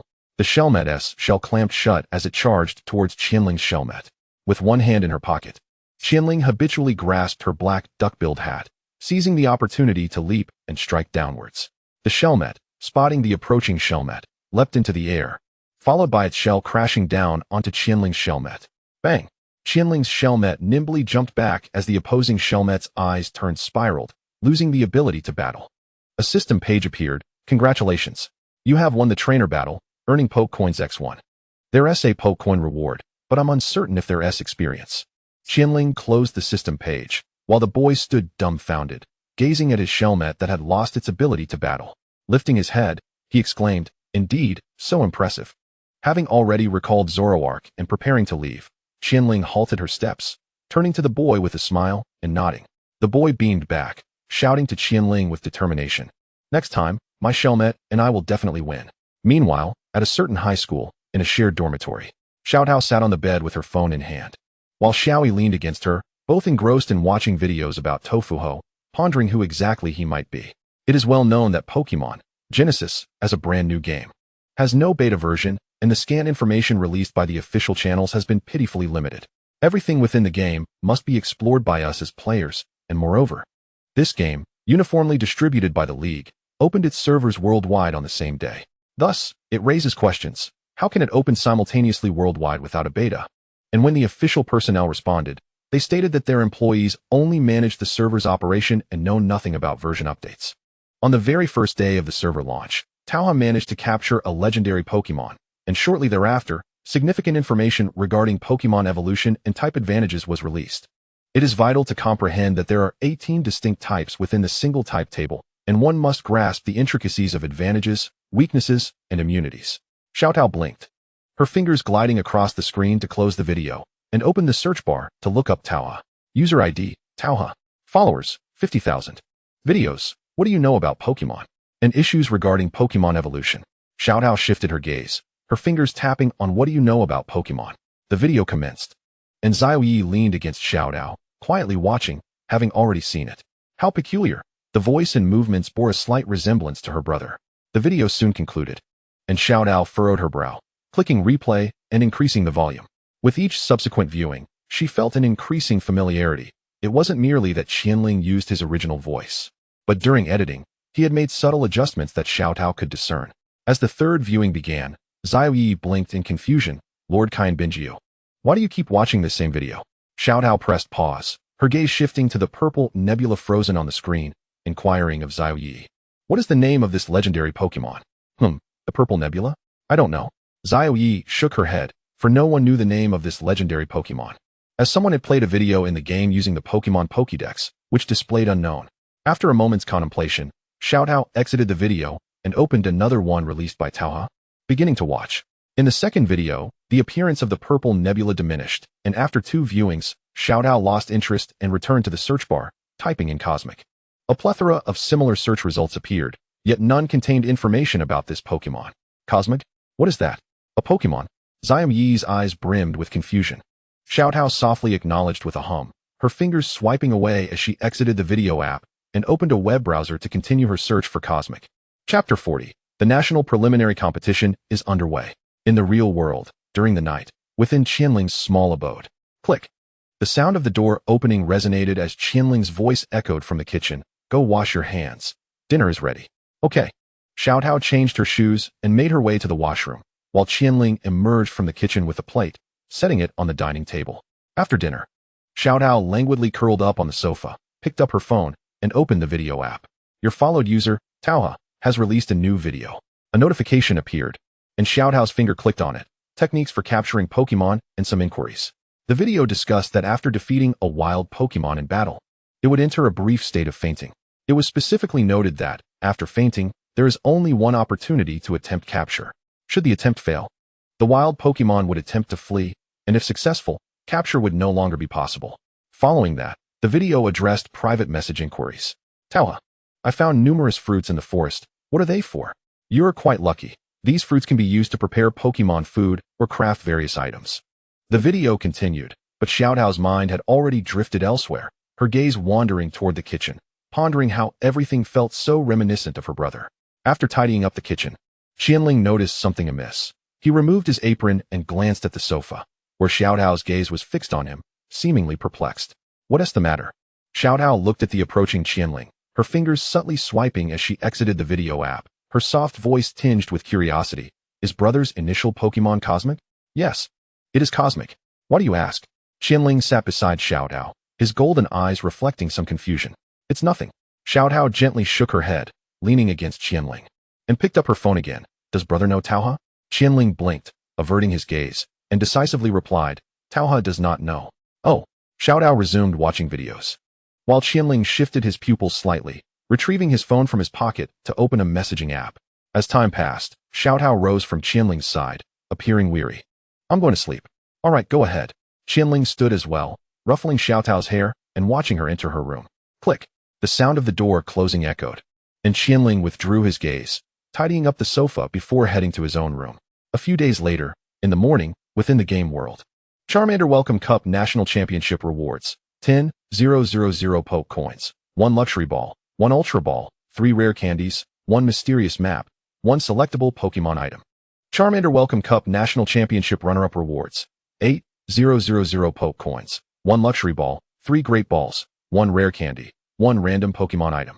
Charmander Welcome Cup National Championship Third Place Rewards. 6,000 Poke Coins, 1 Luxury Ball, 1 Great Ball, 1 Random Pokemon Item.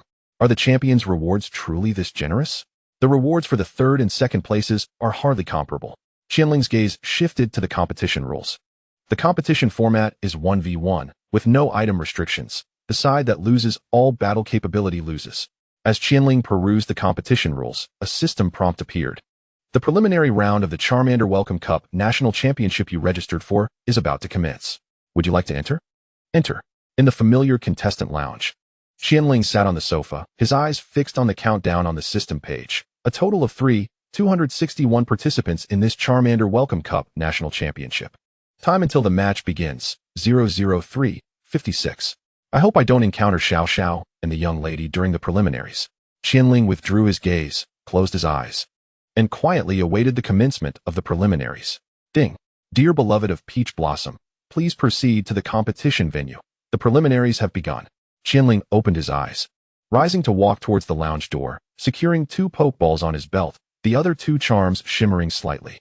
In the familiar battle arena, the spectator stands were empty, and the mechanical voice of the Rotom referee echoed from above, please send out your Pokemon, trainers. Players of similar age to Qian Ling eagerly tossed out their Pokeballs. Go. Machop. The Pokemon, resembling a small child, appeared, its gray body adorned with 3 plate-like structures atop its head, eyes filled with combat fervor. Qian Ling retrieved his Pokeball, lightly tapping it before throwing it forward. Click. The Pokeball burst open, emitting a red light as an identical Machop materialized, its gaze eerily serene. And a palpable aura of purple resentment and terrifying pressure enveloped the arena instantaneously. The Machop trainers stood bewildered, watching as the tranquility in Machop's eyes extinguished, replaced by sheer terror. The match begins. The voice of the referee Rotom resonated. Qian Ling stood with one hand in his pocket, waiting for a moment before noticing the opposing trainer still in a daze, softly murmuring, Shadow Sneak. Machop's pupils constricted slightly, and the terrifying resentment enveloping the area surged towards Machop. With a sudden contraction of his pupils, Armory suppressed the fear surging within him and raised his hand in an attempt to block. In the next instant, a devastating blow struck the back of his head, plunging him into a void of emptiness as he collapsed to the ground. Armory lost his combat ability, and Zoroark emerged victorious. The trainer, gazing at the fallen Armory, was still reeling from the shock of his Pokemon's entrance. Regaining his composure, he shouted towards Qiang, Hey, how did your Armory manage that? Qiang paused, slightly tilted her head, and with a subtle smile as she adjusted her black cap, chose not to respond. The trainer, a picture of confusion, scratched his head and retrieved the unconscious Armory. As the third-place contender in the tournament, he had anticipated this defeat. Meanwhile, Qiang returned to the lounge, seated herself on the sofa, and swiped her fingers across her device, summoning Zoroark's system panel. Pokemon name, Zoroark, Shiny. Type, Normal Ghost. Classification, Illusion Fox Pokemon. Ability, Illusion. Gender, Level, 31. Skills, Knock Off, Curse, Shadow Claw, Shadow Sneak. Affection, 155, maximum 255. If the preliminary round could be breezed through, the finals might require a more cautious approach. Qiang dismissed Zoroark's panel, reflecting on how she had secretly stayed up late the previous night, leveling Zoroark to 31, successfully evolving it. Feeling a bit weary, she thought to take a brief rest. Chapter 41, The Requirements Above. As night fell within Qiang's cottage, she called out, Brother, I'm going to take a shower. Glancing up momentarily, she returned her focus to clearing the dining table. Go ahead, just remember to dry your hair. With that, the bathroom door clicked shut. Qiang, carrying a plate, entered the kitchen and turned on the faucet. The finals were set to begin tomorrow, and it seemed unlikely for the young lady and Xiao to advance. She quickly washed the dishes, dried her hands, and picked up her phone from the table. Settling onto the sofa, in their trio group chat, the exchanges unfolded. World's best invincible beautiful girl. I lost, and didn't even make it to the finals. Spring sleep unaware of dawn. I lost in the second round too. Is it Qiang not Qian Ling? Is it true?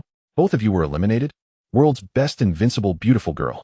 Really, Qiang, did you also get knocked out? Is it Qiang not Qian Ling? No, I made it to the finals. Spring sleep unaware of dawn. I'm sorry, Qiang. I and Ralts didn't make it to the finals. Is it Qiang not Qian Ling? It's alright. Most players in the national tournament have their initial Pokemon evolved at least once, and their levels are mostly above 20. Is it Qiang not Qian Ling? Xiao's Ralts is only level 19, so it's perfectly normal to lose. Is it Qiang not Qian Ling? By the way, I'm not surprised Xiao lost. What about you, young lady? World's best invincible beautiful girl. I didn't perform well.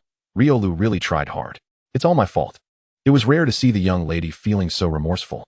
Qiang pondered for a moment, her fingers tapping the screen. Is it Qiang not Qian Ling? Well, I believe the young lady tried her best too. Let us aim for better next time. Is it Qiang not Qian Ling? Tomorrow's finals will be live-streamed. Will you all cheer for me then? Spring sleep unaware of dawn. Sure. World's best invincible beautiful girl. How strange. While Qiang could understand the young lady's feelings, she was perplexed by Xiao's mood. Perhaps it was just that time of the month for her. The trio's group was diminished, leading them to check the rich player group. Qiang switched accounts and entered Peach Pit mode. In the street begging team chat, the mood was somber. Sleepy sigh? Dawn sigh? Drizzle sigh? 10,000 generations, sigh. Prince, sigh. Wind and clouds, sigh. Coconut, sigh. Flower tea, sigh. Noticing that everyone except herself and the young lady was lamenting, Qian's mind was filled with questions as she scrolled through the chat history. It seemed they had all been defeated. With a wistful sigh, she turned off her phone, catching a familiar and pleasant scent. Blinking her eyes, she realized something and turned her head, her expression turning helpless. Xiao Tao blinked back at her, and Qian stood up, heading towards the bathroom, while Xiao Tao comfortably stretched on the sofa. Qian glanced at Xiao Tao lounging, plugged in the hairdryer, and said, "Come here." "Okay." Xiao Tao shifted her position as Qian activated the hairdryer, carefully drying her hair. As time passed, Qian finished drying Xiao Tao's hair, unplugged the device, and walked toward the bathroom. "Just toss the towel in the basket and remember to sleep early." With a click, the bathroom door closed. Xiao Tao withdrew her gaze, tousled her silver hair, and regarded the towel wrapped around her chest. "Is it too small?" "Not really." After pondering for a moment, Xiao Tao puffed her cheeks, slipped on her slippers, and made her way to her room. Pausing by the bathroom, she reached for the door handle, then withdrew her hand with a huff, entering her room and shutting the door. The next day, in the morning, within the contestant lounge for the Little Charizard Welcome Cup Finals. Temporary event change. This final will be live-streamed in its entirety. After one match concludes, the next will commence. Other rules remain unchanged. Time until finals begin, 00657. 128 contestants to 64 finals. First match, East versus Landscape Painting. The live broadcast commenced. Qian shifted her gaze to the large screen displaying East versus Landscape Painting, their pictures captured by the system below. As time ticked away, the countdown to the finals reached 0, and the images on the contestants' lounge screen switched. So many people? Qian paused, taken aback as two contestants emerged from the competition path, while the audience was packed. NPCs? Doesn't seem like it. Meanwhile, Xiao Xiao, cradling Ralts in the audience, noted that all the spectators were players, having spent 5 poke coins to secure a viewing seat. "I wonder when Qian will take the stage. I'm a bit excited." As Xiao Xiao surveyed her surroundings, on the other side of the audience, the young lady held Riolu in her arms. Upon logging in, the system promptly displayed a notification. "The Little Charizard Welcome Cup Grand Finals has begun. Would you like to spend 5 poke coins to purchase a seat?" Remaining seats, 1560. As the young lady pondered, the number of remaining seats dwindled rapidly. When only a little over 100 remained, she managed to secure a spot. Phew, that was close. In the real world, at a certain high school, despite the impending college entrance exams, the teacher was not conducting a lesson but had instead turned on the projector. This world is truly insane. Nearing exams, and they're making the kids watch a game match. The teacher wore an incredulous expression, having just prepared to teach when a message popped up on his phone. Glancing at it, he realized it was from the principal, stating, "Dear teachers, please cease all lessons immediately and turn on the projector to watch a live broadcast of a game match." In the following scene, Xiaoi gazes at the bustling teacher and leans closer to Xiao Tao, exclaiming, Hey, Lord Qianbingyu, why has the teacher suddenly turned on the projector?" "I don't know," Xiao Tao replies calmly, lifting her gaze to the now lowered screen. As the live broadcast begins to play, the students erupt in excitement. "Oh my gosh, the teacher is showing us the Pokémon Origins competition instead of teaching? Hurry, pinch me. Am I dreaming? The teacher is actually letting us watch the match." Xiao's expression reflects sheer astonishment as she rubs her eyes, glancing at the equally surprised Xiao Tao. "Lord Qianbingyu, surely I must not be dreaming." Xiao Tao's demeanor becomes serene as she pinches Xiao's cheek, gradually applying more pressure. "Ouch, ouch, ouch." Xiao quickly swats away Xiao Tao's hand, her attention returning to the projector as the match is about to commence. "You're not dreaming. This is real. Teacher, is this for real? Are we skipping class to watch this?" A student rises to inquire. The teacher, setting down her phone with a sigh, responds helplessly, "I'm not quite sure what is happening. The principal said this is a directive from above. Please remain silent and enjoy the viewing." Chapter 42, The Bet. "Both trainers, please send out your Pokemon," announces the mechanical voice of the referee Rotom. Dongfang and Shanshui simultaneously throw their Pokeballs, revealing Heracross and Lapras. In the contestants' lounge, Qian Ling watches the large screen, observing Dongfang's Heracross and Shanshui's Lapras. No doubt, even in the Baby Cup finals, those who make it to the top 128 are far from weak. The match begins.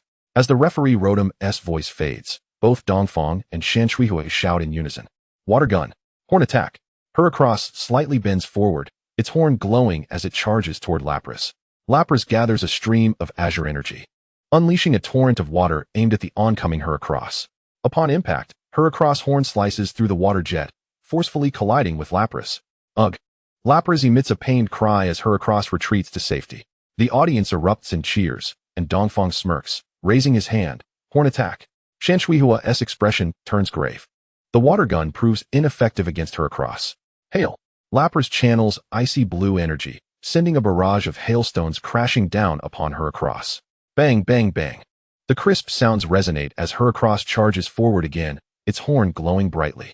Realizing the damage from the hail is negligible, Qian Ling anticipates the inevitable outcome. It's over. True to her expectations, Heracross horn slams into Lapras, which lets out a cry of anguish and collapses to the ground. Lapras is unable to continue, granting victory to Heracross and advancing Dongfang to the top 64. The referee Rotom announces the result as Shanshuihua's icon dims on the large screen. While Dongfang's is magnified, the audience bursts into applause as Dongfang waves to them, recalling Heracross and striding toward the contestant passage. I guess luck wasn't quite on my side, Shanshuihua muses, stroking Lapras affectionately before retrieving it into its Pokeball and turning to exit as well.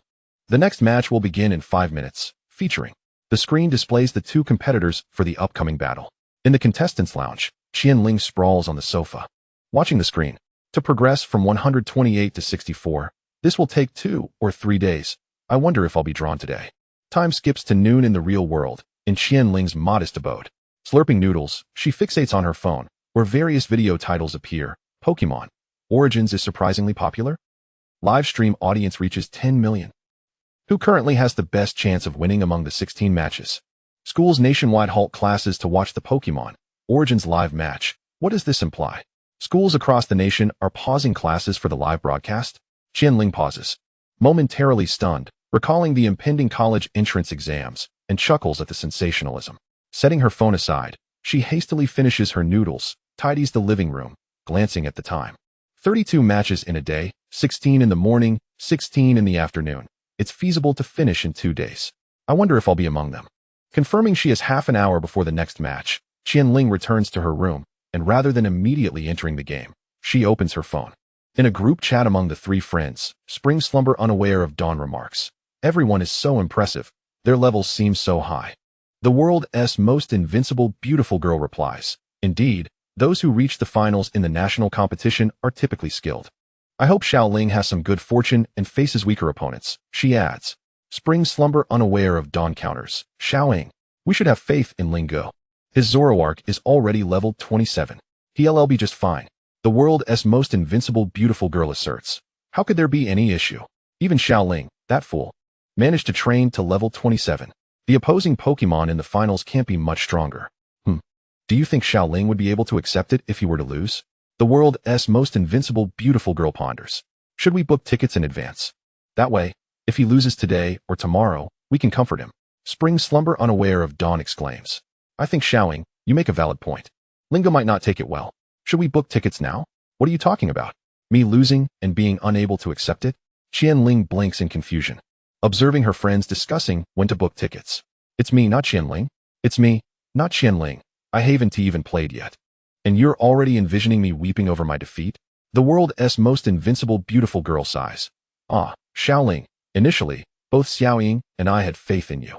But after watching the matches this morning, we feel your chances of winning the championship are somewhat low, she admits. Oh, what if I actually win? Qian Ling retorts. What if, by some stroke of luck, Xiao Ling truly claims victory? At her computer desk, the young lady furrows her brow, her eyes shifting as a sudden idea strikes her. Smirking, she begins typing, "If you win, I'll send Xiaoying to your home as your maid the very day." It's me, not Qian Ling. Huh. Spring Slumber unaware of Dawn gasps. The world's most invincible beautiful girl adds. However, if you lose, you must go to Xiaoying's home and serve as her butler. It's me, not Qian Ling. What does our bet have to do with Xiaoying? Spring Slumber unaware of Dawn insists. Even if Ling Gu doesn't win, I can still go. Message retracted. System prompt. Spring Slumber unaware of Dawn has retracted a message. Spring Slumber unaware of Dawn resumes. Exactly. Xiaoying, you're betting with Ling Gu. Sending me over as a maid. That is so cruel. The world's most invincible beautiful girl retorts. How about this? If you win, when you come to play, both Xiaoying and I will cater to your every whim. The unrivaled beauty of the world, But if you lose, you must allow both me and Xiao Xiao to command you upon your arrival. It is Qian, not Qian Ling. The stakes are too low to be interesting.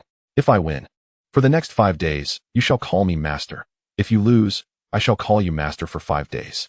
It is Qian, not Qian Ling. What do you say? Miss, the unrivaled beauty of the world. All right. Xiao Xiao and I accept.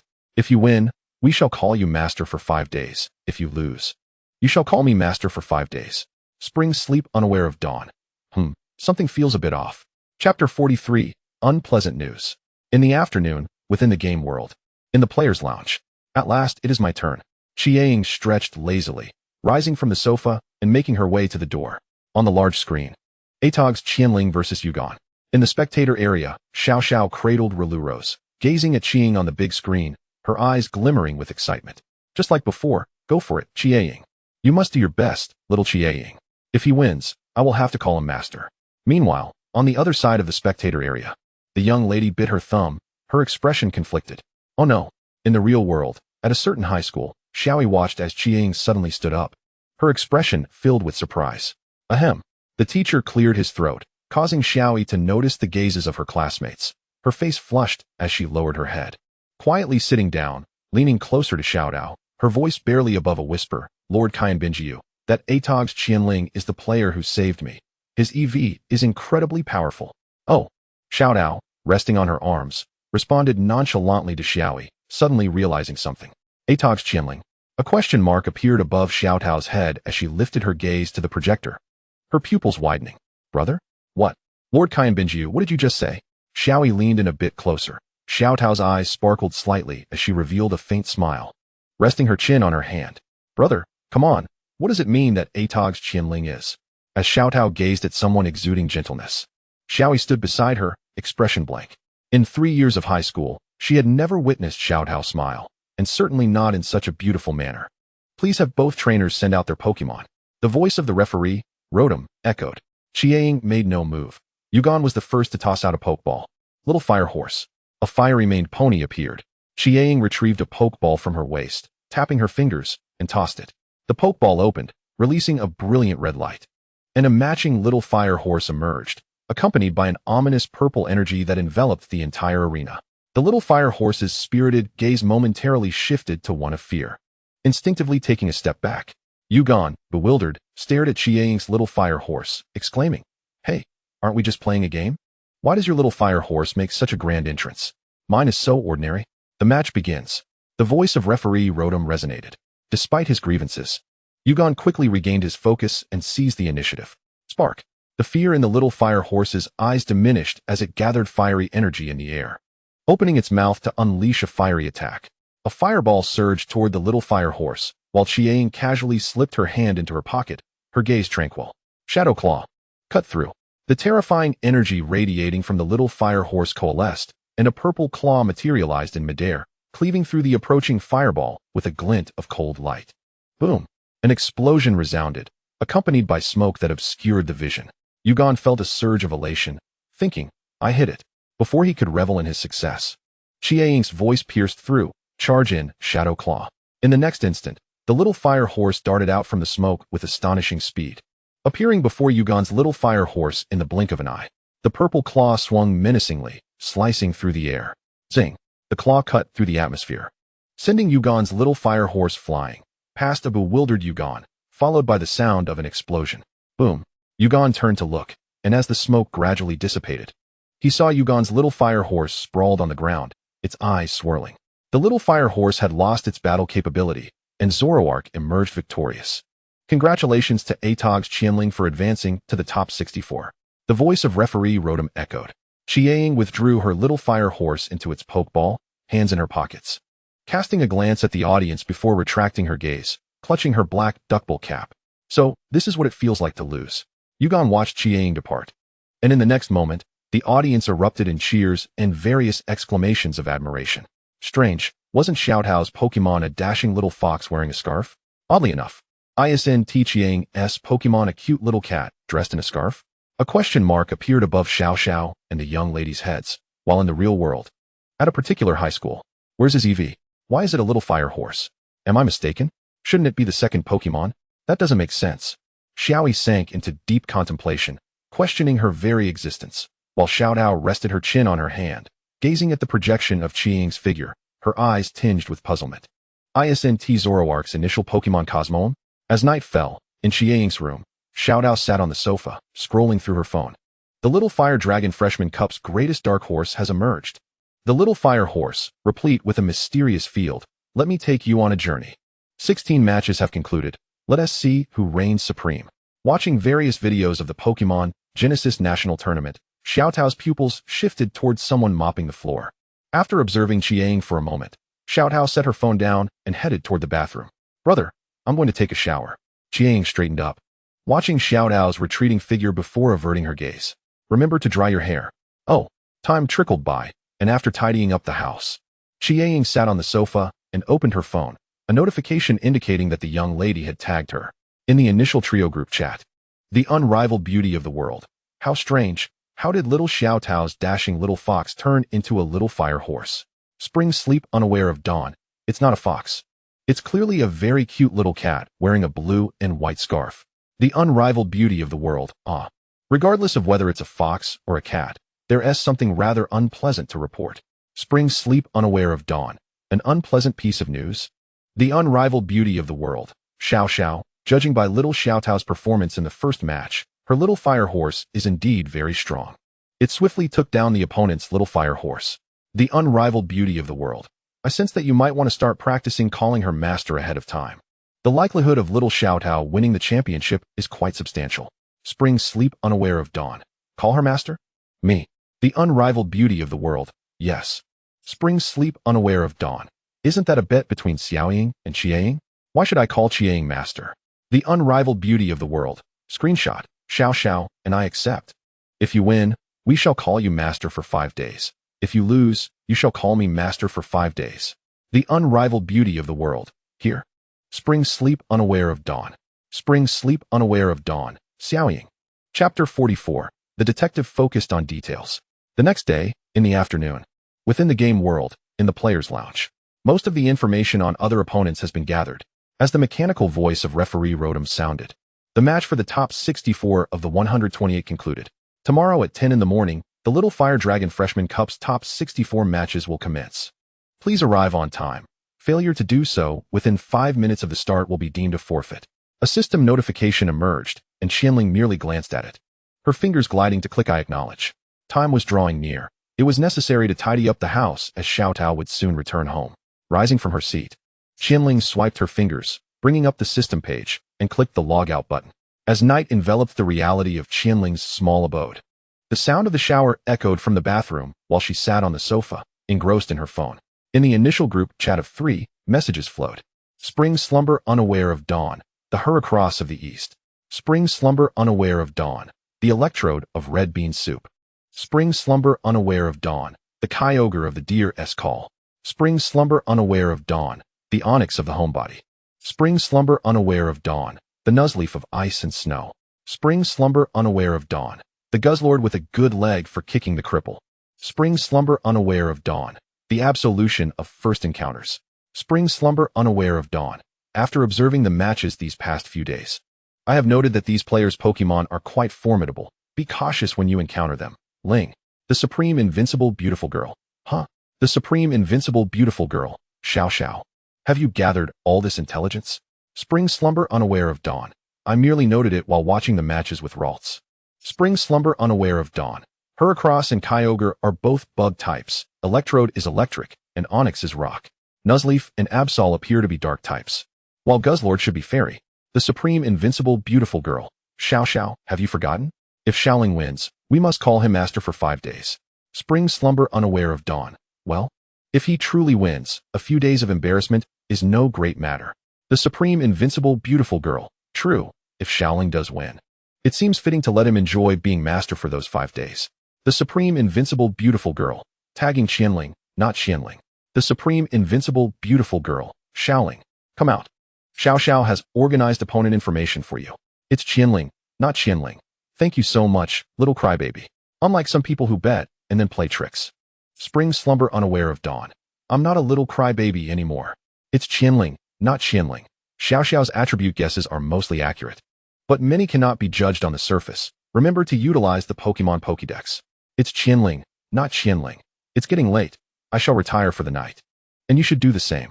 After sending the message, Qian Ling turned off her phone, rose, and approached the bathroom door, knocking gently. Xiao Tao, I'm heading to bed. Do remember to dry your hair before sleeping. Got it, came Xiao Tao's voice from within the bathroom. As Qian Ling made her way to her room, Xiao Tao called out again. Wait a moment. Brother, could you bring me my clothes? I forgot to take them, and the towel is still damp. Come out and fetch it yourself. I've already turned off the living room lights. I'm going to my room now. Qian Ling paused for a moment before entering her room and closing the door. Inside the bathroom, Xiao Tao pouted slightly, letting out a soft huff as she continued washing her hair. As Qian Ling settled into her cozy bed, the group chat buzzed once more. The supreme, invincible, beautiful girl, Xiao Ling. What do you mean by that? The supreme, invincible, beautiful girl. Hey. Clarify your statement to me. What do you mean by someone betting and playing tricks? Spring slumber unaware of dawn, chuckling JPG. The supreme, invincible, beautiful girl, Xiao. Spring slumber unaware of dawn. Well, I ought to head to bed too. Good night, Xiao Ying. Meanwhile, in another group chat titled Street Begging Squad, the conversation flowed. Drowsy, did you all watch the match? Prince, I did. The finals of the national competition were filled with fierce competitors. Their starting Pokemon were not only strong, but were also leveled up to a point where none seemed to be below level 20. Humming 1. I thought my Espurr at level 14 was impressive, but it's simply incomparable. Chinchou Wandai. What a coincidence, my Mareep has just reached level 14 today. Chinchou Wandai, proud JPG. Wind rising, clouds gathering. Indeed, at this hour, you all are usually present. What do you think of Peach Core's Ponyta? Coconut, what is there to think? Just sit back and watch. What Ponyta? Morning Dawn. If you didn't watch the match, you shouldn't be talking. Just stay there. Morning Dawn. Peach Core's Ponyta is quite strong. To be precise, it's both formidable and peculiar, if I may say so. Twilight Rain, not peculiar. Peach Core's starting Pokemon isn't Ponyta at all, but rather a Pokemon named Zoroark. Twilight Rain. Video link, a Ponyta with its own domain? No. The hidden details will reveal the answer to you all. Twilight Rain. Here, take a look for yourselves. Hello everyone, I am the detective focused on details. The national competition for the Newcomer Cup featuring the starter Fire Dragon has concluded, with the top 64 from 128 competitors. Over the course of 2 days, I attentively watched every match, witnessing the impressive prowess displayed by contestants from across the nation. It was truly an eye-opening experience, revealing Pokemon I had never encountered before. Among the advancing competitors, the Ponyta of the Zoroark player, who loves peaches, garnered significant attention, emerging with a mysterious domain. It effortlessly triumphed over the opponent's Ponyta with terrifying speed and strength. To be honest, I was utterly astonished while watching that match, by the time I regained my composure. The next match had already begun. Once all the matches concluded, I meticulously reviewed the replays, seeking to connect with friends to see if I could reach out to the Zoroark player. Upon repeated viewings of the match replays, I indeed discovered some hidden details, likely overlooked by most due to the shock of the moment, with only a few discerning individuals catching on. Now, the first detail, when the referee Rotom announced the start. The opponent, Yugon, immediately released their Pokemon. In contrast, our Peach Core's Zoroark player appeared to be waiting, seemingly anticipating Yugon to unleash his Ponyta. As expected, the moment Yugon released Ponyta, he then took a Pokeball from his belt. Let us pause here, observing the Zoroark player's belt. There is indeed a red and white Pokeball. Perhaps at this point, some viewers might wonder, Detective, we came to see Ponyta. Why are we focusing on the Pokeball? Is it not permissible for them to have a second Pokemon? Since we are on the hunt for details, it is only fitting that I share all observations with you. I must clarify that if my analysis or speculation causes any distress or invasion of privacy for Peach Core's Zoroark player, I will promptly apologize, remove the video, and compensate them. After all, while we seek to analyze and find details, we must ensure we do not inconvenience or infringe upon others' privacy. Chapter 45. What the heck? This isn't right. Returning to the topic, let us continue watching. Here, the Zoroark player gently tapped the Pokeball with their finger. I am not certain if this is a personal habit or merely a means to delve into details, but after pondering briefly, I included it in my observations. The match replay resumed, with the Zoroark player throwing the Pokeball, summoning Ponyta accompanied by its enigmatic domain. It is noteworthy to mention that the peculiar domain surrounding Ponyta did not materialize from thin air. Rather, it emanated from Ponyta itself upon its arrival. In contrast, Yugon's Ponyta lacked this domain. Could it be that Peach Corps' Zoroark player possesses a unique Ponita? The detective tantalizingly holds back, urging us to delve deeper into the eerie realm emanating from the small fire horse.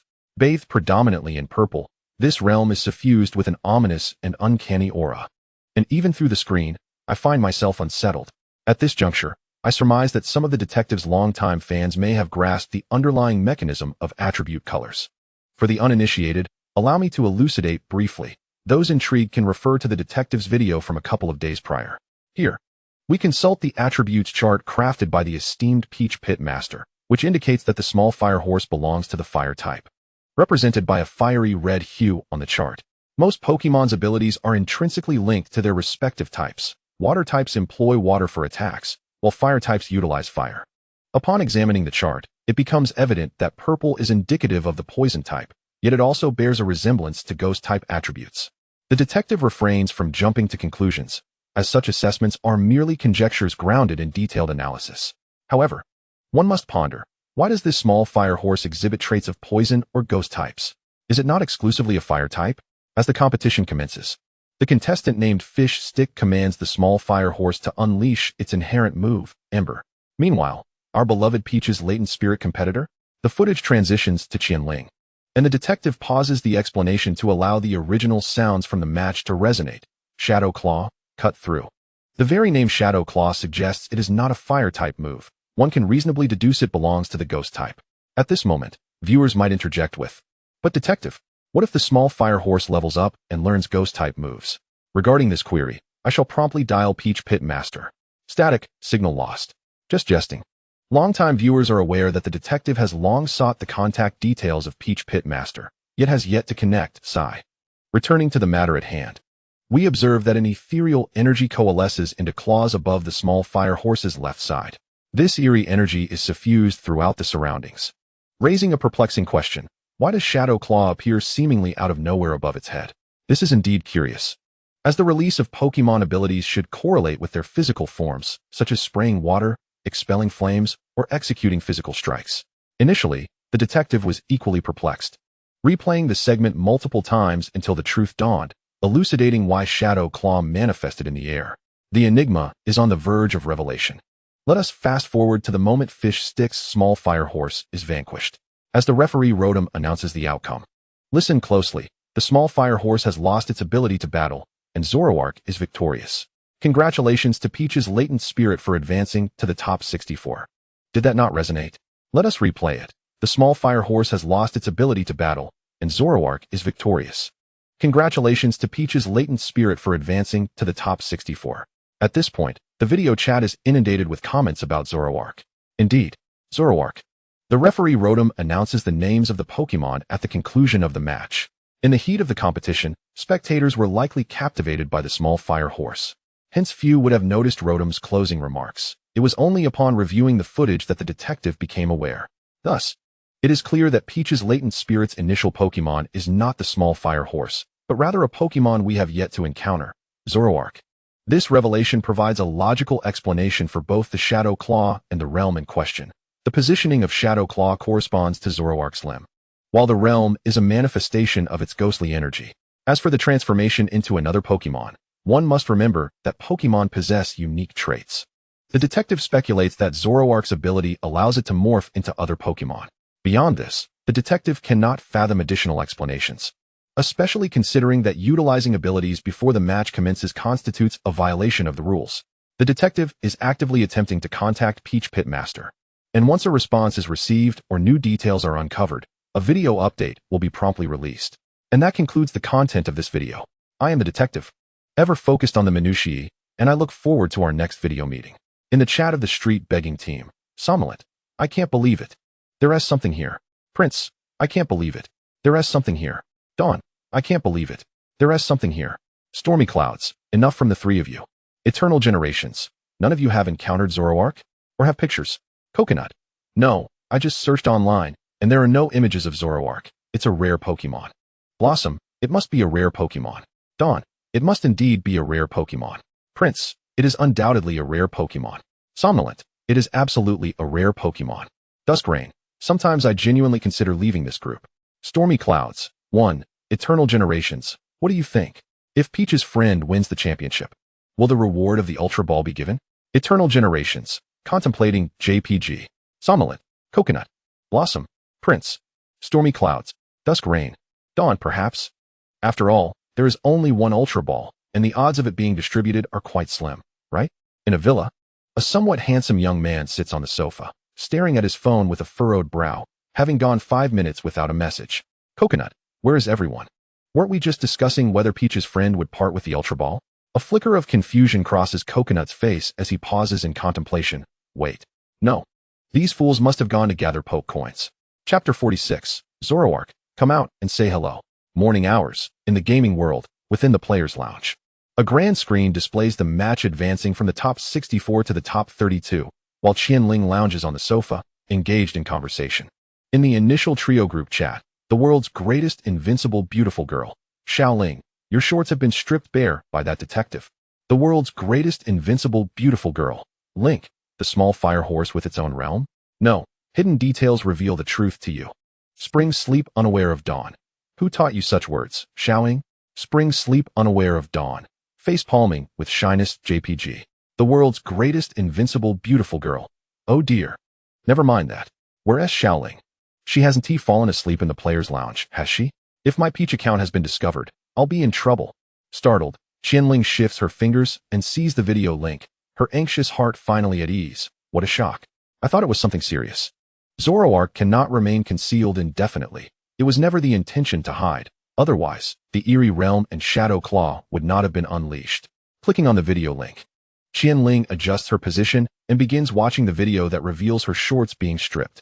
As time ticks by, Qian Ling finishes the video and scrolls through the comments section, where a player who encountered her during the preliminaries has been highlighted. During the preliminaries, there was mutual surprise at the Pokémon, followed by an instant KO, and in their bewilderment, they failed to notice Rotom's announcement. Who pays attention to such matters? Winning leads to a spontaneous leap of joy. Losing results in sheer confusion. Tag Peach, please reach out. The detective has been yearning for your contact information and is nearly driven mad. Spread the word. The detective is nearly driven mad for Peach. Spread the word. The detective is thinking of Peach. Qian Ling blinked her eyes, a light chuckle escaping her lips as she disabled the comment section. Truly, what remarkable individuals would wait until the match concluded to privately message this detective in the backroom? In the initial trio group chat, Peach Blossom's spirit remarked, I've watched it. The analysis is quite astute, showcasing an excellent eye for detail. The unrivaled beautiful girl exclaimed. You actually agree with him? You've allowed your trump card to be thoroughly analyzed. Peach Blossom's spirit retorted, Trump card? What trump card? That's simply the ability of Zorua, which hardly qualifies as a trump card. The unrivaled beautiful girl shot back. Huh? How on earth did you make it to the finals, you fool? Don't you realize that concealing your attributes gives you a significant advantage? The attributes of your Zorua are now known. Ghost type. Other competitors will undoubtedly scrutinize the attribute table and deploy moves to counter you. You hopeless idiot. Hurry up and lose the match so you can come over and be my servant. What else with her sudden fury? In the competitor's lounge, Qian Ling blinked in confusion. Even through the screen, she sensed the young lady's temper flaring. Xiao was so startled that she dared not speak. After a moment of contemplation, she wondered if it was that time of the month for her discomfort. Spring slumber, aren't you calling for a master? Why the need to fly over as a servant? The unrivaled beautiful girl replied, I've adjusted the stakes. If he loses, he flies over to serve me. If he wins, Xiao, you go serve him. Spring slumber, oh, I'm supposed to fly over to serve him? Peach Blossom's Qian Ling. I accept. I look forward to seeing the young lady in her maid outfit. Peach Blossom's Qian Ling. It's my turn now. I must take my leave. The unrivaled beautiful girl scoffed. Dream on. If that fool manages to win, I'll have Xiao wear a maid outfit and call you master. Spring slumber, Please send out your Pokémon, the referee Rotom announced. Qian Ling remained still, gazing at her opponent, Ice Cream. Ice Cream held the poke ball tightly in hand, refraining from throwing it. The two stared at each other momentarily until the mechanical voice of the referee Rotom echoed once more. Please send out your Pokémon, or it will be considered a forfeit. Spirit, hurry and release your Pokémon. You wouldn't want to forfeit before the match even begins, would you? Ice Cream smiled as he spoke. He had watched the detective's video. Qian Ling grasped her black duckbill cap, her gaze shifting. The observation seats were too far for Zorua to transform. However, she redirected her focus and smiled slightly, retrieving the pokeball containing Zorua from her waist, tapping it lightly, and throwing it forth. With a flash of red light, Zoroark, now transformed into Rotom the referee, appeared, enveloping the entire battlefield in an eerie aura. This can happen too. Ice Cream's lips twitched. He had intended to witness Zoroark's true form, but it could transform into the referee. Qian Ling replied with a gentle smile. It's merely utilizing its appearance. Of course. It can. TCH, you've been outsmarted. Ice Cream's expression soured as he threw his Pokeball, summoning a large, upright, white cat that stood on two legs, its claws glinting ominously. Let the match commence. As the words of referee Rotom faded, Ice Cream seized the initiative. Metal Claw. The two claws of the Meowth glimmered as they were enveloped in metal, propelling it towards Rotom. As it charged forward, ready to strike, Qian Ling casually placed a hand in her pocket. Upon her utterance, the ominous energy enveloping the battlefield flickered slightly. Boom. Rotom shot forward, leaving imprints in the ground as debris erupted. In the blink of an eye, it reached Meowth. The cat's pupils contracted before it could react. An unseen hand struck down from above. Boom. The explosion sent a gust of wind, kicking up dust as Qian Ling gripped her black duckbill cap, the airflow ruffling her attire. Is it really that terrifying? Ice Cream swallowed nervously, his pupils trembling as he gazed at the swirling dust, already aware of the outcome. The audience fell silent as the dust gradually settled, revealing Meowth face down, rendered immobile within the battlefield. Meowth has lost its ability to battle. Zoroark is victorious, announced the voice of referee Rotom, as the crowd erupted in cheers, mixed with various exclamations of disbelief. One move, and the difference in skill is this vast? Ice Cream scratched his head in bewilderment, recalling Meowth into its Pokeball. Qian Ling, however, did not retrieve her Pokeball. She kept her hand casually in her pocket, casting a glance at the audience before stepping towards the center of the battlefield. Didn't you want to see Zoroark's appearance? Ice Cream looked up as Qian Ling stepped past Rotom to the center of the battlefield, halting and tilting her head slightly. Zoroark, come out and greet everyone. As her words fell, the Rotom behind Qian Ling began to fade, the eerie energy enveloping the battlefield shimmering ominously.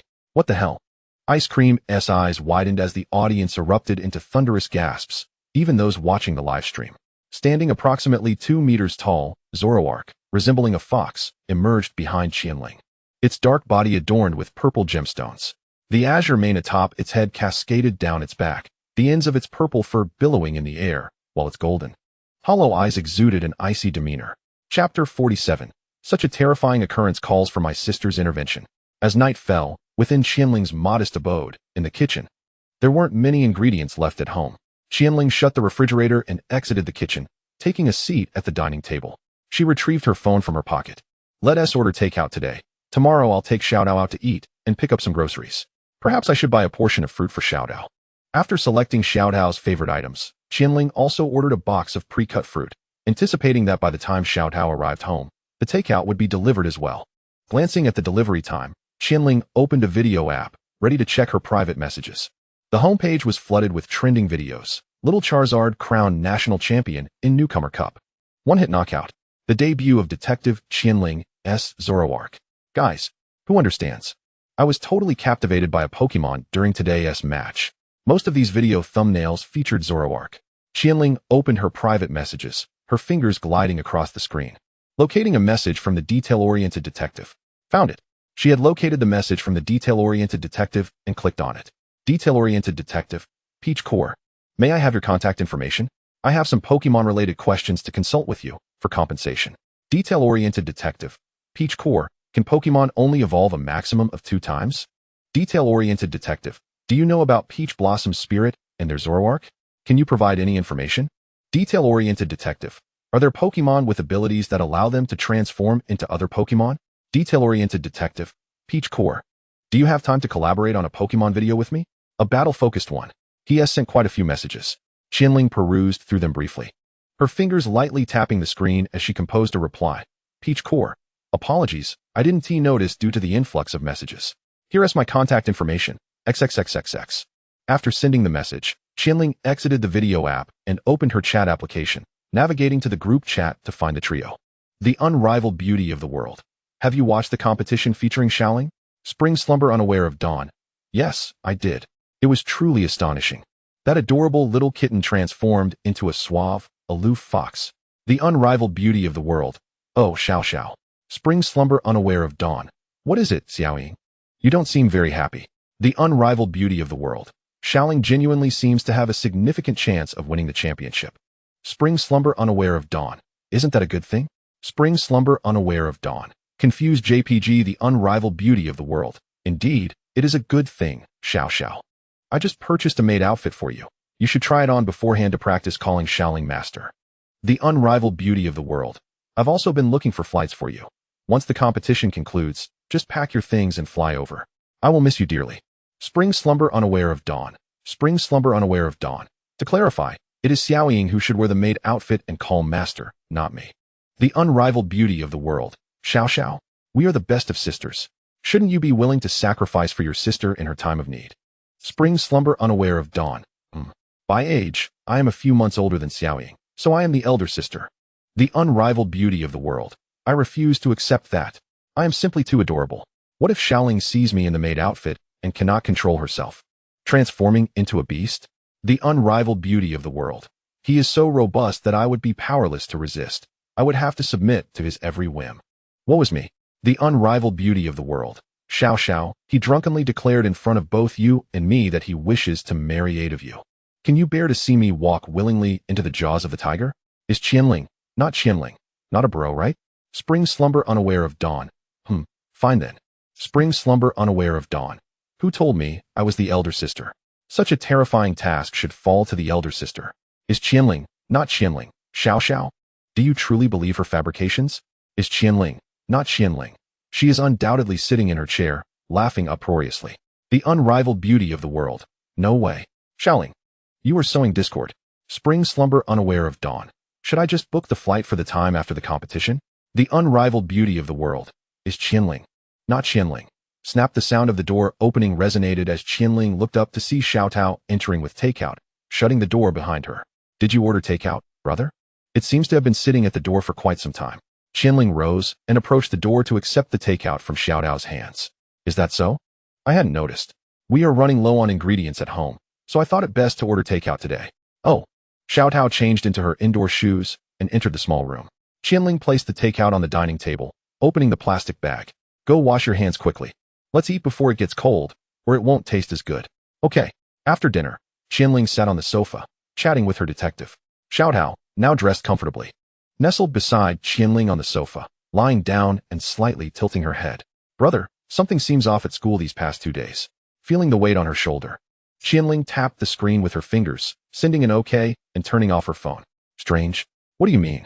Xiao Tao adjusted her position, removing her shoes and leaning against Qian Ling, closing her eyes. Her voice was soft. We haven't had classes these past 2 days. Instead, we've been watching the Pokémon Origins live competition. Skipping classes to watch live competitions? A question mark appeared above Qian Ling's head. Xiao Tao nodded slightly. Today, you and Zorua were incredibly dashing. It felt like the entire teaching building exploded in sound. Really? Qian Ling smiled, and Xiao Tao softly hummed in agreement, her eyes still closed, enveloped in a sense of security and satisfaction that made her feel utterly relaxed. As time passed, the siblings exchanged a few words. Gradually, Xiao Tao drifted into slumber, her breathing steady. Listening to the calm rhythm of her breaths, Qian Ling turned her head, her eyes filled with affection and tenderness as she gently stroked Xiao Tao's hair. Good night, Xiao Tao. Chapter 48. The hungry wolf devours the sheep. Electrode lost its fighting capability, and Zorua emerged victorious, congratulating the potential contestant, Itoko, for advancing to the top 16. The voice of referee Rotom echoed, and the audience erupted in cheers. How absurd, it couldn't withstand a single hit. Red Bean Soup winced. Glancing at the electrode embedded in the ground, sighed, and withdrew it into its pokeball. Qian Ling recalled electrode, stealing a glance at the audience before shifting her gaze away, leaving the battlefield amidst the crowd's cheers. Around noon, within the game world, deep in the forest, Zorua leaned against a large tree while Cosmog emerged from the fur atop Zoruark's head. Kaku. Zorua blinked, his golden eyes calm as he allowed Cosmog to frolic on his head. There are those selling leafstone shards at that price. Qian Ling perused the free shop, glancing at her personal account, with poke coins totaling 70,247. I'll wait for the price to drop. Qian Ling decided against purchasing, primarily because only a few players were offering leafstone shards at exorbitant prices. Currently, only waterstone and leafstone shards were available, both priced outrageously. After searching for shards of other stones, Qian Ling closed the system shop. Most players remained in the forest, by the plains and rivers. exploring only for the possibility of acquiring water and leafstone shards. Kaku. Cosmog's cheerful voice rang out. Qian Ling turned to see it, unable to suppress a smile as she approached Zoroark. Only Zoroark would allow you to act so freely. Kaku. Cosmog halted its antics, blinking in confusion as it flew out from Zoroark's mane, looking at him inquisitively. Zoroark shook his head slightly, signaling it was fine, and his tousled mane naturally returned to order. Kaku. Cosmog emitted a joyful sound and dove back into Zoroark's fur, engaging in a game of hide and seek. Just indulge it. Qian Ling glanced at Zoroark, who blinked but did not respond. A system prompt appeared. Dear Itoko, the Little Charizard National Championship top 16 matches have begun. Would you like to enter the contestants' lounge early? Is it already 1 in the afternoon? Qian Ling checked the system time and confirmed it was indeed 1 o'clock. She turned to Zoroark, her gaze slightly lifting. The match has begun. It's time to step out. Kaku. Cosmog poked its head out, its expression turning glum. Qian Ling scratched her cheek with her finger. We've been competing continuously, so there hasn't been much time. I believe the competition will conclude the day after tomorrow. Reluctantly, Cosmog emerged from Zoroark's head, and Qian Ling took out a pokeball, her tone gentle. Just bear with it for a while. Once the competition ends, we shall embark on our adventure. Upon hearing the word adventure, Cosmog's unhappy expression vanished, and it turned to Zoroark. Kaku. Zoroark nodded affirmatively, and Cosmog's face brightened. Kaku. In the afternoon, inside the contestants' lounge, Qian Ling had already concluded her match early, awaiting the conclusion of the others' competitions. The national championship of the Little Fire Dragon Welcome Cup will commence tomorrow at 10 in the morning, with the quarterfinals set to begin. Please ensure timely arrival, as failure to show up within 5 minutes after the match begins will be considered a forfeiture. As the system notification appeared, Qian Ling rose from the sofa, stretching her limbs. The day's competitions had concluded, and she planned to dine out with Xiao Tao, returning later to procure some ingredients. The morning witnessed 32 matches reducing to 16, followed by 8 matches in the afternoon. Qian Ling's confrontation was the second match, where her opponent's initial Pokémon was a coal turtle. The battle commenced with the ferocious Zoroark swiftly slamming her into the ground, a scene of unrelenting brutality. Prior to the 64-32 match, most spectators had become aware of Zoroark due to a detective's video. Thus, in the players' lounge before the match, Qian Ling discarded her strategy of employing illusions for a slow-paced battle, opting instead for a more aggressive approach. If you wish to see Zoroark's true form, so be it. However, once revealed, Zoroark shall unleash its true nature. In the real world, within Qian Ling's modest abode, she exhaled deeply, removed her helmet, and rose to stretch again, glancing at the time. There was still a while before Xiao Tao finished her classes, so she decided to take a shower. Retracting her gaze, Qian Ling exited her room, entered the bathroom, and habitually locked the door.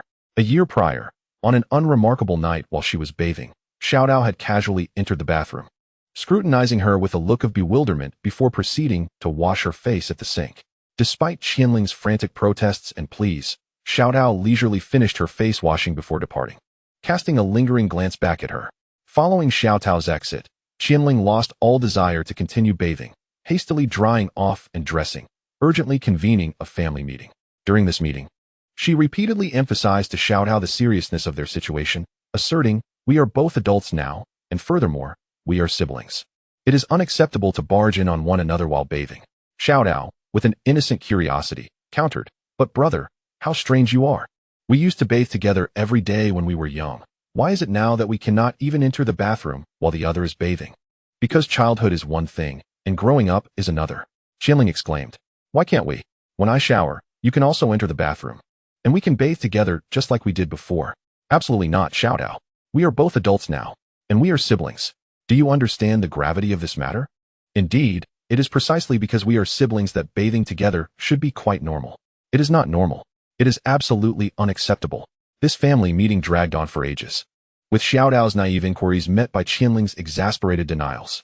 Ultimately, Qian Ling conceded to abandon the correction of Xiao Tao's perspective, recognizing her responsibility as an older brother in this predicament. After that fateful family meeting, Qian Ling adopted the habit of locking the bathroom door whenever she showered. Chapter 49.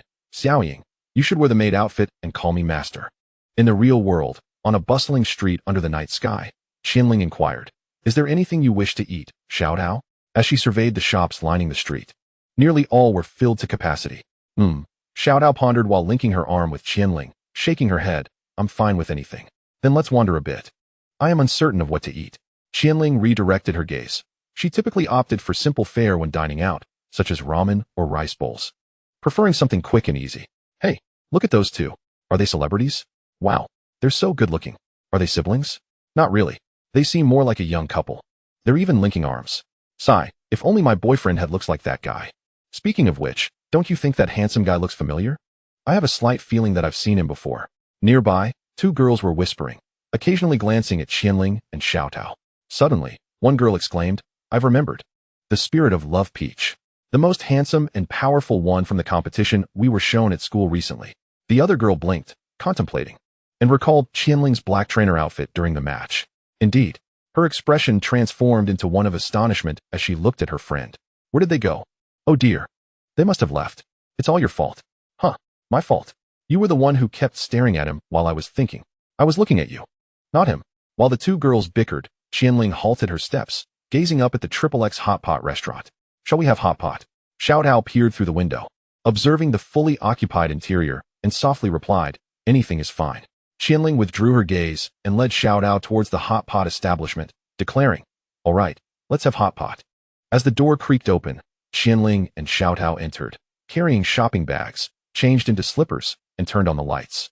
I'll take a shower first, Xiao Tao announced, heading for the bathroom, while Qian Ling moved towards the kitchen with the shopping bags. Don't forget to dry your hair. Got it. As the bathroom door clicked shut, Qian Ling retrieved the ingredients from the shopping bags and placed them in the refrigerator, contemplating that she should take Xiao Tao out for more fun in the future. After putting away the groceries, Qian Ling ventured into the living room, seated herself on the sofa, and pulled out her phone to check messages in their trio group chat. Spring slumber unaware of dawn. Xiaoying, do you really have to wear that maid outfit? Facepalm, shy JPG. The world's most beautiful girl. Has it arrived? The world's most beautiful girl. What's wrong? Isn't it just a normal maid outfit? Spring slumber unaware of dawn, but the skirt is too short. Spring slumber unaware of dawn, shy JPG. The world's most beautiful girl. Is it? I thought it was the most popular style in the shop. Spring slumber unaware of dawn, but it's also a low-cut outfit. Low-cut outfit? The young lady blinked, a question mark appearing above her head. The world's most beautiful girl. What is a low-cut outfit? Have you put it on? Send me a picture. Spring slumber unaware of dawn. No way. I can't let that be seen. It's too embarrassing. The world's most beautiful girl. Hurry, let me see. Spring slumber unaware of dawn. Ugh, this feels off. As Qian Ling was eavesdropping, an exclamation mark appeared above her head, and the next moment, Xiaoying sent a photo. Spring slumber unaware of dawn. Photo, please imagine. Short hair. Maid outfit shy. The world's most beautiful girl. Oh, so this is what a low-cut outfit looks like. Xiaoying, you look quite adorable in the maid outfit. The world's most beautiful girl. Mischievous smile JPG. System notification. Spring slumber unaware of dawn has retracted a message. Spring slumber unaware of dawn. Wah, this is so strange. Spring slumber unaware of dawn. Xiaoying, you should wear that maid outfit and call me master. I'll deliver it to your home tomorrow. The world's most beautiful girl. Me wear it. The world's most beautiful girl. Xiaoying, you would look stunning in it. Have some confidence. Believe in yourself. The unrivaled beauty of the world. Look around the streets. There are many girls wearing even less than you. They do not seem shy at all. The unrivaled beauty of the world. Xiaoling, quickly come out and give your thoughts on Xiao Xiao's maid outfit. Spring sleep unaware of dawn. Spring sleep unaware of dawn. Is Ling Ling watching? The unrivaled beauty of the world. I'm not sure, perhaps. Spring sleep unaware of dawn. Ooh. I won't pay attention to Xiaoying anymore. The unrivaled beauty of the world. Huh? Meanwhile, Qian Ling was admiring the photos of Xiao Xiao in her maid outfit, and she looked rather delightful in it. As for why Qian Ling saved the pictures, it was simply a matter of habit. The young lady often liked to make promises to Qian Ling, such as, oh, I will definitely study hard next time. It was unavoidable, really, the young lady would forget, and then say she would study next time. She was simply too tired. She had been sleepy the previous night and went to bed early without studying. After this happened multiple times, Qian Ling began to screenshot the young lady's promises, so that when she secretly deleted them from his phone, he would still have evidence. Well, later on, when Qian Ling dropped out of school, all this evidence remained in the system's photo album. Yet it had never been used to make the young lady take her studies seriously. Time flies, and after several years, Xiao Xiao has grown quite a bit. While Qian Ling was admiring the pictures, Xiao Tao unknowingly leaned over behind him, blinking her eyes as she joined him in viewing Xiao Xiao's maid outfit. Sniff sniff. This scent. A light bulb went off in Qian Ling's mind as he seemed to catch a whiff of a familiar aroma. Realizing something, Qian Ling's hand holding the phone began to tremble involuntarily. A bead of cold sweat forming on his forehead. This is bad. Chapter 50, The Demon King. Does my brother like this type? Xiao Tao looked at Qian Ling, who quickly shut off his phone, leaping to his feet with an awkward smile. Xiao Tao, when did you sneak up behind me? Xiao Tao blinked. Sitting on the sofa and brushing her hair back, her voice soft, while my brother was drooling over the photo. Drooling. Qian Ling's mouth twitched slightly as he sighed. Taking a seat on the sofa, his expression serious. Xiao Tao, I only clicked on it out of curiosity. You must believe me. Oh. Xiao Tao nodded, and Qian Ling sighed with relief, feeling that he had salvaged his image somewhat. But why did my brother save it to the album? And why did he keep looking at it? Xiao Tao posed a soul-searching question, causing Qian Ling's brain to momentarily freeze. He stood up and hurried towards his room. It's getting late. I'm going to bed now. Good night. Xiao Tao. Click. The sound of the door closing echoed as Xiao Tao, sitting on the sofa, puffed her cheeks slightly, withdrew her gaze, and muttered softly, my brother is really something. If he wants to see it, he could just tell me. It's not like I can't wear it. The next day, in the morning, in the game world. In the player's lounge. Please proceed to the battle arena. Your match has begun. A system notification popped up, and Qian Ling rose from the sofa, casually slipping his hand into his pocket as he walked toward the door. On the big screen, the quarterfinals, Itama versus Quaichu's good leg. Arriving at the battle arena, Qian Ling gazed at his opponent, a tall and energetic girl waving to the audience. Please send out your Pokemon. The referee Rotom's voice rang out. Quaichu's good leg tossed out her Pokemon first, hands on her hips and a smile on her face. Don't hold back, okay? All right. Qian Ling nodded and threw out the Pokeball containing Zoroark, whose eerie purple energy enveloped the entire battlefield. Such an overwhelming presence. Quaichu's good leg's smile faded, and she swallowed hard. It looked impressive from a distance, but now facing it, intense fear and unease surged within her. The Demon King. The Demon King. In the spectator seats, Xiao Xiao cradled her Ralts, and the players were chanting Demon King, as Zoroark's performance perfectly embodied the traits of a ruthless, terrifying, cold, and powerful demon. Linga's popularity is astonishing. Xiao Xiao blinked, her lips curling up unconsciously, while Ralts covered its ears. Ralts. Huh, it is indeed a bit noisy. Xiao Xiao lowered her head slightly, swiping her fingers to silence the deafening voices of the players, and the world fell silent. Ralts. Meanwhile, on the other side, the young lady was excitedly shouting, Xiaoling. Go for it. If you win, Xiao Xiao will wear a maid outfit and call you master. Liulu looked on helplessly, though he couldn't understand the latter part. It somehow left him feeling speechless. Back at the battle arena, referee Rotom soared into the sky, and the mechanical voice echoed, the match begins. As the words fell, Zoroark opened its massive mouth, activating its intimidate ability. The opposing Pokemon stood still, unyielding, as Quaichu's good leg took the initiative, calling out, Zoroark. Charge up. Shadow Sneak. Interrupted. Qian Ling's voice followed, and Zoroark steadied itself, taking a deep breath as faint white orbs of light appeared around it. Zoroark's lifeless eyes flickered, and the next second, the shadow behind it sprang to life, colliding into Zoroark, who was mid-charge. Ugh. Zoroark let out a muffled grunt, enduring the damage from the shadow while completing its charge. The pale light merging into its body. Did it manage to hold on? Qian Ling, with his hand still in his pocket, had observed Quaichu's good leg's previous matches, where charging up was followed by a spit attack and a strike against Zoroark. Quaichu's good leg noticed the pain etched on Zoroark's expression and waved her hand. Let's do it again. Charge. Shadow Sneak. The same scene unfolded once more as Zoroark endured the pain and completed its second charge. Seeing that Qian Ling showed no sign of attacking, Quaichu's good leg grew increasingly anxious. I must stay calm. If I panic, I will definitely lose. Quaichu's good leg suppressed her nervousness, steadying herself. Zoroark. Charge. Qian Ling remained with his hand in his pocket, his expression calm. He knew the effects of Shadow Sneak. Shadow Sneak. Zoroark completed its third charge, but had taken damage from 3 consecutive Shadow Sneaks, causing its steps to falter, bearing several wounds. Still not attacking? Seeing that Qian Ling had not made any move, Quaichu's good leg clenched her fist in frustration. Qian Ling, maintaining his calm demeanor, and Quaichu's good leg, both refrained from issuing commands, leading to an eerie silence settling over the arena. After a moment, Quaichu's good leg released her clenched fist, looking at Qian Ling, and the next second, uttered, I concede. Referee Rotom descended from the sky, addressing Quaichu's good leg. Does the competitor wish to concede? Yes, I concede. Quaichu's good leg nodded with a wry smile, her gaze shifting towards Qian Ling, a flash of helplessness in her eyes. The spit attack is generally ineffective against ghost-type Pokémon, and the strike that counters Zoroark's attacks was not chosen for a close-range assault. The effect of Shadow Sneak is that if the opponent chooses an attacking move, it can strike first. Considering this as reality, Zoroark did not engage in close combat. Thus, Shadow Sneak could not be utilized. One cannot expect the opponent to wield a water gun, surely. A surprise attack would outpace a mere spray of water.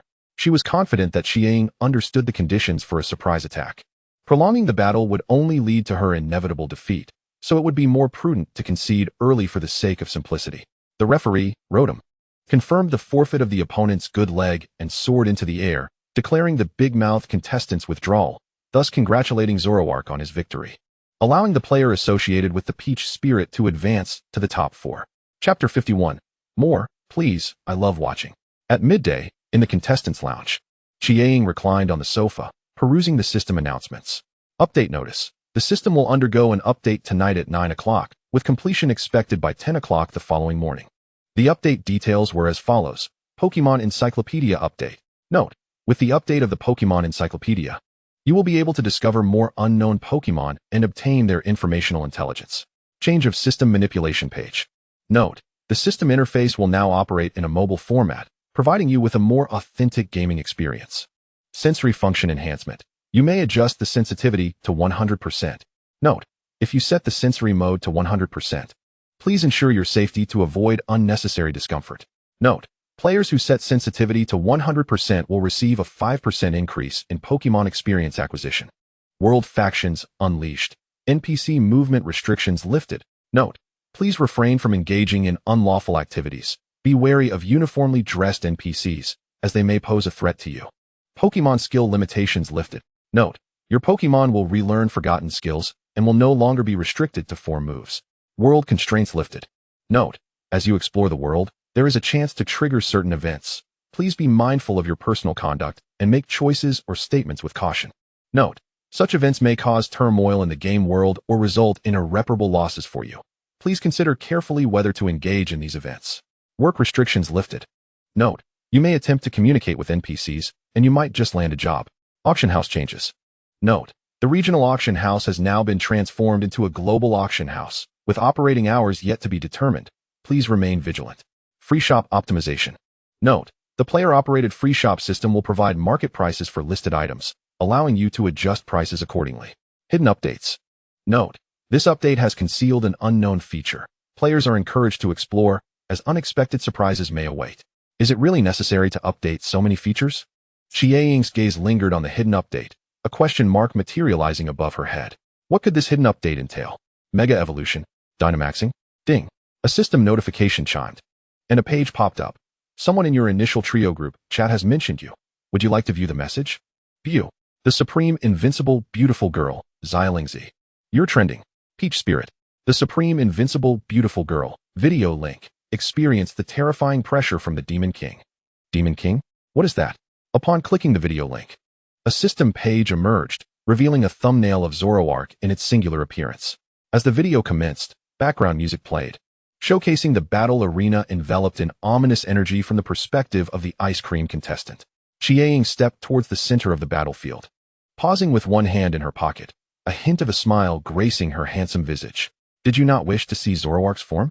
The eerie energy surrounding the battlefield flickered, and the referee, Rotom, became ethereal, with the Demon King-like Zoroark appearing behind him. Qian nodded slightly, her expression one of satisfaction as she recalled the ice cream contestant's bewildered countenance. Indeed, the pressure was palpable, explaining why the ice cream could utter nary a word at that moment. The first-person perspective shifted to that of the red bean soup, familiar with the uncanny domain. Electabuzz. Charge. Charge forth, and strike. Qian's voice resonated, and in the next instant, the ground beneath Electabuzz's feet caved in, debris and dust scattering as she swiftly approached the charging Electabuzz. Boom! A tremendous explosion sent dust swirling and disturbed the air, while Red Bean Soup raised a hand to shield himself, gradually revealing the scene as the dust settled, with Electabuzz embedded into the ground. The video transitioned to the first-person perspectives of Ice Cream, Dried Fish, and the trainer of the Coal Turtle, who had been forcefully driven into the earth without even a name. At the conclusion of the video, the view returned to the initial perspective of Ice Cream, where Zoroark stood behind Qian, and the audio was edited. Zorua, come greet everyone. The video ended, and a smile lingered on Xiaoying's lips as she swiped to save and like it without a second thought. Her gaze paused as she noticed the description and video creator. Detective Cut S video, perhaps? Closing the system page, Xiaoying turned her attention to the group chat, where Xiao had also made an appearance. Spring sleep unbeknownst to dawn. Wow. No wonder everyone was shouting Demon King during today's match, from the perspective of your opponent. It truly resembled a Demon King. Peach Spirit, more videos, please, I love watching. The Supreme Invincible Beautiful Girl, that's it. This one is particularly well edited. The others are merely from spectator positions. The Supreme Invincible Beautiful Girl. I must say, this detective has some talent. He even managed to capture the first-person perspective of Xiaoling's opponent. Spring sleep unbeknownst to dawn. It's likely because those contestants have authenticated their video accounts, right? Their handles are all mentioned in the description, and the actual participants have chimed in the comments too. The Supreme Invincible Beautiful Girl. Oh, Xiaoling's. What about your video account? Has the detective reached out to request your first-person perspective? Peach Spirit. Even if he wanted to, he wouldn't find it. My video account ID is still a jumble of characters from when I registered. The Supreme Invincible Beautiful Girl. Then you should change your name quickly. It would be best to seek official verification. This is a golden opportunity for fame and profit. Peach Spirit. Alright, I'll take care of it once the competition concludes. Closing the group chat, Qian opened her Peach Seed account's video page, glancing at her account details. User ID, Peach Seed. Followers, 270,000. Has it really grown to 270,000 so swiftly? Qian noted the information, having been stuck at a constant 99 and too lazy to examine each entry. She glanced at the view counts for her 2 videos, noting the dismal like rates. With nearly 10 million views, why was the like rate so low? It seemed everyone was merely spectating without engaging. Chapter 52. Charmander wins the National Newcomer Cup Championship. On the grand screen, within the battle arena, the Eastern Heracross was engaged in a fierce struggle with the Deer Cry-S Kingler. Heracross. Horn Attack. Kingler. Rock Slide. The horn atop Heracross gleamed as it forcefully rammed into Kingler. Ugh. Kingler emitted a pained sound, its gaze fierce, enduring the agony as it clamped Heracross with its 2 spiky horns and hurled it away. Boom. Dust erupted from the explosion, yet Heracross rose. The Eastern trainer raising a hand. Horn Attack. Rock Slide. Neither side employed any tactics. It was a straightforward contest of whose Pokémon armor was more resilient and who could inflict greater damage. A standard-type Horn Attack against Kingler dealt normal damage. In the fierce battle, the fighting-type move Mountain Slam executed by Heracross inflicted only half the damage but guaranteed a critical hit effect. Qian Ling, observing the 2 Pokémon engaged in a melee on the grand screen, found himself unable to ascertain the likely victor. As time passed gradually, after several exchanges between Heracross and Pinsir, it became evident that Pinsir was showing signs of fatigue. Heracross, hailing from the east, was likely 2 levels higher than the Pinsir belonging to Looming, and the conclusion of the match seemed imminent. Heracross. Horn Attack. Pinsir. Mountain Slam. The 2 Pokémon clashed once more, with Heracross's formidable horn striking viciously against Pinsir. With a grunt, Pinsir staggered back 2 steps, its footing faltering before it collapsed to the ground, unable to rise, its eyes spiraling like a spiral incense. Pinsir had lost its fighting capability, leading to Heracross's victory, and congratulations were extended to the Eastern competitor for advancing to the finals. The voice of the referee, Rotom, echoed, and a flicker of reluctance flashed in Looming's eyes before shifting to resignation as he retrieved Pinsir into its Pokeball. Well done, Heracross. The Eastern trainer rushed towards Heracross. Embracing it fervently, Heracross reciprocated the gesture, opening its arms to embrace its trainer, a joyful expression adorning its face. Its armor marred with scars that served as badges of a warrior. Within the competitor's lounge, Qian Ling watched the grand screen displaying the match between Adam Spirit and If Ever We Met, with approximately 1 minute remaining in the countdown. Absol, esteemed competitor of Adam Spirit. Your match is about to commence. Please proceed to the battlefield. A system prompt appeared, and Qian Ling rose from the sofa, heading to the entrance of the competitor's lounge. Please send forth your Pokémon, the voice of referee Rotom announced. If Ever We Met tossed a Pokeball, and a Pokémon with snow-white fur and horn-like appendages appeared. Standing on all fours, Qian Ling blinked, removed a Pokeball from his waist, and, without a light tap, threw it, summoning a non-elusive Zorua onto the battlefield. If Ever We Met's pupils contracted as a terrifying, eerie energy emanated from Zorua, enveloping the entire battleground in an instant. Let the battle begin. with Rotom soaring into the sky to declare the commencement of the match. If ever we met suppressed the fear bubbling within and gritted his teeth, commanding, Absol, Shadow Claw. Qian Ling's calm voice resonated, Zoroark, Shadow Claw. Zoroark slightly bent its body, and in the next moment, the ground beneath it shattered as it surged toward Absol at blinding speed. Absol's pupils constricted, reflecting Zoroark's towering figure and its chilling golden gaze, alongside the impending Shadow Claw. Boom. As the Shadow Claw struck, Absol was sent hurtling backward like a bullet, soaring past the bewildered, If Ever We Met. A thunderous explosion erupted behind If Ever We Met, accompanied by a cloud of dust. If Ever We Met gazed at Zoroark, the Shadow Claw extending from its hand dissipating. Locking eyes with Zoroark's frigid golden gaze, If Ever We Met swiftly averted his gaze, swallowing hard as his body trembled. In that moment of eye contact, an overwhelming sense of suffocating terror and resentment surged within him. As the dust settled, a battered Absol struggled to rise. Qian Ling looked at the rising Absol before shifting his focus back to If Ever We Met. Shadow Sneak. With Absol losing its fighting capability, Zoroark emerged victorious, earning congratulations for Adam's spirit for advancing to the finals. In the competitors' lounge, Qian Ling sat on the sofa, resting his eyes in quiet anticipation for the finals to commence. Esteemed competitor of Adam's spirit, the finals have begun. Please proceed to the battlefield. Qian Ling opened his eyes, rising from the sofa and walking toward the entrance of the competitors' lounge. Please send forth your Pokémon. On the battlefield, the Eastern trainer suppressed the nervousness and excitement within, taking a deep breath as determination filled his gaze, tossing the Pokeball.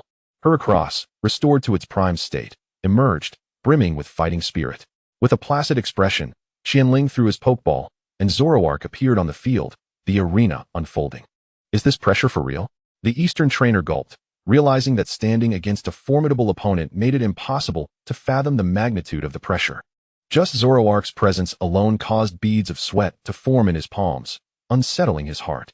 Rotom soared into the air, and the Eastern trainer steeled himself. Let the battle commence. Quick attack. The Eastern trainer seized the initiative as Heracross's wings, concealed beneath its armor, unfurled. Its horns and hands glowing as it soared low toward Zoroark. Qian Ling blinked, one hand tucked into his pocket, aware that upon entering the finals, he had already secured victory. Shadow Claw. Zoroark raised its gaze, its outstretched hand manifesting its ghostly claws. Heracross adjusted its flight posture, its formidable horn aiming at Zoroark, seemingly on the verge of landing a hit.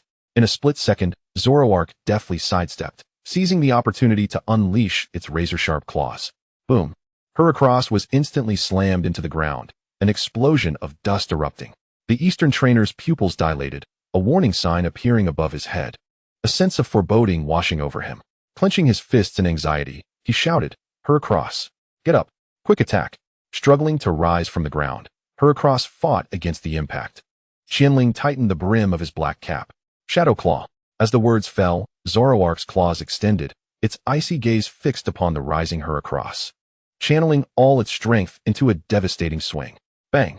Heracross, barely up, was sent flying backward, rolling several times on the ground before lying motionless, its eyes spiraling into oblivion. Defeated. The Eastern trainer's clenched fists unfurled as Rotom descended from the sky, announcing in a mechanical voice, Heracross has lost its fighting capability. Zoroark is victorious. Congratulations to the Adam's Spirit competitor for becoming the champion of this Dragonite Welcome Cup. Chapter 53, The Mysterious Map. Congratulations.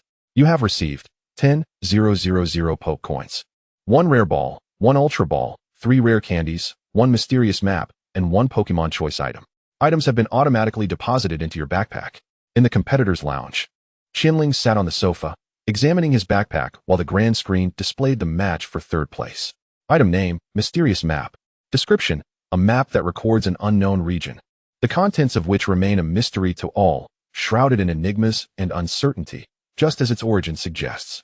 Qian Ling pondered momentarily, recalling an incident where he was inadvertently transported to ancient times, the system at that time also indicating that he had been sent to an unknown map. Let us open it. Qian Ling clicked on the map, prompting a system notification. Please select a related item. A question mark appeared above Qian Ling's head. Related item? ISNT that nonsense.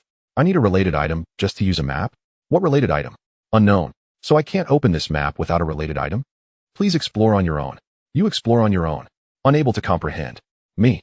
Unable to comprehend. With a gentle greeting to the system, Qian Ling gradually calmed herself and resumed her navigation through the map. Suddenly, a prompt from the system appeared.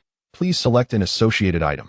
Glancing at her backpack, Qian Ling hesitated for a moment, driven by a sense of curiosity, and dragged a fragment of the leaf stone into the selection box. The system responded with another prompt. Would you like to use the leaf stone fragment as the associated item for the map? Note, once confirmed, the map will become active and cannot be changed. The item will not disappear. Something feels off. This map seems to harbor a trick. Frowning slightly, Qian Ling refrained from clicking confirm, removed the leaf stone fragment from the selection, and instead dragged the mega stone for Shinado. Would you like to use the unknown evolution stone as the associated item for the map?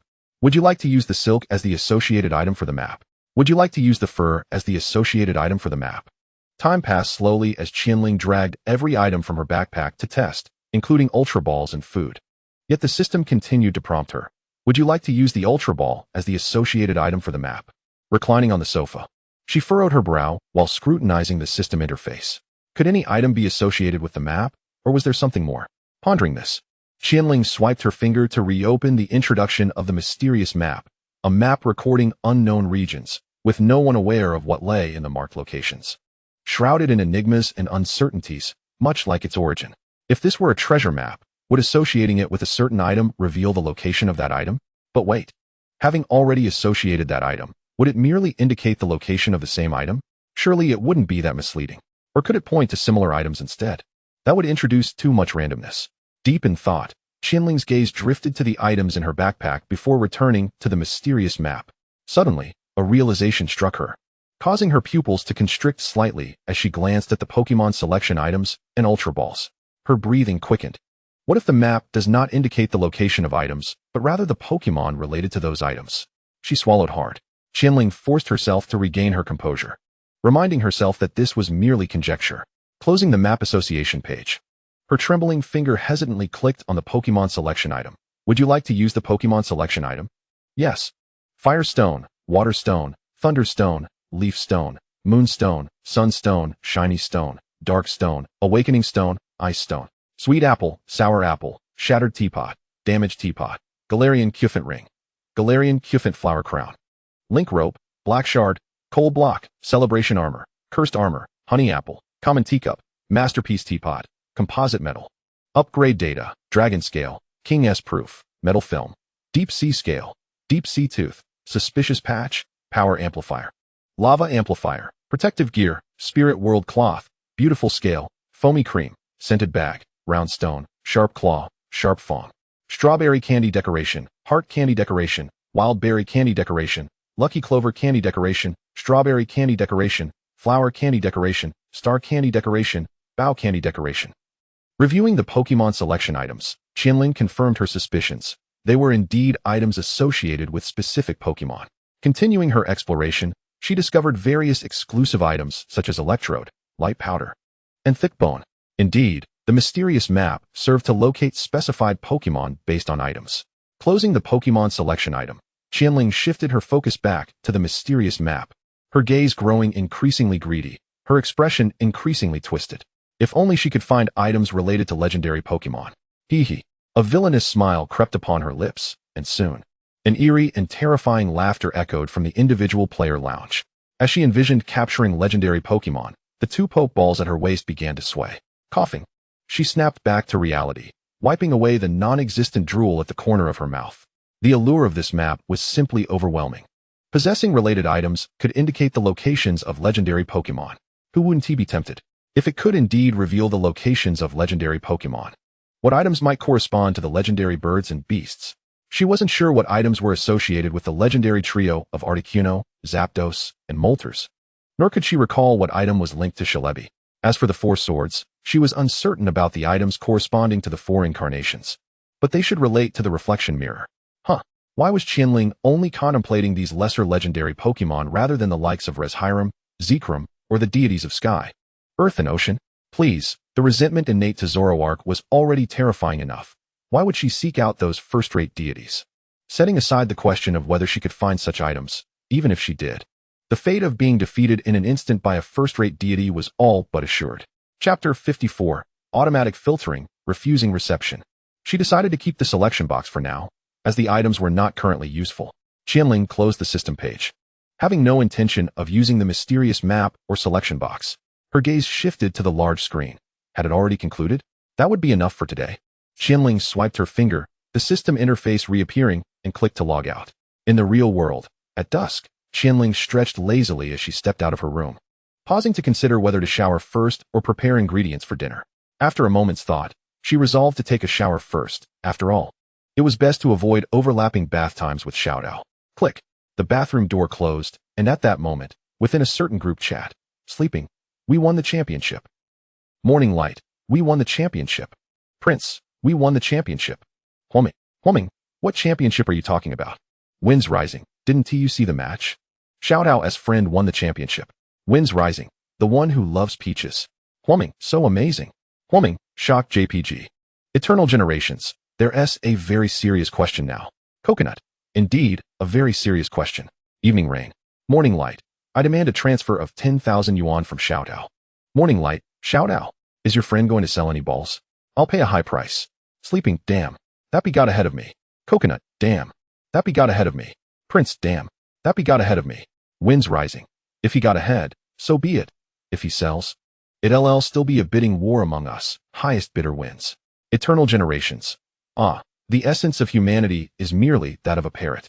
Humming, the essence of humanity is merely that of a parrot. Prince, the essence of humanity is merely that of a parrot. Sleeping, the essence of humanity is merely that of a parrot.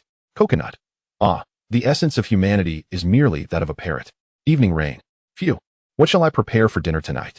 In the bathroom, Qian Ling, eyes closed, was washing her hair, contemplating what to make for dinner. Should she head to the market for some pork ribs? The ingredients she purchased with Xiao Tao last time included meat for stir-frying, but she hadn't bought any ribs or large bones suitable for stewing. Brother, are you in there? As Xiao Tao's voice echoed from outside the bathroom, a question mark appeared above Qian Ling's head. She opened her eyes. Xiao Tao, why are you home so early today? I'm taking a shower. Why is Xiao Tao? Qian Ling's words trailed off abruptly as her pupils constricted in sudden realization. She turned off the shower, panic rising within her. No, I seem to have forgotten to lock the door.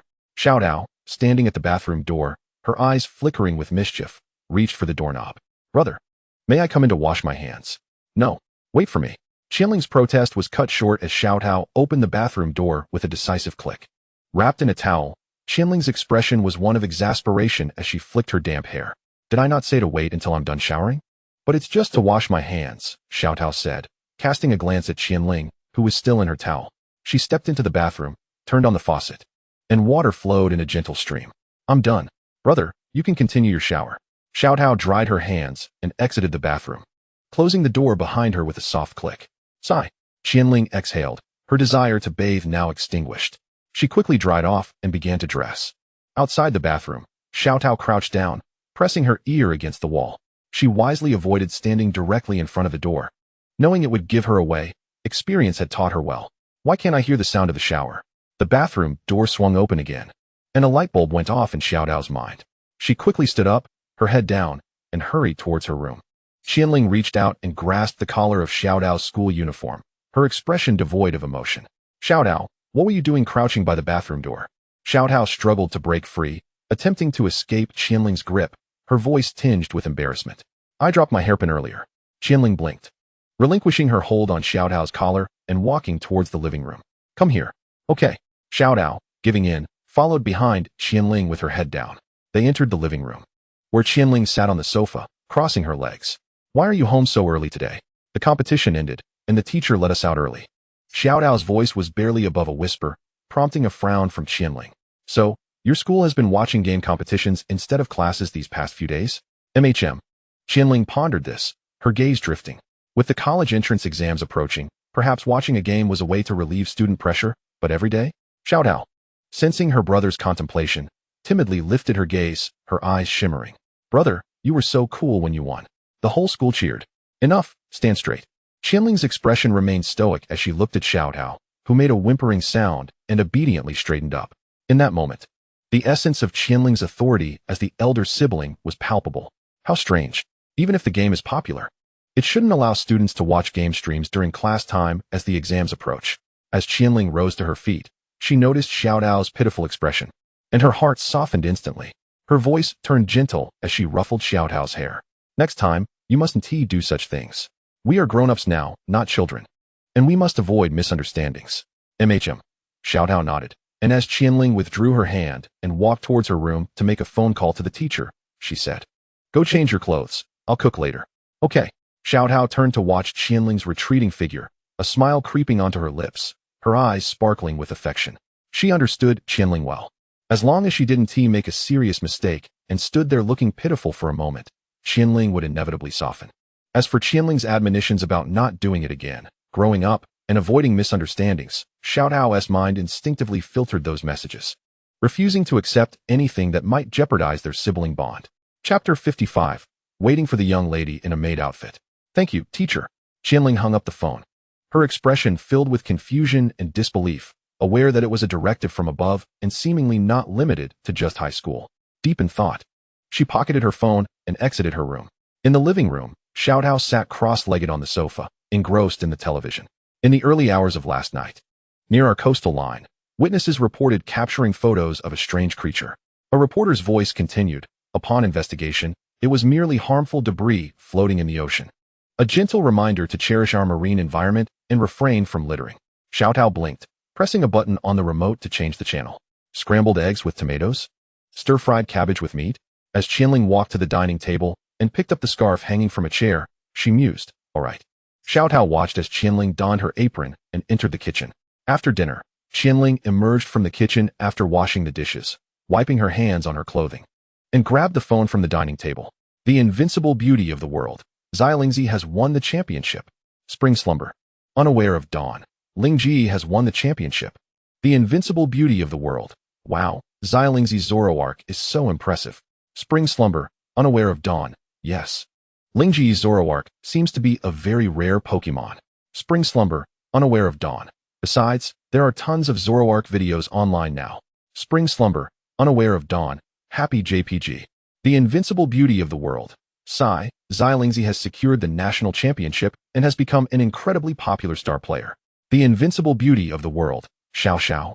Do you think Xiaolingzi will overshadow me with her championship title in the future? Spring slumber, unaware of dawn. Probably not. The invincible beauty of the world. Even if I lent her 10 or 8 of my courage, would she dare to defy me? The invincible beauty of the world. By the way, where did Xiaolingzi go? After winning the championship, she vanished? Spring slumber, unaware of dawn. I don't know. The invincible beauty of the world. Never mind her. I'm going to level up. I will definitely win the championship in the upcoming events. Spring slumber, unaware of dawn. Yes, I will do my best with Ralts too. The young lady remained full of energy, but had she forgotten something? On the sofa, Qian Ling read through the chat history, a smile gradually forming on her lips, her expression becoming increasingly mischievous, her eyes gleaming with slyness as her fingers tapped the screen.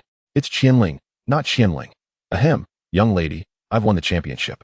Shouldn't you fulfill our wager? It's Qian Ling, not Qian Ling, the invincible beauty of the world. Before long, the young lady replied, the invincible beauty of the world. Fulfill the wager? Sure, no problem. Tomorrow, I will send Xiao in a maid outfit to your house. Just wait to receive her. The invincible beauty of the world. The wager has been fulfilled. I'm off to level up. Spring slumber, unaware of dawn. It's Qian Ling, not Qian Ling, Sai. I knew the young lady would not keep her word. Well, just pretend this wager never happened. Spring slumber, unaware of dawn. The invincible beauty of the world. The invincible beauty of the world. What do you mean? What do you mean by saying I don't keep my word? Xiaolingzi, clarify. It's Qian Ling, not Qian Ling. Literally what I said. If the young lady loses, she must let someone else take her place. It's Qian Ling, not Qian Ling.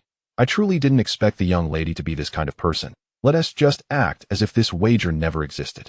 The invincible beauty of the world, gradually blushing, JPG. In the gentle embrace of spring slumber, I could indeed take Xiao Ying's place in fulfilling the wager. After all, who could ever deny that I am the elder sister? Xiaolingzi, just you wait. I shall now honor the agreement. Declared the invincible beauty of the world. Sure, I shall await your fulfillment of the wager, my lady, responded Qian Ling. A faint creak of the door resonated, and an exclamation mark appeared above Qian Ling's head. Turning to investigate, her brow furrowed. Where were her slippers? And why was her hair left unattended? At the bathroom door. Xiao Tao's cheeks were slightly puffed as she closed the door once more, and soon after, The sound of a hairdryer filled the air. Xiao Tao had been growing increasingly casual lately. This simply would not do. Pondering this, Qian Ling glanced at her phone. In the group chat, neither the lady nor Xiao Xiao had sent any messages. It seemed the lady had sent a maid outfit to Xiao Xiao, and acquiring another set or retrieving it from her home would take until tomorrow at the earliest. With a swipe of her finger, Qian Ling exited the group chat interface, preparing to wait for the lady's maid photo and the inevitably gritting voice messages from her master. Switching accounts, Qian Ling blinked and looked at the barrage of payment notifications that had popped up in the message bar, dozens of them. What on earth?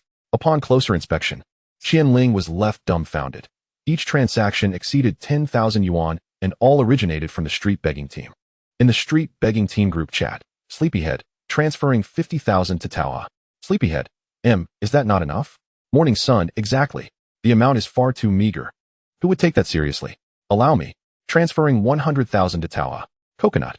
I thought our young master Morning Sun could send more than this. Is that all? Morning Sun, what are you barking about? Coconut. Oh, weren't you the one who called me not long ago? Morning Sun, that was in the past. The past is past. And the present is now. Unparalleled grace. Hurry and summon Taoha. I'm anxious. Crown Prince. 1. Endless Generations. 1. Flower Tea. 1. Drizzling Rain. 1. Sleepyhead. 1. Coconut. 1.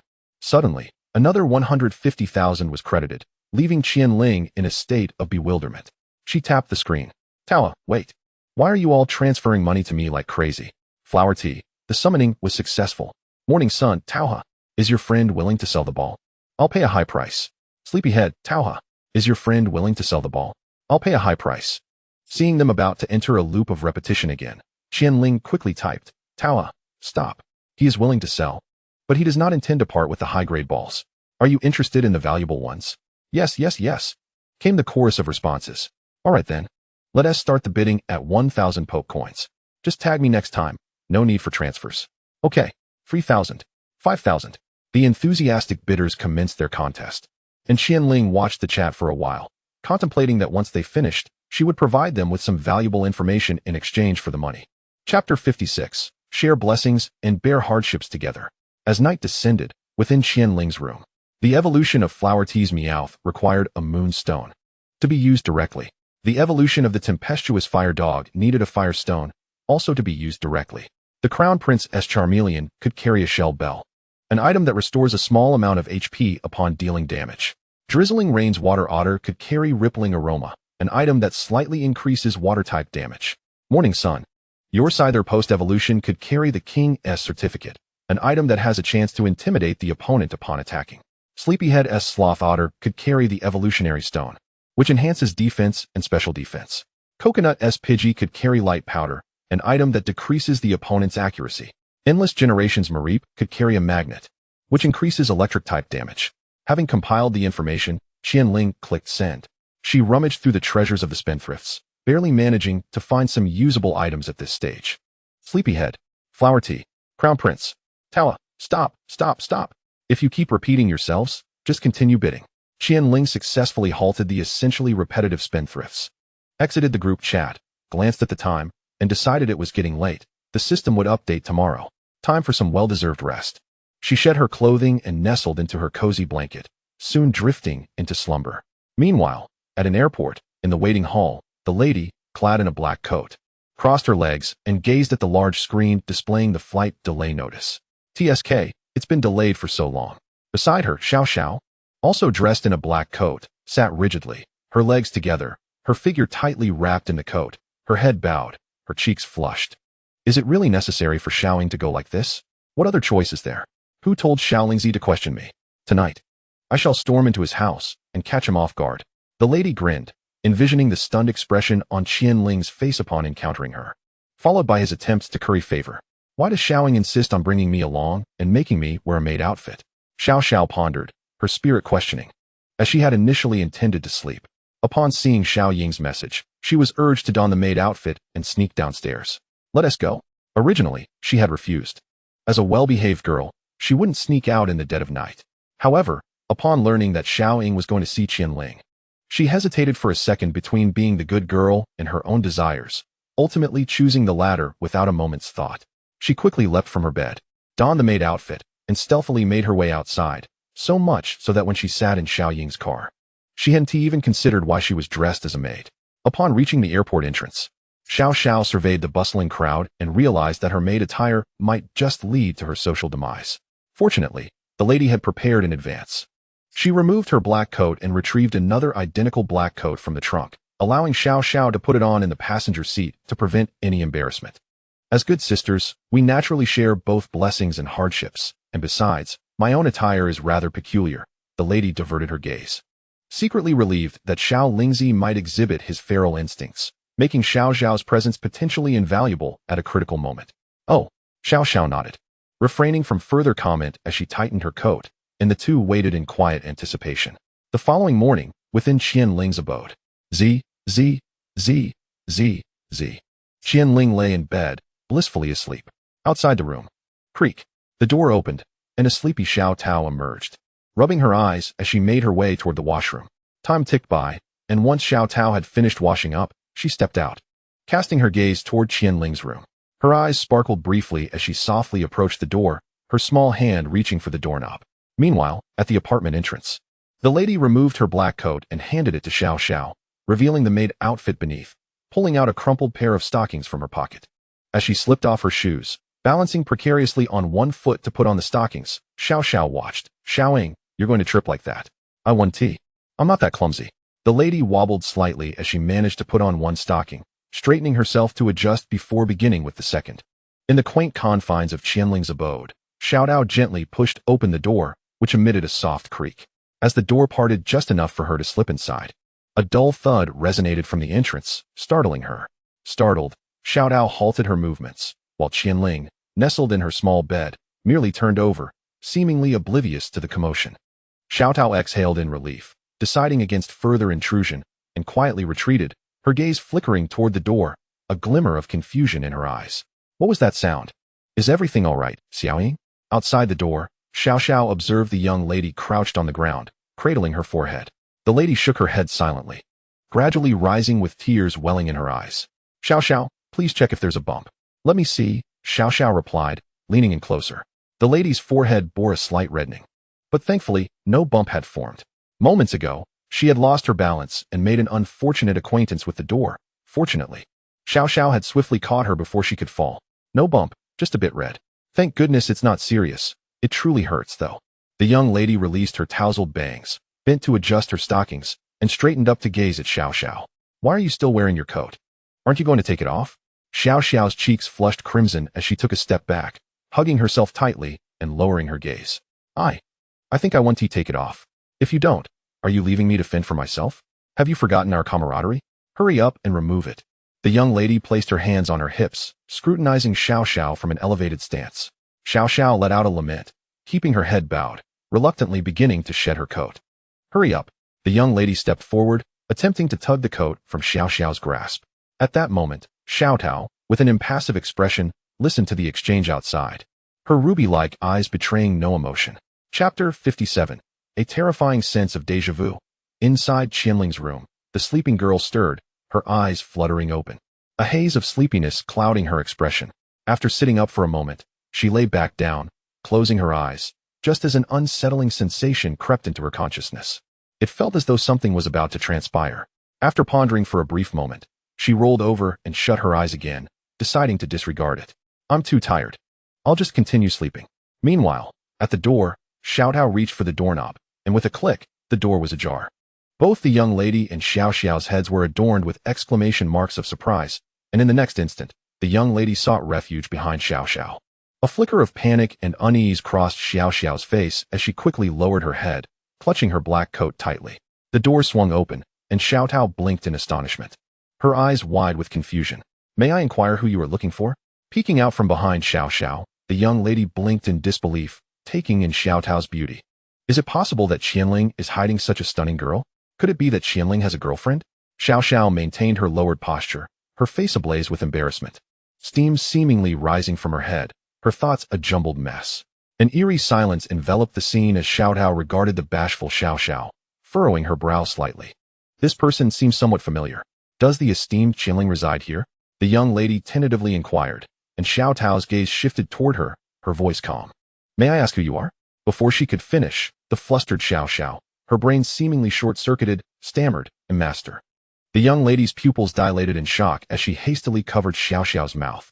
Xiao Xiao emitted a muffled sound of confusion. Are you a fool? Qian Ling isn't even here. Why would you call her master? The young lady lowered her voice, and Xiao Tao, with a serene blink, comprehended the situation and broke into a sweet smile. Qian Ling does indeed reside here. Please wait a moment. With that, Xiao Tao turned, her exquisitely beautiful face adorned with a smile as she strode toward Qian Ling's room. The young lady blinked in puzzlement, wondering what had prompted such a drastic change in Xiao Tao's demeanor. Upon reaching Qian Ling's door, Xiao Tao extended her hand, and the next moment, her small fist knocked firmly against the door. Thud, thud, thud. The sound jolted Qian Ling from her dreams, and she sat up. Her eyes clouded with bewilderment as she surveyed her surroundings. What the hell? What noise is that? An earthquake? Brother, it's time to wake up. Xiao Tao's soft voice floated from outside. Qian Ling paused for a moment, then lay back down, preparing to return to her slumber. What time is it?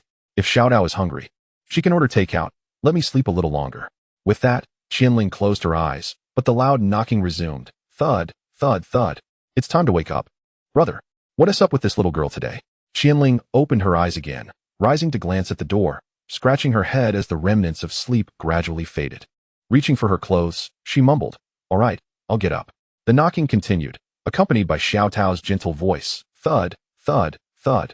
It's time to wake up, brother. Qian Ling's movements faltered as she looked toward the door, an inexplicable chill and sense of dread creeping over her. Something feels off. As she pondered, she hastily dressed, foregoing any tidying up, slipping on her slippers and heading toward the door, reaching for the doorknob. Thud, thud, thud. It's time to wake up, brother. Qian Ling silently withdrew her hand from the doorknob, instinctively stepping back, a flicker of fear and unease coloring her eyes. She swallowed hard. Xiao Tao, what's wrong? Why do I feel something's off with you today? After a moment's silence, Xiao Tao outside the door retracted her slightly reddened hand, smiling softly. I'm heading back to my room now. Let us not make too much noise, all right? Have fun. With a slight emphasis on fun, Xiao Tao glanced back at the two heads peeking from the doorway before returning her gaze as she walked toward her own room. Bang! The sound of a door slamming echoed, causing Qian Ling's body to jolt, the same happening to the two girls peeking from the doorway. Xiaoying, that girl seems quite angry. Xiao Xiao remarked uncertainly, while the young lady awkwardly forced a smile, her gaze evasive. Really? I didn't notice. She even told Qian Ling to have fun. The two young ladies fell into a contemplative silence, peering into the room as time passed. Moments later, with a click, Qian Ling opened the door, surveying Xiao Tao's tightly shut room, confirming the coast was clear. She stepped out, pondering, why is Xiao Tao suddenly acting strangely? This discomfort isn't new. I didn't upset her last night, and I certainly don't have a habit of sleepwalking. As she reflected, Qian Ling felt two intense gazes upon her. Turning her head, she blinked, her expression gradually dulling. The young lady stood at the entrance, her lips curling into a mischievous smile, confidently displaying her adorable yet alluring maid outfit. Her hands clasped behind her back as she beamed. Hello, Qian Ling. Qian Ling blinked, her gaze shifting, and the young lady followed her line of sight, lowering her voice slightly. Why are you hiding? Come out. Xiao Xiao rose, clutching the two black coats, her head bowed. She glanced up at the expressionless Qian Ling, only to hastily lower her gaze again. Her soft voice tinged with embarrassment, Master. Though it was as faint as a mosquito's buzz, it reached Qian Ling's ears with clarity, enveloping the scene in an eerie silence. Taking a deep breath, Qian Ling began to comprehend the source of Xiao Tao's earlier ire. He stepped toward the door, his eyes calm. Upon seeing Qian Ling approach, the young lady's head was marked with an exclamation point. Instinctively, she took a step back, pulling Xiao Xiao in front of her. Surely, Xiao Ling wouldn't unleash her primal instincts. Would she? Upon reaching the threshold, Qian Ling paused, observing Xiao Xiao, who stood with her head bowed, blocking the young lady from view, her lashes casting a shadow over her eyes. Feeling a firm grip on her arm, Xiao Xiao blushed deeply and lifted her head, only to meet Qian Ling's tranquil golden gaze. She promptly lowered her head again, obediently being drawn into the room. Watching Qian Ling usher Xiao Xiao inside, the young lady sighed with relief. Indeed, bringing Xiao Xiao along had proven to be the right decision. Qian Ling released her hold on Xiao Xiao without hesitation, extending a hand toward the young lady. One Xiao Xiao isn't enough? You intend to target me as well?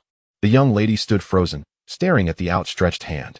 In the next moment, Qian Ling pinched her cheek with a gentle yet firm grip. Ouch, ouch, ouch. Xiao Ling, release me at once.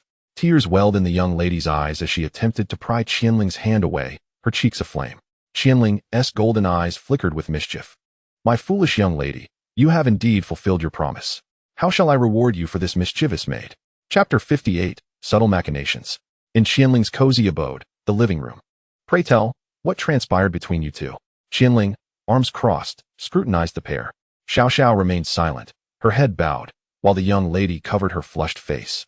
Her eyes brimming with tears, her expression one of utter grievance. Noticing their silence, Qianling sighed and turned to retreat to her room. As she departed, Xiao Xiao lifted her head, her face still burning, glancing sideways. What should we do next, Xiaoying? How should I know? The young lady puffed out her cheeks, her expectations shattered. In her imagination, she had envisioned, you are so beautiful, young lady.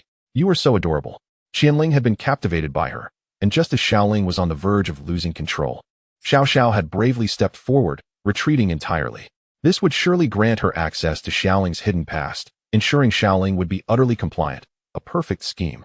Yet the reality was that Qianling had pulled her into the room, only relenting after Xiao Xiao's continuous pleas for mercy. Step, step, step.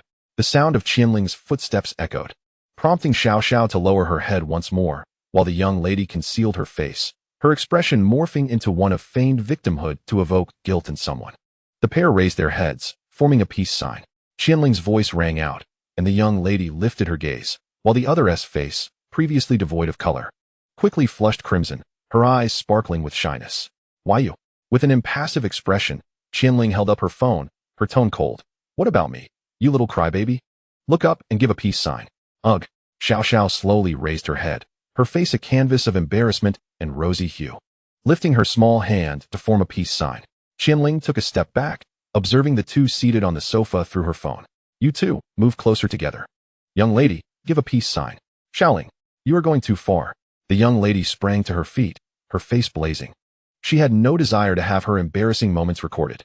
Qianling lowered her phone, her expression gradually turning playful as she appraised the young lady's attire. A hint of laughter in her voice. Oh, will you behave obediently, or shall I bind you with a rope? Why you wouldn't dare? The young lady's gaze darted away, unsavory memories surfacing. In the school, she had once been tied to a chair, with Qianling sitting opposite her, one finger pointing at an open book, the other brandishing a ruler. Can you guess whether I would dare? Qianling's eyes glimmered mischievously, and the young lady's resolve weakened, compelling her to sit back down. She understood that Qianling truly might follow through. Come sit closer to the young lady, little crybaby. Qianling raised her phone once more, and Xiao Xiao obediently settled beside the young lady, lifting her head, her small hand forming a peace sign. Young lady. Ugh, you're bullying me. The young lady lamented, her face a mask of despair as she tremulously raised her small hand.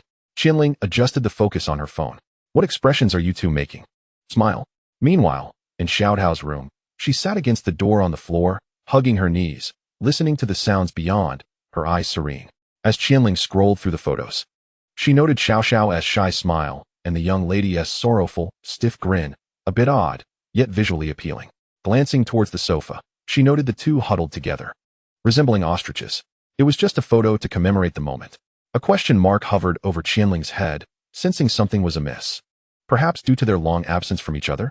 Setting aside her thoughts, Qianling checked the time, slipped her phone into her pocket, and made her way to the dining table, donning the apron draped over a chair. Young lady, little crybaby, have you two had breakfast yet? Not yet. Xiao Xiao shook her head, her voice still laced with shyness, while the young lady, looking down, declared with newfound assertiveness, I want to eat. Casting a glance at the young lady, Qianling donned her apron and entered the kitchen, rolling up her sleeves to prepare breakfast for four. As time passed, Qianling emerged from the kitchen, carrying a plate to the dining table. She observed the two, still in their ostrich-like state on the sofa. Come serve yourselves. Take as much as you like. Oh, Xiao Xiao glanced toward the dining table. Just as she rose, the young lady reached out, pulling Xiao Xiao back down. Xiaoying, you foolish Xiao Xiao. Can't you have a little backbone? He took our picture, and now, a single meal has bought you off. The young lady wore an expression of exasperation, casting a glance toward the kitchen to ensure Xiaoling hadn't overheard. Xiao Xiao's gaze shifted to the plate on the table, then back, her voice barely a whisper. Well, being photographed isn't such a big deal, is it? What? Not a big deal. The young lady nearly leapt up in disbelief. Qianling peeked from the kitchen, frowning. What are you two up to? Hurry up and come serve yourselves. We'll be there in a moment. The young lady's demeanor instantly shifted to one of compliance. Once Qian Ling withdrew her head, the young lady leaned closer to Xiao Xiao. Listen, Xiao Ling is a total pervert. He must have taken our picture with some ulterior motive. As she spoke, the young lady's cheeks began to redden. Xiao blinked, tilting her head slightly, her eyes wide with innocence. Some ulterior motive? Oh dear. Just things that boys do. In any case, we cannot yield to him. We must find a way to delete those photos from his phone. The young lady's face flushed as she diverted her gaze. The very thought of uttering such matters too shameful to voice. Oh, Xiao nodded, appearing to understand. Just as the young lady caught sight of Qian Ling emerging from the kitchen, hastily resuming her previous posture, pretending as if nothing had transpired. Qian Ling placed 2 bowls of rice on the table, removed her apron, and draped it over a chair. Casting a glance at the 2 individuals on the sofa, she strode towards the door of Xiao Tao's room, urging, "Hurry and serve the rice. It's time to eat. The utensils are in the cabinet beneath the rice cooker." "All right. I understand," came the sweet voice of the young lady, who promptly took Xiao's hand and led her towards the kitchen, lowering her voice slightly. "Xiaoling's phone is in his pocket. We'll find a chance to retrieve it later." Xiao blinked, and the 2 girls entered the cramped kitchen. The young lady squatted down to open the cupboard, while Xiao surveyed the area, her gaze pausing at the windowsill where Qian Ling's phone lay quietly. "Hey," the young lady said as she stood up with 2 sets of utensils in hand, prompting Xiao to avert her eyes and feign ignorance. "It's too cramped. I'll step outside first." With her bowl and utensils in tow, the young lady nodded at Xiao, who replied softly, As the young lady left the kitchen and took a seat, Xiao's eyes wandered back to the phone on the windowsill. She extended her hand to pick it up, pressing the power button, revealing a rather mundane scenic wallpaper. Sliding her finger across the screen, she unlocked it, only to find another landscape image. Staring at the phone for a few seconds, Xiao gently bit her lip, a blush creeping onto her cheeks as she opened the camera, flipped the lens, held it at a distance, and flashed a peace sign with a smile. She was no fool. She understood the implications of the young lady's earlier words. And at that moment, she knew she would employ a little cunning. Chapter 59. I must be too tired. I'm seeing things. Knock, knock, knock. Qian Ling's gentle voice called from the doorway of Xiao Tao's room. "Xiao Tao, I've prepared breakfast. Would you like to come out and have a bite?" "I don't want to. I'm not hungry," Xiao Tao's somewhat petulant voice responded. A hint of embarrassment flickered in Qian Ling's eyes. She realized Xiao Tao must have misunderstood something. Softly, she explained, "Xiao Tao? You're mistaken. They're the young lady and Xiao, as I mentioned before." "Oh," came Xiao Tao's calm reply from within the room. Qian Ling glanced at the young lady at the dining table, who was observing her intently, then turned her gaze back. "You know that your brother won the national championship, right? Before winning, he made a bet with the young lady. The plan was to take you to visit her after your college entrance exams. And the wager was related to that.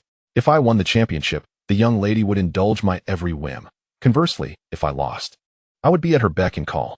The wager escalated to wearing maid or butler outfits and calling her master. I never anticipated that the young lady and Xiao would come over directly." Inside the room, Xiao Tao hugged her knees against the door, quietly listening to Qian Ling's explanation. She looked up, her soft voice tinged with curiosity. "Are they really not the service my brother ordered?" Outside the door, Qian Ling blinked, her expression shifting to one of complexity as she sighed and covered her face, her voice laced with despair. "Is this how your brother appears to you?" Moments later, the door opened, and Xiao Tao, head bowed, spoke softly. "Okay, I believe you, brother." A look of affection crossed Qian Ling's face as she ruffled Xiao Tao's hair, withdrew her hand, and turned to say, "Come on, let us eat. The food will get cold." At the dining table, the young lady looked over at Xiao, a hint of confusion in her eyes. "Xiao, why are you so slow?" Xiao pulled out a chair and sat beside the young lady, instinctively averting her gaze, her voice barely above a whisper. "I'm not sure how much I should take." She pondered for a moment. "Oh." The young lady did not think much of it, turning her attention to Qian Ling, who sat opposite her, with Xiao Tao across from Xiao. "Hi, I'm Su Yuying, a friend of Qian Ling's. You can call me Xiaoying." The young lady smiled as she introduced herself. The room was small, and it was evident that Qian Ling's words were audible. As she spoke, the young lady nudged Xiao. Xiao came to her senses, looking at Xiao Tao with a smile. Her voice tinged with nervousness. "I'm Guqing Xiao. You can call me Xiao. "Qianbing you," Xiao Tao replied with a smile. Qian Ling picked up her chopsticks. "We can chat more later. Let us eat first." After breakfast, Qian Ling washed the dishes in the kitchen. In the living room, the 3 girls sat in different corners of the sofa. The news reported that a famous dormant volcano in XXX country had suddenly shown signs of activity. with experts speculating it could be a precursor to an eruption. Further investigations were ongoing.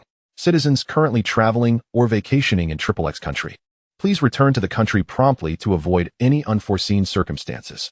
The television blared the news while the three girls, each with their own agendas, schemed to procure Xiaoling's phone. The young lady glanced at the kitchen, her gaze shifting to Xiao Xiao. I wonder if Ling Ge has seen his phone. Would he think I'm an indecent girl? Xiao Xiao's cheeks flushed slightly, a flicker of worry and embarrassment crossing her features. Dressing like this, how could I claim we're just friends? Would a normal friend make a bet about wearing maid outfits and calling someone master? Xiao Tao cast a glance at the two, then quickly averted her eyes.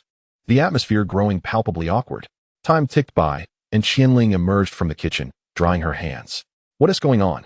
A peculiar aura enveloped the living room, and Qian Ling rubbed her eyes, the palpable tension still present. With a resigned smile, she mused, I must be too fatigued. I'm imagining things. As she approached the living room, Qian Ling took a moment to assess the situation, deciding to stand her ground. I need to log into a game. Shall we go out for a stroll later? No, I don't think so. Neither Xiao Xiao nor I brought extra clothes. The young lady pondered for a moment, and Qian Ling observed the two, realizing that their current attire was indeed quite peculiar for going out. Her gaze shifted. What about these two coats? They're to prevent being photographed and posted online, especially with the large crowds at the airport. The young lady said with a hint of pride, pleased with her foresight. Wearing these coats, shall I take you both to buy something new? Qian Ling said, pulling her phone from her pocket to check the time on the lock screen, just past 10 o'clock, before putting it away again. No, it's too exhausting. The young lady shook her head, revealing herself to be quite the homebody.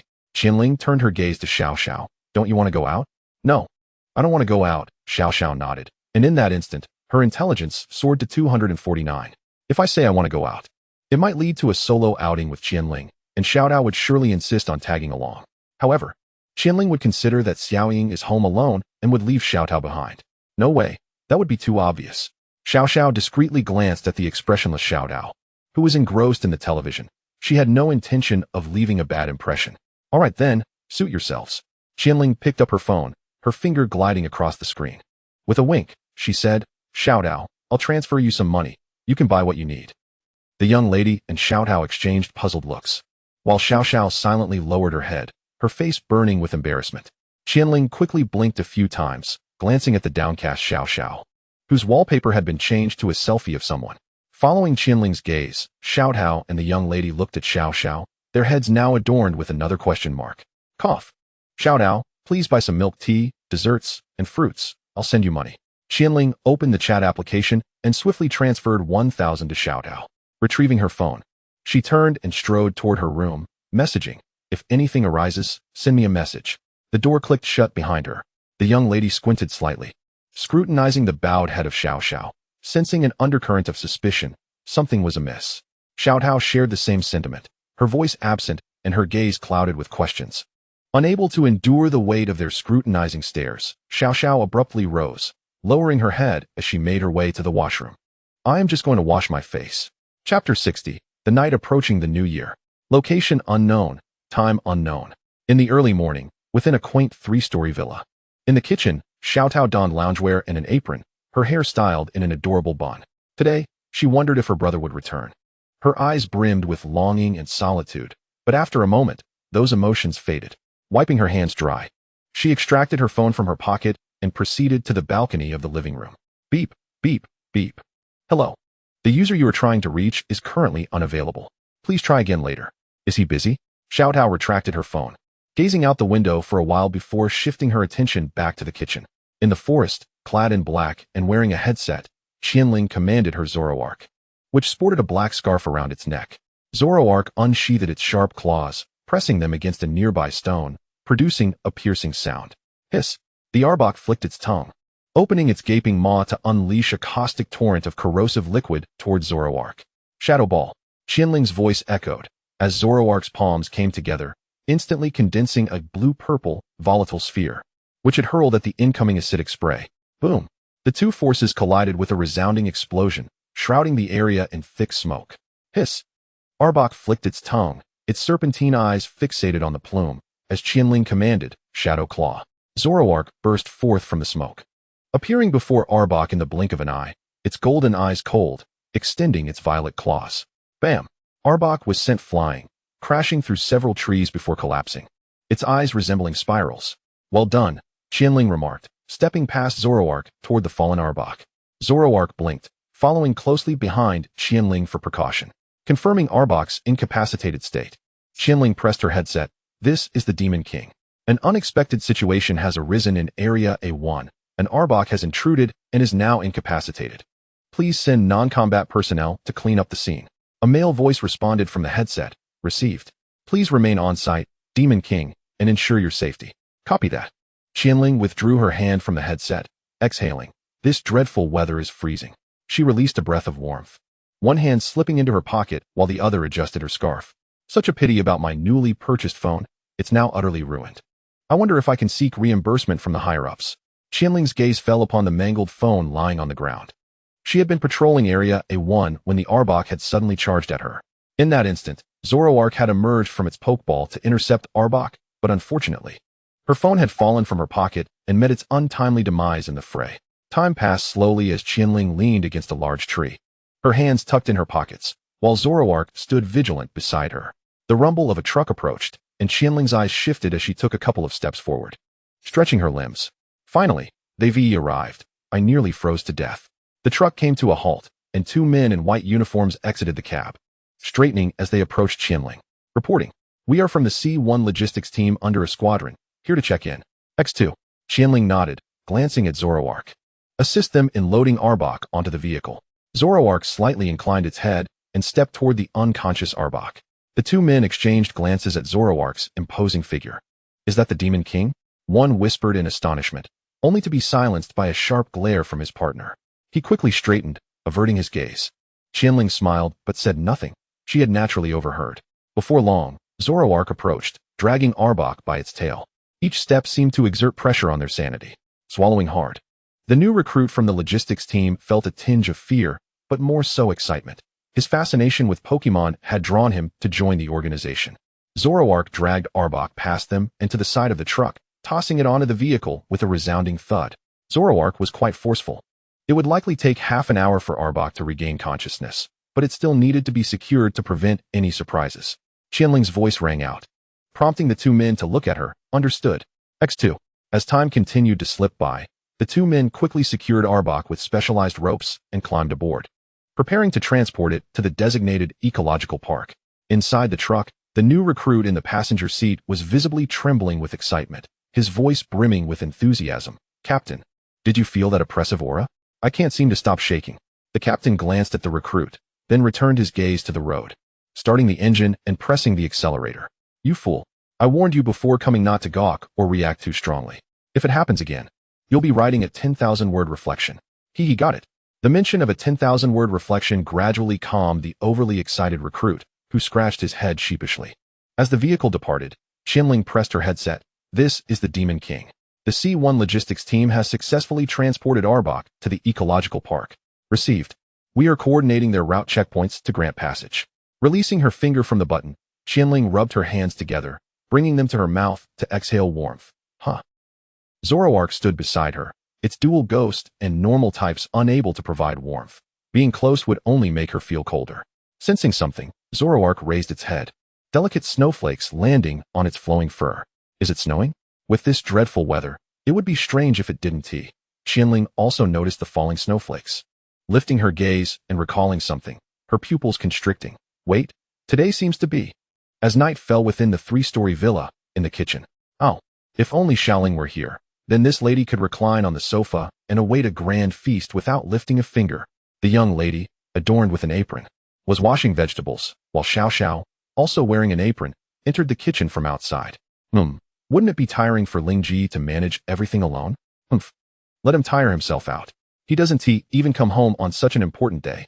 The young lady's cheeks puffed slightly. Xiao chuckled, aware that Xiaoling was merely venting, her tone akin to that of a childess. "All right, more complaining won't get things done." Xiao Tao is quite unreasonable, insisting on such an extensive menu. "I've been busy since the afternoon. My back feels like it's about to break." The young lady entered full complaint mode, while Xiao smiled helplessly and continued with her own tasks. "Beep, beep, beep. The user you are trying to reach cannot answer. Please try again later." Xiao Tao retrieved her phone, gently rubbing her cheeks as she made her way to the kitchen. "Has Xiaoling still not answered the call?" The young lady cast a glance at Xiao Tao, who forced a smile and nodded. Xiao also turned her attention towards them, offering words of comfort. Perhaps Ling Gu is busy. He will surely return the call once he is free. Whatever, retorted the young lady, her chin raised with pride. Let us focus on our meal. He is certainly not fortunate enough to taste the dishes prepared by this lady today. With a smile, Xiao Tao nodded in agreement.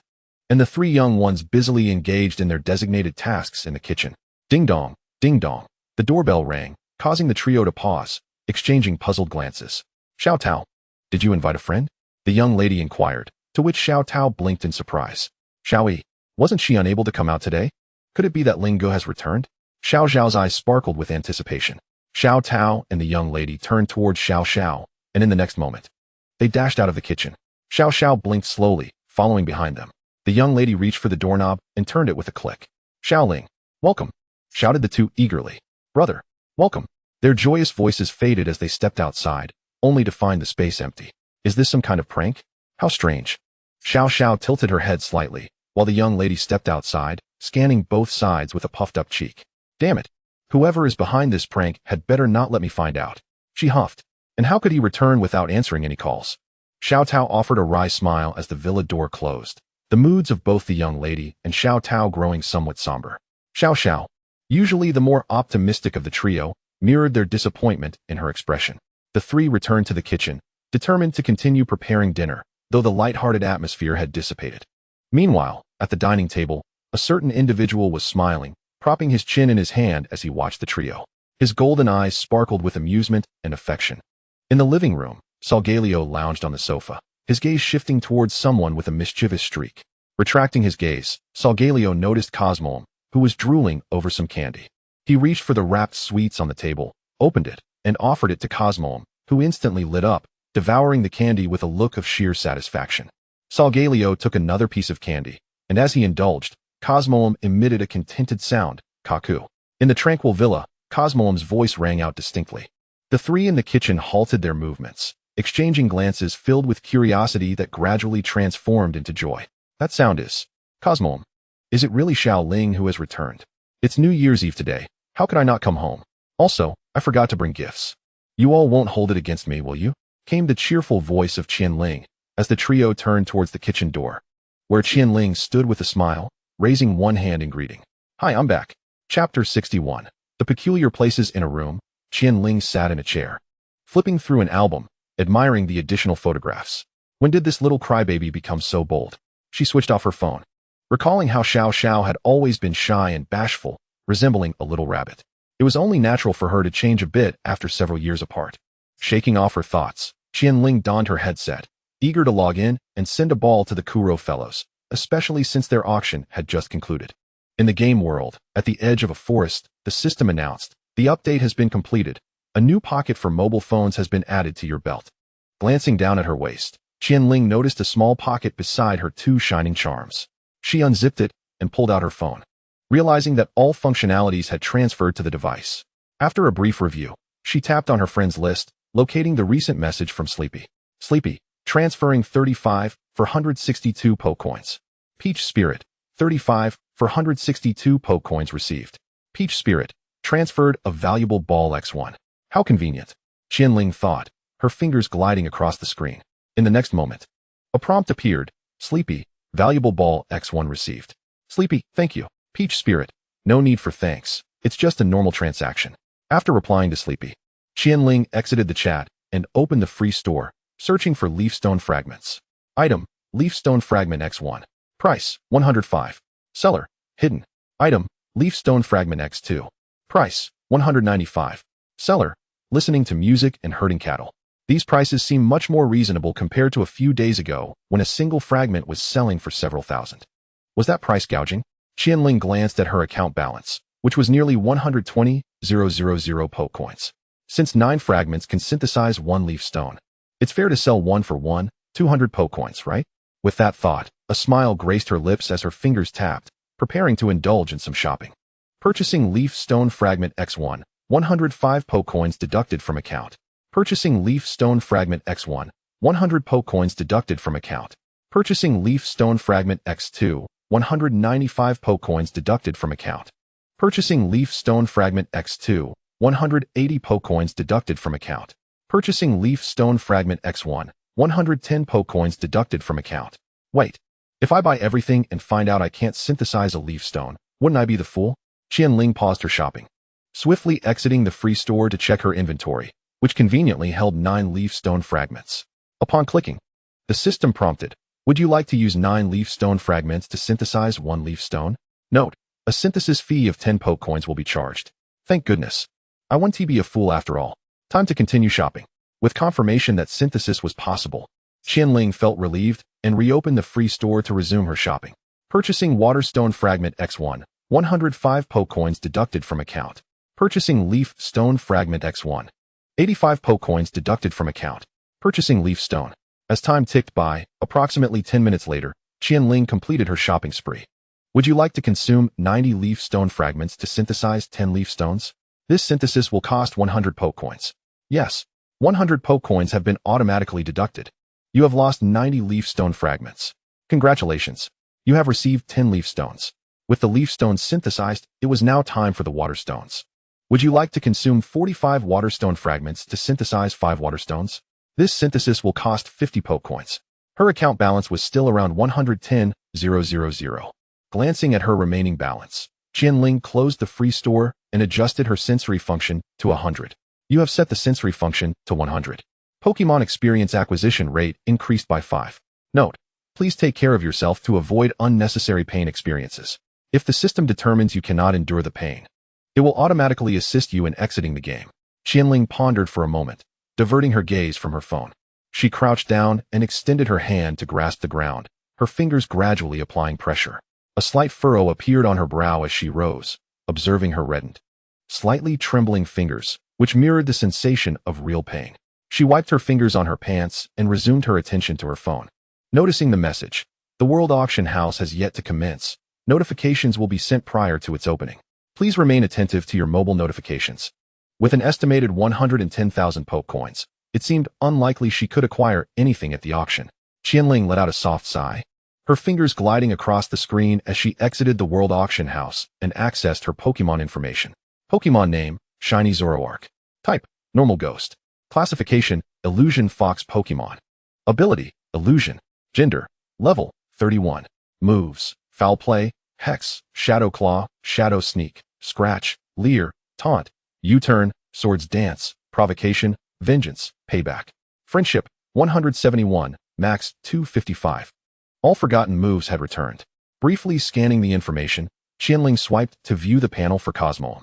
Pokemon name, Cosmog. Type, Psychic. Classification, Nebula Pokemon. Ability, Sturdy. Gender, Level, 33. Moves, Bounce, Teleport. Friendship, 162, Max 255. The level had increased by 1, but the moves remained unchanged. Retrieving her phone, Qian Ling stretched languidly, easing her neck. Having looked down for so long, her cervical spine ached. Indeed, it was a 100% immersive experience.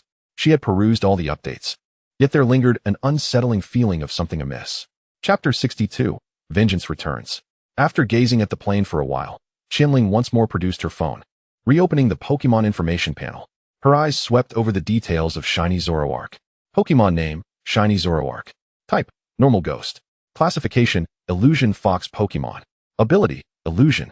Gender, Level, 31. Moves, Foul Play, Hex, Shadow Claw, Shadow Sneak, Scratch, Leer, Taunt, U-Turn, Swords Dance, Provocation, Vengeance, Payback.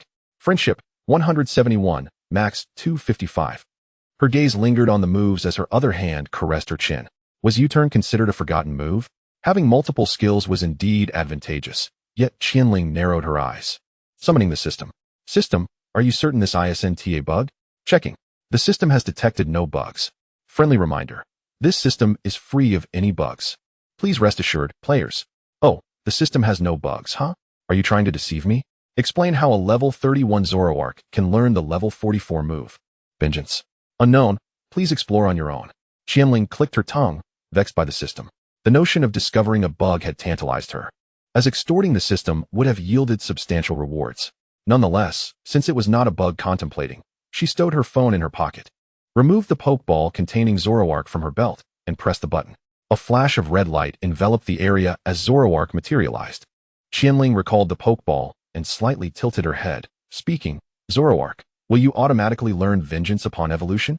Nodding, Zoroark blinked, affirmatively indicating. Qian Ling furrowed her brow.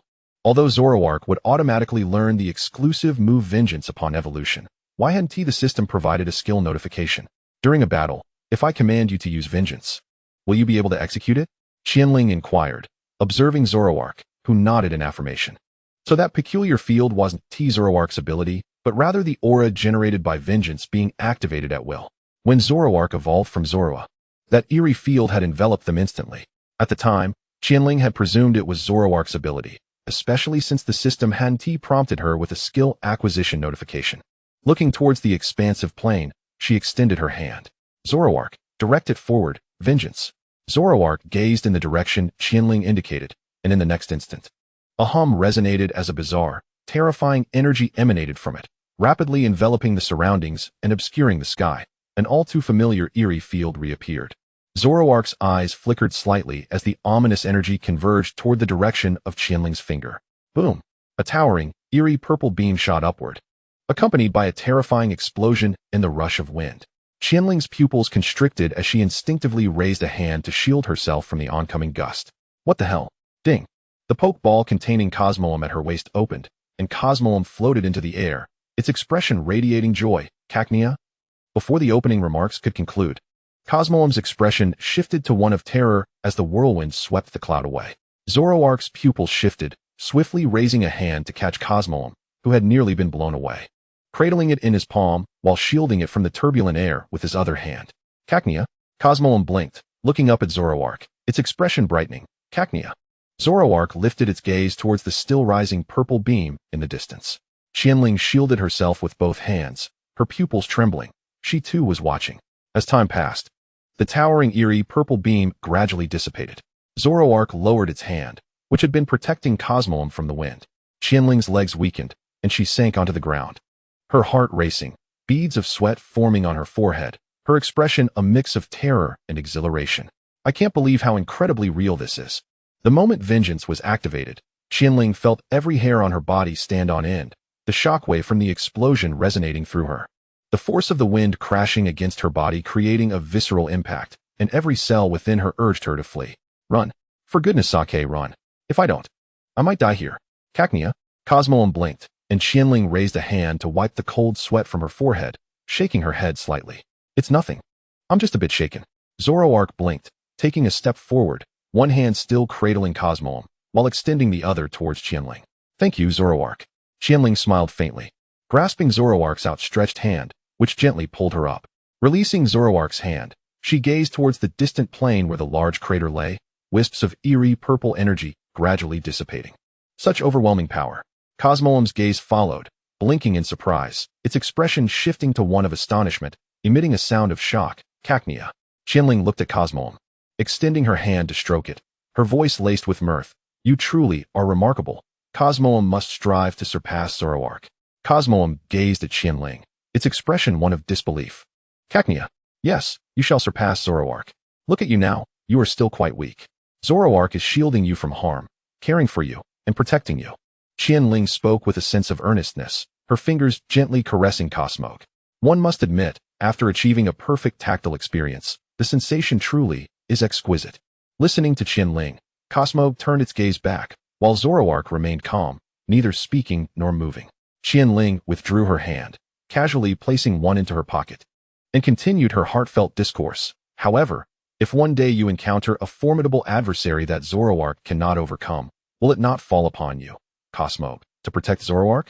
Cosmog blinked, beginning to envision the scenario that Qian Ling described, but then shook its head, dismissing the fantasy, and looked earnestly at Zoroark. Qian Ling, with a triumphant smile, seized the moment. Indeed, such awareness is commendable. Therefore, Cosmog must strive to grow stronger. This way, you can safeguard Zoroark in the future. Chapter 63, The Unabashed Maid.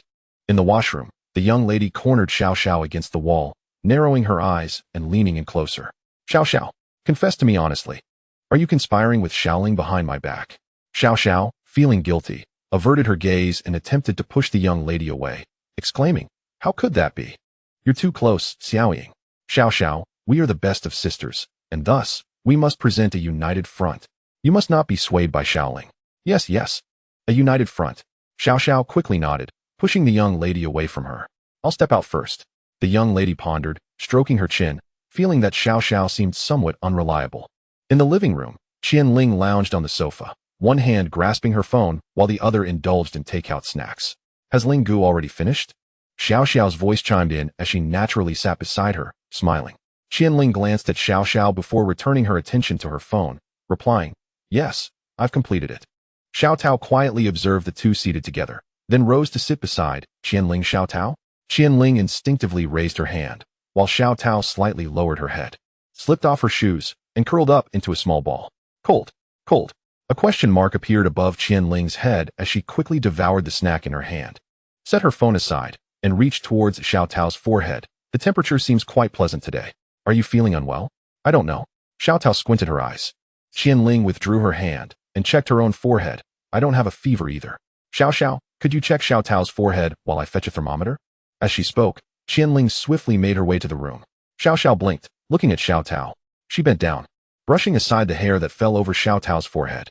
Xiao Tao calmly blinked, and after a moment, Xiao's forehead met Xiao Tao's. After a brief pause, Xiao released her hands from Xiao Tao's cheeks, the foreheads parting. Her temperature is normal. The young lady emerged from the washroom, shaking off the water from her hands as she surveyed the sofa. Where's Xiaoling? Ling Gu went to get the thermometer. Xiao straightened her posture as the young lady settled onto the sofa, grabbing a snack and mumbling, the thermometer? What's wrong? Xiao Tao seems to be feeling unwell. Just as Xiao finished speaking, Qian Ling emerged from the room, wrapped in a blanket and holding a thermometer. She quickly covered Xiao Tao with the blanket, shook the thermometer from its box, and handed it to her. Hold it properly. I'll get you some hot water. Xiao Tao nodded, accepting the thermometer as Qian Ling headed towards the kitchen. The young lady swallowed the snack in her mouth, rising to sit beside Xiao Tao, her expression filled with concern. How are you feeling, Xiao Tao? Cold. Xiao Tao's voice remained calm, prompting the young lady to furrow her brows. Her gaze fell upon the air conditioning remote on the coffee table, which she picked up, pressed the button, and set the heater to 26 degrees before placing the remote down. Have a sip of hot water. Qian Ling re-entered from the kitchen, carrying a cup of water. Xiao reached out. Let me. All right. Qian Ling extended the cup, and Xiao took it, blowing on it before bringing it to Xiao Tao's lips. Drink slowly. It might be hot. I can drink it myself. Xiao Tao sat upright, extending her small hand from under the blanket to take the cup from Xiao.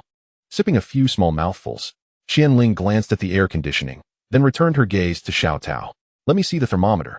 Qian Ling looked at Xiao Tao, who slightly lowered her head. After a moment, her hand emerged with the thermometer. Taking the thermometer, Qian Ling examined it, her brow furrowing gradually. 35.7. That's a bit low. How much? The three little ones looked at Qian Ling, who picked up a small box from the table to store the thermometer. 35.7. So low. The young lady's pupils constricted as she gazed at the expressionless Xiao Tao. Xiao frowned. While it is normal for girls to have a lower temperature, it should not dip below 36 degrees. Setting the thermometer down, Qian Ling inquired, Did you suddenly feel cold today, or has it been for the past few days? After pondering for a moment, Xiao Tao softly replied, It's been like this for a while. Xiaoling, you and Xiao take care of Xiao Tao. I need to make a phone call. Qian Ling stated as she picked up the phone from the table and walked toward her room, needing to consult a doctor about Xiao Tao's condition. The sound of the door clicking shut echoed as Xiao and the young lady exchanged glances, initiating a silent communication. Xiaoying, what should we do? What do you mean what? We take care of Xiao Tao. Xiaoling is my loyal little brother and companion. His sister is my sister too. We must look after her properly. Oh dear. Xiaoying, you silly. I was asking how you plan to take care of her. How to take care of her. The young lady's eyelids lowered slightly. Xiao Tao glanced around, a hint of confusion flashing in her eyes. Hadn't they been exchanging glances and sending signals just a moment ago?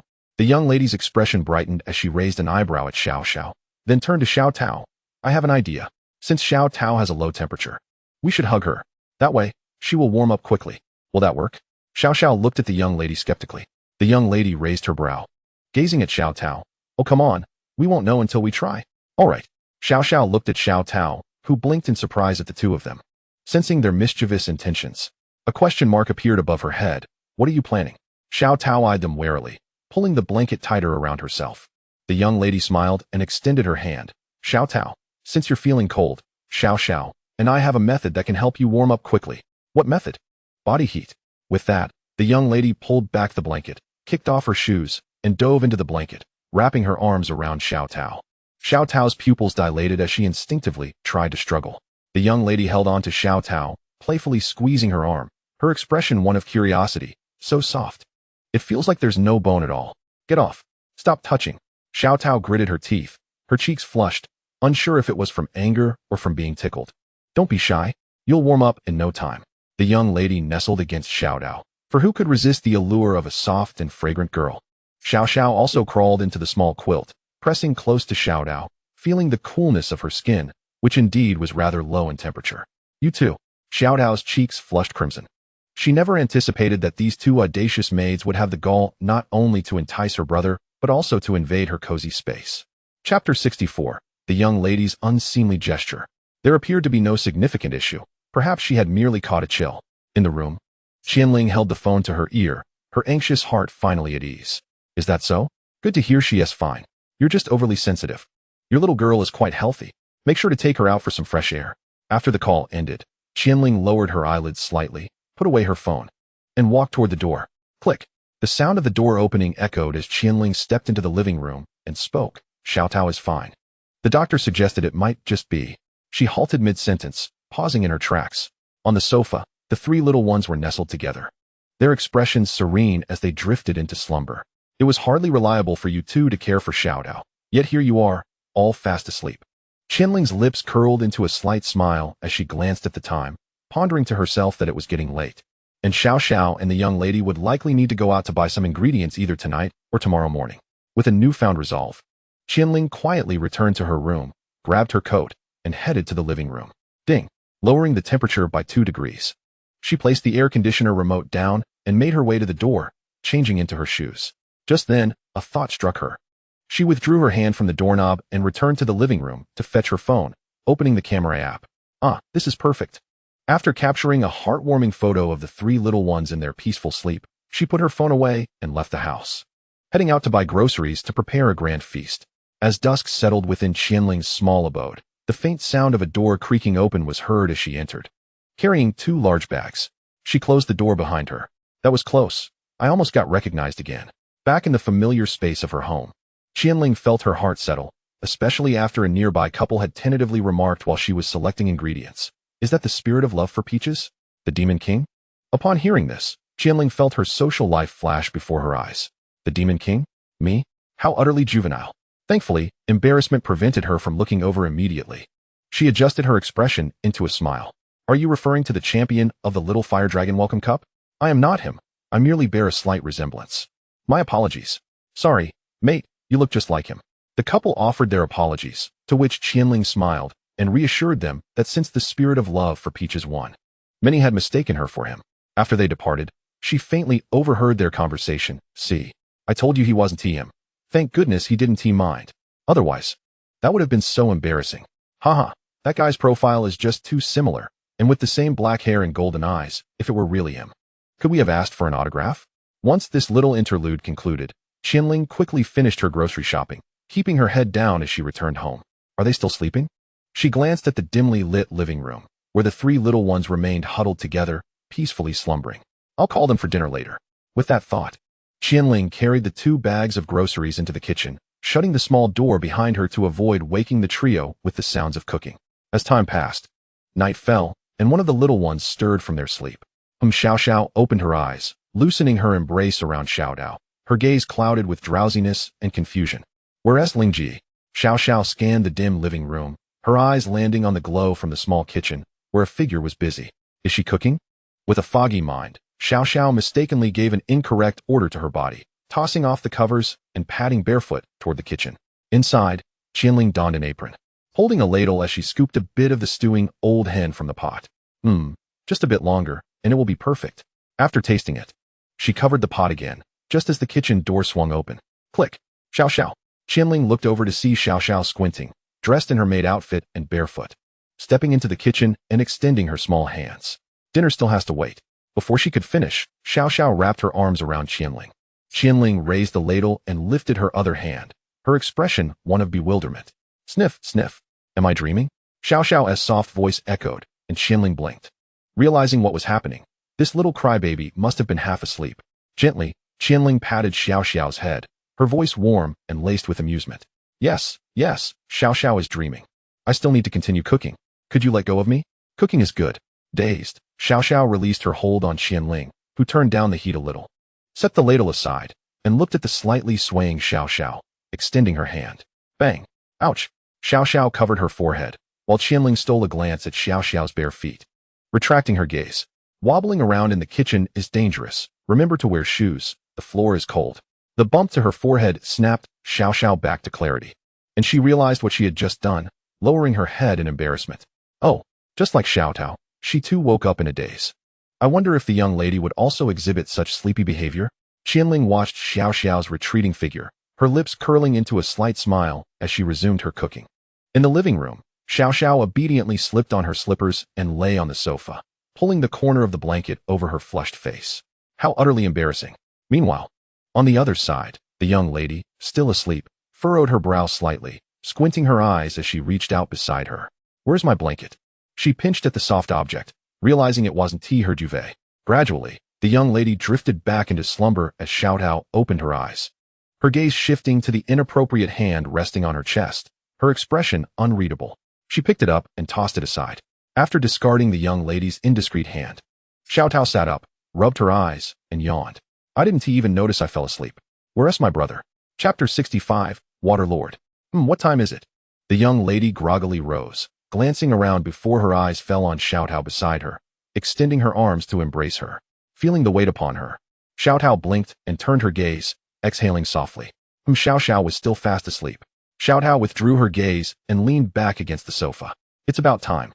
I can wake them up now. In the kitchen, Qian Ling turned off the stove and poked her head out. It's time to eat. Get up and wash your hands. Oh, Xiao Xiao tossed aside her blanket, slipped on her shoes, and made her way to the washroom. Xiao Tao's gaze shifted as she pushed the young lady aside and followed Xiao Xiao. The young lady squinted, pulling the blanket back over her and settling in to continue her slumber. Time passed slowly, and soon Xiao Tao and Xiao Xiao had finished washing up and were seated at the dining table. Qian Ling emerged from the kitchen, carrying a clay pot, placing it on the table. Whereas the young lady, Xiao Ying, is still asleep. Xiao Xiao glanced back at the living room, while Qian Ling wiped her hands and cast a quick look at the sofa before turning around. Xiao Xiao, go wake her up, dinner is ready. All right, after dinner. In the living room, the three little ones sat on the sofa watching television. Qian Ling emerged from the kitchen, wiping her hands free of moisture. Miss Xiao Xiao, will you be returning tomorrow or tonight? The young lady cast a sidelong glance at Qian Ling, her small hand reaching for the snacks on the table, tearing open the packaging. Tonight, we have a flight just past 1 o'clock. Very well, I shall see you to the airport shortly, Qian Ling replied, glancing at the time. The young lady, her cheeks puffed out, swallowed, and said, no need. Xiao Xiao and I will take a taxi to the airport ourselves. Taking a taxi to the airport dressed like that.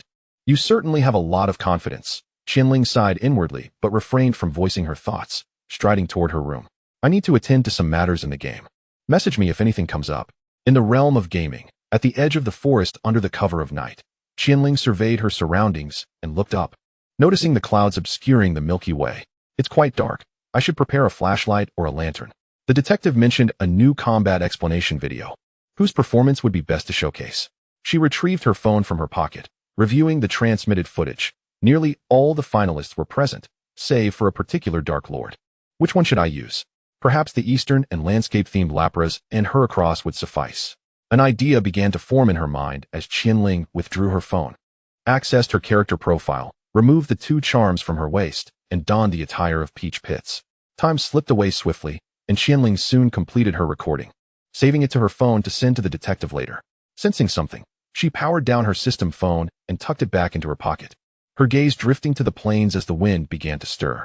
At an unknown moment, the clouds that had concealed the stars dissipated, revealing a 4-legged Pokémon gazing at her from the hillside. What is that? Qian Ling squinted, a question mark appearing above her head. A wild Sylveon? That seems off. Sylveons shouldn't be so tall. Wait a moment. As she pondered, a thought struck her. She pulled out her Pokédex from her dimensional pocket and aimed it at the Pokémon on the hillside. A crisp sound echoed as the Pokédex activated, magnifying the image before her. Qian Ling's pupils contracted in shock as the mechanical voice announced, not found. Before the voice could finish, she swiftly retracted the Pokédex and dashed toward the hillside. The Pokémon, noticing Qian Ling's approach, blinked and turned to leave. Time trickled away as Qian Ling climbed the slope, panting heavily. Scanning her surroundings. Has it departed? Confirming the Pokémon's absence, she plopped down on the ground, once again retrieving the Pokédex to examine the captured image. Lucky or unlucky? I encountered Suicune, but failed to catch up. She chuckled softly, putting away the Pokédex and rising to dust off non-existent dirt from her clothes before pulling out her phone to log out. In the real world, within Qian Ling's room, time had nearly run its course. She stood, stretched, removed her coat from the hanger, and donned it, tucking her phone into her pocket. With a click, she opened the door and walked into the living room, halting momentarily as she adjusted her clothing, blinking in surprise. When did you two become so close? On the sofa, the three little ones were huddled together under a blanket, engrossed in television. Hee hee, I was just worried about Xiao Tao getting cold. I'm quite considerate, the young lady replied. Raising an eyebrow, Xiao Tao remained expressionless, her gaze fixed on the screen. Are you going out, Qian Ling? Xiao noted Qian Ling's attire, to which a question mark appeared above Qian Ling's head, her eyes filled with confusion. Aren't you catching a flight at 1? It's nearly midnight. Silence enveloped the room as the young lady and Xiao exchanged glances. In the next moment, they hurriedly threw off the blanket. This is all your fault, Xiao. It's already midnight. We'll miss our flight. What do you mean it's my fault? Xiaoing didn't notice the time either. Don't shift the blame. The two young ones scrambled to don their shoes and grabbed the coat draped over the sofa. Qian Ling sighed in exasperation, glancing at Xiao Tao. I'll take them to the airport. It's unsafe for them to go alone at this hour. Xiao Tao, remember to lock the door. I have the keys. Chapter 66. A Farewell Embrace. In the early hours outside the airport, at the entrance, Xiaoling, shall we be off? The young lady asked, looking at Qian Ling. Qian Ling smiled and nodded, saying, yes. Once you exit the plane and leave the airport, use a ride-sharing app to get a taxi. Avoid those strange cars by the roadside. The young lady lifted her chin slightly, a look that seemed to ask for praise. Humph. I drove to the airport, leaving the keys at the service desk. If it weren't too far, I'd have driven straight to your doorstep via the highway. Qian Ling's lips twitched, and she sighed, one hand stuffed into her pocket. Look at you, brave enough to drive on the highway at this hour? Hee hee, the young lady stuck out her tongue, glancing at the smiling Xiao. Suddenly recalling something, she grinned widely, Xiaoling, both Xiao and I are leaving. Don't you want to share a hug? Can I refuse? Qian Ling feigned disdain at the outstretched arms of the young lady, who puffed up her cheeks, her expression turning fierce. Are you really going to turn me down? Hurry. Give me a hug. All right. With an unwilling expression, Qian Ling withdrew her hand from her pocket, opened her arms, and embraced the young lady, gently patting her back.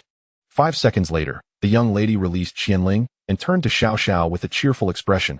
All right, it's your turn, Xiao. Xiao blinked, her gaze evasive. Her cheeks slightly flushed. I want a hug too. The young lady placed her hands on her hips, raising an eyebrow. Of course. A farewell hug. Okay. Xiao nodded, extending her arms to embrace Qian Ling, who gently patted her back as well. After about 5 seconds, they parted. All right, Xiao and I are off. Don't forget what you promised me. The young lady glared at Qian Ling with a look that said, if you dare back out, I'll come over and bite you. I won't forget. Once Xiao Tao finishes her exams, I'll bring her over. Qian Ling smiled and nodded, while Xiao's ears perked up at the mention of Xiao Tao. Raising her head, are you really coming over?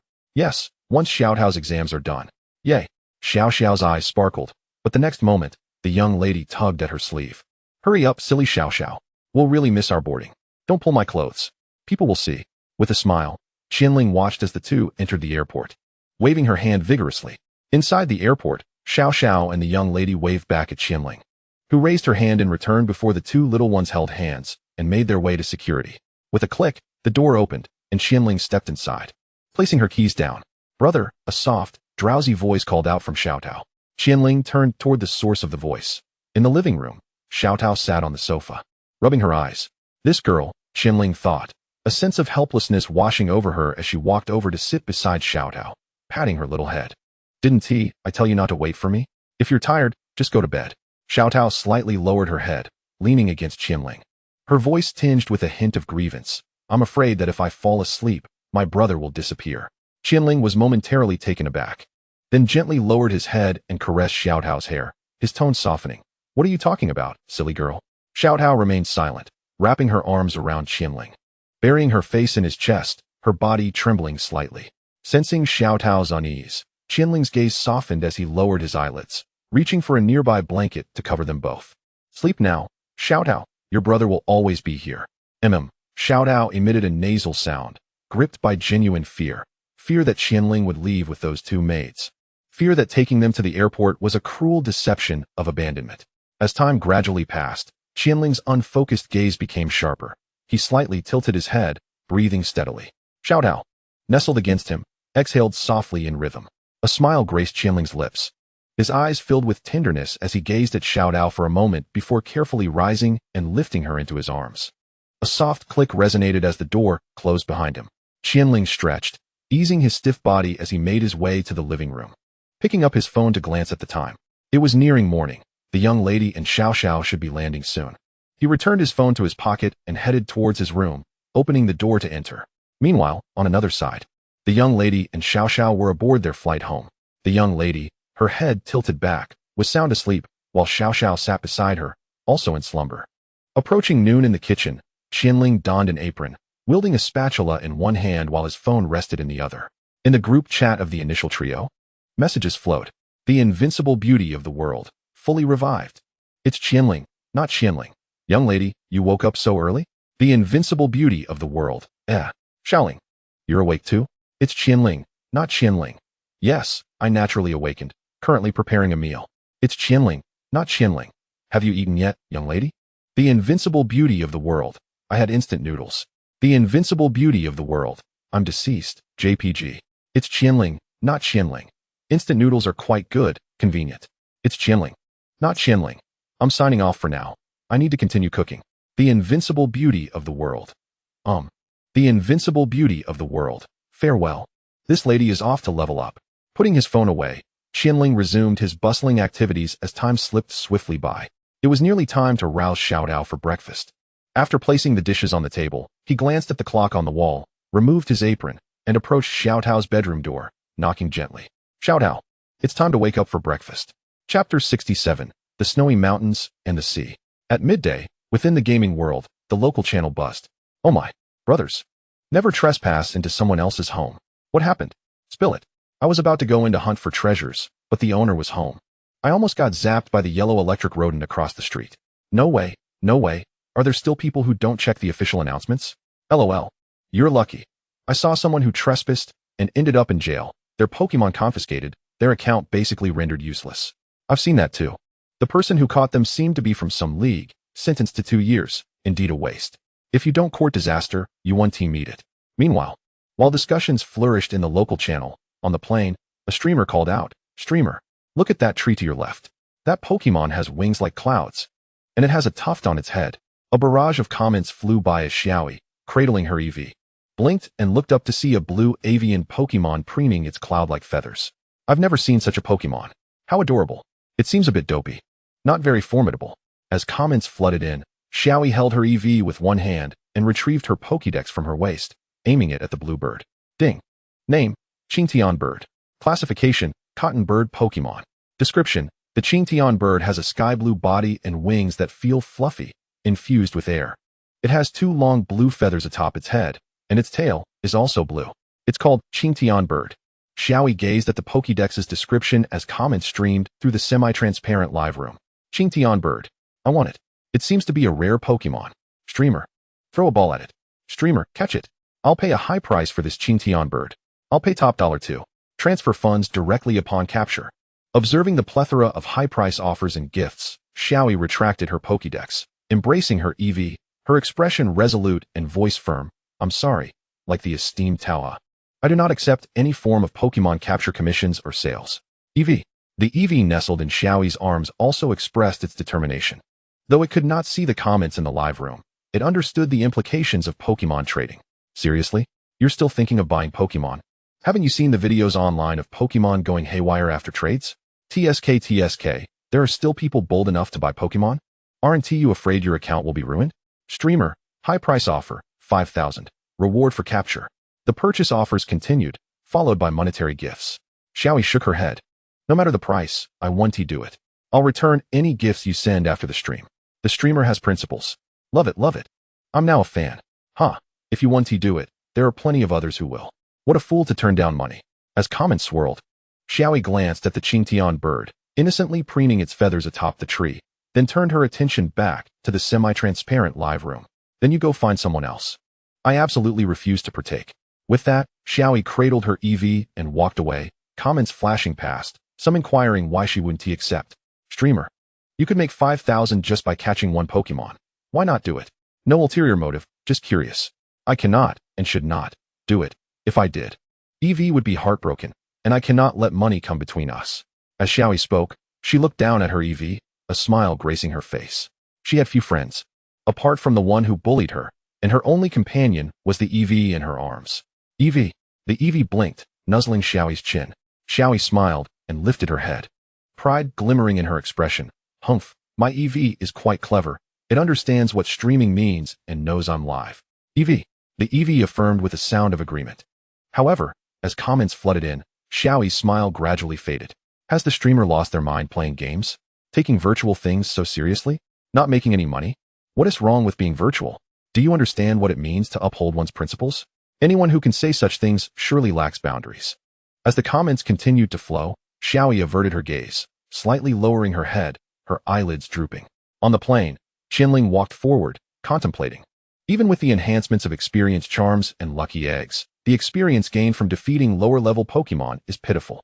To level up quickly, one must seek high-level wild Pokemon or consume experience candies. Currently, it seems that experience candies can only be obtained by defeating boss Pokemon.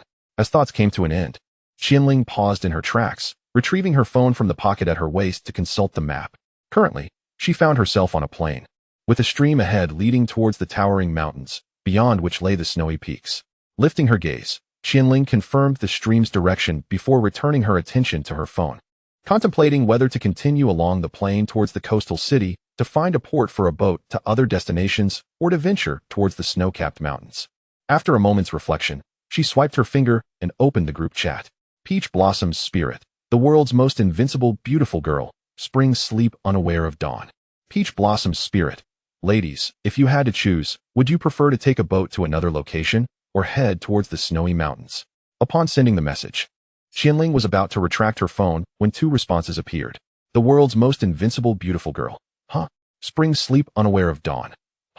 I might choose the snowy mountains. Peach Blossom's spirit. Snowy mountains? My lady, what about you? The world's most invincible beautiful girl. If Xiao wishes to go to the snowy mountains, then I shall choose the snowy mountains as well. Peach Blossom's spirit. Okay. The world's most invincible beautiful girl. Okay? Xiaolingzi, you aren't thinking of heading to the snowy mountains, are you? Peach Blossom's spirit. Thanks for the invitation, but I'm on the plain, with the sea ahead and the snowy mountains to the left. The world's most invincible beautiful girl. Xiaolingzi, have you already left the novice village? Are you out exploring? Peach Blossom's spirit. If I told you I have no idea what the novice village looks like, would you believe me? Spring sleep unaware of dawn. I would. The world's most invincible beautiful girl. I would not. Peach Blossom's spirit. Alright, the truth is, the Pokemon outside the novice village were too low in level, and I left because leveling up was too slow. The world's most invincible beautiful girl. In that case, I must also leave the novice village with Riolu. Peach Blossom's spirit. Let us not chat for now. Someone is approaching. Chapter 68. What the heck? Where did the person go? Help. Above the plane, Xiao Yi's expression was one of utter despair, cradling the unconscious EV in her arms, while a crimson-eyed Kabutops relentlessly pursued her from behind. Goodness, upon entering, the streamer was already crying for help. Had she been chased again? Indeed, last time it was a purple serpent, and now it was a Kabutops, seemingly a boss Pokemon. What transpired? Just arrived? Is there anyone to explain? One briefly. In short, the streamer was in the forest, looking at Pokemon with her Pokédex.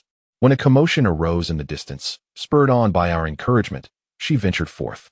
And then the streamer was discovered by this boss Kabutops.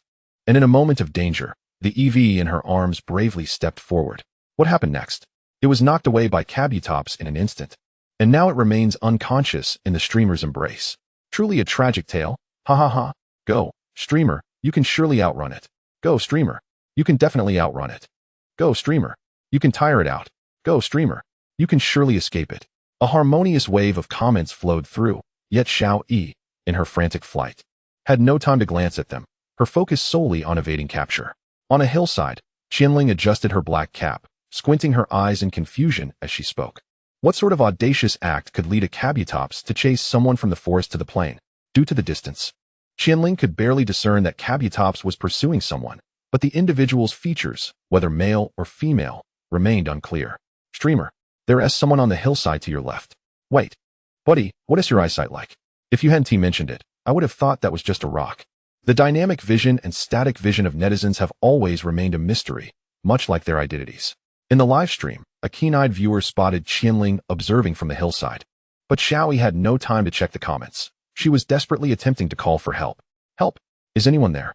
Qian Ling, who had initially planned to depart, halted, her golden eyes flickering with curiosity as she turned to the fleeing Xiaoyi. That voice sounds somewhat familiar. Recalling. Qian Ling retrieved her phone from her waist, switched to camera mode, and zoomed in on the girl escaping. It was a girl who looked strikingly familiar, as if she had seen her somewhere before. Moments later, a memory flashed in Qian Ling's mind of a video call with Xiao Tao, her roommate wrapped in a towel. And her gaze shifted to the injured EV in Xiao Yi's arms. With tears welling in her eyes, the girl sat on the ground, cradling the wounded EV. And Qian Ling's pupils constricted slightly. Is it her? Is she also Xiao Tao's roommate? Overlapping images filled her mind, and Qian Ling instantly abandoned her initial thought of detachment. She unfastened the Pokeball containing Zoroark from her waist. Zoroark, save her. Intercept that Kabutops. With that, she hurled the Pokeball forward, which burst open in midair, releasing a radiant red light as Zoroark appeared on the plane. Zoroark blinked its eyes, fixing its gaze on the Kabutops pursuing Xiao Yi in the distance. The ground beneath its feet sank as it surged forward at astonishing speed. Qian Ling also dashed towards Xiao Yi's direction, bending down to retrieve Zoroark's Pokeball and returning it to her waist. What the heck? Streamer, look over there. Something terrifying is approaching. Run, Streamer. That thing seems to be coming for you. Streamer, quick run. This thing is definitely not right. The audience in the live stream noticed the ominous shadow charging down the hillside, accompanied by a terrifying, eerie energy that cloaked it in a shroud of invisibility. As Xiaoyi fled, she sensed the horrifying aura rapidly closing in. Turning to look, her pupils dilated as she stumbled, tripping over her own feet, sending the unconscious EV flying once more. With a thud, Xiaoyi fell to the ground, while the EV soared through the air, spinning twice and landing heavily. Rolling. Due to the downhill slope, the EV tumbled several times before colliding with a rock, lying sprawled on the ground, unconscious. Ouch! Xiao Yi, having fallen, felt tears welling in her eyes, her sensitivity to pain at 100%. Listening to the approaching footsteps behind her, she lifted her head. EV. Kabutops arrived behind Xiao Yi, halting its advance, its eyes a deep crimson, and the large horns atop its head emitted a crackling sound. Just as Kabutops was about to make its move on Xiao Yi, a terrifying and eerie energy surged towards it. Kabutops' eyes widened in fear. Ugh! It took a step back, emitting a sound of sheer terror, for it had perceived the resentment and hatred that could shake the very soul. Cowering on the ground, Xiaoyi shut her eyes in fear, her scraped hands clenched into fists. Zoroark stared coldly at Kabutops, stepping forward, surrounded by a terrifying, eerie energy. What the heck? Zoroark. The Spirit Master-S Zoroark? The streamer is saved. Is this really the Spirit Master-S Zoroark? Are you sure it's not a wild Zoroark? If it truly belongs to the Spirit Master, that's good. I'm just worried it's a wild one. A wild one is far more terrifying than Kabutops. It must be wild. The Spirit Master hasn't even shown up. Streamer, should we log off and make a run for it? I believe it is the Spirit Master-S. Didn't someone just say there's a person standing on the hillside? The popularity of the live stream surged with Zoroark's appearance, an array of comments flooding the screen. While our streamer, Xiao Yi, lay motionless on the ground, attempting to feign death to evade detection. Feigning death is a technique learned by Xiaoyi from unreliable instructional videos on a video sharing platform. It is said that when confronted with danger, lying flat on the ground in a state of simulated death will deter wild Pokémon from continuing their assault. Zoroark came to a halt, gazing at the deeply entrenched hatred and resentment emanating from Kairos. Its attention shifted as Zoroark blinked, retracting its gaze from the prostrate Xiaoyi to focus on Kairos. Just as Qian Ling arrived at the scene, huff, Qian Ling paused to catch her breath, straightening up to regard the motionless Xiaoyi on the ground. Her eyes widened momentarily before exclaiming, "What the hell? Is she gone?" Chapter 69. Did you steal its child? In stark contrast to Qian Ling's bewilderment, Zoroark remained serene, sensing that the person lying on the ground was still alive. It looked at Qian Ling and blinked, prompting her to swiftly comprehend Zoroark's meaning. Rushing to Xiaoyi's side, she crouched down, asking, "Are you alright?" At that moment, Kairos retreated 2 steps, and Zoroark turned its gaze toward it, its golden eyes flickering slightly. An eerie energy enveloped Kairos, rendering it voiceless. Xiaoi gradually rose, feeling pain coursing through her body. Her head bowed as she murmured, "Thank you." Observing Xiaoi's subdued demeanor, Qian Ling stood up, one hand in her pocket, her gaze shifting to the ensnared Kairos. "It's a relief that you're okay. How did you end up being chased by Kairos?" Xiaoi lifted her head, her words faltering as her pupils flickered, her expression morphing into one of astonishment. "You?" Qian Ling regarded Xiaoi with a hint of confusion. But Xiaoi quickly averted her gaze, standing upright while bowing her head, her voice trembling. In stark contrast to Xiaoi's anxiety, the live stream had already erupted into a frenzy, the popularity soaring. What an incredible encounter with the legendary spirit. What luck for the streamer. What a fate. Saved again by the legendary spirit. What fate. Let me explain for the newcomers. Before the Charizard Cup national competition, our streamer encountered a terrifying purple serpent in the forest. At a moment of peril, it was none other than the legendary spirit, not yet the national champion, who came to the rescue. And today, under our encouragement, the streamer provoked a suspected boss, Kairos, fleeing for dear life to the plains. She was once again saved by the legendary spirit. Is this not fate? I mean, can I automatically summon a legend when I'm in danger? Where can I acquire such talent? Not me. When I faced danger, I had to run for my life for ages before escaping. Why is there such a disparity between people? 2 critical moments of heroic rescue. Even novels wouldn't dare to write it this way. Jealousy. I too wish to be saved by the legendary spirit. Hey, you upstairs are acting strange. Seriously, you upstairs are acting strange. Noticing Xiaoi's tension, Qian Ling touched her nose, shifted her gaze, and spoke. By the way, your Eevee seems to still be unconscious. Xiaoi blinked, raising her head with dilated pupils, suddenly turning to run toward the stone where Eevee lay sprawled out. Eevee. I feel like Xiao Tao's roommate is a bit dazed. Qian Ling chuckled softly, retracting her gaze to focus on Kairos. Let it go, Zoroark. Zoroark blinked, and the eerie energy enveloping Kairos gradually dissipated, freeing it from its rage and resentment. Although freed from its wrath, Kairos' eyes remained crimson, fixating on Qian Ling as it assumed an aggressive stance, letting out a growl. Qian Ling's pupils dilated, and she instinctively retreated. Just as she was about to command Zoroark, it teleported in front of her, a cold glint flashing as it struck. Bang! Kairos was sent flying, crashing to the ground. Zoroark's eyes icy, the shadowy claws extending from its own claws fading away. A boss. Qian Ling furrowed her brow, observing the recovering Kairos as Zoroark strode toward it. Its golden eyes filled with coldness. It doesn't seem like it. It lacks the aura of a boss. The air around a boss is typically imbued with an ethereal presence. Yet this Kairos, aside from its crimson eyes, bore no trace of such a presence. Kairos shifted its focus to Zoroark, its large horns glowing as it charged forward. Regardless of whether it is a boss, let us defeat it first. Shadow Claw. Qian Ling's voice rang out as Zoroark's claws became enshrouded in the eerie energy. Coldly observing the charging Kairos, raising its hand, it struck. Boom. Dust flew as a thunderous roar echoed, and the shadowy claws on Zoroark's paw vanished, leaving Kairos sprawled on the ground, unconscious. Is it really that terrifying? Such a brutal strike that it buried Kairos into the ground. Streamer, quickly, latch onto that leg. If you manage to secure that leg, wouldn't you be able to roam freely in the novice village? The barrage of comments streamed in as Xiaoi stared at Zoroark's silhouette, cradling the unconscious Eevee in her arms. So impressive. Qian Ling pulled out her phone. A system message appearing. Congratulations, you have defeated Kairos. Your Zoroark is now level 1, currently at level 32. Putting her phone away, Qian Ling gazed at the Kairos embedded in the ground, her brow furrowing. It seems it's not a boss. Perhaps it has gone berserk due to some reason. Pondering, Qian Ling's gaze shifted to the dazed Xiaoi.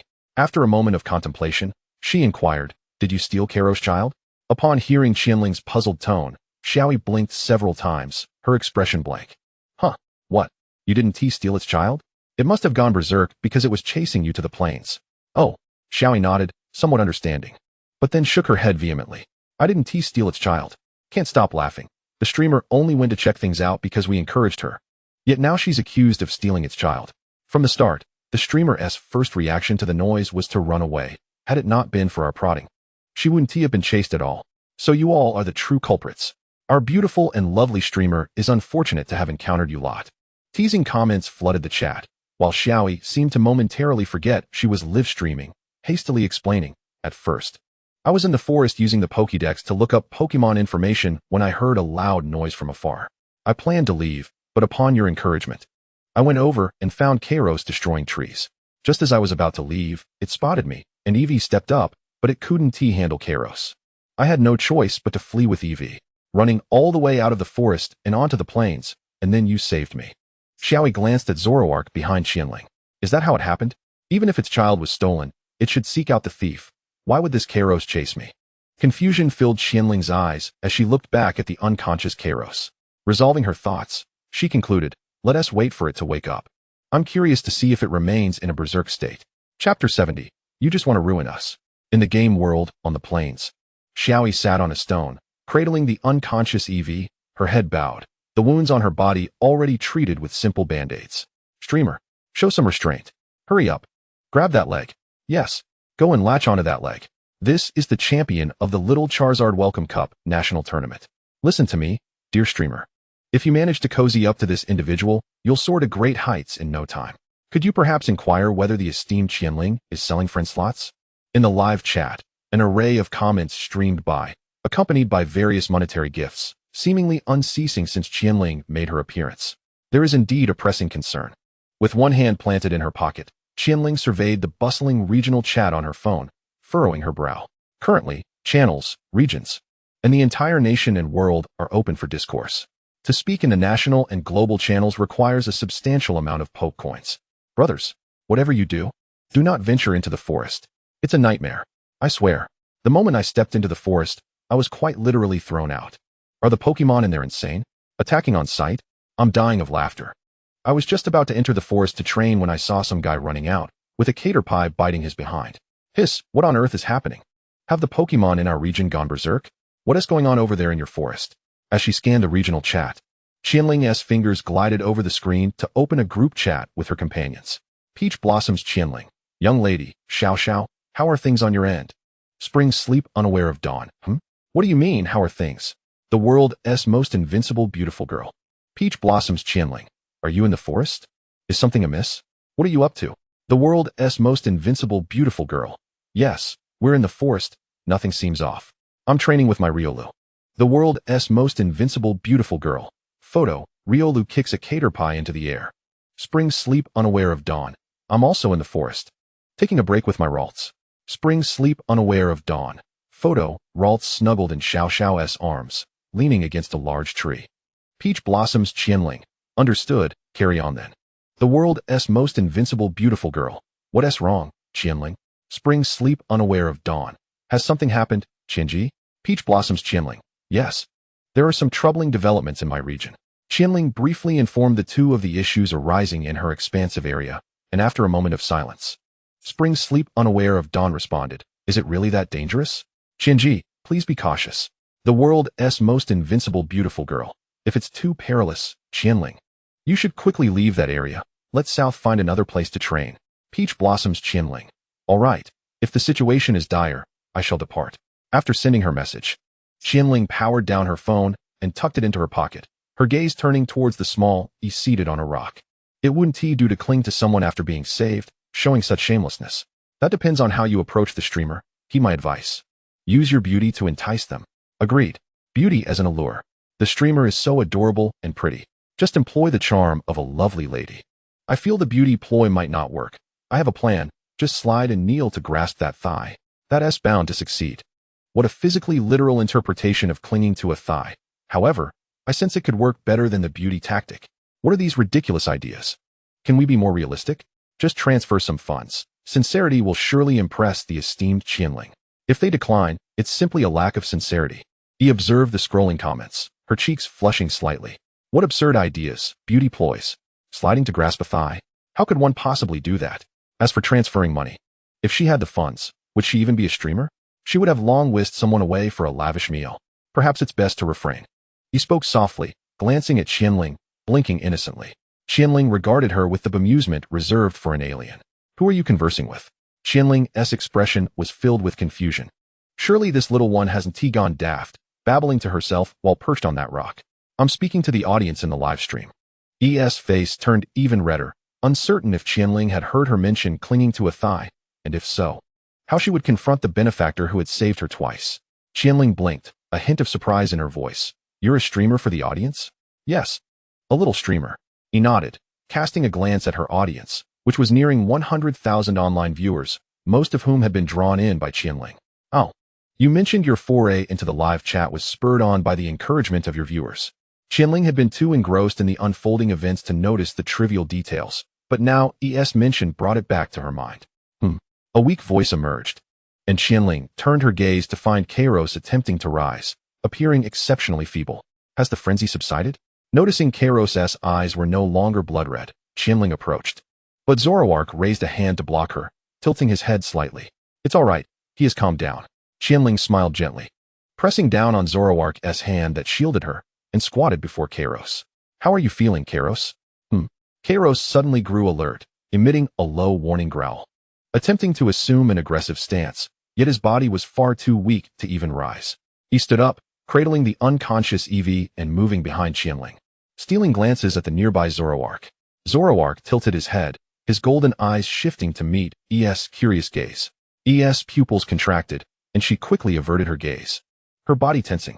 Zoroark blinked, returning his gaze elsewhere. Oh my, can I really get this close to Zoroark? Thank you, streamer. Is this a free viewing experience? The streamer could reach out and touch him. That magnificent purple-blue fur looks so enticing to stroke. Haha. The streamer is caught peeking at Zoroark and is too frightened to maintain eye contact now. Streamer, quickly reach out and give him a touch. I'll send you the most expensive gift. Are you trying to doom us? If the streamer were to be slapped and perish, where would we go to see Zoroark? Exactly. Do you really want the streamer to touch him? You clearly wish to bring about our demise. Chapter 71, Forewarning of Danger. A look of confusion flickered in Kairos's eyes, and Qian Ling furrowed her brow. Kairos, do you not recall what transpired just now?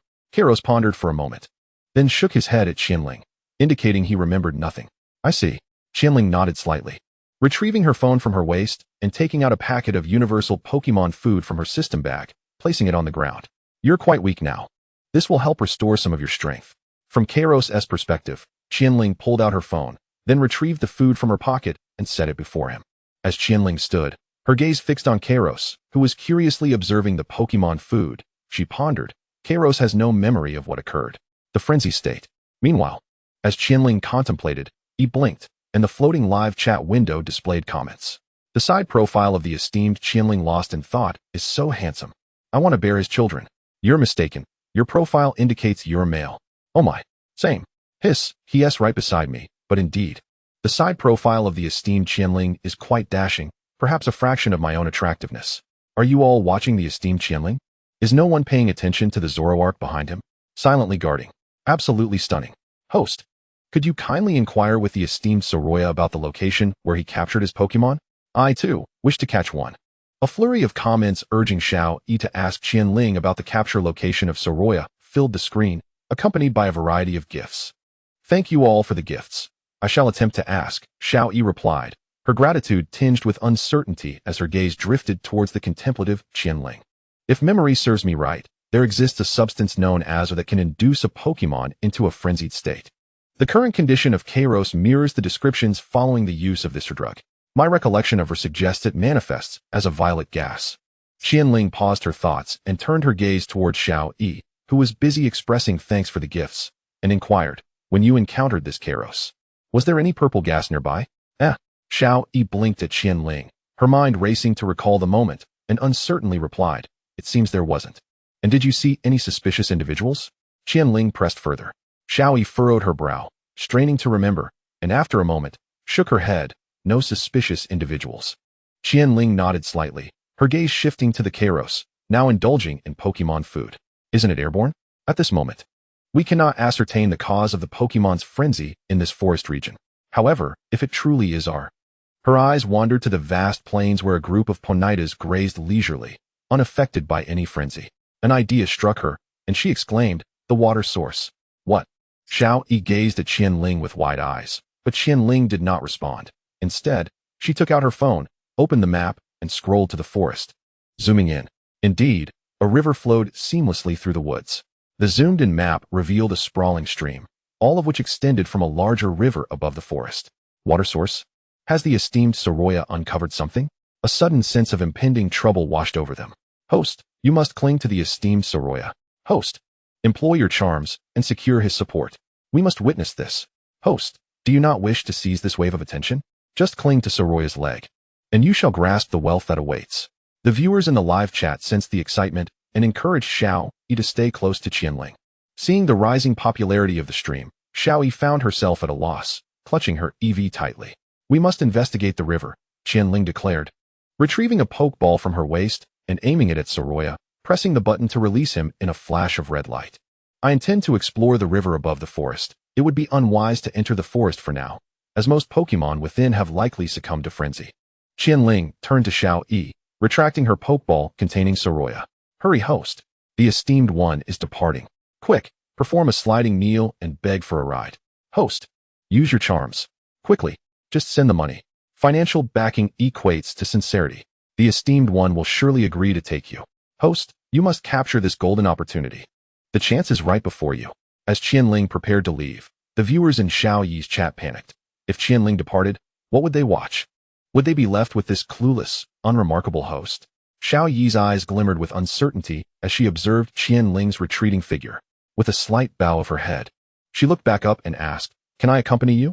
Qian Ling halted, turning to regard Xiao Yi with a contemplative expression. After a moment, she replied, "I intend to traverse the forest. There may be many frenzied Pokemon along the way, and following me could be perilous. That's all right. I'm not afraid of danger.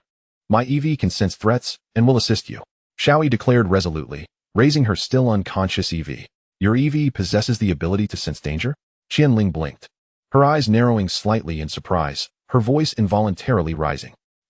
How did you know?" Xiao Yi's expression turned slightly dazed. Qian Ling's gaze towards the unconscious EV grew complex. And after a moment, she spoke again. "You must be in your final year of high school, right? And you have a beautiful roommate with white hair and red eyes."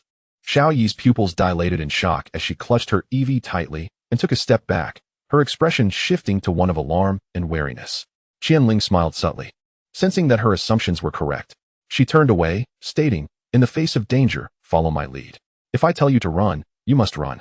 After all, she was a friend of her sister S, and EV's ability to sense danger would indeed assist in conserving Zorua's energy in case of any unexpected situations. Chapter 72. Are we foolish waves? In the gaming world, afternoon light bathed the plains. Does the esteemed Zorua seem to know the host? And is he aware of the host's personal circumstances?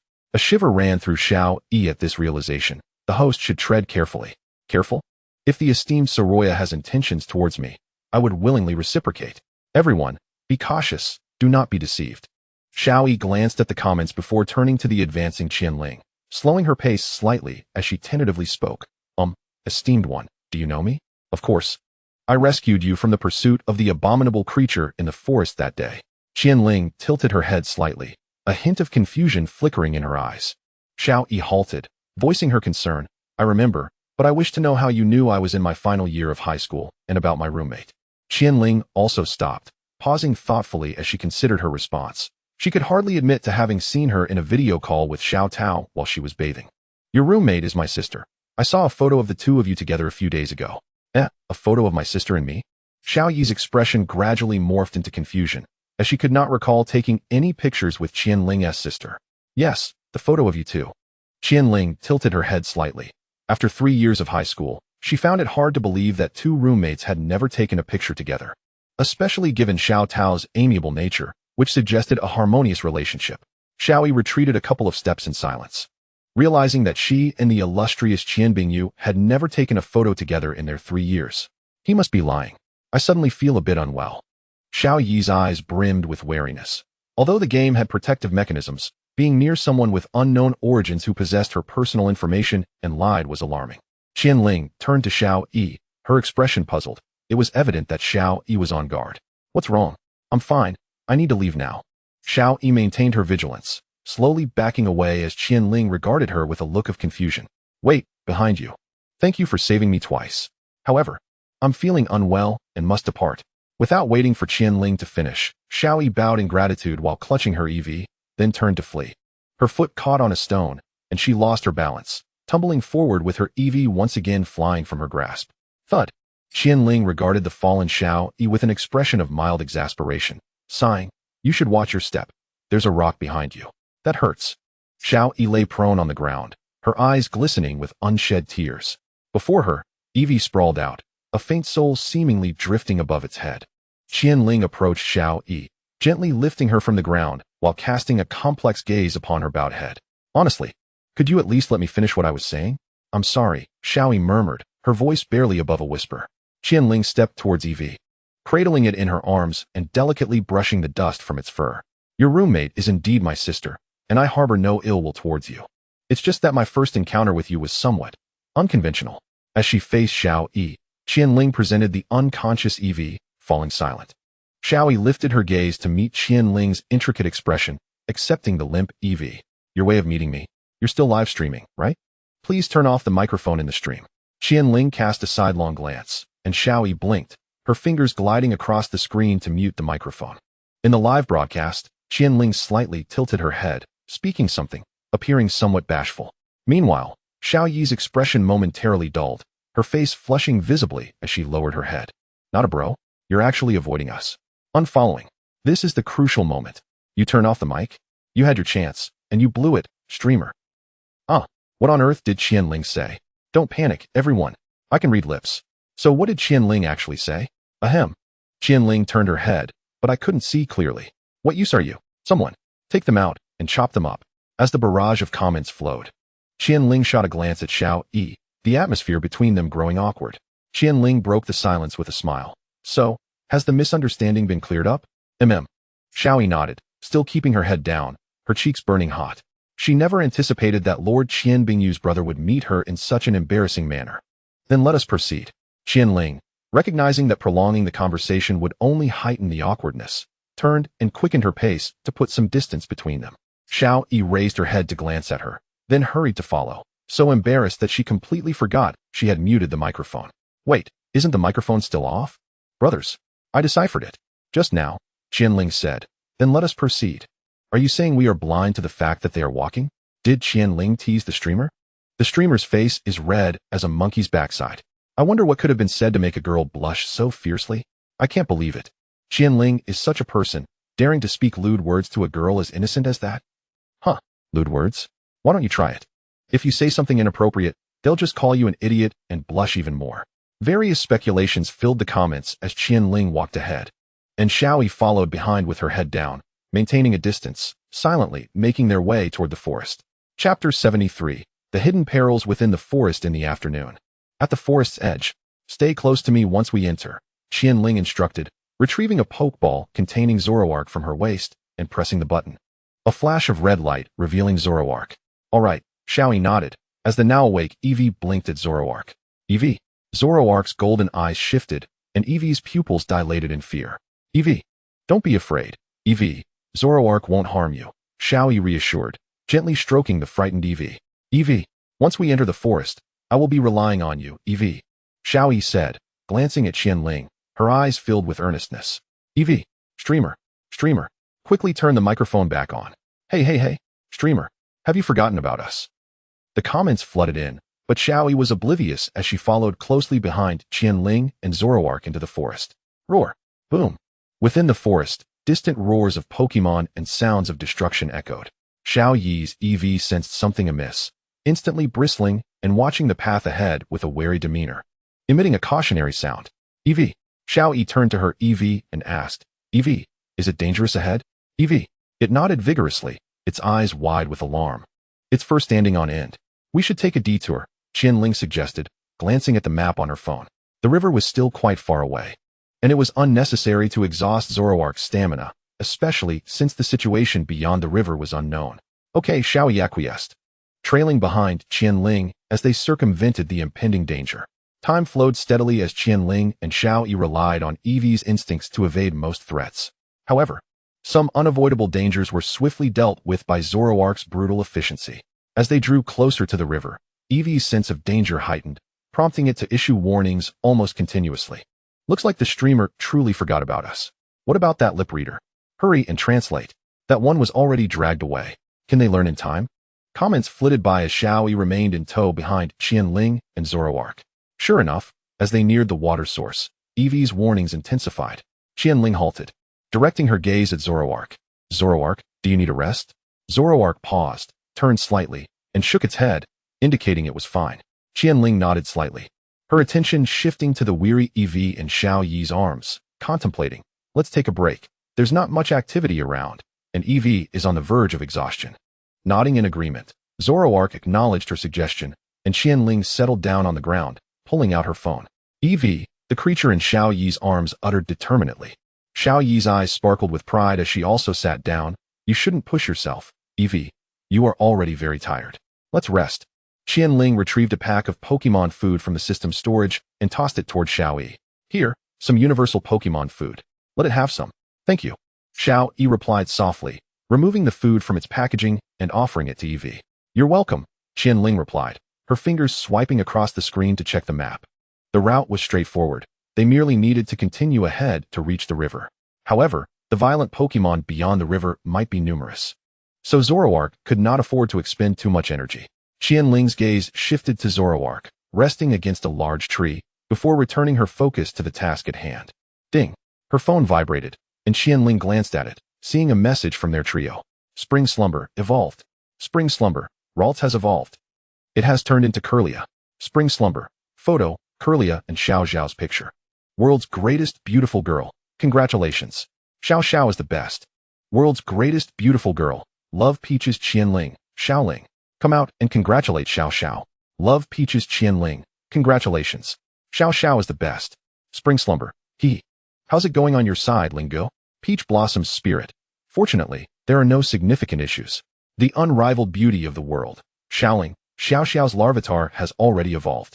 Why has my Riolu shown no signs of evolution? Peach Blossom's spirit. What is the intimacy level between you and Riolu?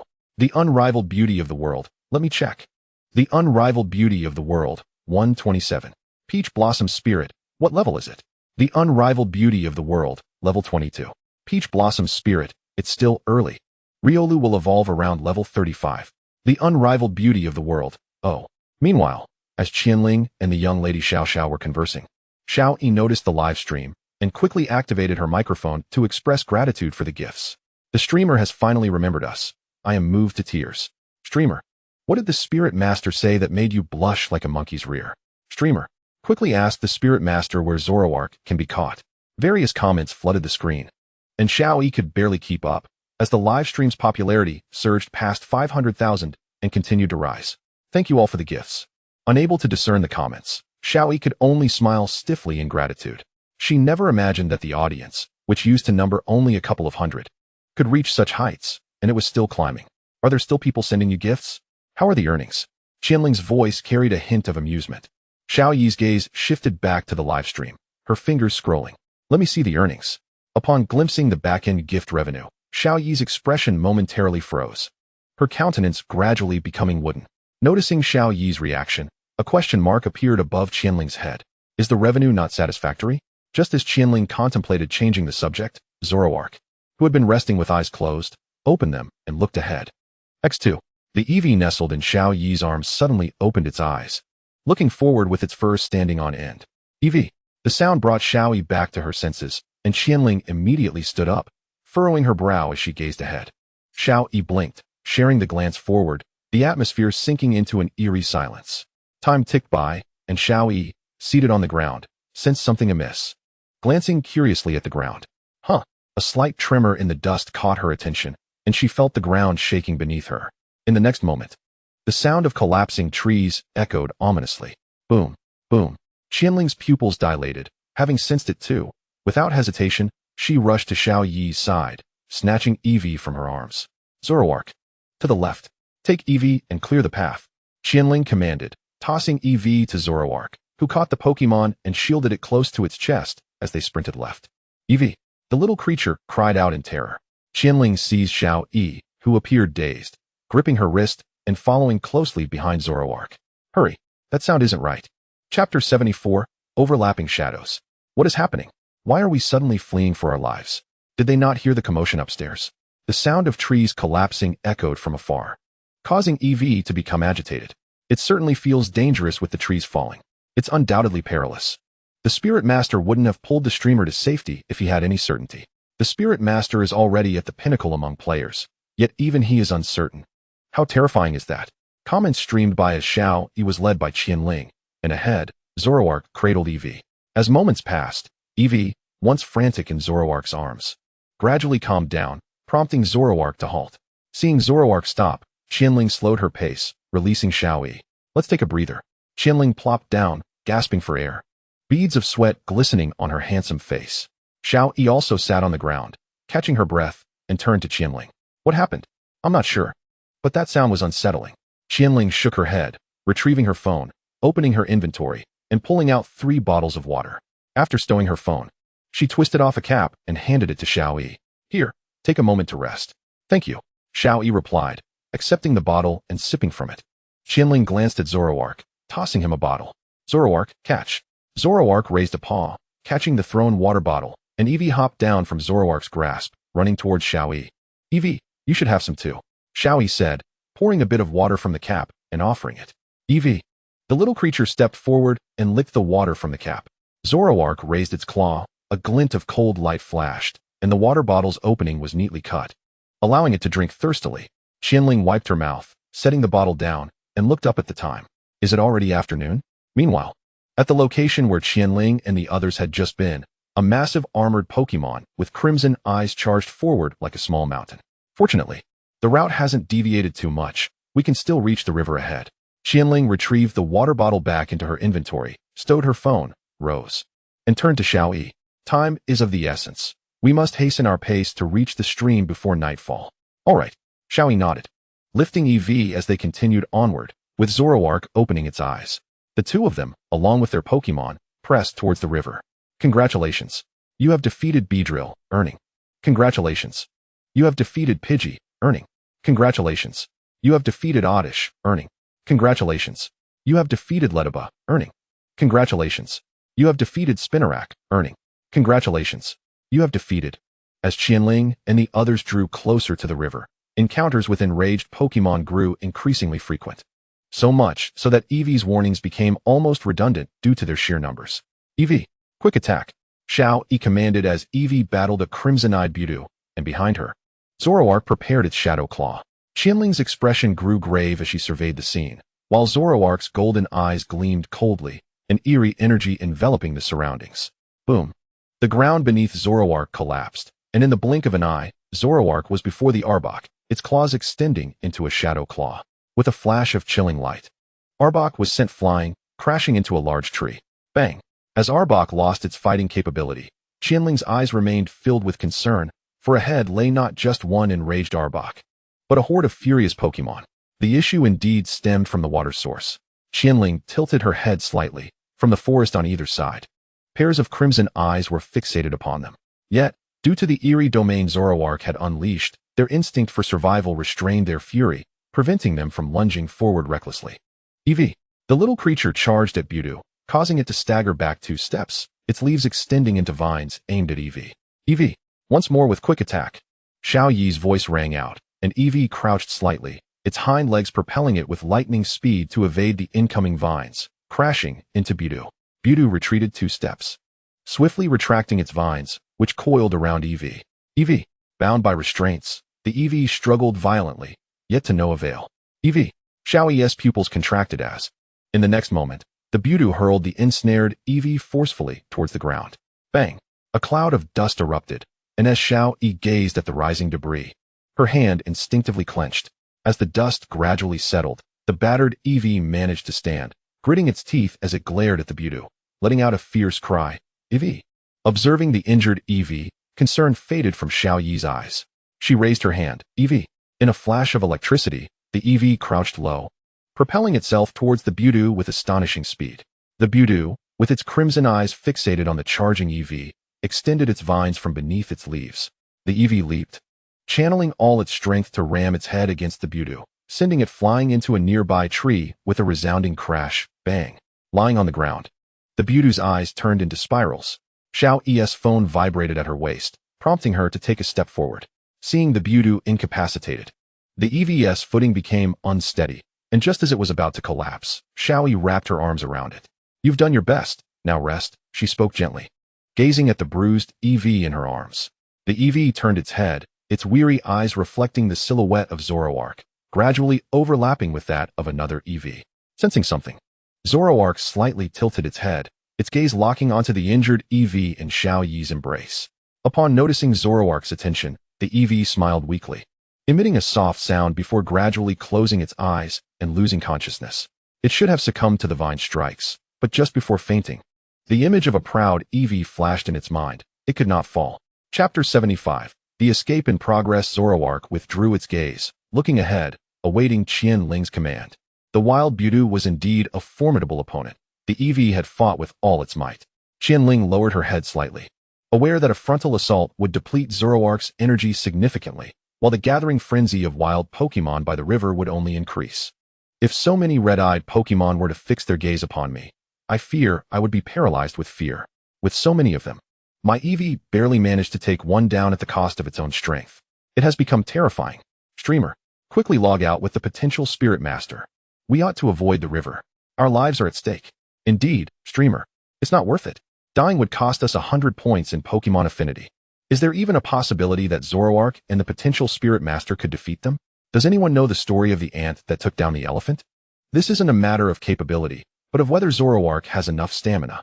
Ahem, let me enlighten some of the spectators. In Pokémon Origins, Pokémon possess stamina, much like humans. Overexertion leads to fatigue. Realistic and rigorous, that's our Pokémon. Origins, is this really the time for such discussions? Shouldn't we be thinking about how to persuade the streamer and the potential Spirit Master to flee? Flee? Isn't he the national champion? Surely he can't be unable to defeat these low-level Pokémon? For heaven's sake, can't you see that these red-eyed Pokémon have been buffed? They are immune to pain and possess enhanced attack power. If you're so capable, why don't you step up? It's easy to talk from the sidelines. You'd probably wet yourself upon seeing them. In Xiao Yi's streaming room, the audience surged to 1 million, and the numbers continued to climb, thanks to Qian Ling, the national champion. Xiao Yi looked at Qian Ling, waiting for him to speak. After a moment, Qian Ling raised his head. Zoroark, are you confident?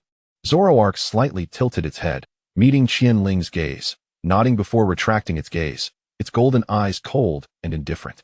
Qian Ling grasped the brim of his black cap, his gaze fixed upon the mass of Pokémon ahead. In a moment, run forward with me. Understood, Xiao Yi nodded. Qian Ling released his grip on the cap, his eyes sharpening. Zoroark, unleash your wrath. Buzz. As Qian Ling's words echoed, an eerie energy enveloped the surroundings, converging upon the wild Pokémon. The next moment, a resounding crash erupted as a towering, strange purple beam shot into the sky. Merely glancing at the beam stirred a tumult of resentment and hatred deep within one's soul. Xiao Yi's mouth fell slightly agape, her pupils reflecting the ominous purple column. Her expression momentarily dazed. Qian Ling raised his hand to shield against the incoming gust, catching sight of something in his peripheral vision. His pupils constricted as he covered Xiao Yi's eyes. Don't look at the purple beam. Don't think about it. Xiao Yi snapped back to her senses, closing her eyes and shaking off the sudden surge of resentment and hatred in her mind. Both she and Qian Ling were entirely attuned to each other, susceptible to the influence of Pokémon traits and skills. When Qian Ling first witnessed Zoroark use its power of retribution, he nearly succumbed to the waves of hatred and resentment. But fortunately, his resolve held firm. Goodness, I've never seen such a powerful skill before. The concerns swiftly shifted, now directed towards the wild Pokémon. It's only thanks to the potential Spirit Master that anyone could subdue these red-eyed creatures.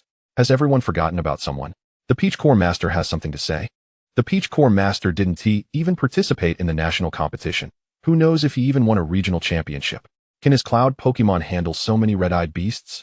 Indeed, the Peach Core Master had been conspicuously absent, and recently, he hadn't even posted any videos, seeming to have vanished.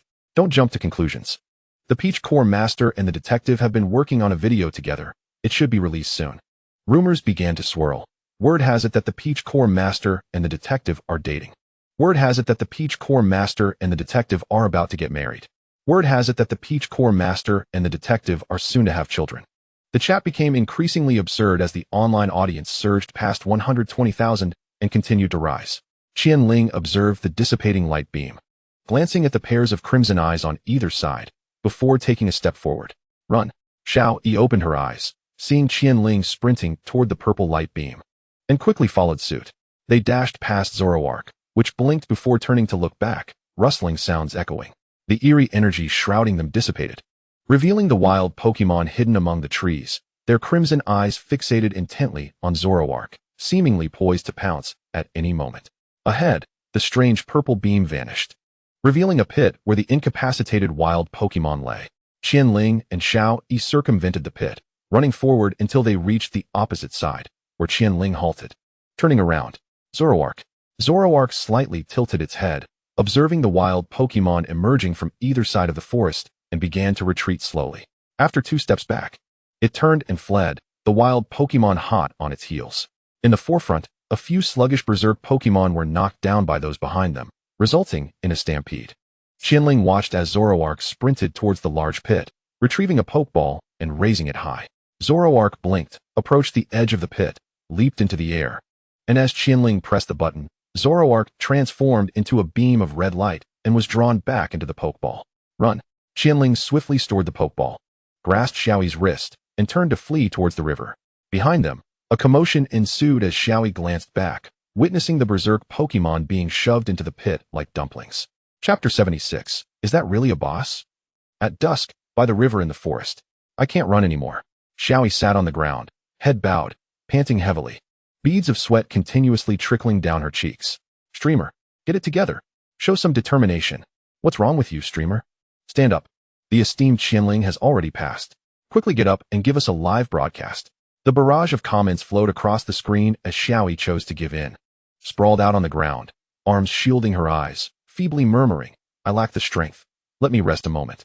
By the river, Qian Ling observed the murky water, furrowing her brow. So the problem truly lies within the water source. The coloration unmistakably indicates our potion contamination. The source must be upstream, but Qian Ling's gaze shifted upstream, hands in pockets, then returned to the tranquil river. Logically, there should be a plethora of berserk Pokémon at the source. Yet why had not a single one been sighted? Moreover, was it not overly quiet in this vicinity? As Qian Ling pondered, Xiaoyi reluctantly rose from the ground, taking hesitant steps towards her. Is there an issue with the water source? Xiaoyi approached Qian Ling, her eyes fixed on the river, noticing the mix of green and red. Qian Ling abandoned her thoughts, glanced at Xiaoyi's astonished expression, and nodded. Indeed, there is something amiss with the river water. Goodness, why is there green and red mixed in this water?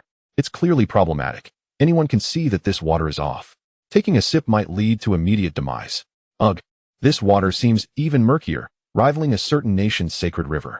No wonder Qian Ling suddenly mentioned the water source. She must have already suspected the issue.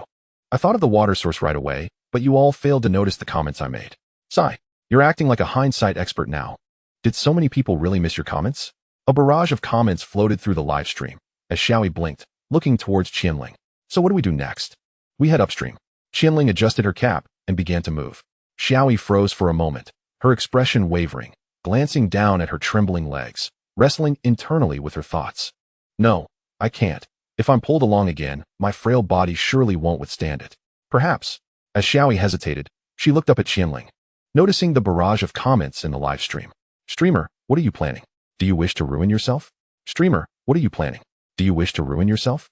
Streamer, what are you planning? Do you wish to ruin yourself? Ugh. Xiaoyi's expression turned sorrowful as she timidly followed along, her spirit seemingly drained. On the path to the river upstream, Qian Ling occasionally cast glances at the river, sensing an unsettling silence.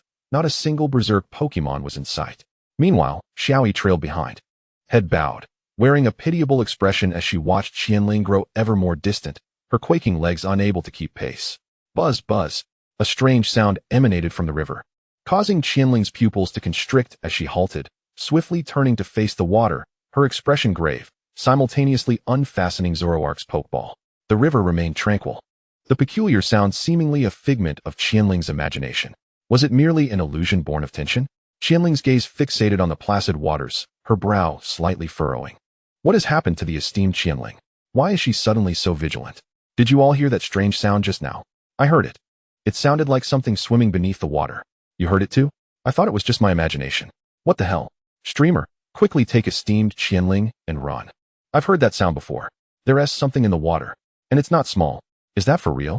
The comments surged in the live stream, while Xiaoyi, head bowed, took tentative steps towards Qian Ling, weakly speaking, esteemed Qian Ling, can we rest for a moment?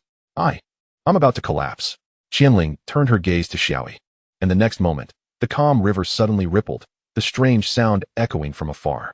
Qian Ling looked towards the source of the sound, her pupils narrowing as she spotted a white dorsal fin breaking the water's surface, rapidly approaching them. Damn! Qian Ling instantly recognized the Pokémon, rushing towards Xiaoyi with an anxious expression. Run!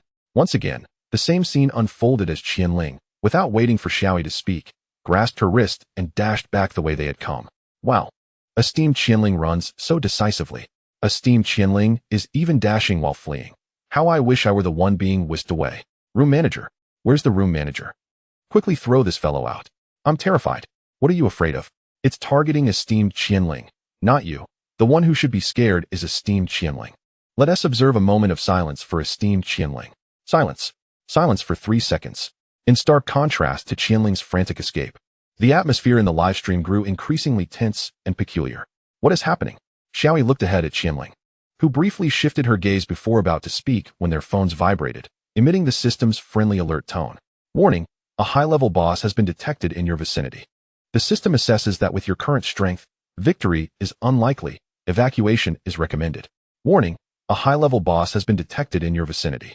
The system assesses that with your current strength, you are destined for death. Evacuation is recommended. What the hell? It's a boss. Qian Ling's expression momentarily dulled as she blurted out an expletive, hastening her pace as she pulled Xiaoyi along. The high-level boss Gyarados, soaked in our potion. One glance at it would be deemed an affront. I thought it was too quiet.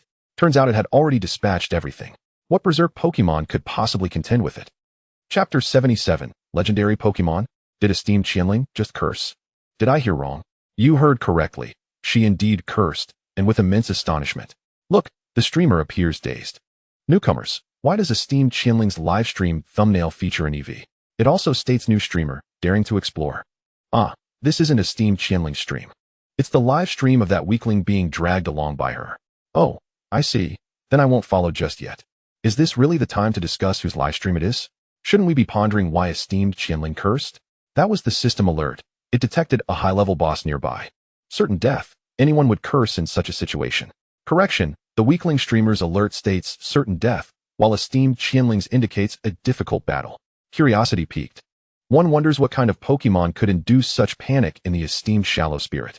Amidst the merriment of the live stream, Qian Ling, who was hastily pulling Xiaoyi away, was in a state of utter disarray. Continuing to flee in this manner was utterly futile. How could two legs possibly outpace a creature that glided through the water? Should they allow Zoroark to strike preemptively? As she pondered this, Qian Ling's gaze shifted towards the nearby river, and she swiftly dismissed the thought. The water was infused with our serum, according to the data. Only the liquid are consumed would yield results. Who knows if the are here would have any effect? Should a grudge be settled, the very section of river would vanish in an instant, followed by a Pokemon-induced downpour. If the contamination proved effective, it would be a banquet of chaos. The escape continued. And despite Qian Ling's quick thinking, the distance between them and the Gyarados and the river was diminishing rapidly, with Xiaoyi gasping for breath. Xiaoyi's brow furrowed. Her forehead beaded with sweat, her pupils unfocused. Her stamina was nearing its limit. Had Qian Ling not been pulling her along, she would have collapsed long ago. Glancing back, Xiaoyi caught sight of the exposed dorsal fins surfacing in the water. Retracting her gaze, she turned to Qian Ling's back and, after a few moments, spoke in a fraught tone, "Big boss, I can't run any longer. Just leave me behind and flee." It was known that character death would result in a loss of 100 points of Pokemon affinity.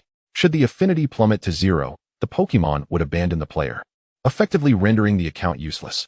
Her affinity with Eevee stood at 109 points. Even in death, Eevee would not depart. However, she was oblivious to Qian Ling's affinity with Zoroark and feared that her own demise might cause Zoroark to leave Qian Ling, thus jeopardizing this national champion. Moreover, he was the brother of her soul friend. Throughout their journey, she had witnessed Zoroark's might. If she were to be forsaken, Zoroark's protection would ensure Qian Ling's safety. Qian Ling paused momentarily, her grip on Xiaoyi's wrist tightening slightly, yet she said nothing. So, the streamer was indeed so responsible. How endearing. She had not anticipated that this seemingly weak streamer possessed such a sense of duty. Streamer, if it gets too dire, just log off. There was no time. Logging off necessitated standing still for 5 seconds and pulling out the phone, a span sufficient for the streamer to respawn. Suddenly, she felt a swell of emotion. In the live stream, comments flooded in, and upon witnessing Qian Ling's determination not to abandon her, Xiaoyi's gaze shifted to the nearly parallel dorsal fins in the river. Gritting her teeth, she yanked her wrist away from Qian Ling's grasp. Turning to face the river, her expression one of utmost seriousness and resolve. Eevee. The pokeball at her waist automatically opened, releasing a somewhat rejuvenated Eevee before her. Its expression fierce as it stared at the river. Eevee. The exposed dorsal fin vanished, and in the next instant, the water erupted in a tremendous splash, accompanied by a thunderous roar. A colossal, blue serpentine Pokémon, towering 6 to 7 meters, emerged, its gaping maw blood red, adorned with 3 upward curving green horns atop its head, exuding an aura befitting a boss. Goodness! A dragon! My god! No wonder Shallow Spirit fled so quickly. Streamer run. Your Eevee is clearly no match for this dragon.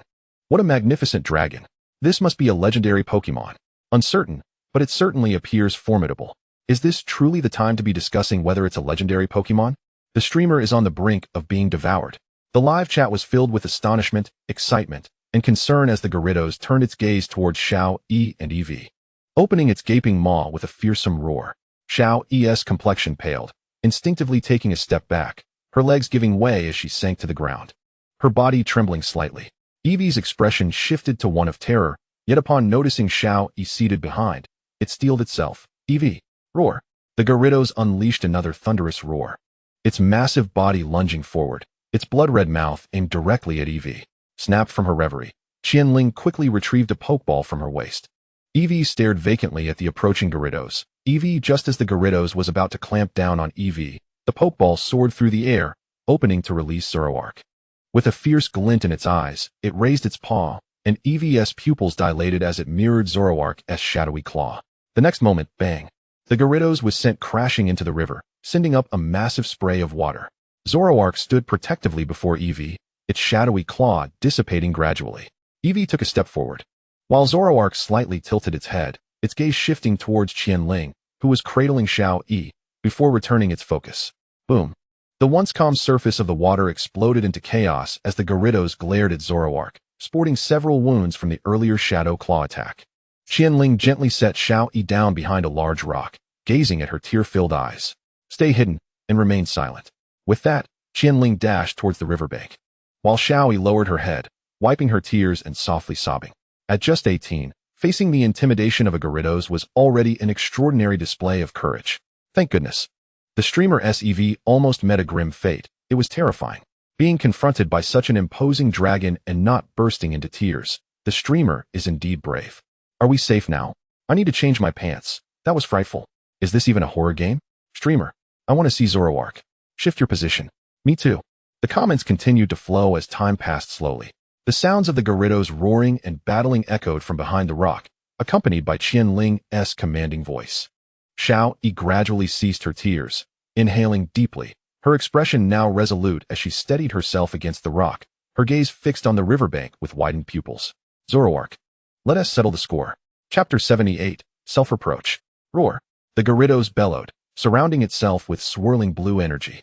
In the next moment, torrents of water surged towards Zoroark, encircling it and forming a violent whirlpool.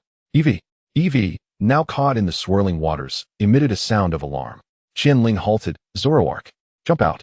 In an instant, Zoroark turned, seizing Eevee and leaping towards Qian Ling, evading the whirlpool. Qian Ling caught Eevee, glancing upwards. You mustn't drink the river water. Zoroark nodded, turning to advance towards the Gyarados, its golden eyes cold and indifferent.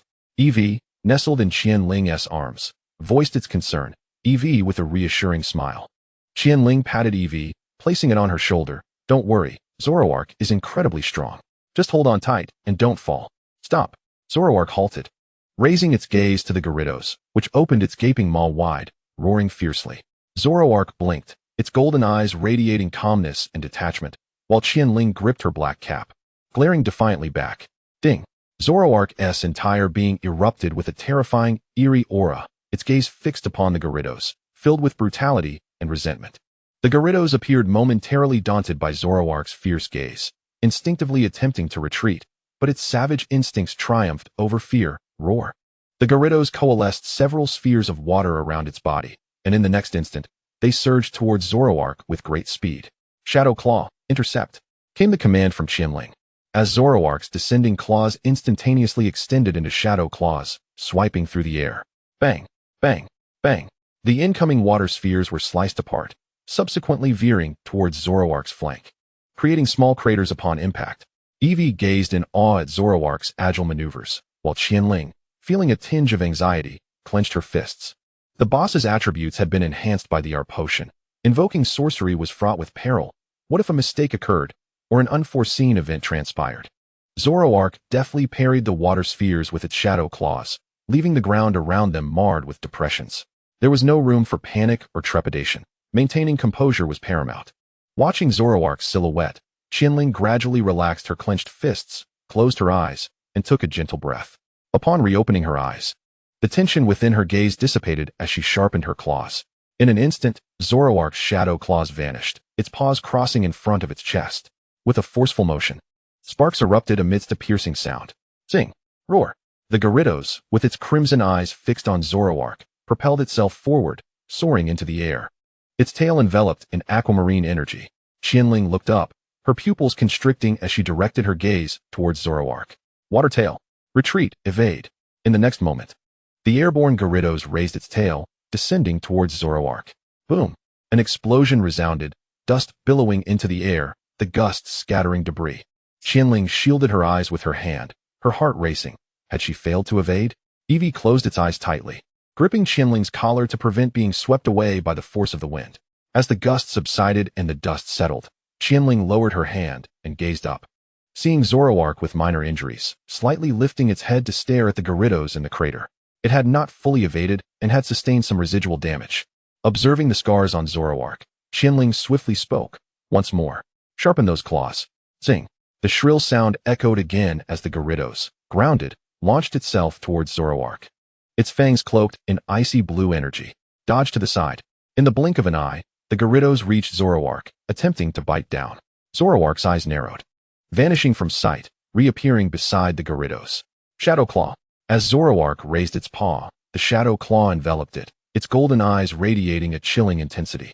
A glimmer of cold light flashing. Roar. The Gyarados emitted a pained cry, its crimson gaze shifting, swiftly twisting its body to clamp down on Zoroark's paw. Qian Ling's pupils dilated as, in the next moment, the Gyarados forcefully slammed Zoroark's paw into the ground. Bang!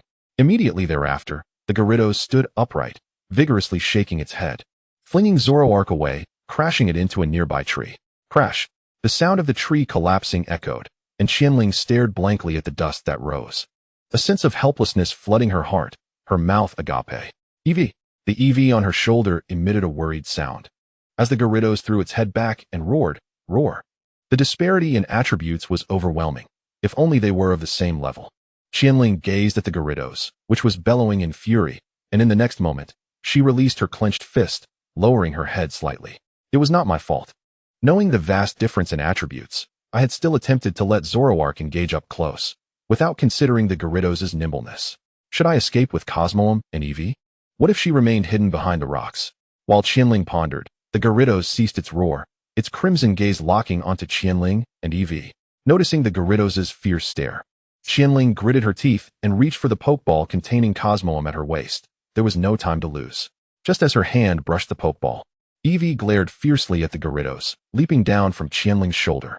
Eevee! Qian Ling's pupils contracted as she retracted her hand from the pokeball, reaching for the leaping Eevee. Eevee! Come back! But her grasp fell empty. The Eevee dashed forward a few steps, slightly crouching, its fur bristling as it emitted a low, threatening growl. Eevee! Roar! The Gyarados, with its scarlet eyes, lowered its head, opening its massive jaws towards Eevee, who remained unfazed by the intimidation, defiantly responding, Eevee.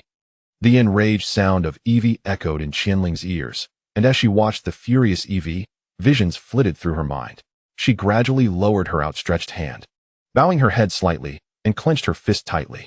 Chapter 79, Unfathomable Memories. In breaking news, the identity of the woman found frozen in XX Park has been confirmed.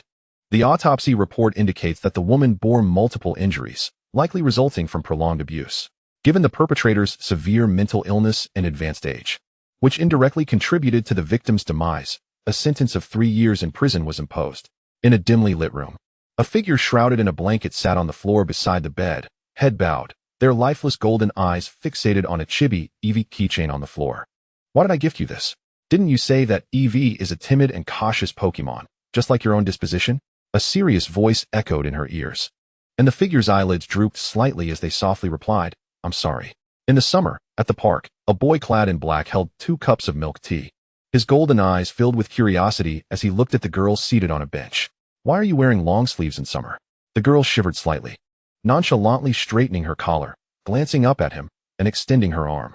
For sun protection, now give me the milk tea. I'm dying of thirst. The boy handed her the milk tea, sitting silently beside her, his gaze drifting to the bruises on her neck. As they sat side by side, the girl took a hearty sip of her milk tea, letting out a satisfied burp and setting it aside. Time flies so quickly, it has already been 3 years. Indeed, it has gone by swiftly. The boy nodded, placing down his untouched milk tea. The girl smiled brightly at him. You've done quite well. Managing to fend for yourself for 3 years. You're doing great. Just barely scraping by, the boy shrugged. The girl reached out to pat his head gently.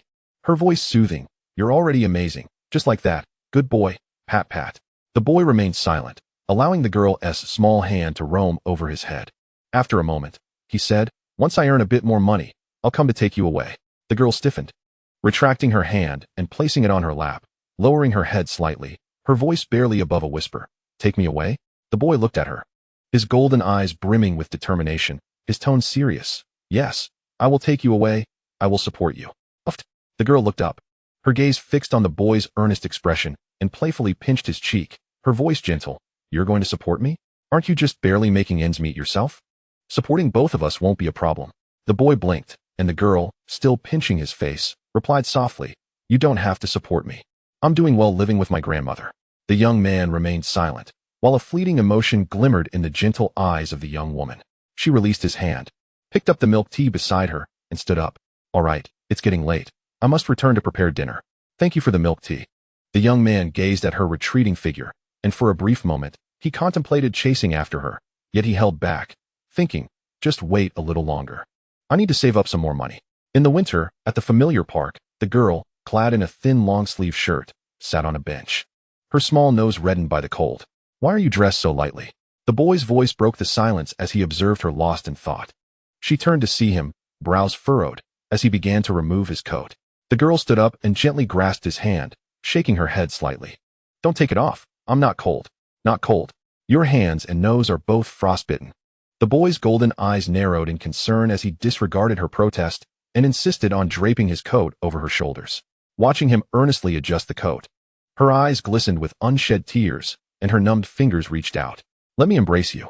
He blinked in surprise, just as she withdrew her hand and took a step back, lowering her head slightly. Xiao Ling, let's take a walk together. Oh, okay. He lowered his hand, nodded, and they strolled out of the park, meandering aimlessly along the roadside.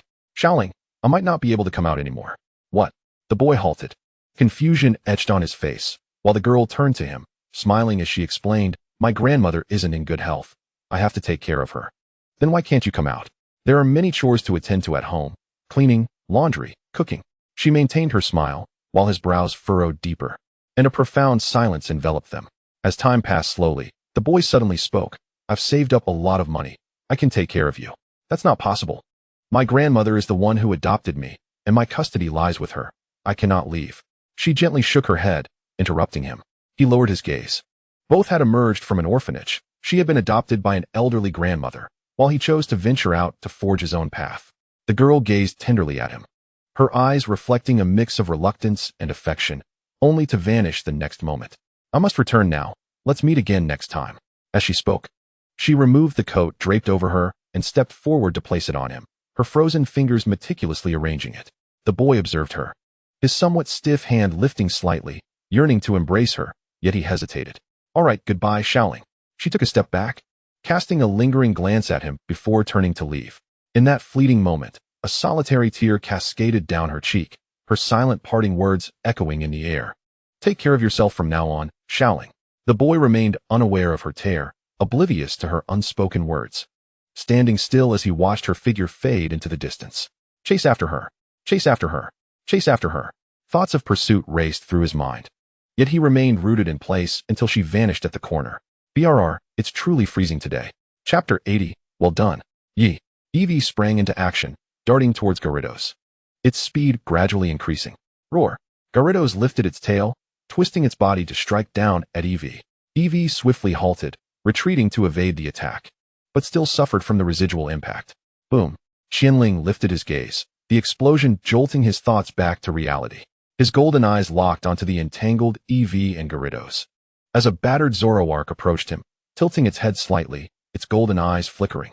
I almost reverted to my former timid self. Qian Ling chuckled self-deprecatingly, while Zoroark blinked, retracting its gaze and stepping forward with determined strides. Taking a deep breath, Qian Ling watched as Zoroark began to run, its golden eyes fixated on Gyarados. Zoroark, Qian Ling called out. The ground beneath Zoroark cracked open, and in an instant, it vanished, reappearing above Gyarados, its shadowy claws poised and chillingly indifferent. Gyarados raised its head, its crimson eyes reflecting the shadowy claws. Bang! The moment the claws struck, Gyarados was sent hurtling backward, crashing into the river and splashing water everywhere. Boom! Just as EV was about to look up, it was suddenly lifted and flung away. Eep! The airborne EV caught sight of Zoroark's calm golden eyes. Unable to react in time, as Qian Ling caught EV and placed it on his shoulder. Thank you. EV blinked in confusion. Eep! Qian Ling smiled silently, redirecting his gaze ahead and adjusting his black cap. Boom! Gyarados emerged from the water's surface, glaring at the battered Zoroark, opening its massive jaws. Roar! Zoroark's golden eyes remained tranquil, while Qian Ling's eyes sparkled as he lowered his cap slightly, steadying EV. Eep! A question mark appeared above EV's head as Zoroark focused on Gyarados, gradually raising its paw. With a low hum, an eerie and terrifying energy manifested around Zoroark as it lifted its claws. Roar! Gyarados threw its head back, gathering a blue water energy in its mouth. Just as it was about to unleash its attack, Zoroark's golden eyes flashed, and the ominous energy converged towards Gyarados. Fear flickered in Gyarados' crimson eyes, a dread so profound it made its very soul tremble, instinctively urging it to flee. Zoroark, let vengeance be served. As Qian Ling's voice resonated, the energy swirling around Gyarados began to pulse with intensity, and in the next moment, boom! A colossal purple beam shot into the sky, accompanied by a deafening explosion and a terrifying gust of wind. Eevee's expression turned to one of horror as it crouched low, its paws gripping Qian Ling's clothes tightly. Emitting a terrified sound, Qian Ling raised his hand to shield against the gust, his clothing flapping wildly as he focused on the scene ahead. Knowing full well that this Gyarados would not be easily defeated, he lowered his hand and shouted towards the front, Zoroark, charge in. Shadow Claw. Zoroark's golden eyes shifted, slightly bending forward, the ground beneath it cracking open as its form vanished. The towering purple beam dissipated, and the river on either side surged as Gyarados, battered and bruised, resurfaced at the riverbed, letting out a thunderous roar. Zoroark appeared above Gyarados, observing its enraged roar, extending its shadowy claws. Gyarados' pupils dilated as it prepared to move, but Zoroark's claws descended in an instant. Bang! Gyarados' body toppled backward, and Zoroark nimbly leaped away, landing by the riverbank as its extended shadow claws gradually faded. Raindrops began to fall from the sky. Pitter-patter, pitter-patter. Eep! Eevee shook its ears, about to look up, but Qian Ling gently pressed his finger down, keeping his gaze fixed ahead. Don't look up. This rain is river water. If it accidentally gets into your mouth, it could be troublesome. Eep! As the fur of Eevee bristled with sudden intensity, Zoroark relinquished the thought of looking up, instead gazing at the placid surface of the water. Abruptly, a thunderous roar echoed. Gyarados erupted from the depths, its gaping maw aimed menacingly at Zoroark. Retreat and evade. The voice of Qian Ling resonated just as Gyarados surged forth. This time, he would not err. Zoroark swiftly withdrew, evading the ferocious bite of Gyarados that snapped at the air, producing a sharp clang. The sound rang out clearly as Qian Ling's garments fluttered in the gentle breeze, her golden eyes glimmering slightly. Shadow Claw. Cracks appeared in the ground beneath Zoroark's feet as it vanished, reappearing atop Gyarados, claws extended with shadowy energy. With a swift motion, an explosion resounded, sending dust cascading into the air. Qian Ling, with one hand tucked into her pocket and the other gripping her black cap, proclaimed victory. Eevee. The cautious Eevee, crouching low, emitted a sound of confusion as little E peered from behind a rock at the rising dust. Time trickled by, and as the dust began to settle, Zoroark stood tall, while Gyarados lay unconscious in the crater at its feet, its eyes swirling in a daze. We won, murmured little E, her gaze turning to Qian Ling, who was adorned with EV on her shoulder, framed against the backdrop of dusk and forest, her garments swaying gently. Wow, we actually won. The Master of the Abyss is incredible. Absolutely stunning. Even defeated a high-level boss. The Master of the Abyss is invincible. Where are those who were barking here earlier? Those who claim the Master of the Abyss would surely lose. Show yourselves. The level of a high-level boss must be at least 30 or higher, right? What level is the Master of the Abyss's Zoroark? The audience, having witnessed the latter part of the battle, erupted in fervor, showering the screen with gifts and praises. Noticing something, Qian Ling's gaze shifted to see little E standing there. Her expression somewhat dazed, prompting a light chuckle. She gently set Eevee down on the ground, stroking its head before retracting her hand. Go on, Eevee. It blinked, tilting its head slightly and catching sight of the bewildered little E behind the rock, its demeanor brightening. Eevee. With its short legs scampering, it rushed toward little E, who snapped back to reality upon seeing the approaching Eevee and crouched down. Eevee. Eevee. With a joyful leap, Eevee landed in little Ye's embrace, nuzzling affectionately. As little E stroked Eevee, a flicker of guilt crossed her eyes. I'm sorry, Eevee, I shouldn't have acted impulsively. Sensing little Ye's remorse, Eevee extended its small tongue to gently lick her cheek in a gesture of comfort. Eevee. Qian Ling observed the affectionate exchange between Eevee and little E, her gaze shifting aside as she raised her clenched fist. Well done. Zoroark, glancing at Qian Ling's outstretched hand, slightly curled its lips in a semblance of a smile, raising its paw to meet hers. Chapter 81, A Fiery Temper. Congratulations. You have defeated the high-level boss Gyarados. Your Zoroark has leveled up to level 33. Congratulations. You have obtained the item Waterstone X1. Congratulations. You have obtained the item S Experience Candy X3. Congratulations. You have obtained the item XS Experience Candy X5. Congratulations. You have obtained the item Pocoin X300. Congratulations. You have obtained the item Sellable Scales X2. Congratulations. You have obtained the item Sellable Meat X5. Congratulations. You have obtained the item Dragon Scale X1. Congratulations. You have obtained the item Sellable Fangs X1. Beside the riverbank, Qian Ling glanced at the notification on her system phone before turning her attention to the unconscious Gyarados. This Gyarados was of high level with water and flying attributes. Contemplating, Qian Ling opened the system's inventory on her phone, clicked on the red and white Pokeball, and selected to retrieve it. An empty Pokeball materialized on her belt, and she stowed her phone, tossing it toward Gyarados. Click. The Pokeball opened, and the unconscious Gyarados was transformed into a red light, drawn into the ball and landing on the ground. Is the Master of the Abyss attempting to capture this dragon? With Zoroark, who is suspected to be a legendary Pokemon, the champion of the next match has already been determined. What about Taowa? Where is the Taowa Master? Hurry and save us. Taowa? That purple cloud can't possibly defeat a high-level boss, can it? Can it even match Zoroark?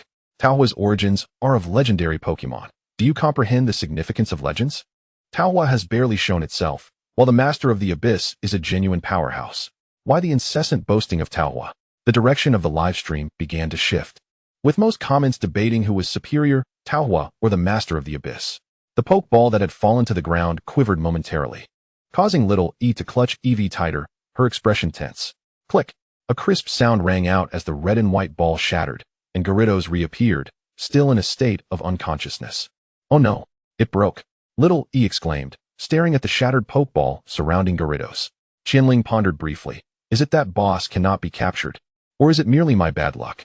Noticing Qian Ling deep in thought, little E held Eevee with one hand and retrieved another red and white ball from her pocket. Master, I still have a ball. Here. Little E offered her initial red and white Pokeball, but Qian Ling smiled and shook her head. Thank you, but I still have Pokeballs. Oh. Little E nodded, retracting her own Pokeball as Qian Ling took out a Pokeball to recall Zoroark and stepped over Gyarados. Little E blinked, watching Qian Ling's retreating figure, her gaze drifting back to the unconscious Gyarados in the pit, her expression slightly perplexed. What are you dawdling for? Let us go? Qian Ling's voice cut through little Ye's confusion, prompting her to follow suit. Master, aren't you going to continue capturing it? Qian Ling responded affirmatively, offering no further explanation. Little E trailed behind Qian Ling, glancing back at the Gyarados in the pit, attempting to persuade her. I saw in the live stream that the audience mentioned that Dragon seems to be a legendary Pokemon. Are you really going to give up? A legendary Pokemon? Qian Ling echoed, puzzled. Little E nodded slightly, directing her gaze towards the virtual live stream. I'll offer 300,000. Host, if you capture it, I'll transfer the money. 300,000? Are you trying to bribe a beggar? I'll offer 800,000. Get lost. The host stated they want to accept any form of Pokemon capture. Host, The Master of the Abyss can capture it if you just seek his consent. Exactly, host. Quickly ask the Master of the Abyss if you can capture it. That dragon truly resembles a legendary Pokémon. Seize the opportunity, host. Just employ your charm. It's bound to work. What nonsense charm? Just sincerity. Let the Master of the Abyss see your earnestness. The chance to rise to greatness is right before you. With that dragon, host, you can strut around with confidence. Various bids, coaxing, and persuading comments flowed through the livestream chat, as Little E maintained a serious expression. Host, please refrain from accepting any form of Pokemon capture or sales. Do not continue posting offers like 300,000 for this Pokemon. Is someone in your livestream looking to capture that Gyarados? Qian Ling turned her gaze towards Xiaoi, who withdrew her attention from the livestream and nodded slightly. Yes. Someone in the livestream offered a high price for me to capture that dragon. Oh, it seems you have quite an audience in your livestream, Qian Ling teased. A playful smile gracing her lips. Xiaoi's cheeks flushed slightly. Her popularity and viewership were largely thanks to a certain champion, while she herself felt like a mere nameless novice. The Gyarados in question was not a legendary Pokemon, and in its frenzied state, even if subdued, it would not recall the events of its rampage once it regained consciousness. Moreover, its temperament was notoriously volatile, capable of attacking its trainer if their bond was not sufficiently strong. Qian Ling diverted her gaze, explaining to Xiaoi and the audience the reasons behind her decision to abandon the pursuit after her first Pokeball shattered. Oh, Xiaoi replied, nodding.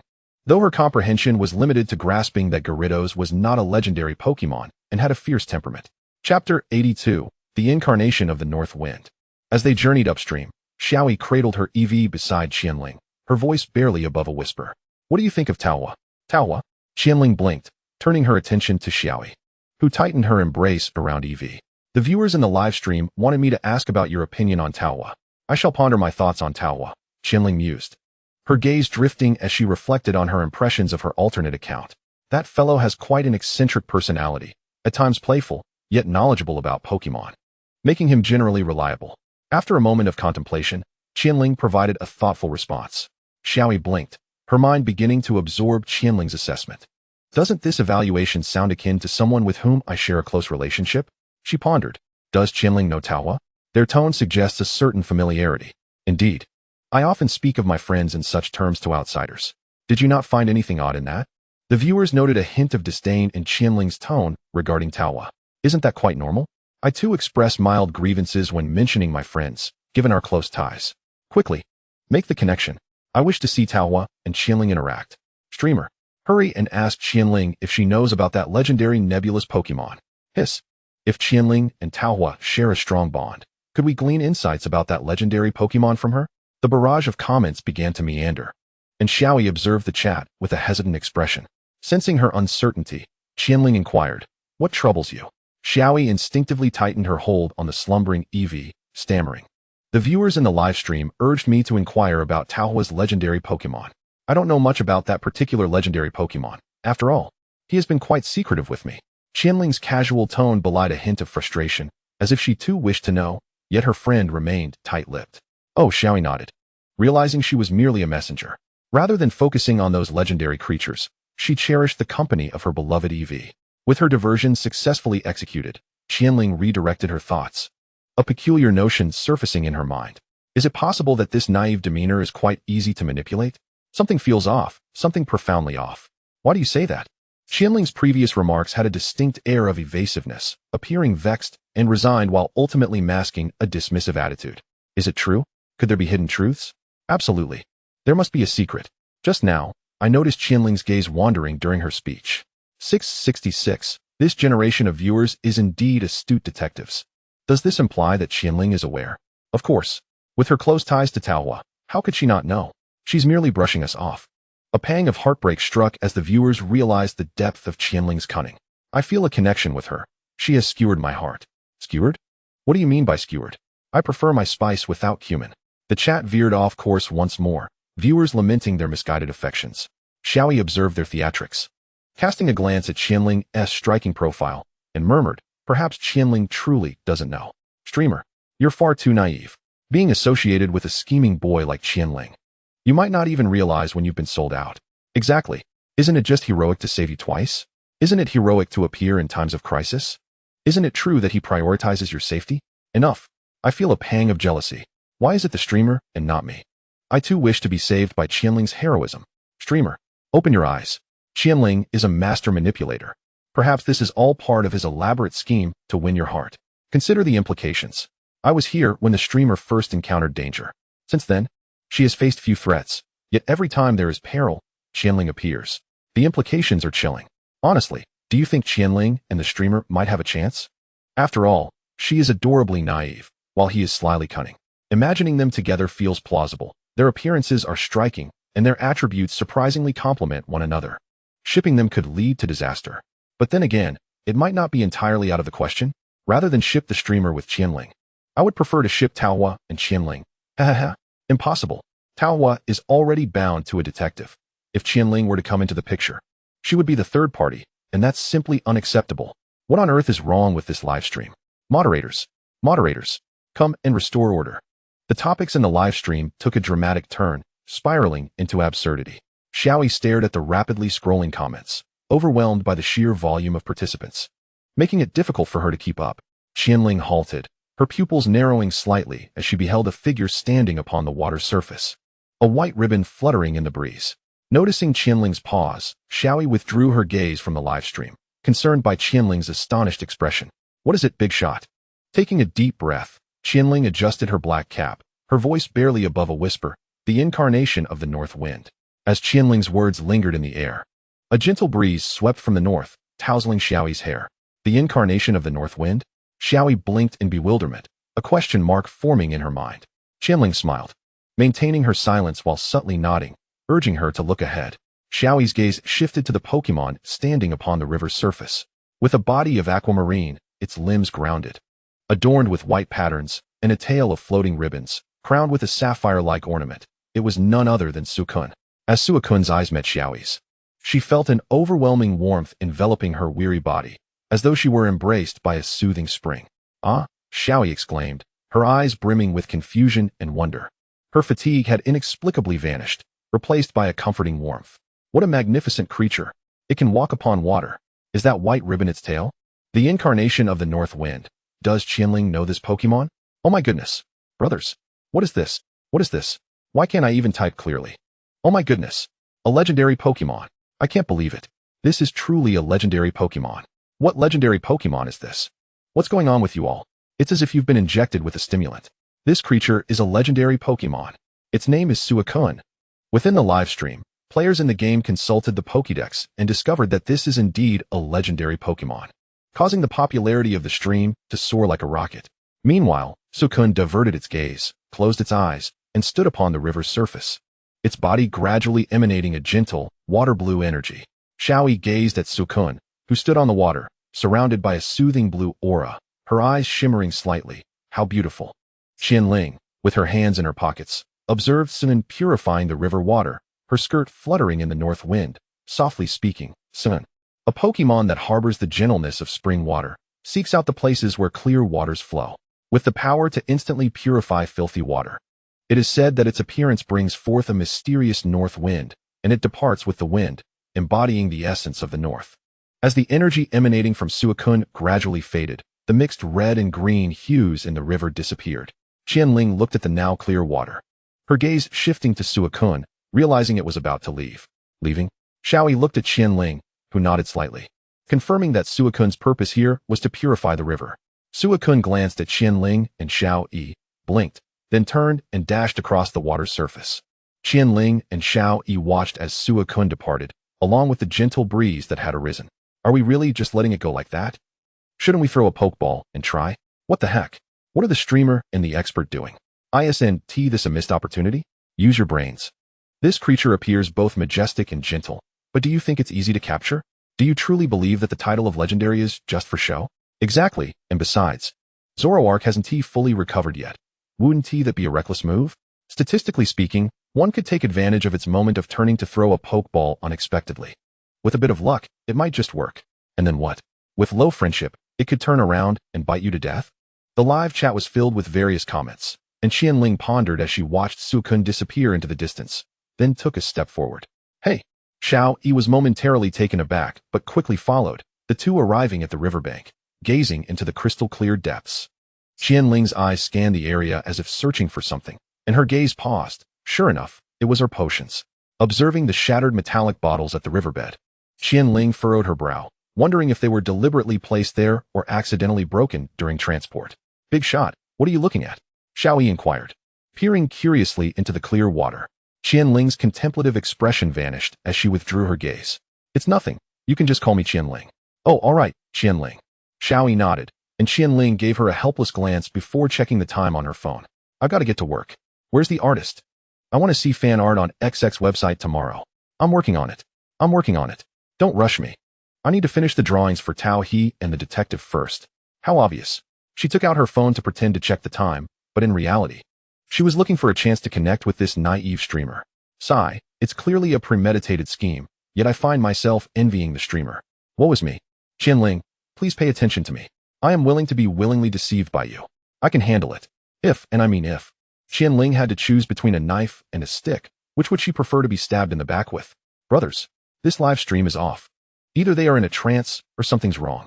Run. Don't look back. Bro, it's me. Don't look back. The comments in the live stream began to diverge, and Qian Ling blinked, her expression puzzled as she gazed at the system message. Strange. Shiny charm determination in progress. Determination failed. When was the shiny charm determined? Qian Ling's gaze shifted to her waist, where there was nothing. Her charm was hidden.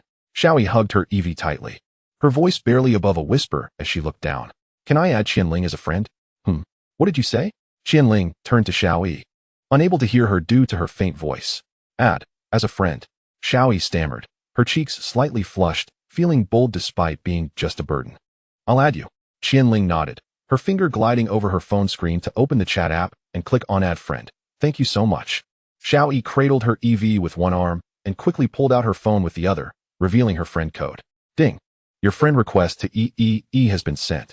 Ding ding. EEE has accepted your friend request. As Qian Ling put her phone away, she noticed someone in the group chat had mentioned her. All right, streamer, do you understand? Hurry up and give me Qian Ling's friend code. Cough, what about that analyzer? Why hasn't Qian Ling spoken up yet? The streamer took the initiative first? The streamer has already fallen. How could such a naive streamer possibly withstand the cunning charm of Qian Ling's sweet words? Hurry, spread the word. Increase the scale of the fan art. Add more pages. I want to indulge wholeheartedly. Stop rushing me, I'm working on it. It felt like watching a teen romance drama. Having gone through a series of events where the male and female leads finally exchanged contact information. Are you all so dazed by web dramas? This is reality. Where do you think you'll get an open-ended conclusion? It's definitely going to be sweet. Oh no, I've become a fictional character. Does that mean I have to speak in a robotic manner? Various cheerful and humorous comments floated through the live stream, for that is the nature of streaming. You never know what the audience will chat about next. Let us go? Qian Ling took a step forward. There was still some time left. He could exit the forest and log off to prepare dinner. Where are we going, Qian Ling? Xiao Yi asked innocently, following obediently. Qian Ling stretched, feeling a bit fatigued. He hadn't been rejuvenated by Suicune. We're leaving the forest. Just follow this river, and we can exit the woods. Chapter 84. A perfect explanation. In the real world, inside Qian Ling's cozy abode, the kitchen. Ding ding. The phone on the windowsill continuously chimed with notifications.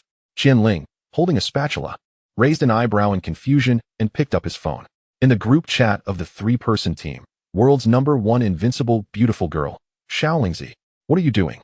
We're so worried about you, and you're busy flirting? World's #1 invincible beautiful girl. Screenshot. Qian Ling carrying Xiao Yi behind a rock. Spring sleep unaware of dawn. Spring sleep unaware of dawn. Wow, Lingu, that's too much. Spring sleep unaware of dawn. Not happy JPG. Qian Ling's pupils constricted, and he instinctively exclaimed, what the heck? In the living room, Tao, who was scrolling through her phone, glanced toward the kitchen and stood up. Brother? What's wrong? Qian Ling tapped away on his phone screen, responding to Tao in the living room. I'm fine. You don't need to come over. It's Qian Ling. Not Qian Ling. It's Qian Ling. Not Qian Ling. Young lady, where did you get that screenshot? It's Qian Ling. Not Qian Ling. Tag world's #1 invincible beautiful girl. The unrivaled beauty of the world. Oh.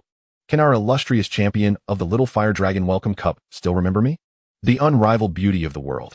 I thought you had completely forgotten about your friend who is genuinely concerned for you while you were busy charming the ladies. It's Qian Ling, not Qian Ling. Stunned JPG. It's Qian Ling, not Qian Ling. Did I not respond to you? The unrivaled beauty of the world. Screenshot. All settled. Going offline to prepare dinner. The unrivaled beauty of the world. Indeed, it is settled. You've already embraced the little sister, so how could it not be resolved? It's Qian Ling, not Qian Ling, dazed JPG. Chummy Xiao, brother Ling, you are truly excessive. While Xiao Ying and I are so worried about you, you're busy flirting. Chummy Xiao, angry JPG.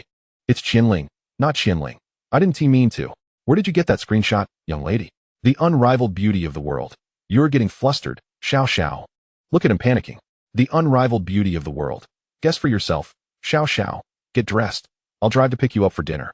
And we shall ignore him. Chummy Xiao. Okay. Let us not pay him any mind.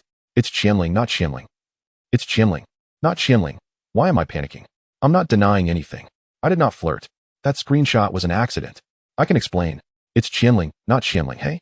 Xiao. Young lady? How strange. ISNT, she just a small streamer. Could it be that the young lady happens to be in the streaming room? Qian Ling pondered as she withdrew her phone, continuing to prepare dinner. In the living room, the television broadcasted news while Xiao Tao curled up on the sofa, scrolling through her phone. Refreshing the page, she came across a headline, Legendary Pokemon.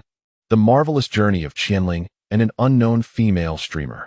The ultimate luck king. Bringing you the tale of the streamer with the best fortune in Pokemon origins. The well-known player, AI Taozi S. Qian Ling, appeared in a certain female streamer's live broadcast. Xiao Tao blinked calmly, her gaze drifting towards the kitchen. After staring at it for a moment, she looked away, silenced her phone, and clicked on the video. In the kitchen, as Qian Ling cooked, her body trembled slightly, her brow furrowing with confusion. Why did she suddenly feel a chill creeping up her back? It was also true. Autumn was approaching. A bit of coolness was to be expected. Finding a suitable excuse, Qian Ling resumed wielding her spatula. In the living room, Xiao Tao emotionlessly watched the video of Qian Ling holding Xiaoyi. In the school dormitory, Xiaoyi sat on her bed, gazing glumly at the live broadcast data, her adorable face filled with melancholy. Achu. Xiaoyi rubbed her nose, wrapping herself in a blanket, contemplating the exorbitant gift earnings. What should she do? Tomorrow, she would ask Lord Qianbingyu. Xiaoyi sighed, turned off her phone, and lay back on her bed, staring blankly at the ceiling. Simultaneously, in Qian Ling's room, at the dining table. How strange. Why do I feel surrounded by an aura of resentment? Qian Ling frowned deeply, sensing a vague, almost palpable resentment enveloping her. Xiao Tao, with a calm expression, quietly ate her meal. Swallowing. Brother. As Qian Ling, who was attempting to dissipate the resentment with her spoon, glanced at Xiao Tao, she asked, "What's wrong?" "I'm done eating. I'm heading back to my room." Xiao Tao set down her chopsticks, turned, and walked toward her room. Upon entering, a loud bang resonated as she slammed the door shut. Qian Ling blinked, biting her spoon, propping her chin up. How odd. Even Xiao Tao appeared to be angry. After chewing on her spoon for about 5 minutes, Qian Ling arrived at some nonsensical conclusion. The Earth's core must be influencing the global magnetic field, causing women to inexplicably feel unwell, leading to reactions of anger, indifference, and even violence. A perfect explanation. Understanding why they were upset, Qian Ling continued her meal, quickly finishing the remaining food and carrying the plate into the kitchen. In a private room of a high-end restaurant. Tun. Burp. The young lady set down the wine bottle she had been holding, her cheeks flushed, her eyes dreamy. Xiao, it's so unfair that while we worry about Xiao Ling, he's busy flirting. Xiao Ying, you should drink less. Xiao helplessly watched the young lady indulge in her drunken antics, reaching for the wine bottle in her hand. Before Xiao's hand could touch the bottle, the young lady raised it and gulped it down. Tun. Burp. Setting down the empty bottle, the young lady looked at Xiao, her voice tinged with reluctance and grievance. Xiao, do you think if Xiao Ling gets a girlfriend, he'll stop being friends with us? Xiao's comforting words caught in her throat as she slightly clenched her fist and averted her gaze. He shouldn't, right? Ever since Qian Ling dropped out of school, she and Qian Ling had hardly been in contact, for she didn't know how to initiate a conversation with him. If it weren't for the young lady suggesting they play games together, she might have never crossed paths with Qian Ling again. Chapter 85, The Little Rascal. In the evening, within Qian Ling's room, unable to sleep, Qian Ling was about to scroll through her phone and check messages and other notifications. Opening the video app, the homepage refreshed and began to spin, and in the next moment, Qian Ling's gaze gradually turned vacant. Shocking. The renowned player AI Taozi S. Qian Ling is actually plotting something sinister against a certain female streamer. Witness history. The second legendary Pokemon aside from the Peach Pit King. AI Taozi S. Qian Ling has appeared multiple times in a certain female streamer's live broadcast. A 10-year fan of a certain streamer is here to explain the fateful connection between the streamer and Qian Ling. Super sweet. A 2D fan art of Peach Pit and the detective, virtually overflowing with sweetness. Ignoring the bizarre video recommendation, Qian Ling silently set her phone down and covered her face, unwilling to accept reality. After a moment of calm, she accepted it, lowering her hands and picking up her phone again to open a recording of a certain viewer's live stream. As the recording played from Xiao's perspective, she watched him command Zoroark and Gyarados in battle. Looking at her image on the screen, Qian Ling's expression remained calm, clad in a black trainer outfit, with an Eevee resting on her shoulder, set against a backdrop of twilight. Damn, she looked so cool. Qian Ling couldn't help but exclaim, "What can I say? The charm is undeniable. Is this really the time to praise myself? Let me check the viewer count. Streamer name, EEE. Introduction, 3rd place in the Little Fire Dragon Welcome Cup. Exploring the world with Eevee. Current viewers, 90, 760, 000. Qian Ling's gaze dulled once again. If her memory served her right, the silly little streamer had referred to herself as a small streamer. Oh no, she had been deceived. Qian Ling complexly regarded the recording, gradually finishing the entire video. As it concluded, recommendations popped up. Zoroark seemed to lack ranged attack capabilities. She wondered if she could acquire some skill discs. Speaking of which, do skill discs even exist? Pondering, she moved her fingers and clicked on a video she found appealing due to its cover art. Well done, Zoroark. With the twilight as the backdrop, Qian Ling extended her hand towards Zoroark, which raised its paw to meet hers. Music began to play, and the scene transitioned to the battle between Zoroark and Gyarados. Lying on her bed, Qian Ling's thoughts gradually drifted, her phone playing the video. Z, Z, Z, Z. Click. The sound of the door closing echoed. Inside the car, the young lady held Xiao in her arms, her cheeks flushed, eyes closed, a soft belch escaping her lips. The elderly man clad in black glanced at the rearview mirror before retracting his gaze and pressing the accelerator, igniting the engine. Time trickled by as Xiao shifted her gaze towards the driver, softly uttering her gratitude. "Thank you. You overestimate my actions," replied the old man in a deep voice. Xiao blinked, looking toward the slumbering young lady. Not long ago, she had been preparing to leave with the inebriated young lady when they were besieged by a group of thugs at the entrance while waiting for their ride. Just as the thugs were about to make their move, several black vehicles parked nearby opened their doors, and dozens of burly men along with an elderly man emerged. In the midst of Xiao's trepidation, the strong men apprehended a thug, carrying him back to their vehicle, while the elderly man slightly bowed towards them, reassuring, "Please, do not be alarmed." Supporting the young lady, Xiao observed the imposing figures behind the elder, remaining silent but with a hint of fear in her eyes. The young lady, groggy, opened her eyes slightly, squinting at the elder who maintained his bow. With a soft voice laced with confusion, she asked, "Grandpa Fufu?" "Young lady," the elder responded solemnly. Lowering his head, the young lady belched again, leaning against Xiao, who replied, "It's all right. He is our family steward." At the entrance of a villa, Xiao struggled to assist the young lady out of the car, muttering softly, "Xiaoying is truly something, drinking so much and being this heavy. I entrust her care to you," the elder said, slightly bending forward. Xiao blinked and nodded, recalling the young lady mentioning a quarrel with her family. The elder watched Xiao guide the young lady into the villa before closing the door. He took out his phone from his pocket and dialed. The phone rang, and upon connection, the elder leaned back in his seat, stating, "Sir, the matter has been resolved." "What of that wretched boy?" came a resentful voice from the other end.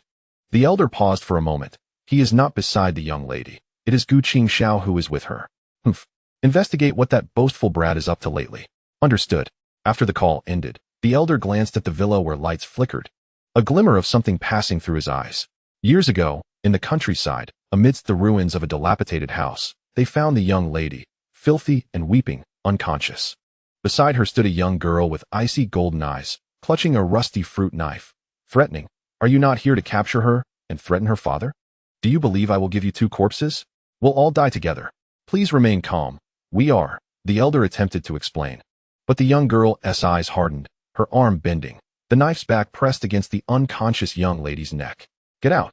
The elder's pupils constricted in an instant, his expression turning frantic, as did the bodyguards behind him. "Stay calm. Please, remain calm. We shall leave immediately." Saying this, the elder slowly retreated with his bodyguards, exiting the crumbling house. As they departed, the young girl, panting heavily, lowered the rusty knife from the young lady's neck. relieved that she had won the gamble. They truly cared for the young lady's life. Unfamiliar with the elder or the strong men, she had been escaping with the young lady for 3 or 4 days, trusting no one but Uncle Had or the young lady's parents. TSK. The young girl frowned, loosening her hold on the young lady, glancing at her arm, blood soaking through her clothing, the wound reopening.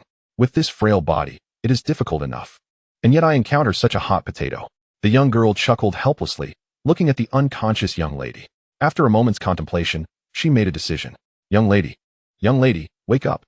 Do not speak, just listen to me. Do you see that broken jar? Hide inside it, close your eyes, and block your ears. Do not make a sound. It will be all right. Soon someone will come to rescue us. After all, you are a treasured young lady, are you not? Chapter 86, Ultimate Collaboration. In the early morning, within Qian Ling's modest abode. Click. The door creaked open as Qian Ling returned to her room after freshening up, approaching the table. Her gaze fixed on her phone. Strange, when did I leave my phone on the table? After pondering for a moment, Qian Ling dismissed the thought, pocketed her phone, and decided to prepare breakfast. At the dining table, Xiao Tao finished her meal and stood up, calmly stating, Brother, I will be boarding today. Qian Ling turned to Xiao Tao. Hastily swallowing her food, boarding? Xiao Tao nodded lightly, shouldering her backpack and moving toward the door, crouching down to change her shoes. Yes, boarding. Something felt off. Why was Xiao Tao suddenly going to board? Qian Ling observed her sister, taking a bite of her food, swallowing, and then recalling, the money should be sufficient. Bang. The door slammed shut, and Qian Ling blinked, the room falling into silence. Is Xiao Tao angrier than yesterday? Chewing thoughtfully, Qian Ling continued her meal, quickly finishing breakfast, and entered the kitchen with her plate. In the game world, on the plains outside the forest, Qian Ling glanced at the map on her phone, focusing on a particular direction, confirming her location. After walking a short distance, crossing several mountains, she would reach the snowy peaks. Click. The Pokeball containing Cosmog at her waist burst open, and Cosmog appeared above her head, eyes closed, gazing at the sunlight. Qian Ling blinked, slightly tilting her head. Cosmog? With its eyes still shut. Cosmog's little face scrunched up as it exerted itself to absorb the sun's energy. Kukuo. Qian Ling smiled, retracting her phone. Recalling how the battle between Gyarados and Zoroark had left it feeling powerless, it wished to assist Zoroark. You must work hard, Cosmog. Kukuo. Cosmog responded with determination. Redoubling its efforts to absorb sunlight, its invisible experience bar slowly increasing. Approaching noon on her journey to the snowy mountains, beneath a large tree on the plains. If I am to head to the snowy mountains, I should change into warmer attire. Qian Ling pondered. Retrieving her phone with one hand and accessing her character interface to check her attributes, her gaze locking onto 2 newly added settings. It seems I truly need to change. Perhaps I should prepare a few outfits. With a swipe of her finger, she opened the map, while simultaneously taking a bite of the bread in her other hand. Nearby, Cosmog nibbled on some poke food, noticing Zoroark beside it, and offered a piece of food pinched with its starry ears. Kukuo. Zoroark, momentarily distracted from the distance, turned its gaze toward Cosmog, its golden eyes softening from indifference, giving a slight shake of its head. Kukuo. Cosmog blinked, and Zoroark nodded slightly, indicating it was already full. The poke food provided enough energy for Pokemon for an entire day, though the taste was rather bland. Kukuo. Cosmog nodded, consuming the remaining poke food, closing its eyes, and continuing its diligent efforts. Zoroark blinked, casting its gaze towards the distant, faintly visible mountains, its purplish blue fur flowing gracefully in the breeze. Let's procure a complete set of camping gear while we're in the city, and perhaps gather some berries as well. Subsisting solely on bread and Pokemon food isn't ideal. Qian Ling, munching on a piece of bread, glanced at the mountains, an essential waypoint on their journey to the snowy peaks, where a quaint little town nestled at the foot awaited them for a respite. Hello, everyone. I am a detective with a keen eye for detail. Before the video commenced, I must take a moment to explain the delay in updates. I extend my sincerest apologies, as this episode primarily focuses on battles. The intricacies presented have all been corroborated with my companions. A heartfelt thanks to notable players such as Dongfang, Luming, Zhai Zhai, and others like Tan Xiezi, as well as Shan Shuihua, who have contributed significantly. Most of the battle footage in this episode has been provided by these esteemed players, so please do show them some support. In the plains, Qian Ling reclined comfortably against a grand tree, engrossed in a video just released by the detective. Wow, is this the detective's network? Has he enlisted these renowned players to assist him? She couldn't bear to fast forward through the video, captivated by the collaboration of such distinguished participants. Detective, why is there no appearance from the esteemed Qian Ling in this episode? The esteemed Qian Ling is preoccupied with romantic endeavors with a rather silly streamer and couldn't find the time to record, a comment floated by. Qian Ling's lips twitched slightly as she adjusted her settings, moving the comments to the top and resuming her viewing.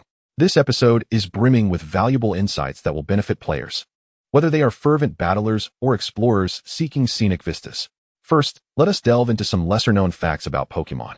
The scene shifted, revealing a chibi version of the detective in the lower left corner of the video, as Zhai Zhai's perspective began to play. Hello, everyone. I'm Zhai Zhai, and my starter Pokémon is Onix. Upon receiving the detective's invitation, I'm here to share some hidden uses of Pokémon. A gentle reminder, if you're feeling fearful, remember to close your eyes. With that, Zhai Zhai glanced at the Onix beside him, extending his hand to form an OK gesture. Nodding in understanding, Onix leaned down, positioning itself before Zhai Zhai, who climbed atop its head, gripping tightly onto one of its rocky protrusions. With a hint of excitement in his voice, Zhai Zhai exclaimed, "Hold on tight, Onix. Full speed ahead." Onix, responding to the command, lifted its head, gazing towards the plains before swiftly charging forward. Whoosh! Zhai Zhai clung tightly to Onix's tip, his eyes alight with exhilaration. Woohoo! Onix typically resides underground, burrowing and foraging for food at speeds of up to 80 kilometers per hour, so it isn't sluggish on flat terrain. Chapter 87. Welcome, Pokémon Masters. Certain Pokémon can be ridden, and capturing one that facilitates travel can significantly enhance your exploration and appreciation of breathtaking landscapes. A dialogue box appeared above the chibi detective's head, accompanied by his voice. Of course, if the Pokémon is too small, I wouldn't recommend attempting to ride it, okay? Watching the video, Qian Ling pondered, a rideable Pokémon, huh? Perhaps it's time to capture one. As the video continued, Qian Ling set aside her thoughts on which rideable Pokémon to capture and continued to watch. Hello, everyone. I'm Shan Hua, and my starter Pokémon is Lapras. Similarly, upon receiving the detective's invitation, I am here to share some exploratory tips. Well, I suppose that counts. My Lapras is a water-type Pokémon, capable of diving deep into the ocean and possesses exceptional vision underwater. With a gesture towards Lapras in the river, Shan Hua continued. This technique was something I stumbled upon while riding Lapras. It suddenly took me down into the river, and I was quite startled at the time. Self-deprecatingly, Shan Hua remarked, as Lapras resurfaced, holding a shiny silver object in its mouth. Well done, Lapras. Taking a few steps forward, Shan Hua reached out to accept the shiny object from Lapras. Rubbing it gently, he raised it to examine. Not bad at all. It's a silver bracelet. I reckon it could fetch around 40 to 50 Poke dollars. I could also take it to Officer Junsha. Based on my experience, Officer Junsha usually offers a small sum of Poke dollars and inquires about your name, though I'm uncertain of the purpose. By the way, for those viewers at home wishing to sell, it's best not to offload too many items at once, as most of these are considered lost items. Selling too many at once might attract Officer Junsha's attention. Although they are found items, selling multiple lost items for a high price is deemed illegal. Shan Hua added, recalling how Officer Junsha enlightened him on this legal stipulation during his submission. Well, that's all from my perspective. Thank you immensely for the detective's kind invitation. Until next time. The detective expressed his gratitude to Shan Hua for appearing in the video. As Qian Ling rested while watching the video, Cosmog floated beside Zoroark, curiously observing its floating fur. Gently touching its ears. Kakao? Zoroark blinked again, a tuft of its floating fur rising and darting towards Cosmog, which swiftly evaded, its little eyes filled with confusion. Kakao? Zoroark's lips curled into a slight smile as it watched Cosmog approach once more, its fur lunging again, but Cosmog nimbly dodged, only to inch closer with a joyous expression. Kakao. Qian Ling shifted her gaze back to her phone, continuing to immerse herself in the video, which transitioned to the perspective of Tao. Hi everyone, I'm Tao. Under the cover of night, at the forest's edge, familiar fox masks, familiar pendants, and a familiar cloak. Once again, upon receiving the detective's invitation, I am here to share some Pokémon tips and knowledge. Without further ado, let us delve directly into the matter at hand. As Tao stepped forward, the surroundings transformed, and he found himself at a battle venue. Qian Ling had expended a considerable amount of Poke dollars to create this effect through the system. In Pokémon battles, as trainers, we must assess the strength of our opponents.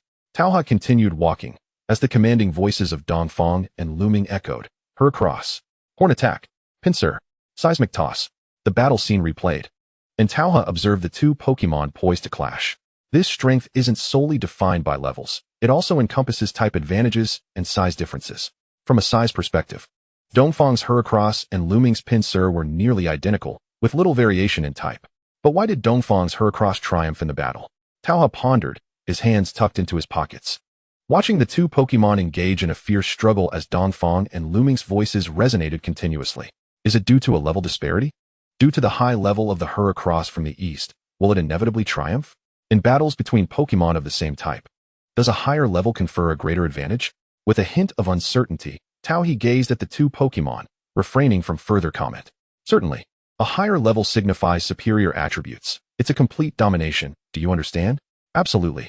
That must be the case. I've known it all along. Yet, the level cannot keep pace. It seems Tao's assertions hold some merit, but upon deeper reflection, contradictions emerge. Have you ever participated in competitive games? Isn't victory determined solely by numerical levels? If that is the case, what is the point of competition? The one with the advantage simply wins, right? A flurry of affirmations, disputes, and bewildered comments flooded the screen. Qian Ling blinked, a smile gracing her lips, as the discord in the comments escalated. Tao sighed softly, acknowledging the reality that, indeed, in the finals, the formidable Zoroark of Qian Ling decisively claimed victory, underscoring the truth of level dominance. With a shrug, Tao seemed to convey an understanding of why the finals unfolded as they did. Shifting the conversation, Tao, with a tone tinged with humor, remarked that this level-based dominance requires a prerequisite. The trainers on both sides must also be equally formidable. You're puzzled, aren't you? Why must the trainers also be in a position of dominance? Perhaps you recall the prompt upon entering the game. Strive to become a Pokemon master. Our task is to diligently elevate our Pokemon's levels, and through this superiority in attributes, determine who shall be the Pokemon master, correct? If that is the case, we might as well forego the title of trainer and simply refer to ourselves as Pokemon masters, thus eliminating the need for competition altogether. Chapter 88. The External Coldness. Compliments can sometimes elicit a sense of bashfulness. Quite a compelling argument. In that instant, one could hardly find a counterpoint.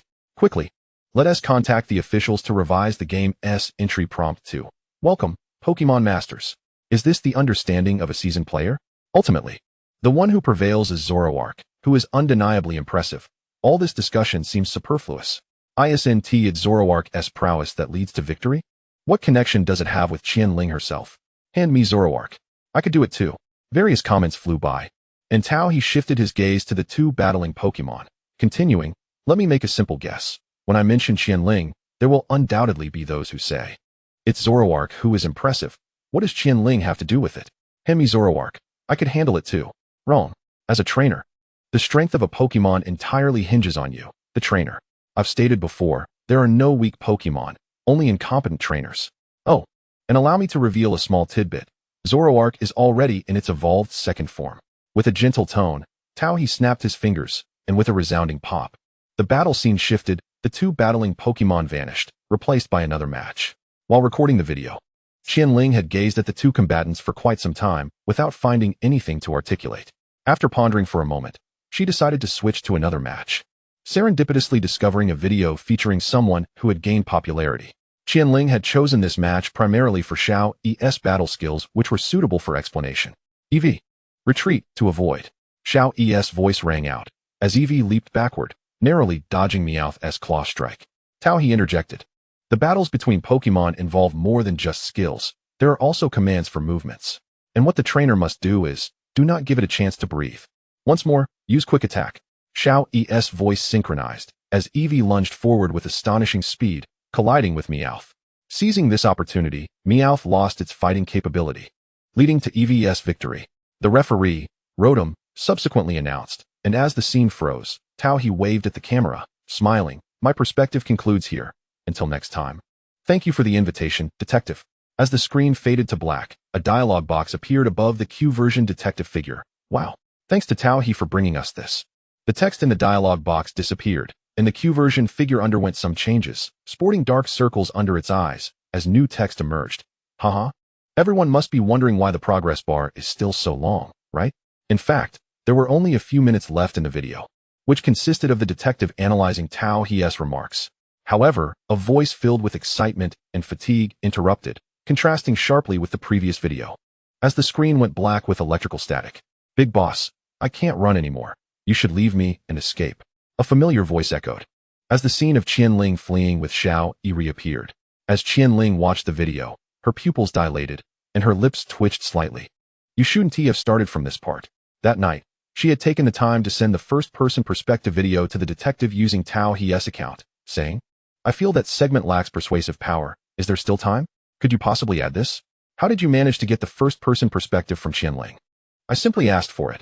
I saw the online video and felt it was lacking, so I requested the first-person perspective from him, and he said it was no problem. Okay. Afterwards, she lay on her bed watching the video, not expecting the detective to work overtime to produce it. As the video continued, Qian Ling observed her first-person perspective, and suddenly, she tilted her head slightly. Zoroark was seated beside her, its pupils shifting as Cosmog appeared atop its head, watching the video. "Zoroark is quite handsome, isn't he?" Qian Ling remarked with a smile, and Cosmog glanced at Zoroark, its expression earnest, emitting a sound of approval. "Kaku." Zoroark blinked, its gaze somewhat unfocused, as its arm moved slightly, seemingly a bit bashful. Qian Ling noticed Zoroark's subtle movements and suddenly recalled something. Does external coldness and internal warmth cause one to feel bashful when praised by a dear friend? The video continued to play, and Qian Ling, Zoroark, and Cosmog sat in silence, as time gradually passed. "Well done, Zoroark." As the scene paused, the Q-version detective, sporting dark circles under its eyes, excitedly declared, "It was absolutely splendid." During video production, the detective would pause, anxiously watching, even though he already knew the outcome. Here, I extend special thanks to Qian Ling and Xiao Yi for their friendship and appearance.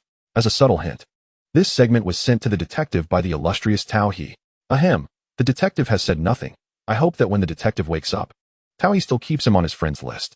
With a crackle, the signal faded. After viewing this segment, surely there is no need for the detective to explain further. Everyone must have arrived at their own conclusions. Well then, this video officially concludes here. Thank you all for your patience in watching until this point. At the end of the video, let us once again express our gratitude to the notable players, Dongfang, Lu Ming, Zhai Zhai, and those with a good leg for kicking. Should we meet again, Shan Shui Hua, Tao He, and the beloved Qian Ling, along with Xiao Yi and others, I extend my heartfelt gratitude to them for their friendship and the unique perspectives they have shared. Their accounts, now featured in the profile, are available for those who wish to explore further.